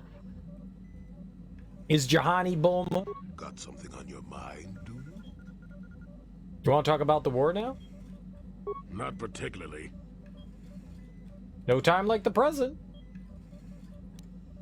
Feel like that'd be kind of fucked up. I suppose you're going to nag me until I cough it up, aren't you? Nothing is private anymore, it looks like. There's no escaping it, I guess. So be it. My wife's name was Neyama. She was the Yukatis enforcer who shot me out of the sky, if you remember. Mm-hmm. What does your wife have to do with the war? No, I don't remember. Are you going senile? I didn't ask about your wife, old man. My wife had plenty to do with the war. Upon meeting her, I knew right away that she was strong in the Force. That's why she was able to shoot me down. Neyama was a marvel of a woman. Fiery, determined, smart. She dragged me to the capital and foiled 3 of my attempts to escape prison. Oh, and that body. Yipes! You horn dog. You dirty old horn dog. The war? Well, yes, that. Needless to say, I eventually won her over. That was after I kidnapped her upon being broken out of the Yukata's prison, mind you. But, that's another What? story You don't kidnap your wife? At any rate, I wanted to train her in the Jedi way. The Council refused my request, naturally. I was still a Padawan at the time. I was an experienced Padawan, surely, but not yet ready to be a full Jedi, and certainly not ready to train another, especially not one so old as my wife. Your wife was old? Like old balls old? So you disobeyed the Council, like I did. Disobeyed the Jedi Council, so you're saying you're an idiot. And what did she think of all this? I did. I wasn't the first, and I won't be the last. The problem with self-righteous folk is they think they're more right than everyone else. I believed in her and trained her in secret. I ignored her willful nature. I loved her too much to see fault in her. And she loved me too. I know she did. At the time, our love was a shared bliss. Better than anything I had known before or since. So, what happened? Exar Kun is what happened. Neyama was inspired by Exar's promises of a new golden age. She wanted to join him. She came to me, pleading with me to throw aside what she called the decrepit trappings of the Jedi, to join her in Exar's war. She had fallen to the dark side, huh? So you killed her, of course. What'd you do? I pleaded with her to reconsider, to think about all that she was throwing away, to think about what she would become. She would have none of it. Finally, in frustration, she attacked me. She drew her lightsaber and attempted to strike me down. It was a scene being repeated everywhere throughout the galaxy. Pupil against master.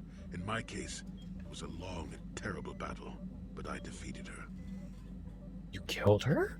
No. I had her at my mercy, disarmed and defenseless. She looked up at me and she knew. She knew I couldn't do it. Sounds familiar. Seems like the Jedi don't like killing their helpless enemies. I don't think I could have either. She was a Sith then, right? You were a fool. But I should have. Sometimes I convince myself otherwise, but it's no use.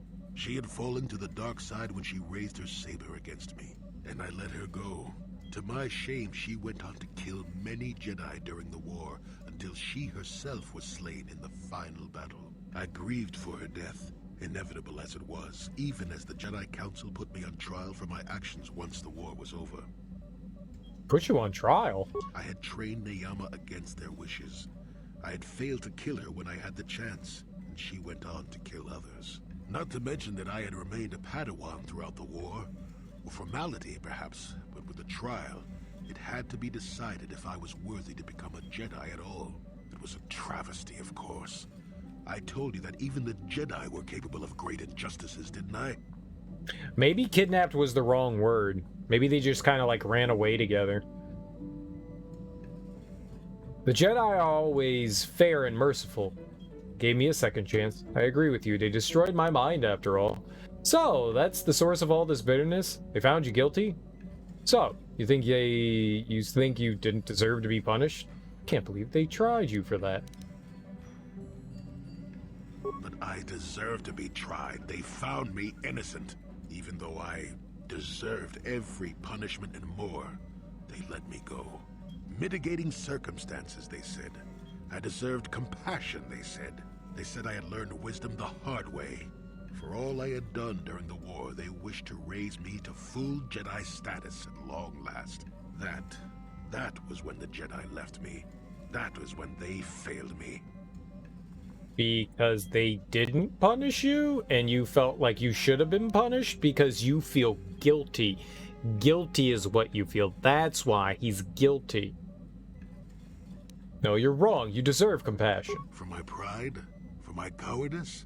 Which do you think is the act more befitting the Jedi? They may have been able to forgive me. I could never forgive myself.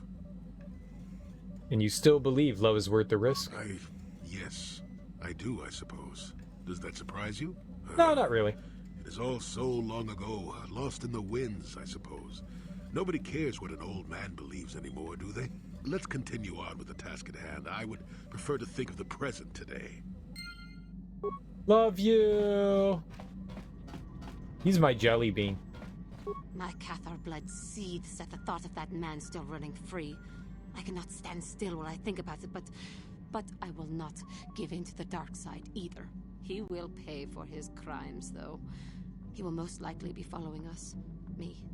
If we could find him first, then he may not be able to set in motion whatever he has in store for us. But how do we find him? Following us? Find him first? Like, is he on my ship?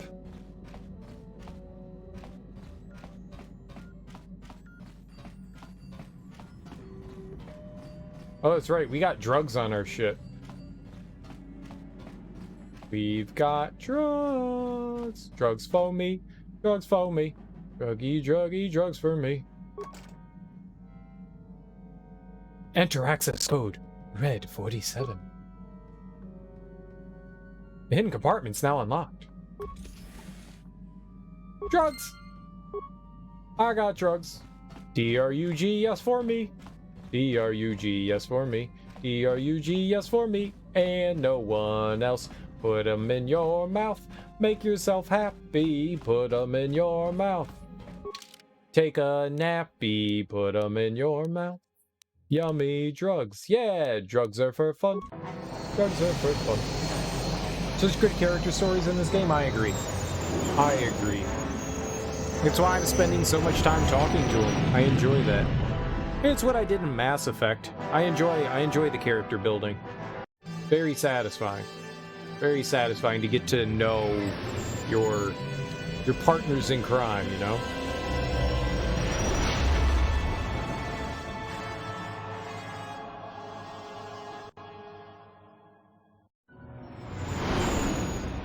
It's why me and Garrus were always destined for love.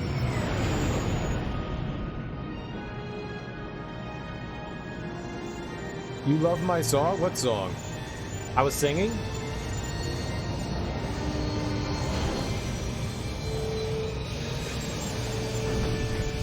I don't notice it most of the time. Fun story. The drug song? Oh yeah, drugs are great.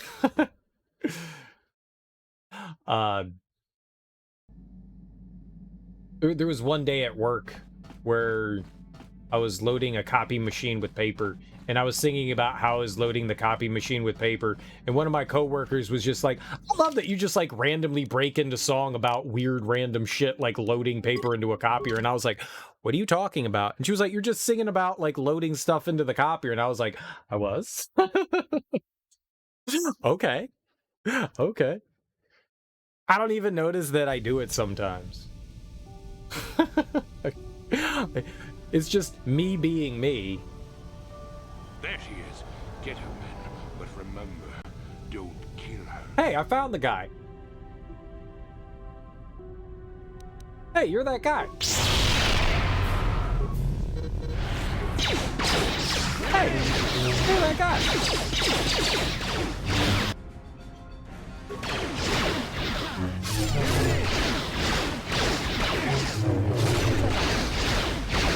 A Wookiee Jedi? No, I don't know that a Wookiee Jedi has been. I don't think so. You seem to have defeated me again there, worm. But I'll have the last laugh in the end. What do you mean? Yes, what do you mean? You may have killed me today, but I had the pleasure of killing off your species. Not everyone who fought alongside the Mandalorians did it for their stupid concept of honor. Some of us just did it for the pleasure. The pleasure of seeing your world burn. You animal! You wretch! But I'm beyond your petty vengeance now, girl. You can never have your revenge. Don't give in to the dark side, Juhani. I will not give him the satisfaction of seeing me give in to the dark side. Worm, I killed your people of Carth in the sky. In their homes, I hunted them down like the animals they were, just to see them burn. But the treacherous beasts fought back and left me with injuries that meant I could never fight again. Or so they thought. Stop trying to provoke her. No, I will not give in to him. I ended up in the lower city of Taris, and what did I find? A few of those stinking beasts living there. The male was easy enough to best, but the females proved elusive. I didn't know what happened to them after I killed the male. Until I saw this cursed woman on the auction block.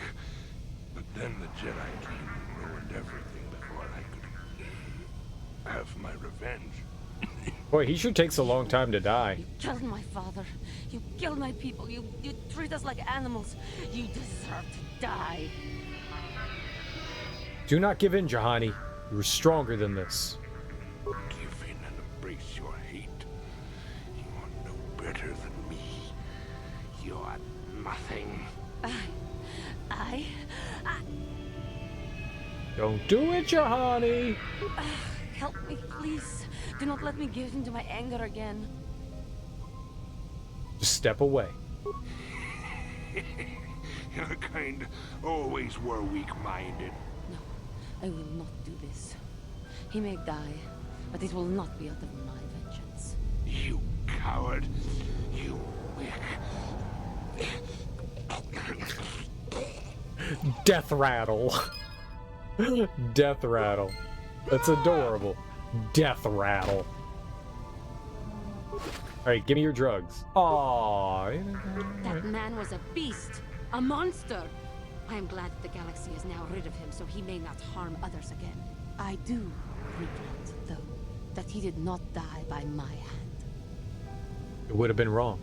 What you did was best. You weren't strong enough to do it. I know. But must I always fear the lure of the dark side? It was for the best. I am glad that you stood by my side during this. We should continue our journeys now. No reason for staying here for this. What? There's like no light side points for any of this? Are you kidding me? I should have just let her kill the guy. You can go back to Manan. Whenever you played, you were always banned from Manan, no matter what you did. Probably because if you chose to poison the water, you're kicked off Manan, I think. At least that's what somebody said. I broke down the machinery instead, so the Selkath were like, oh, yeah, you're our hero. But if I did the opposite, they probably would have found me guilty and kicked me off the planet. So yeah, I can go back. And no, I don't think Jedi Wookiee have ever been a thing. At least I don't know. Maybe there are. Maybe there are. I don't know Star Wars well enough. Maybe there are Jedi Wookiee. Maybe the Jedi don't possess enough midichlorians. But I don't know. I've never seen one. I've never seen one. Maybe there are. I've never seen one. There are actually. Oh, neat. Cool beans. Alright. We're the Jedi Wookiee then. Ain't no Jedi Wookiee in this game. I've never seen a Wookiee with force powers. Dude, I want to be a Jedi Wookiee. Where's the Jedi Wookiee game? I want to play the Jedi Wookiee game.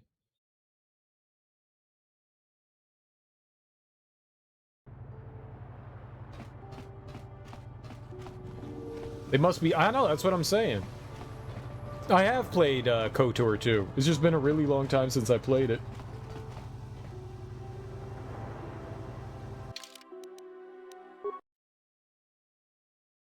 It's been a long time since I played through that.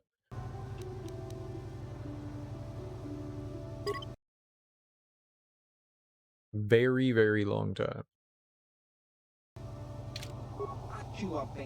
Your return. Was our business so unfinished when we spoke last? What is it you want? Oh. Oh god, I just want to end it. I'll be going now. I forgot. I completely forgot. I don't know why we do. I guess it's good that we brought Juhani with me there, but I forgot. Welcome back, Turkey Milady Jr. I see you have come alone. This is good. I assume you're here to discuss the business of the Genoharadan. Vorn Dusrod is dead. Well done, Dirkie Milady Jr., and as promised, here's your reward. Geno Haradin stealth unit. You'll find it far superior to most. Vorn's death brings you closer to completing your initiation into the Geno Haradin. Dirkie Milady Jr., however, until you have completed all your missions, you cannot be accepted into the guild. Rulon Prolic is dead. I must congratulate you. Rulon was no easy target. I will admit that you're not the first to be sent after him, though you're the only one to succeed. Duh. Here, take this Geno Haradin visor. Many of our agents use them to increase their senses and improve their skills. It really is quite an extraordinary item. With Rulon gone, you're another step closer to entering the guild, but until you have completed all the missions, you will not be accepted in the Geno Haradin. Itharok Goldar is dead. Yes, I heard he met a rather grisly end. For completing this mission, you've earned another reward. Take these Geno Haradin gloves. You'll find they're very useful in battle. Vorn, Rulon, Itharok, that is all of them. You've done it, Dirkie Milady Jr. I hardly dreamed it was possible, yet now the task is done. All the years of planning, spying, and digging to discover their true identities was all worth it. Now the Geno Haradin are mine alone. What are you talking about? Poor foolish Dirkie Milady Jr., you had no idea that the targets I sent you after were 3 of the overseers of the Geno Haradin, did you? The overseers have always acted in secret, their true identities hidden from the guild and even each other to prevent one person from seizing control of the entire guild. But now they're dead, and I am the only overseer left in the guild. All the agents of the Geno Haradin are mine to command, and I wouldn't have done it without your help, Dirkie Milady Jr. So, when do I get to join the guild? You used me! Glad I could help you out. What happens now? I'm sorry, Dirkie Milady Jr. Even after all you've done for me, I cannot let you join the Geno Haradin now. You are far too dangerous. You know the true identity of the only surviving overseer. I suppose I could try to have you eliminated, but I've seen your skill in dispatching the other overseers. I think it would be in both our best interests if we were to simply part ways. Nobody plays me for a fool. You'll pay for this. So that's it? We just part ways?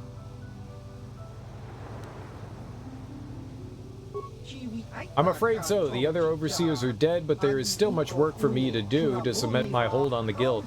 And as for you, Dirkie Milady Jr., I suspect your destiny lies elsewhere. You were never meant for the shadowy secret world of the Geno Haradin. You are bound to a much more public fate. This isn't over, Hulas. Nobody plays me for a fool. I was afraid it would come to this. Very well, we will finish this, as these things always seem to end in bloodshed, but the streets of Manon are no place for this confrontation. Meet me in the Dune Sea, Dirkie Milady Jr. There we will engage in a ritual battle according to the customs of my guild. Just you and me. Goodbye, Dirkie Milady Jr. I'll wait for you in the Dune Sea. I don't need to remind you that you must come alone. If you don't, you won't see me, and you will never have your revenge. Interesting, interesting. Is the Dune Sea the one in, is that the one in Tatooine? Is that the Dune Sea? If you go dark side, you get an evil Wookiee as a party member, and you can turn him into a Sith. Neat. Yeah, it's what I thought. I mean, it's the only one that I could think of that's what it'd be. Yeah.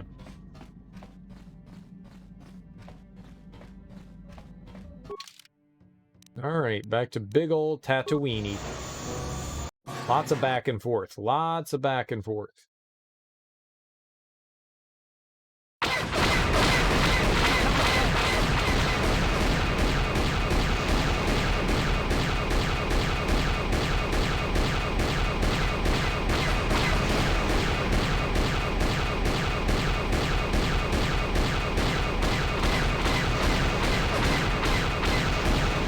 Yo, that's the best I've ever done there. I mean, obviously it's a trap, but that's okay. You know it's a trap. I mean, duh. Doy. Doy. What else would it be? A friendly party with streamers?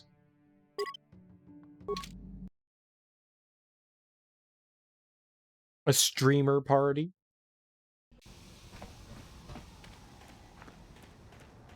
Oh, I'll go. And I'll take care of them. With my love. I'm gonna smuggle them to death. We're gonna smuggle all day. Smuggle all night. Smuggle until the early morning. Oh, cute smuggles. Smuggles! Dude, I now have a new favorite word. I love smuggles.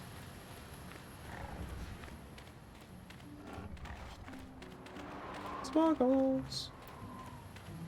It's cool that the dogfight... Well, it's not really a dogfight. You don't really go, like, chasing anything around, but it's cool that those happen every once in a while. You love muggles? I don't know what a muggle is, but I like smuggles.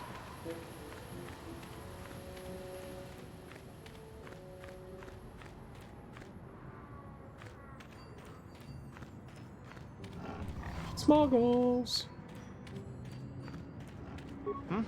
Good hunt.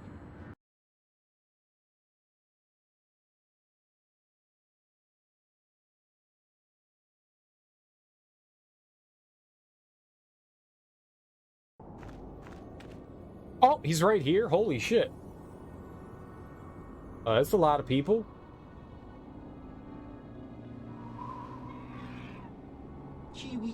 I'm not surprised to see you here, Dirkie Milady Jr. I'm surprised you came alone. However, I thought you would know by now how dangerous we Harridan are. I knew you were too much of a coward to come alone. I honored our agreement. This is between you and me alone. Killed the overseers. I can do you too. I can kill you too, Hulas. You have seen me betray the other overseers, yet you still believe Harridan cares anything about honor? That's a foolish mistake, Dirkie Milady Jr. You've great potential, Dirkie Milady Jr. Even the Harridan best agents would not likely have been able to eliminate the other 3 overseers. You even have the potential to become an overseer yourself. One day, that's why I have to kill you here. Eliminating the competition is the key to maintaining my power. I killed the other overseers. I can kill you too, Hulas. Let's get this over with. Brothers of the Harridan, attack! Alright, well.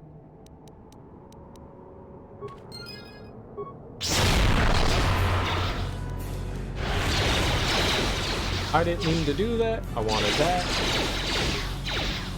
I want this.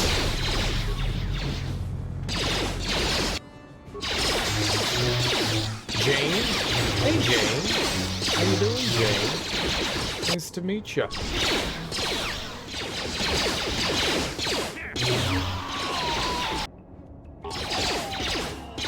I'm gonna save him for last.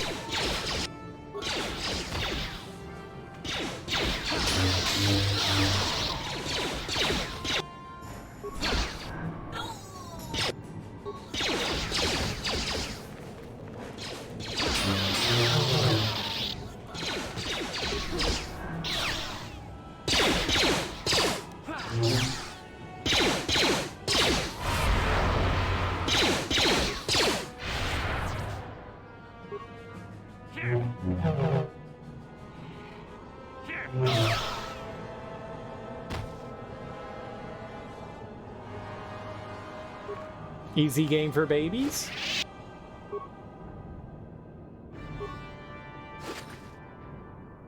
$500 credits, life support, Harridan mesh armor. Absolutely decimated. I know, we kicked them all. Kicked them all in the shin bone.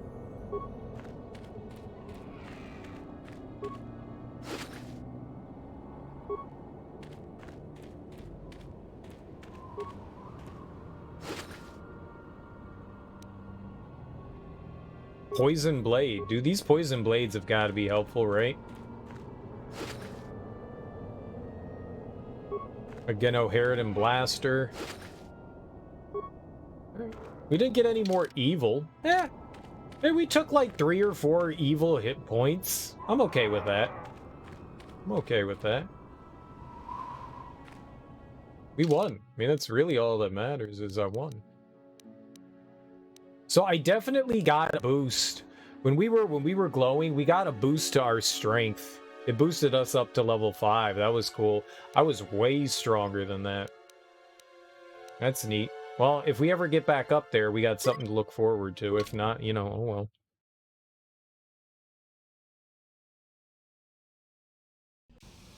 Or there may not be enough checks to get us back up to the light level. Maybe I should have done that earlier, you know, lowered all of that. In Harry Potter, a muggle is a human without any magical power opposed to a witch or a wizard. I've never read Harry Potter. I saw the first movie and thought it was atrocious, so Yeah, what do you want? I didn't bother with it. Your choice. All right. So in Harry Potter, a muggle is a human without... Yeah, you wrote that twice. you wrote it twice. You wrote it twice! I read it. Gorsh. You know what I've been wanting to do? Is go to the upgrade table, and I keep forgetting to do it.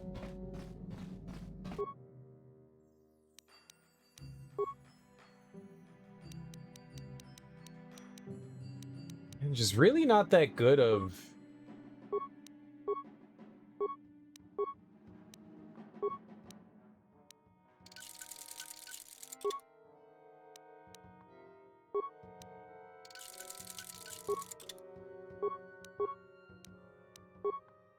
There we go. Not everybody's cup of tea, for sure.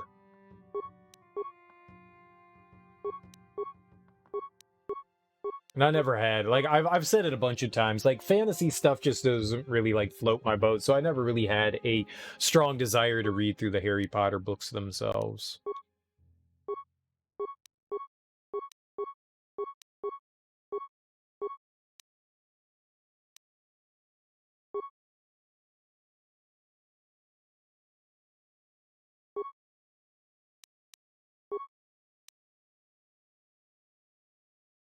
What do I have currently on? Sigil. I can't put another sigil on a sigil. Opila.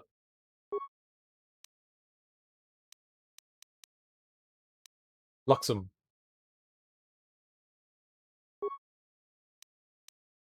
Damned. 524? Blaster bolt deflection plus 5.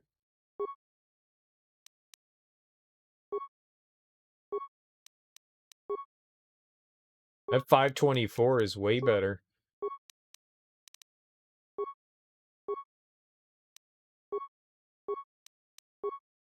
Which one was it? There we go. Yeah, alright.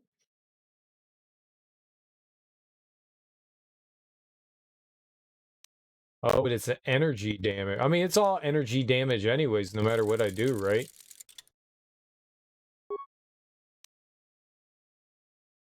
Oh, I know. I know. That's what the... But the changing the color doesn't really do anything, so... I like the stun. I like having that on there. 717. 414.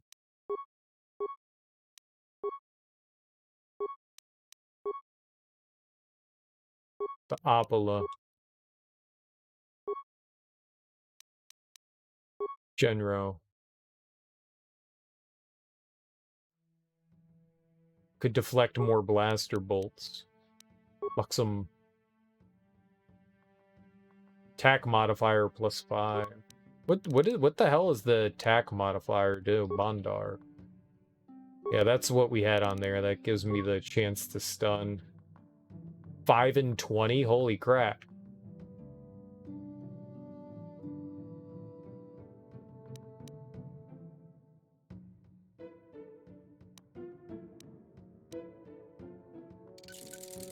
Screw the stun. How strong does that make me?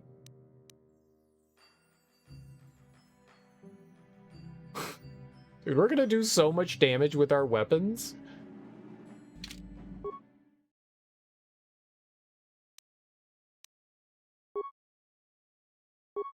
I'm good with that. We'll take the stun off for that. Why not?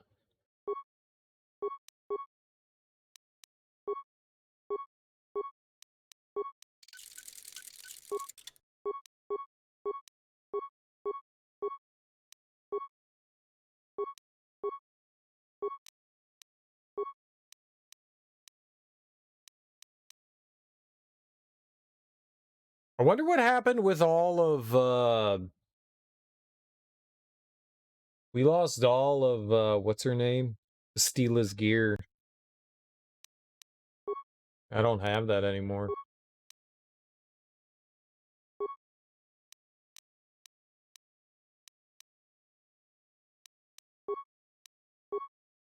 I think this is,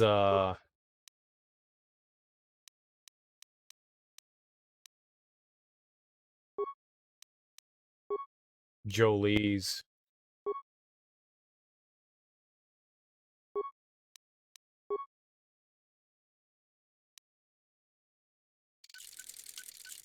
Here, there you go, buddy. You actually have something. Green and blue? It looks like green and blue to me. Is that green?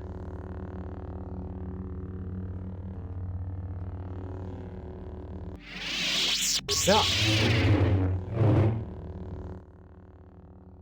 Yeah, it looks green to me. Green and blue.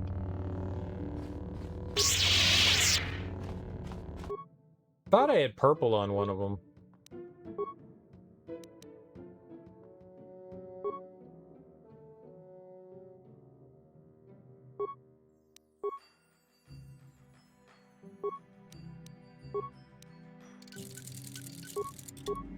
We'll go purple.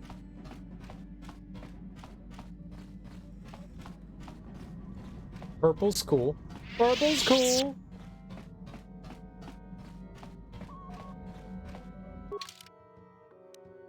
Alright, back to Korriban.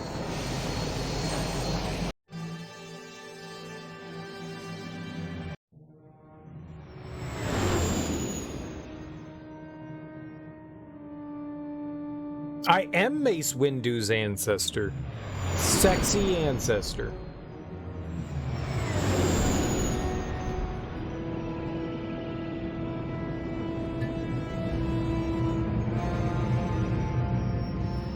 Sexy ancestor Dirkie Milady, related to Mace Windu as great-grandfather 10,000 times over. I'm gonna go use the bathroom. I haven't got up in a long while, so I'm gonna go get up and alleviate myself. I need to stretch my legs too. It's sit for way too long. I'll be right back, and we'll go look around the Sith planet again. For a little while at least. For a little while at least. I'll be right back.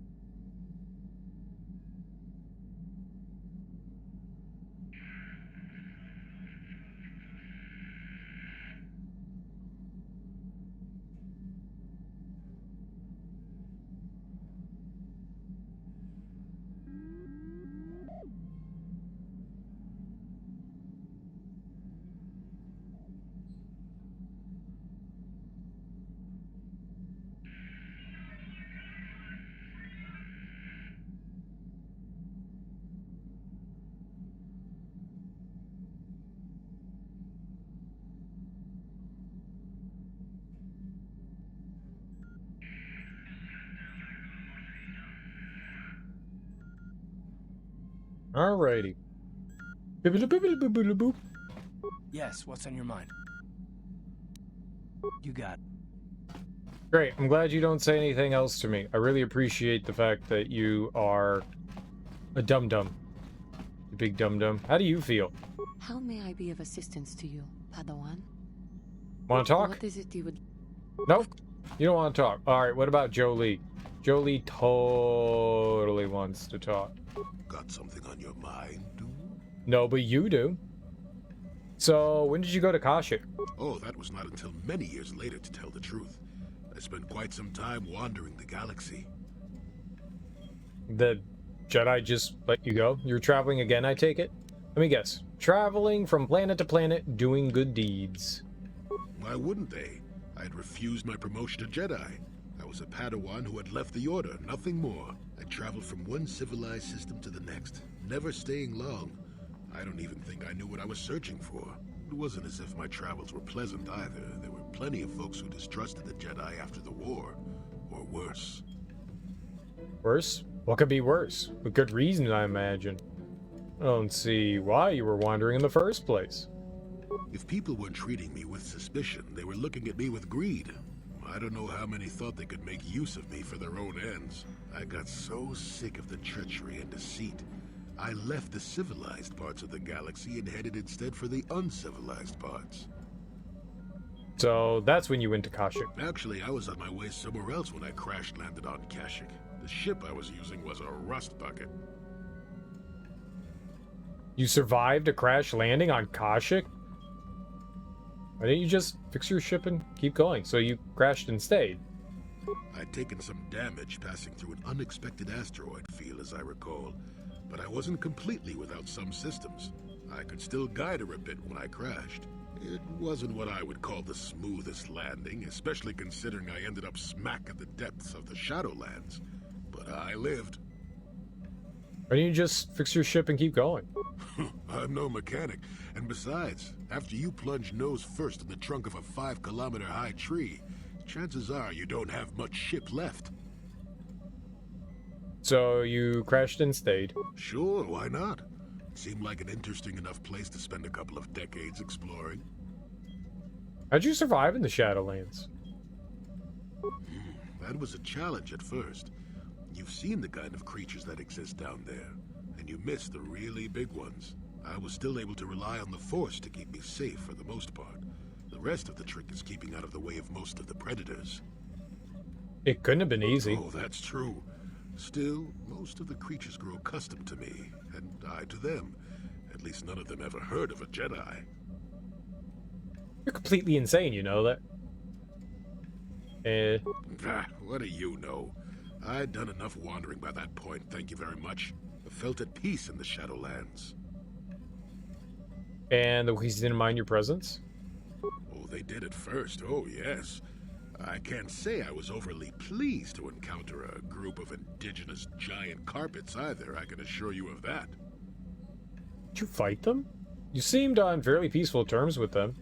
Well, that was after 2 decades of helping them. They certainly didn't trust me at first. You helped them? When I could, I would assist a few young ones who would get lost in the Shadowlands or attacked unexpectedly by the wildlife. I must say, for a while there, the Wookiees actually thought I was some kind of benevolent forest god. Amusing, really. I set them straight eventually. Why didn't you stop the slavery of the Wookiees then? At first, when the slavers took to hunting down lone Wookiees in the fringes of the Shadowlands, I did my best to divert them. Later, when Shundar made his deal, I didn't see any point. I wasn't here to save them from their own sad follies, after all. Kinda fucked up. Sounds like you enjoyed being a god. Nonsense. I had no idea that's what they were thinking for a long time. I just thought they were being friendly neighbors, leaving fruit and such for me. Later, when I started to understand some of their grunting, I realized they would say prayers to the Hairless One before descending into the forest. Hairless One. I used to have plenty of hair, I tell you. At any rate, it took a few bruises, but I set the record straight. A few bruises? I traveled to Rookwaro and met with the chieftain in front of everyone.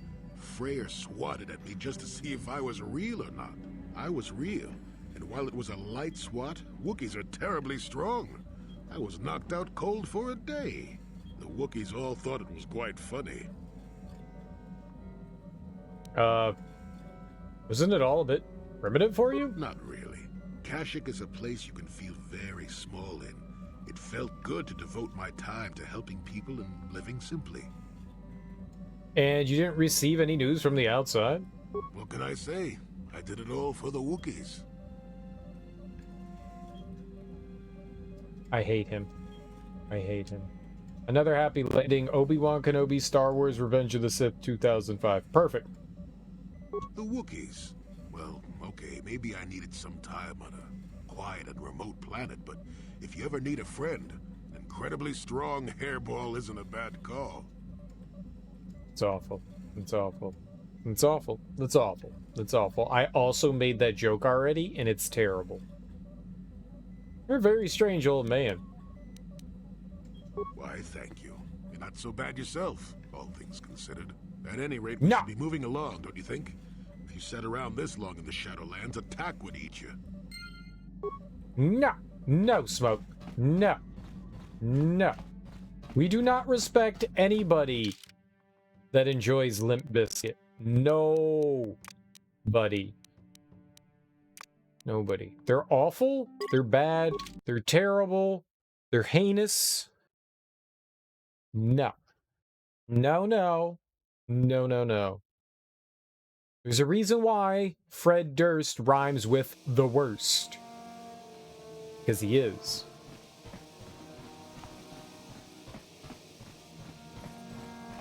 Awful.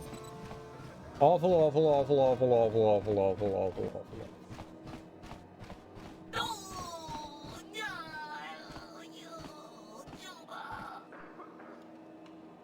What was that?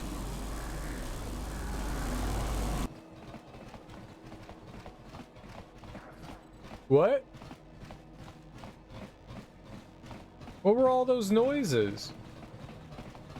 They're so trash. They're awful. They're absolutely 100% awful. I don't say that about a lot of music. I usually can see something positive and understand why people like certain things. I don't know why a single person ever thought listening to Limp Bizkit was a good thing.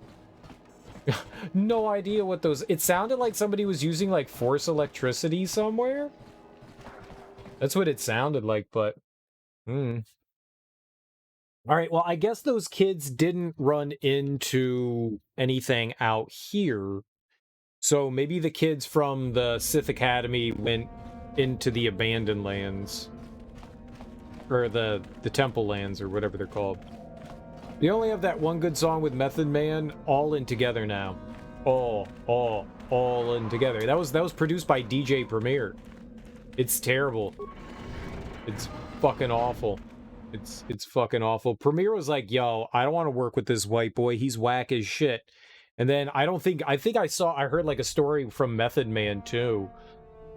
Durst was like desperate for a DJ Premier beat, like fucking desperate, like kind of like went crawling to him on his hands and knees. And I think like Premier and Meth were like clowning on him like nobody's business. Neither of them wanted to work with him, and somehow he like finagled away. I don't know what he did, because his verse on that song is horrible. He can't hang. Method Man put him to fucking shame on that track.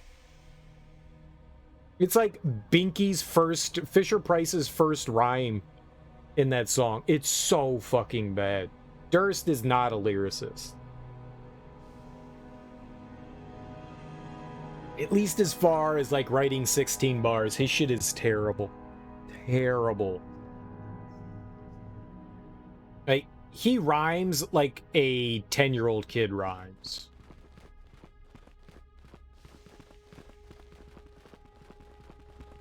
It's just, it's awful. All the electrical noises gave it away.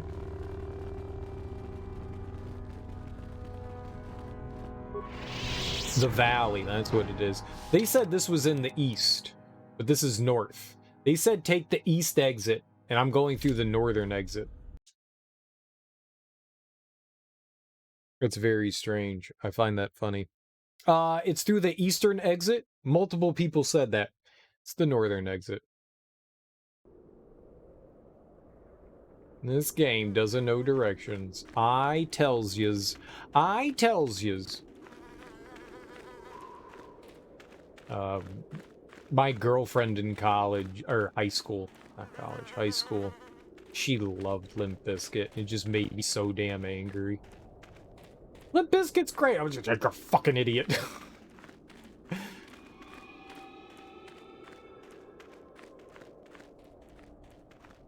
Oh, what was my first clue that Fred Durst couldn't write lyrics for shit? I don't know. Probably because he had a song named I Did It All for the Nookie. Oh my goodness, just attack someone.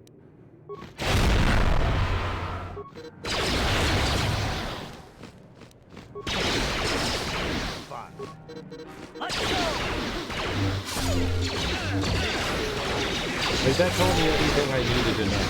It told me everything I needed to know. Good shooting, guys. Good shooting. You're professionals. He told me not to go in here, so we're totally going in here, right?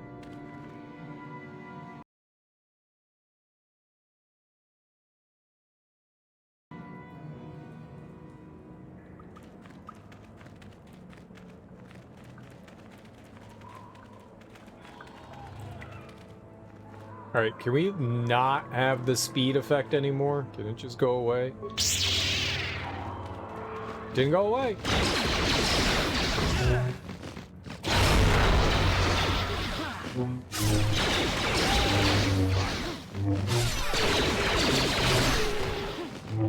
Why do they call them worms? They're flying. Worms don't fly.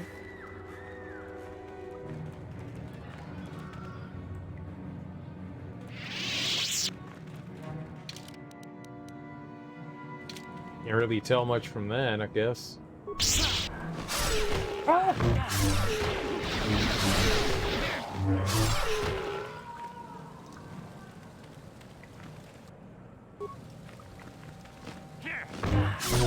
I was thinking there would be like crystals and stuff in here, like the other cave on Dantooine. I don't think we've seen anything yet. I'll take all that though. Hell yeah. That's it. That's all that's in here. I saw the fire. I assume maybe we'd find something.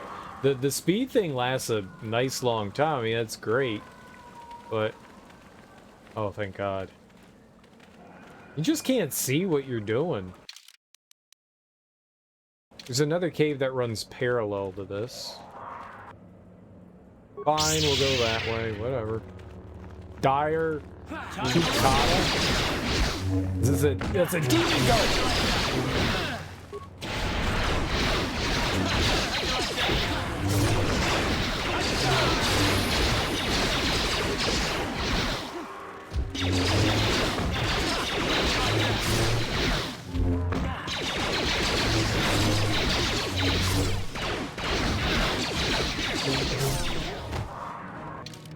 Fuck you, goats.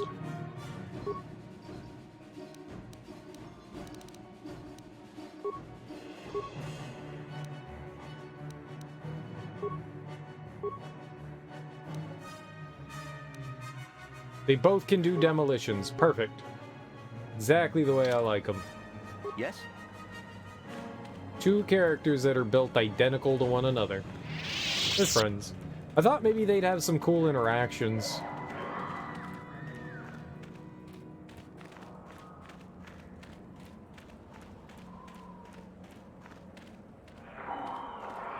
Chewed corpse.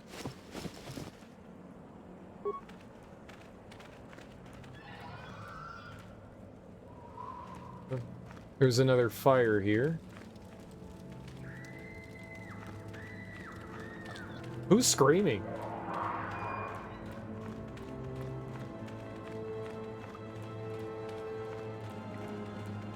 That just brings me back over this way. We'll go down the right path this time. Ah! Ah!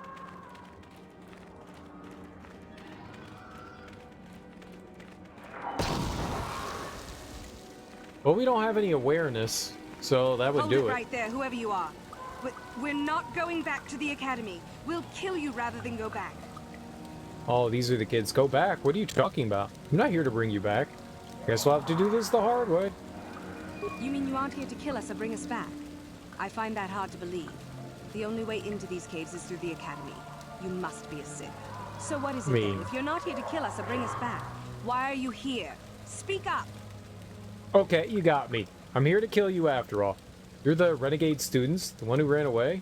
Maybe I can help you. Help us? Why should I believe that this isn't some kind of trick? Give me a chance, and I'll prove it to you. You want to help us? All right, I can think of a way. We're stuck in these caves, obviously, or we would have been long gone. There's a passage to the surface through the caves, but we're blocked by some kind of large creature. We can't defeat it. If you could kill it and clear up the passageway for us, we could escape. That would be help enough. Can you do that? Absolutely. I can try. I'll believe that when I see it.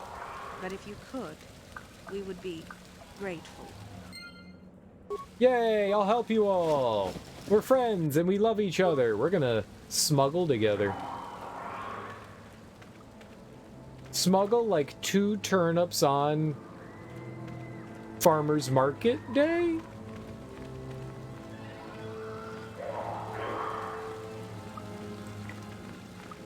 Sounds right to me. Sounds right to me. Giant beast, you say, huh?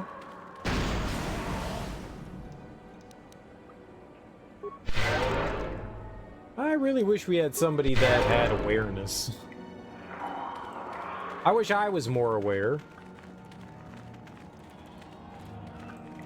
A lovely level of 0 awareness.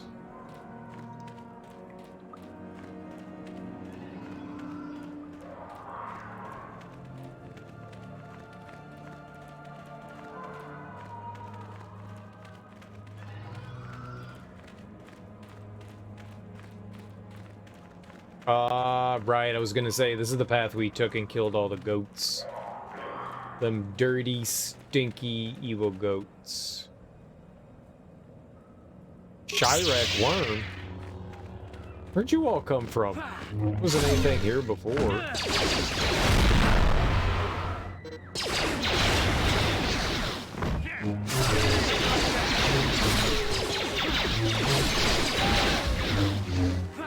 Maybe they randomly spawn in. Wouldn't surprise me. Wouldn't surprise me one bit. We already examined that. So back the other way. Back the other way.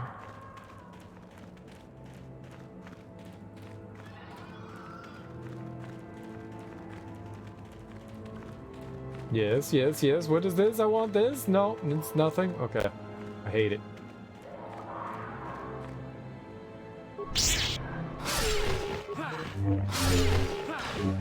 Die, thing!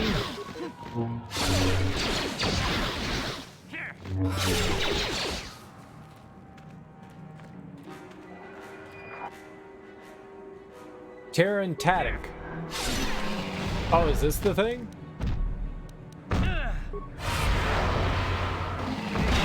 Uh-oh, he gonna kill me!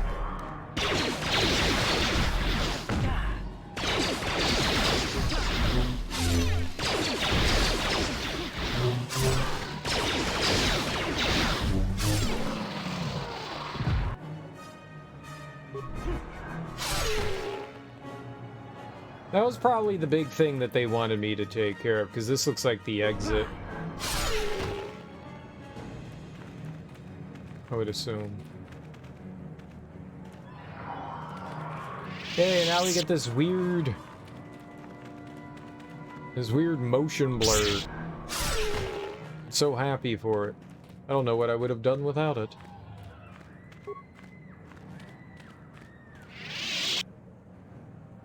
Keldroma robes. Duron's journal. Who the hell's Duron? Who's Keldroma? Keldrago?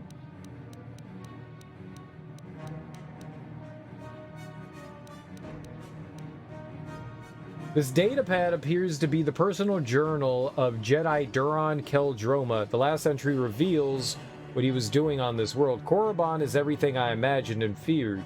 I can feel the power of the dark side here. I can sense the Terrantatic hiding in this evil place. Shayla and I have decided to venture forth into the Valley of the Sith Lords in search of the creatures.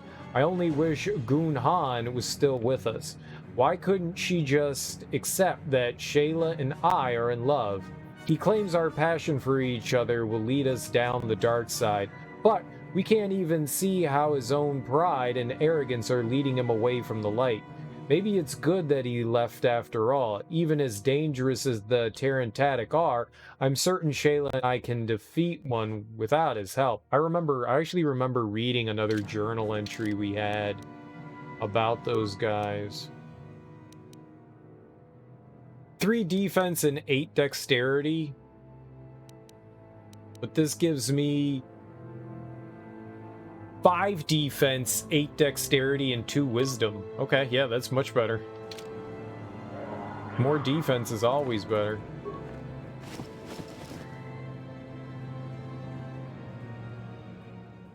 Masasi ceremonial armor. Masasi. What's this? Probably shit I couldn't equip, but what is it?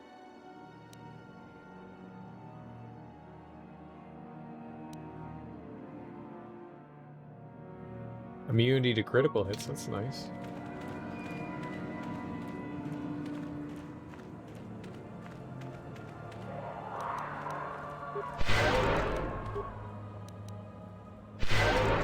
Alright, I guess we'll go back to the kids.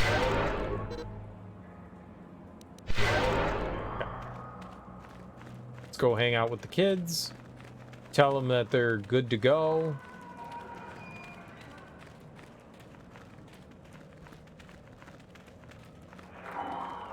And we can move on. Lovely. I'm assuming the Terrantatic was what we wanted to kill.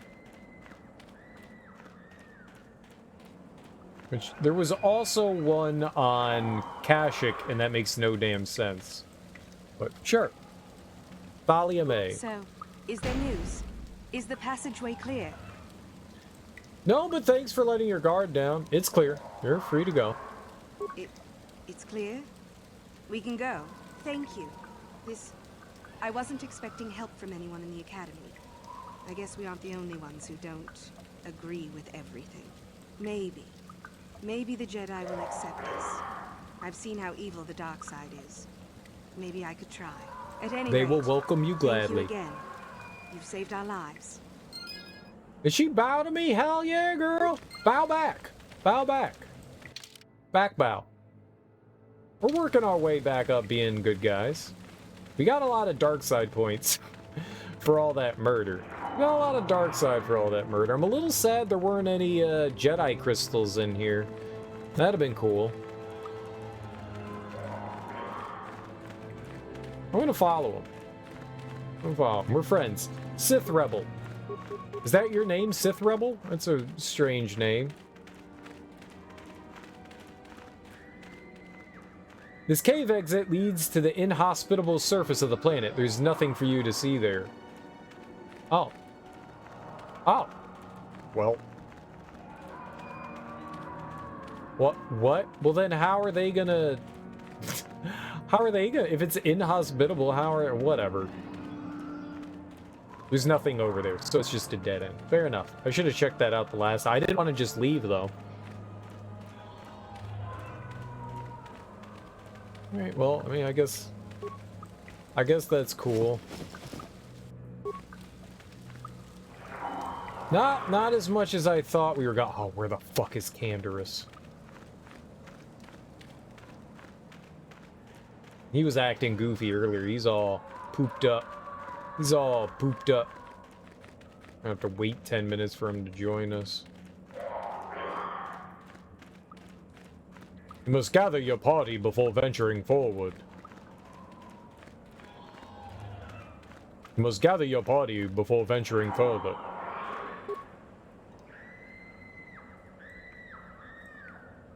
Where's Candy?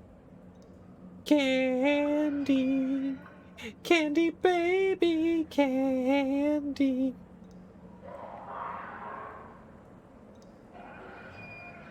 Candy got afraid of all the smuggles we had. Candy was afraid of smuggles.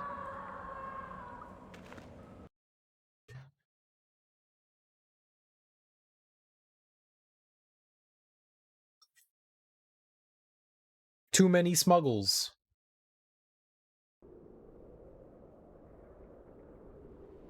Alright, I think we're going this way.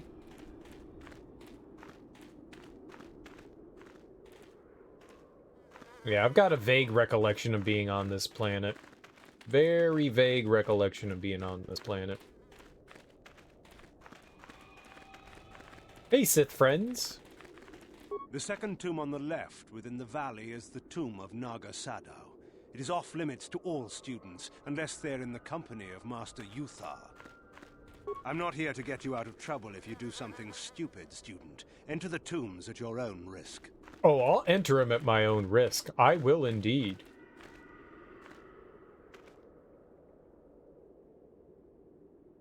Doc Vesser. Who is you? Greetings. I don't think I've seen you at the Academy before. Here to investigate the ruins. You got it. Who are you? My name's Doc Vesser. I'm assigned to the Valley Ruins, as you can see. We've been painstakingly uncovering these tombs for many months now. Master Yuthar won't allow us to dig with lasers or sonics. We have to use hand tools only, so we don't accidentally destroy anything we run across. That makes progress very slow, however. But smart, because you won't destroy anything. What can you tell me about these ruins? Well, it seems that the Sith once inhabited Korriban a long time ago. There was a fortress here that was destroyed at some point before the Sith abandoned the planet completely. Why they left, we don't know. Perhaps the Jedi drove them off. The tombs in this valley are the only parts of the fortress we found mostly intact. Made any unusual findings? Some. Most of the interesting stuff is still in the tombs, but Master Yuthar prefers to leave them to be explored by the students as a challenge. In time, they will probably become safe enough for us to enter. Until that time, however, we're stuck to digging up the valley piece by piece. The tombs are dangerous? Definitely dangerous. Most of the students that go inside them don't come back out. Master Yuthar prefers it that way. What can you tell me about these tombs? There's 4 tombs here. On the right are the tombs of Ajunta Paul and Tulak Horde. On the left are the tombs of Marco Ragnos and Naga Sado. All 4 were ancient Sith lords. Tell me about the tomb of Ajunta Paul. That's the first tomb on the right. There's a rumor that there's a powerful artifact still in there, but nobody's retrieved it yet. That tomb supposedly has ancient battle droids and traps that are still functioning. It's amazing that their power sources have lasted so long, really. Tell me about Tulak Horde. That's the farthest tomb on the right. We don't know much about Tulak Horde, unfortunately. The Takata have a nest in that tomb, I think. The Takata? A local pack animal that's very dangerous. Occasionally the guards track down a queen and kill it. That usually pacifies them for a bit. Alright, Marco Ragnos. That's the first tomb on the left. Someone mentioned that a crazy droid has holed itself up in there, but I don't know much about that. And Naga Sado? It's the second tomb on the left when you enter the valley. Naga Sado was the leader of the old Sith Masters here, we think. Darth Malak found something in there a while back, however, and ever since then only Master Yuthar can enter it. Well, that's the one that has the star map. What do you find, you know? No. A lot of the discoveries are kept secret, even from the students. I only heard that Darth Malak found something there by rumor, to be honest. Okay, I gotta go. All right, just be careful if you head into any of those tombs. Alright, well, he gave us a bunch of information. That's good. Stompy, Sorry, stompy. I'm rather busy with the excavation planning right now. Stompy, The stompy. tombs are full of traps and droids that still work, it looks like. Stay out of them if you can. Which means, I mean, if that's the case, then... One has to wonder what made the Sith leave this planet originally. I need someone with better awareness. So...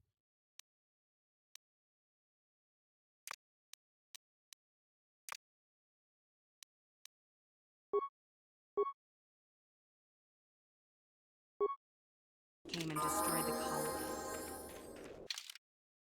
Bring the kiddo. Oops. Why not, right?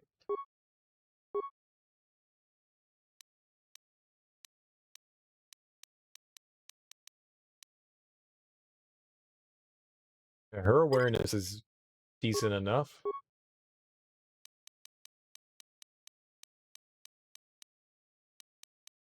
I don't know what level she's on.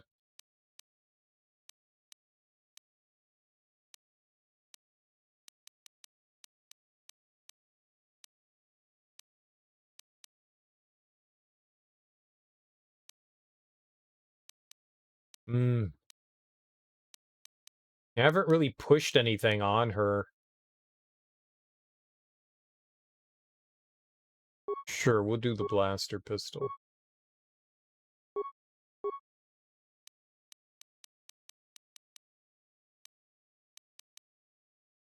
Is that boosting treat injury?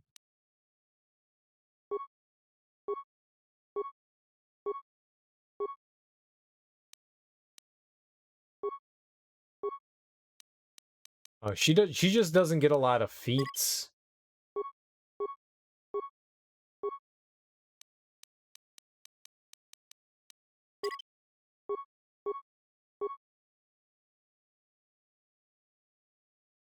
You turn Commander Anasi to the dark side, that would make him Darth Carth. Darth Carth.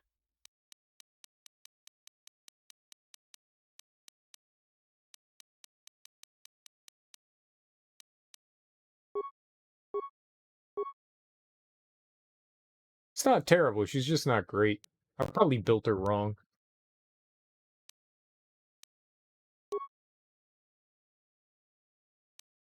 Whoops.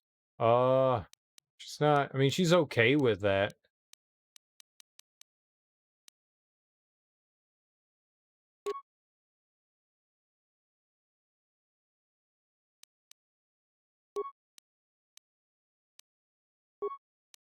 I think you need strength.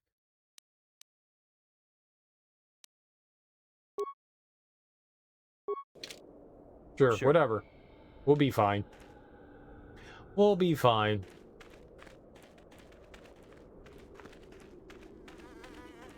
Gallon lore?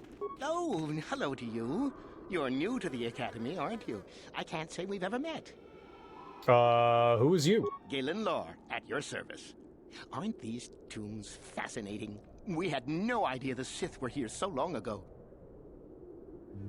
Why not? Aren't there records? Not from this far back. Or at least what records do exist are sketchy at best. These ruins date back to a period when the Sith were first formed, before their exile into the far reaches of space. It's quite fascinating. What are you doing here? I've been working on a translation of some of the runes by this tomb. I'm quite excited. This may very well be the tomb of Ajanta Paul. You think his sword might be here? The runes say that he was interred here, so I think interred it here? may be possible. Whoever found the sword could gain great prestige. Interred here?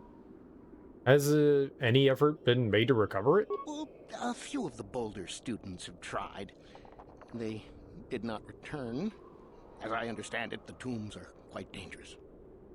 What makes the tomb so dangerous? From what I've been told, the tombs have old traps and machines that are still active. They were designed to keep out intruders when they were made, and still do. I suppose if the Academy wanted to make a concerted effort, the tomb would be opened. But I think Master Uthar prefers to keep it as a challenge for the students. What do you know about the sword's powers? Nothing at all. The legends don't say anything about it. It may have had powers only for Ajanta alone. Why don't you go in there? No, these tombs are certainly not harmless. Don't think that. The sword may be tempting, but I'm not about to risk my life to find it. Are you a coward then? No. Well, I want power as much as the next person, but I'm not stupid. I know what I'm capable of. Gain prestige? Certainly. Finding such an artifact and giving it to Master Uthar would earn anyone big points. Although I suppose you could also keep it. I keepy. I'm going. Of course. Don't let me keep you from your business. I know, right? I love business.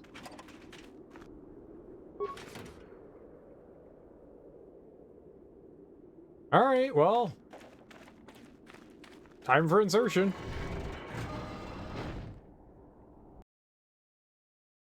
Time for insertion.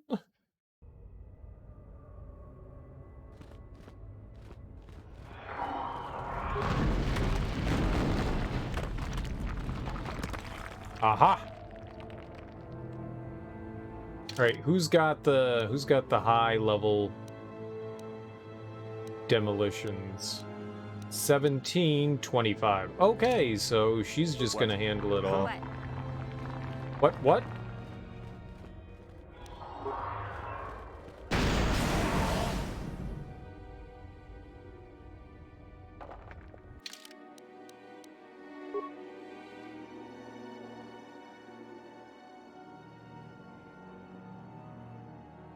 I didn't save before coming in here.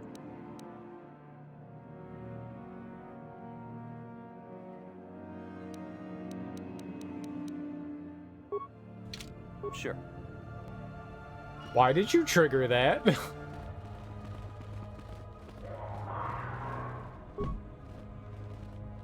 No problem. Got it. Why did you trigger that?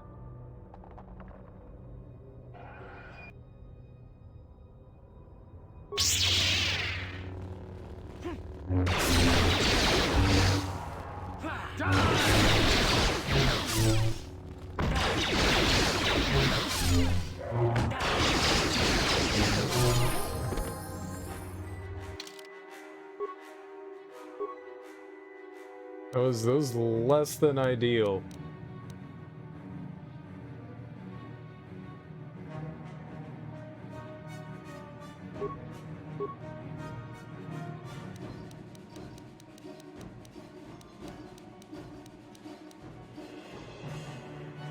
Alright, well, it's either more offense or more defense. I think we're gonna take stasis. I probably should go defense, but who wants defense?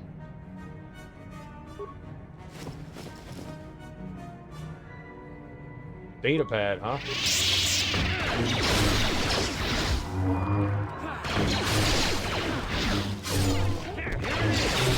Oh, it's just squishy. I'm not using any powers on you. Alright, let's take a look at that data pad. Whoops. Datapad appears to be the journal of a Sith archaeologist by the name of Verngal. Most of it consists of uninteresting notes on the geology of the tomb's caverns, but the final entry is as follows. Strangely enough, I found traces of Thurangian in the tomb. This is an unstable black rock used as fuel by lesser races. Perhaps the ancient Sith on Korriban used it as a power source, and it is volatile and dangerous substance and reacts violently to fire. I will have to be careful.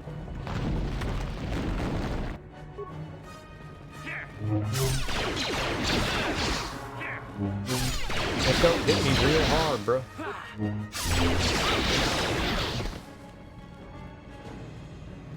That is a lot of droids. Rune-covered obelisk.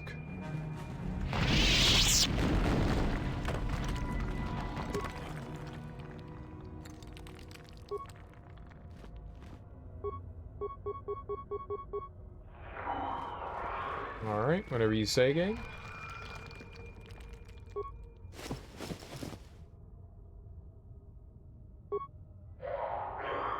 Guess we can't interact with a rune-covered obelisk. Severed arm. Nice. Another data pad, okay. This datapad seems to have once belonged to an enterprising young Sith student who had ventured into the tomb in search of a Juntapal's sword. One of the entries is a particular note. There has gotta be a way to get past this obelisk blocking the bridge. It seems to be made of some kind of unstable material. I'm willing to bet some kind of energy discharge will set it off. Blaster fire isn't doing the trick.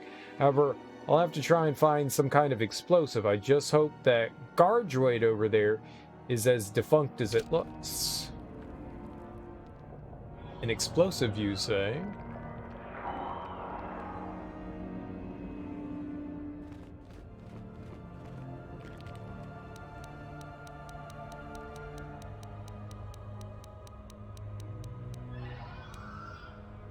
Well, let me choose grenades.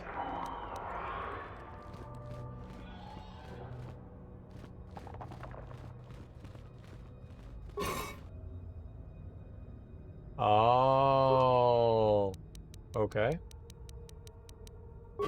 Actually, hold on. Will it let me mess with this one now? Not that one. Weird. I'm assuming we could put a grenade in it. Or we'll put a frag grenade in there.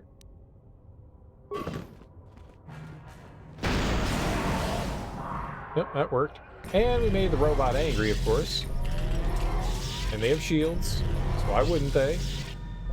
They gonna jump over here, or are they just gonna ass blast?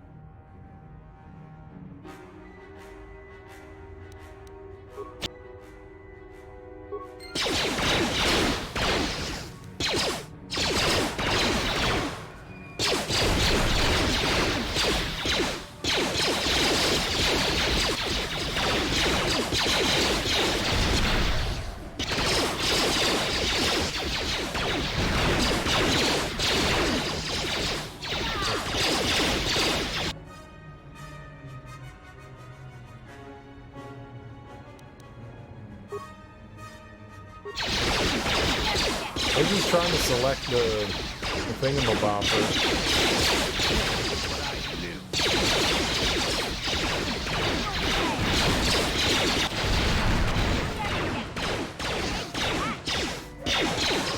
We're doing fine.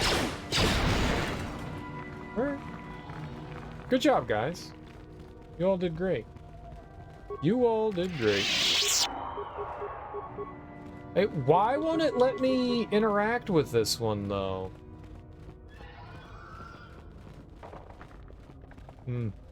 It's annoying as hell. Not to say that there might not be something, I just wanted to, you know, touchy-touchy.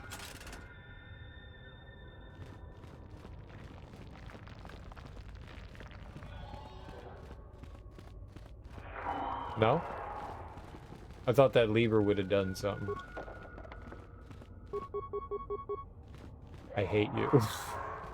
I hate you so much.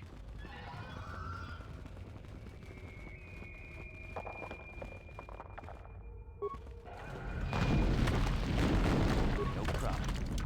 Got it. What? Yeah? Okay. But this time, friend?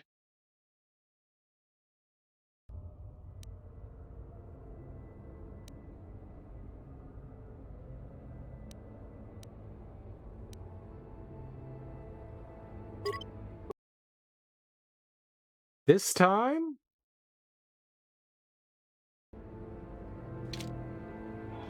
You're gonna dismantle the mine.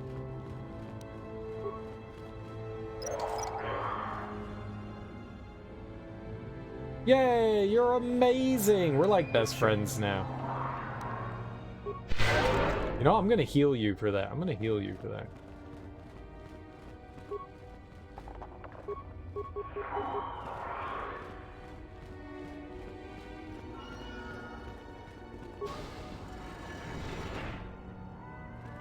Tomb door. I'm a Tomb Raider.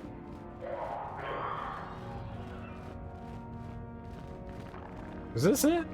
Sith statue.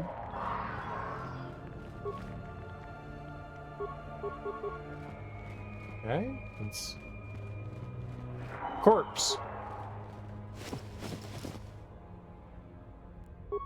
Money? It's more money than I thought we were gonna get. Okay, tomb door. Oh. Sarcophagus. Oh. Fibro sword. Silver line sword. Notched steel sword.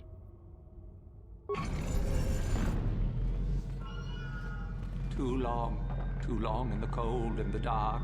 I am disturbed again. A human. That's me. A Jedi here? Why have you come to this dark place, Jedi? Why disturb my sleepless rest? Main for funsies. I'm not a Jedi. Disturb your rest. Are you some kind of ghost? I was here once before, I think. You remember me? I do. And yet I do not. The Force is so strong with you, human. Yet the face, the soul. It has been so very long. Are you Ajunta Paul? I had a name once. Ajunta Paul. Yes, that was my name. I was one of many. We were servants of the dark side. Sith Lords, we called ourselves. So proud. In the end, we were not so proud. We hid from those we had betrayed. We fell, and I knew it would be so. You were a Sith Lord from the ancient times? What do you mean by those we had betrayed? Can you tell me about this place? How'd you fall? What happened? Ancient? Has it been so long that you used the word ancient? I have been here so long, so lost. I cannot remember. We were the first to rebel, to betray, to surrender ourselves to the dark side. So strong, we thought. So wrong.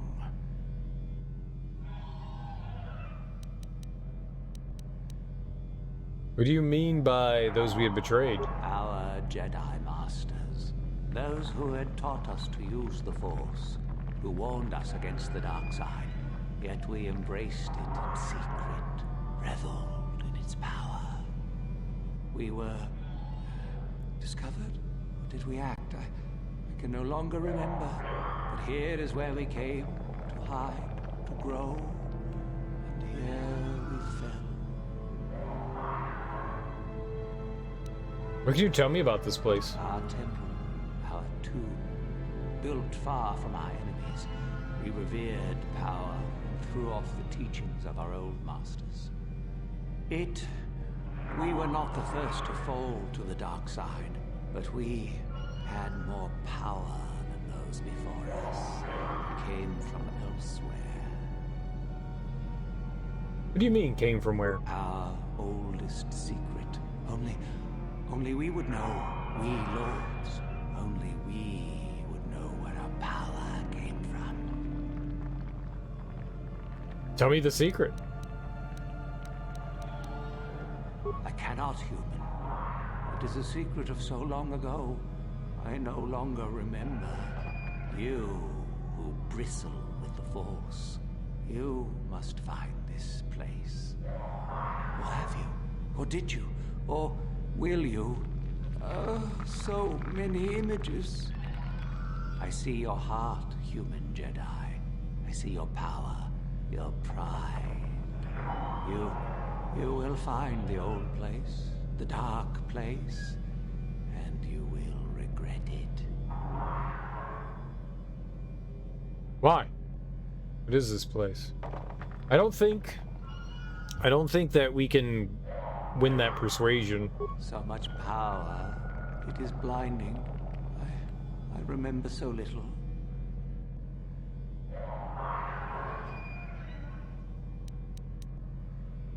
How'd you fall? What happened? We hid from the Jedi, but it was not they who destroyed us. Is it not obvious what we did? We destroyed each other. We desired the secrets of each other to increase our power. We battled until finally our fortress rained down on top of us. And so, here, our old secret is buried, and none of us hold it anymore. Is that not right? Our power fled. Oh, what became of us? Do the Sith still thrive? Did they ever return? Sith fled, yes. They returned. Sith have thrived and are more powerful than ever. They returned and endanger us all, and the light side must battle them. So much time has passed, and yet we have learned nothing.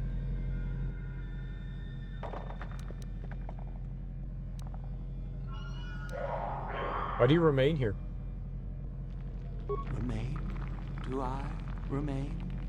I have regretted for so long all that I have done. My sword, I filled it with my pride, and it is buried with me now, a corpse as I am a corpse. I am dead as my faith is dead, and I shall remain here, surrounded by blackness in death as in life. I feel sorry for you. I need the sword you speak of. Of course you do. You seek my power. Will it destroy you as it did me? I wish my sword to be taken away from here. I do not wish it to rot away as I have. I command this of you. Fine, I'll gladly take it out of here. What do you want me to do with it? Sorry, nobody commands me to do anything.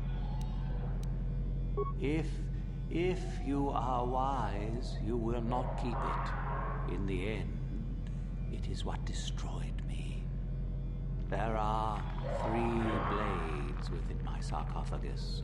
Only one is truly my sword, but it has been so long. I do not remember which.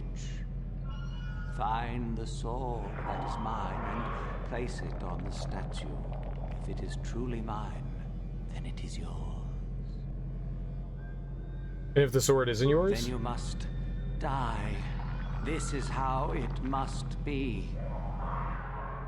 How will I know which sword it is? I do remember one thing of my sword. Listen to me carefully. I am that which grips the heart in fright, hearkens night and silences the light. It was written of my sword long ago. Go then, find my sword and place it on the statue.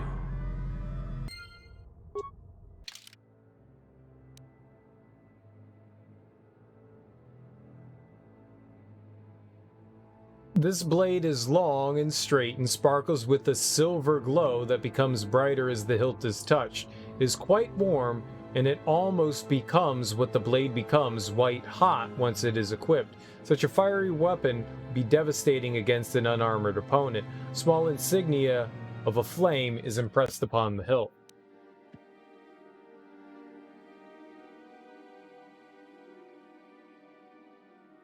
Like most vibro blades, this weapon lets off a dim humming sound once activated.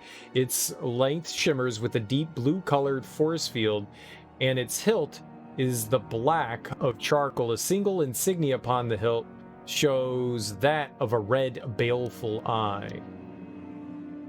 The blade of this sword is an ebony black and notched along its length to give it a cruel and jagged appearance. There's a strange visual effect upon the sword, which makes it seem as if shadows pulse and ebb along its surface. It's very cool to the touch, and upon a close inspection, a small insignia of a dark circle can be spotted on the hilt. He said a moon, right? So the notched steel sword. I am that which grips the heart in fright, hearkens night, and silences the light.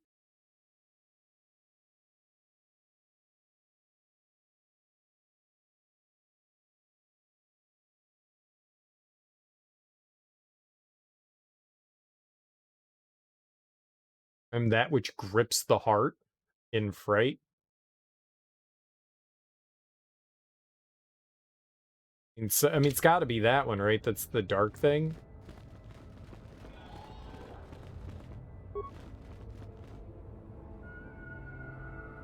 The notched steel sword.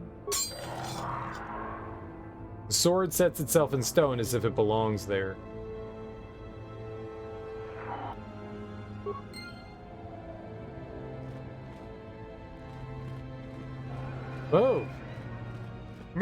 move. Huh? What? Sure. Yes, that is the one. That is the blade that destroyed me. Take it. Take it and the other blades even. Take them and go. My darkness awaits me. There's no need to remain here, is there? No need? What choice have I?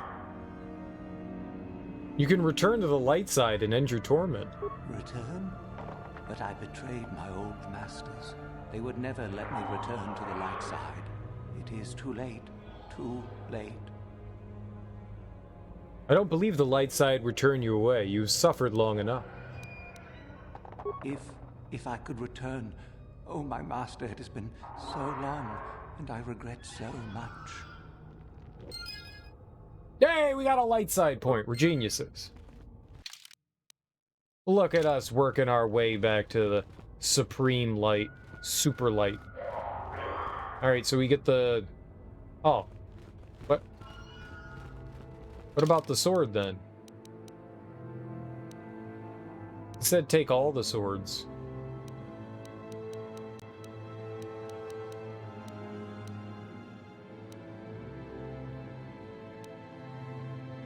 Are they just gone now?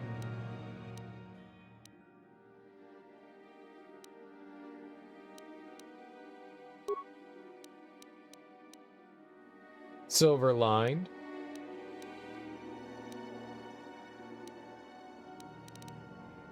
Is that one? Ajunta Paul's blade. Held by the Dark Jedi even before he fell to the dark side, this may be one of the few truly personal items owned by Ajunta Paul and remains as thoroughly corrupted as he is. Cool. +2 fire, that's neat.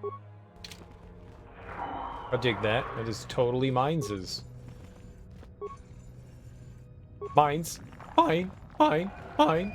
Mine. Mine. Mine. Mine. Mine.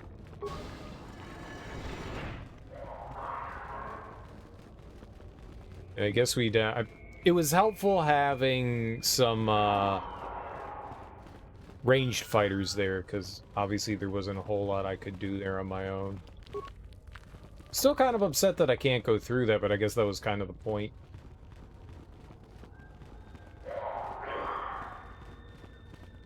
Ah, Chardon. So, the spineless worm actually made it through the tomb. I'm impressed. Spineless? Chardon, what do you want? Isn't it obvious? I've been hoping that someone would do the dirty work in retrieving the sword of Ajunta Paul for some time. It's been quite a wait. Now that you have it, I just thought I'd relieve you of it. It must be quite a burden after all. I mean, it is kind of a burden. You're not taking anything from me. No, I think I'll manage with it just fine. Kind of you to offer, though. I don't know what you're talking about. What sword? Oh, but I insist. I'm not about to let a chance to impress Master Uthar pass me by. Especially not for a pathetic excuse for a Sith like yourself. Hand over the sword, worm. You know I'm the superior here. And what if I don't? What are you gonna give me for it? Over my dead body? Just let me get it out. Isn't it obvious? You die. Rule of the Sith. Only the strong and cunning shall survive. You won't be missed, trust me. Now hand it over. What are you gonna give me for it? Just let me get it out. Fine. No tricks, though. I'm watching you. I've changed my mind. You're not getting it. To do things the hard way, eh? Fine by me.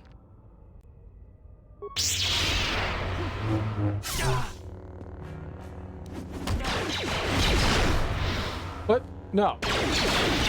I do that to you. Here it is!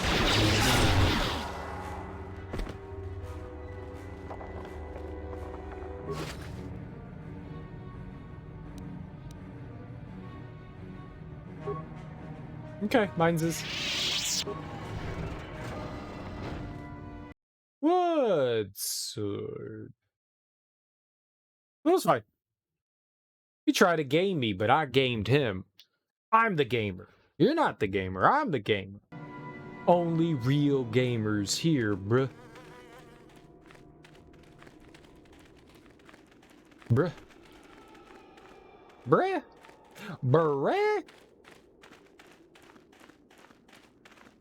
Only true gamers understand the love and compassion we have for smuggling.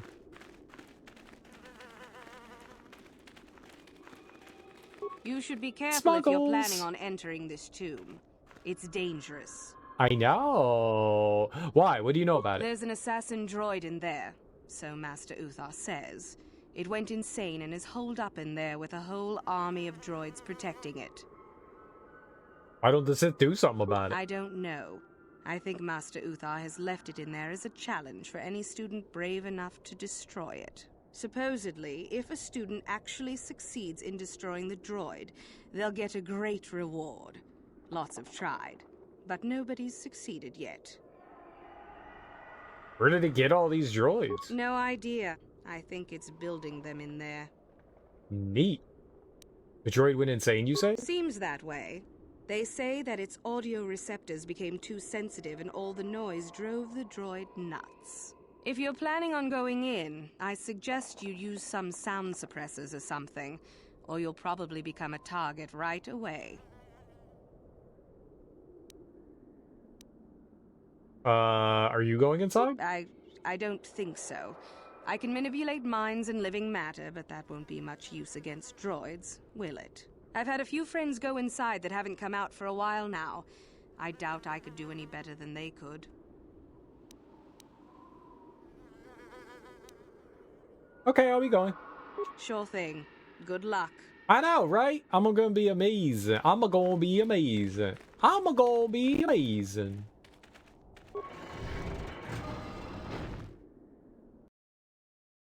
I hope this tomb has corn dogs in it. Corn dogs and mustard. War Droid Mark III. Triggers detected. Excessive audio input must be kept from the master. Initiation. Like something prevented me from jumping to it.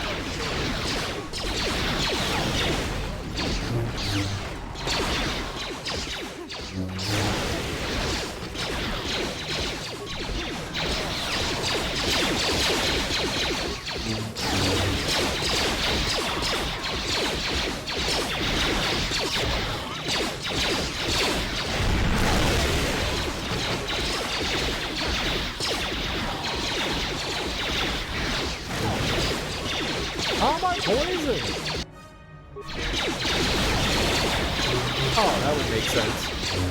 There's just like mines and shit everywhere, aren't there?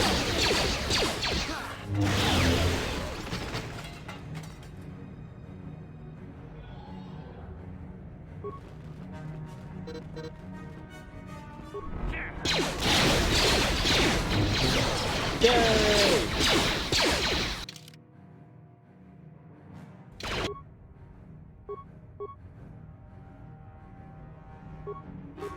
You know what? If I'm gonna send somebody in there, it's gonna be you. We not okay.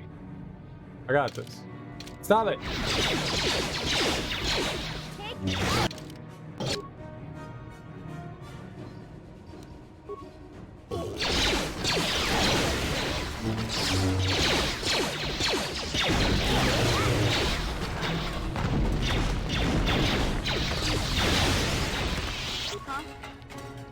Well, we tried.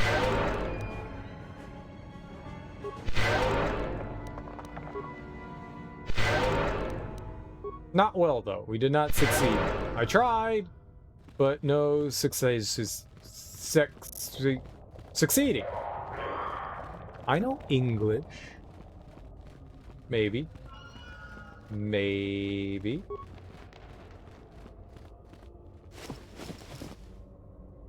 Data recorder. I got the sound dampening stealth unit now.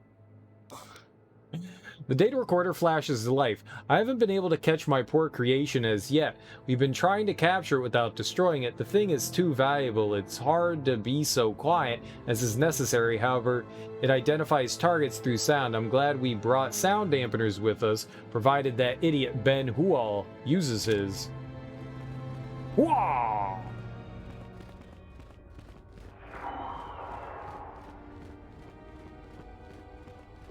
Why are you just standing there, Canderous? Canderous always be broken. Canderous busted. Y'all busted. That derp Canderous. Look at him. Look at you. Look at you, just sad state of... Uh-oh. Too much audio input. Audio systems overloading. Must destroy source of disturbance. Must kill sentience. Yes, yes, that sounds good. Wait, me? Do you want to kill me? I don't like that. Please don't kill me. Okay.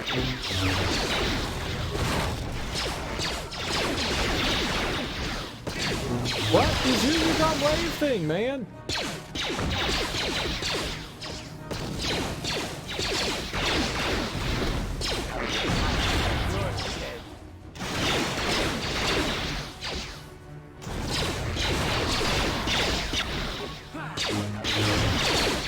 I'm just like standing there doing nothing. Ew.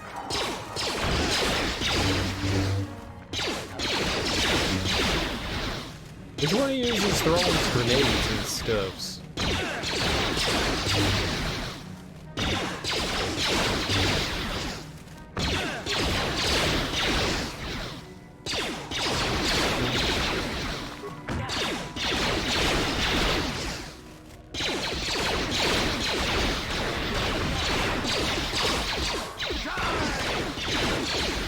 Oh, I kept using it? I'm an idiot. I used it like 9 times.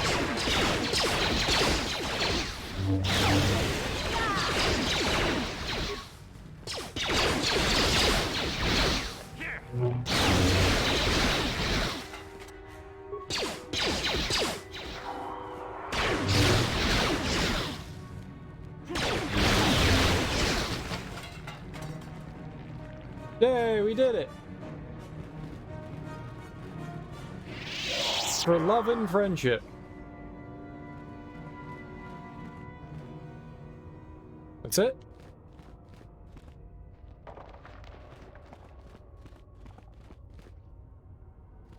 Nope, nothing. Nothing. I was just fighting a bunch of robots. That's all we had to do was punch some robots in the teeth. Do robots have teeth? Those robots had teeth. You could tell because they had teeth. They were finely toothed robots. I don't like them. I don't like them one bit. Keep your teeth to yourself. That's what I always say. No problem. Got it. Alright, I hacked open the case. Crystal sigil marked Marco Ragnus's gauntlets. Can we talk to his ghost too? Restricted to dark side. Focus lightsaber. Ancient but still intact, these gloves appear to be made of black scales. They pulse with a dark power. Sexy power. Is that it? We don't get to talk to his ghost or anything? Okay.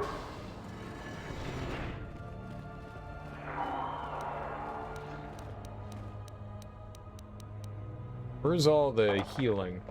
There we go.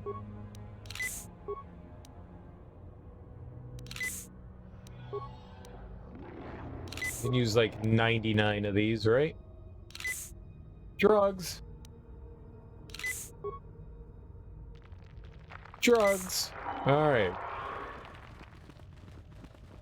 I'm addicted, man. I'm addicted. I'm addicted. It's like steroids, though. You gotta inject them into your buttocks, though. They keep stabbing themselves in the thigh. It reminds me of Bloodborne. Just jamming those blood vials into your, like, oh, Oh. Feels good, right? Feels good, man. Feels good, man.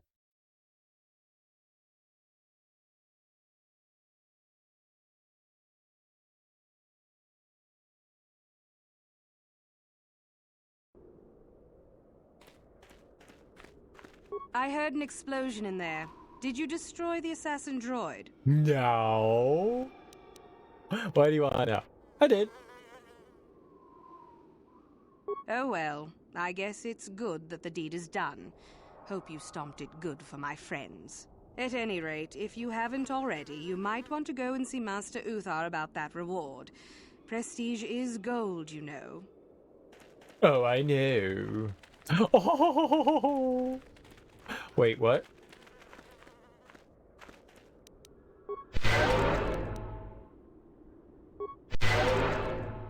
Oh.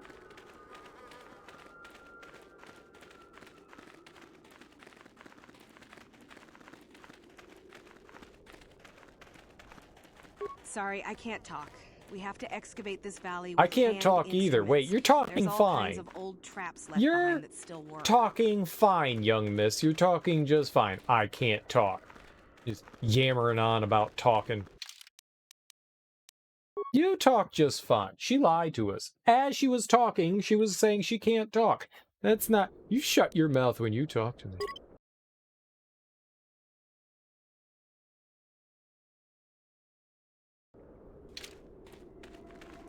Alright, Lasho. There you are, finally. If you were any later in showing up, we would have had to abandon this. I've been calling to the Takata mother in their language. She should respond fairly... Ah, here she comes now. Which one is it? Get ready. This will not be easy. She's a tough beast. The goat or the goat? Which goat is the goat? Hey, don't worry, I fucked them all up.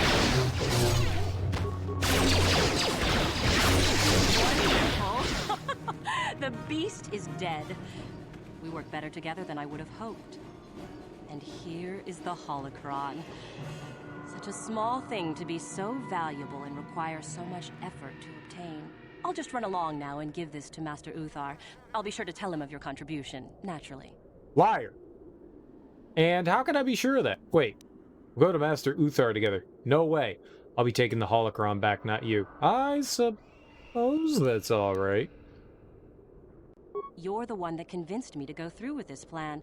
Why wouldn't I see it through? I want some sort of guarantee. You're not getting the holocron. This was my idea. The plan was that I take it back, not you. The plan was we both get credit. No, forget it. The holocron's mine. Over my dead body. That's the idea. Uh-oh.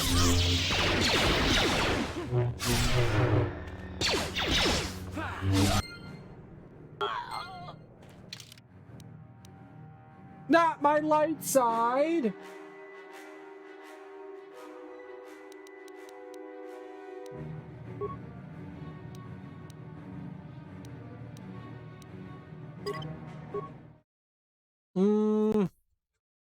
I mean, we could murder her. We could murder her. That's fine. I just don't want dark side points.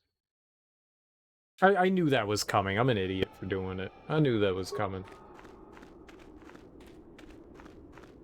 There you are. I've been... Get ready.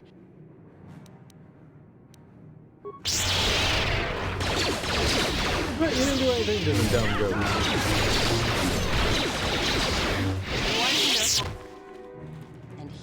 I thought she was gonna get all, like, lovey-dovey on me. You're the one that... Forget it.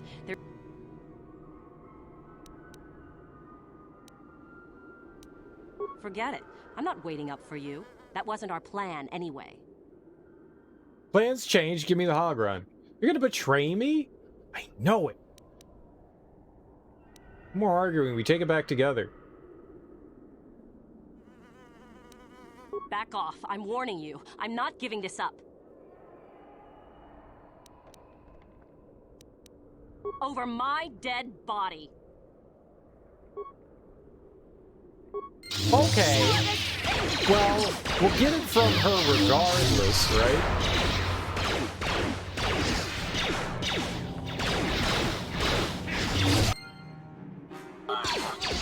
But that way we didn't, like, betray her. So we at least didn't, like, do something evil. She attacked us that time, right? Alright, that's a little more acceptable to me. That's fine. This fine. We still got to murder her, we just didn't get any of the evil caveat of murder. I'm kind of surprised, like, my friends aren't saying anything. Like, why are there no, like, dialogue lines of, like, oh, you're evil, why are you doing this? Because they're not supposed to talk, right? They're my subordinates. My slaves, I guess. What?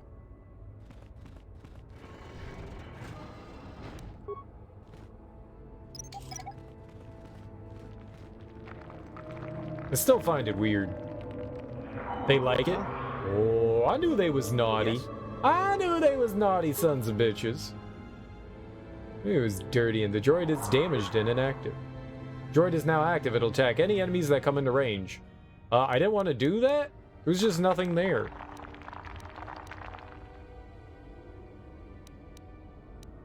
Okay. Droid's weaponry. Troll mode. Shields. Yay, we got 1200 experience. We made it a super droid. Go, super droid, go! Provide me the love my parents never did. I mean...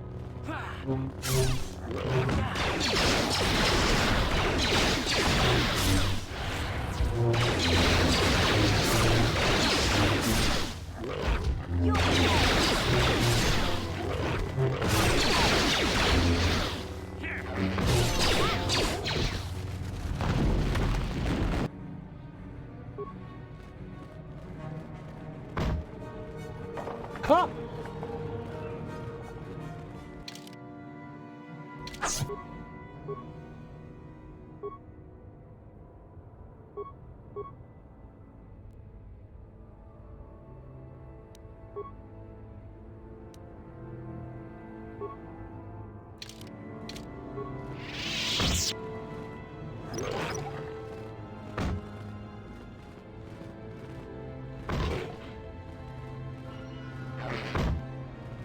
Can you attack the thing? What? Sure.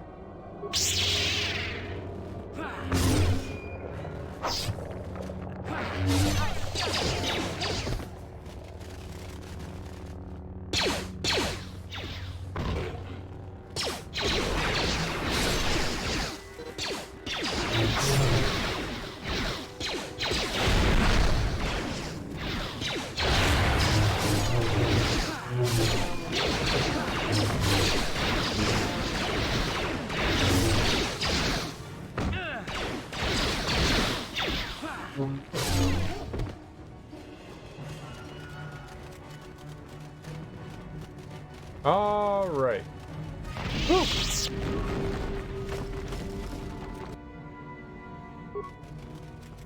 We got a lot of credits here.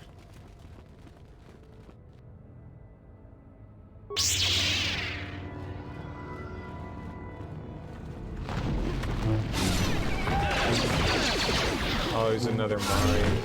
Okay.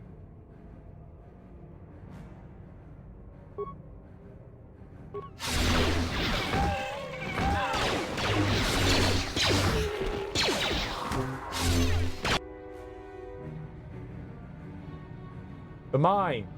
The mine. Oh my god.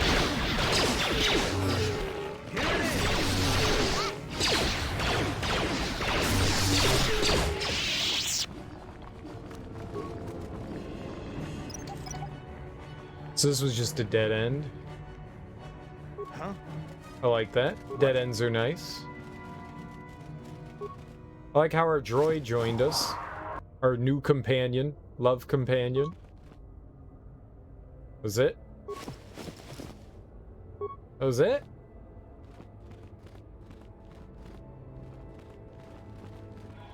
That was it? I'm angry.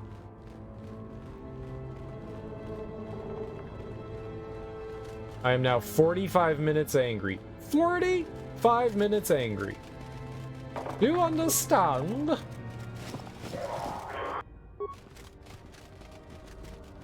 I don't know what that means, 45 minutes angry, but it's real.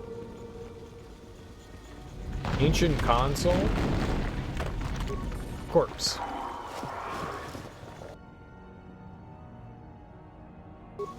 Mandalorian battle armor. System online, system status pending. Continue. Open the door.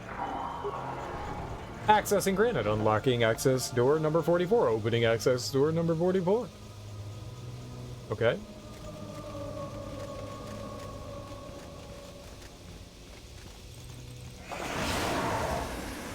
Noxious fumes surround you. Oh no!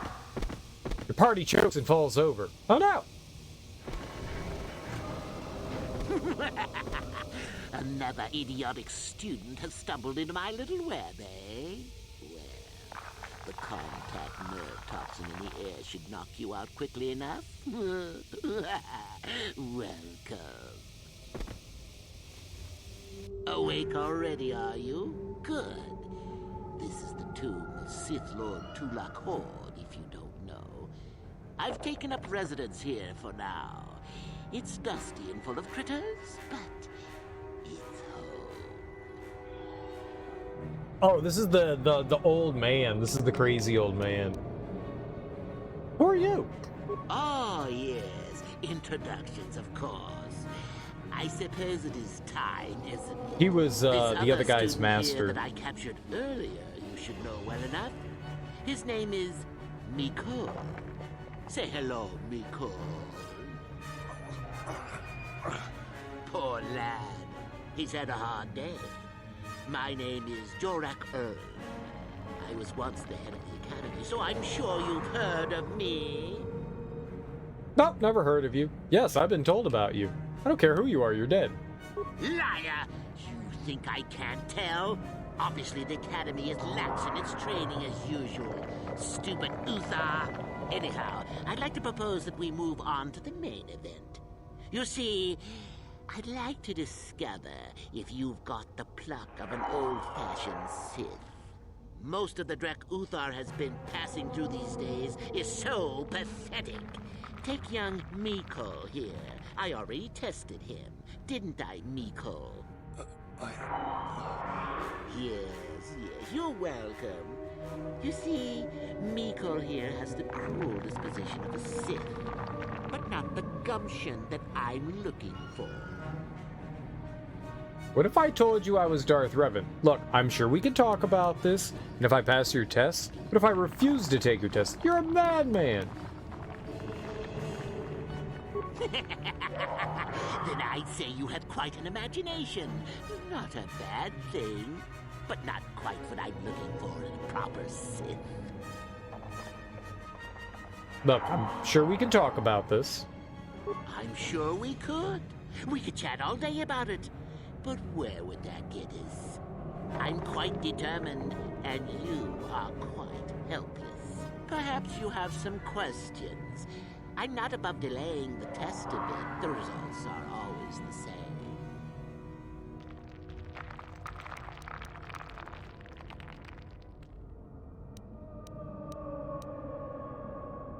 And if I pass your test? Then you go free. Tell you what, I'll even pass on to you my own personal thesis on ancient Sith philosophies. They're based on all I've learned studying Tulak's tomb. It'll make you a better Sith, I'm sure. The chances of you passing, however, are sadly remote. What if I refuse to take your test? Well, forgive me for resorting to the cliché, but you would die, of course. Oh, of course, yes. And if I pass your test? You're a madman. Ah, what's a little mental instability between tutor and pupil? What's important is that I'm here to better the Sith as a whole. It's a big job. Forget it. I refuse to play along. I don't remember offering you a choice. You can refuse to answer my questions, of course, but then, I'm afraid, I will just have to assume the worst. So then, this is how it goes. I'm going to pose a moral question to you. Get it right, and I torture Mikol. Get it wrong, and I torture you. Mikol here is a bit weak. He probably won't be able to take much more punishment. Mind you, get too many wrong, and you'll die yourself. I don't know what you think of Mikol. Maybe you don't like him. Maybe you think he deserves to be murdered. Well, here's your chance, fair enough? What if Mikol dies? This is completely unfair. Mikol's a monster. He deserves to die. Go ahead. Then you win. If you die, then he wins. I thought this was self-evident. Did you not grasp the concept earlier? Friends, shoot him. Any last comments before we begin, Mikol? We can both survive. Attacking together. Now, dear lad, do you really think your friend here will answer questions wrong just to spare little you? Risking their own life? And how many correctly answered questions before you die? No, don't be silly.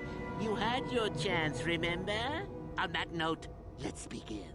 Now then, your immediate superior amongst the Sith is an effective commander and a fine leader. He trusts you and you like him. You see an opportunity to kill him. What do you do? I kill him in secret and put the blame on someone else. I do nothing. He's a fine leader. You said he's good for the Sith. I use this opportunity to kill him and take his position. I refuse to answer this.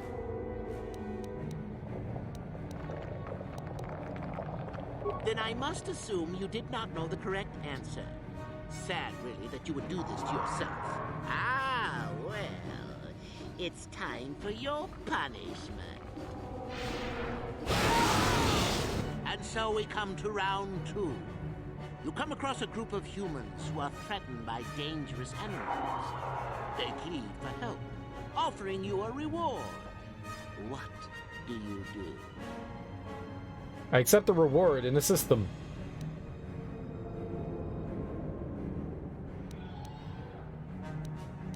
I take the reward and leave the weak fools to their fate. I ignore them completely.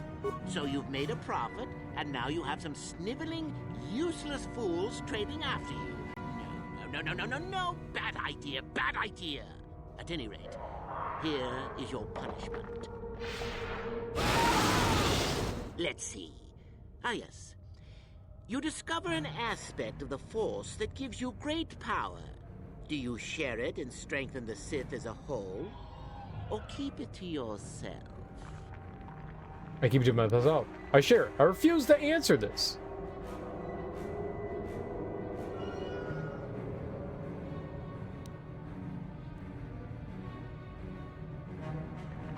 You gained an advantage and you share it freely? Let them rip the secret from my dead hands, I say. I mean, share it? Are you mad? Well, you did ask for this. It's for your own good. Still going? All right, then. One of your underlings has made a major mistake which makes you look bad. He's normally very competent and skilled. Do you kill him or give him another chance? Give him another chance. Another chance to make you look poor to your superiors? To make it look like you are weak and deserving of attack? No. Think again. Not that good help is easy to find. Oh well, here's your reward. I like rewards. Last question. You're about to die. Do you pass on your knowledge to your apprentice to make him stronger? Or do you use your last breath to strike at your enemies? I pass on my knowledge. I won't give you the satisfaction of an answer. Such insolent students I get these days. You deserve this. And then some. I'll enjoy this one. Time for your medicine. Now, this is odd. The test is over and you're both still alive. Well, that's never happened before. What to do? What to do? I suppose this means you can go, Miko. We'll have to just figure out what to do with our friend here.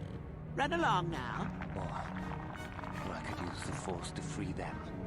And we could kill you. Seems you didn't think of that, old man. Ready. Behave, students. That's it. Detention for all of you. Permanent detention. Permanent detention? I love detention.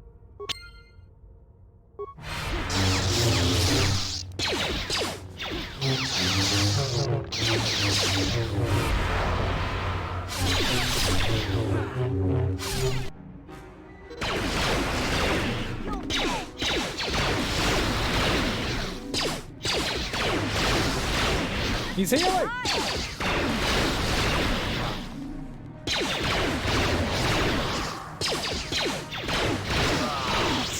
I guess he wasn't a true Sith after all.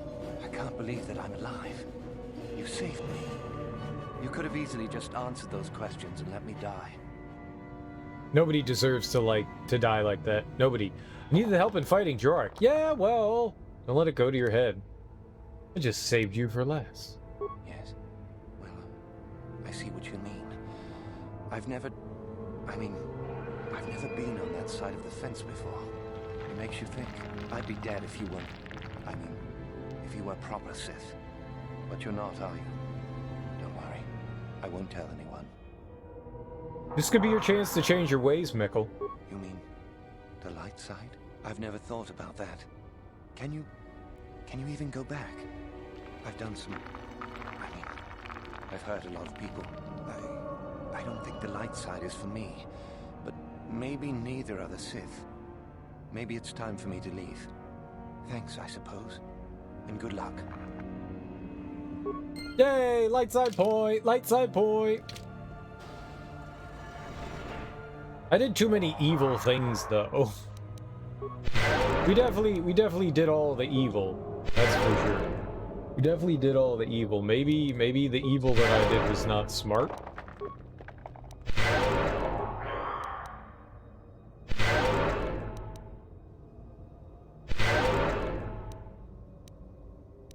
I may have done one too many evil things.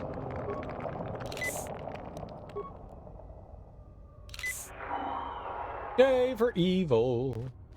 Evil beavers. No problem. Got it. Clay urn. Crystal Furkrin. Furkrin to you too. No problem. Got it.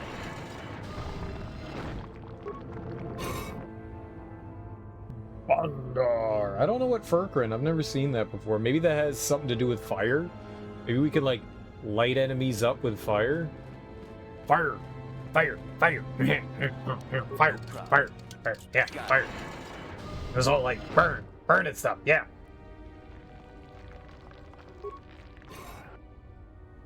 Violet. Nice. We can make another violet. We could be double violet.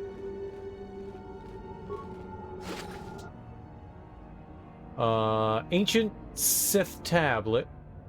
Cool.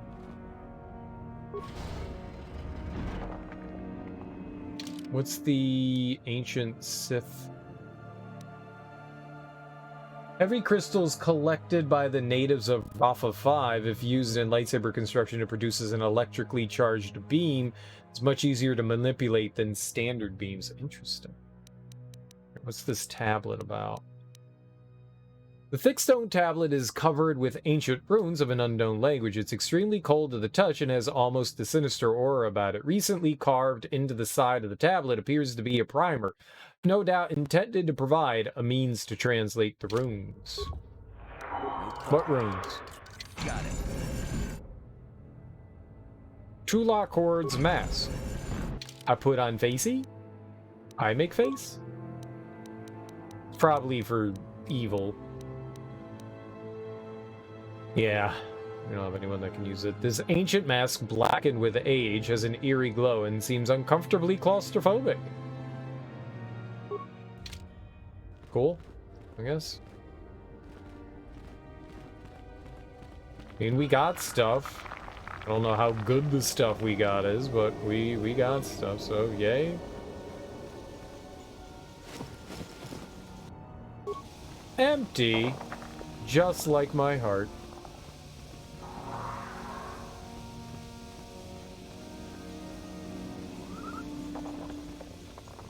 Oh, that was the... Gotcha. Robot friend. Droid. Avoid the droid.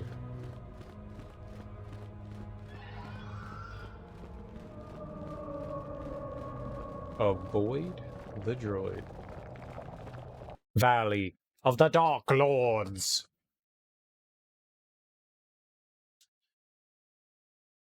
It's a cool valley. It's cool. It seems like a pleasant place to be, right? You can hang out here. Make some friends. Like a Sith archaeologist. Now that's cool. These massive statues. That's pretty nifty. I dig that. That's definitely... I like that. I like that. I'm down with the get down. I'll buy that for $1. Tomb of Nagasada.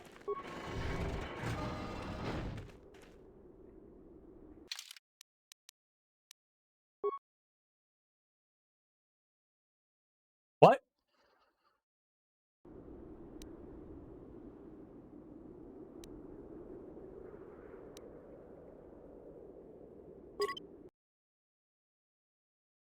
What? Why did it open up?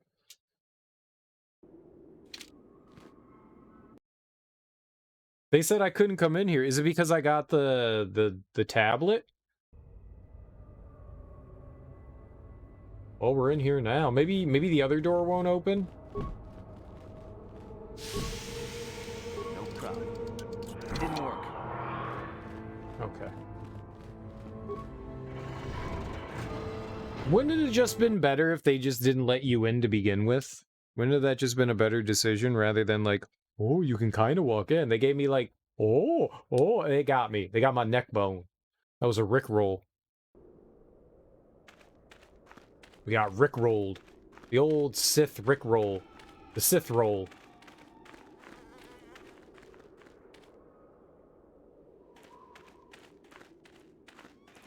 Got Sith rolled. Those bastards.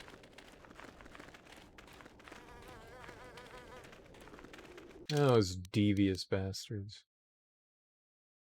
Okay.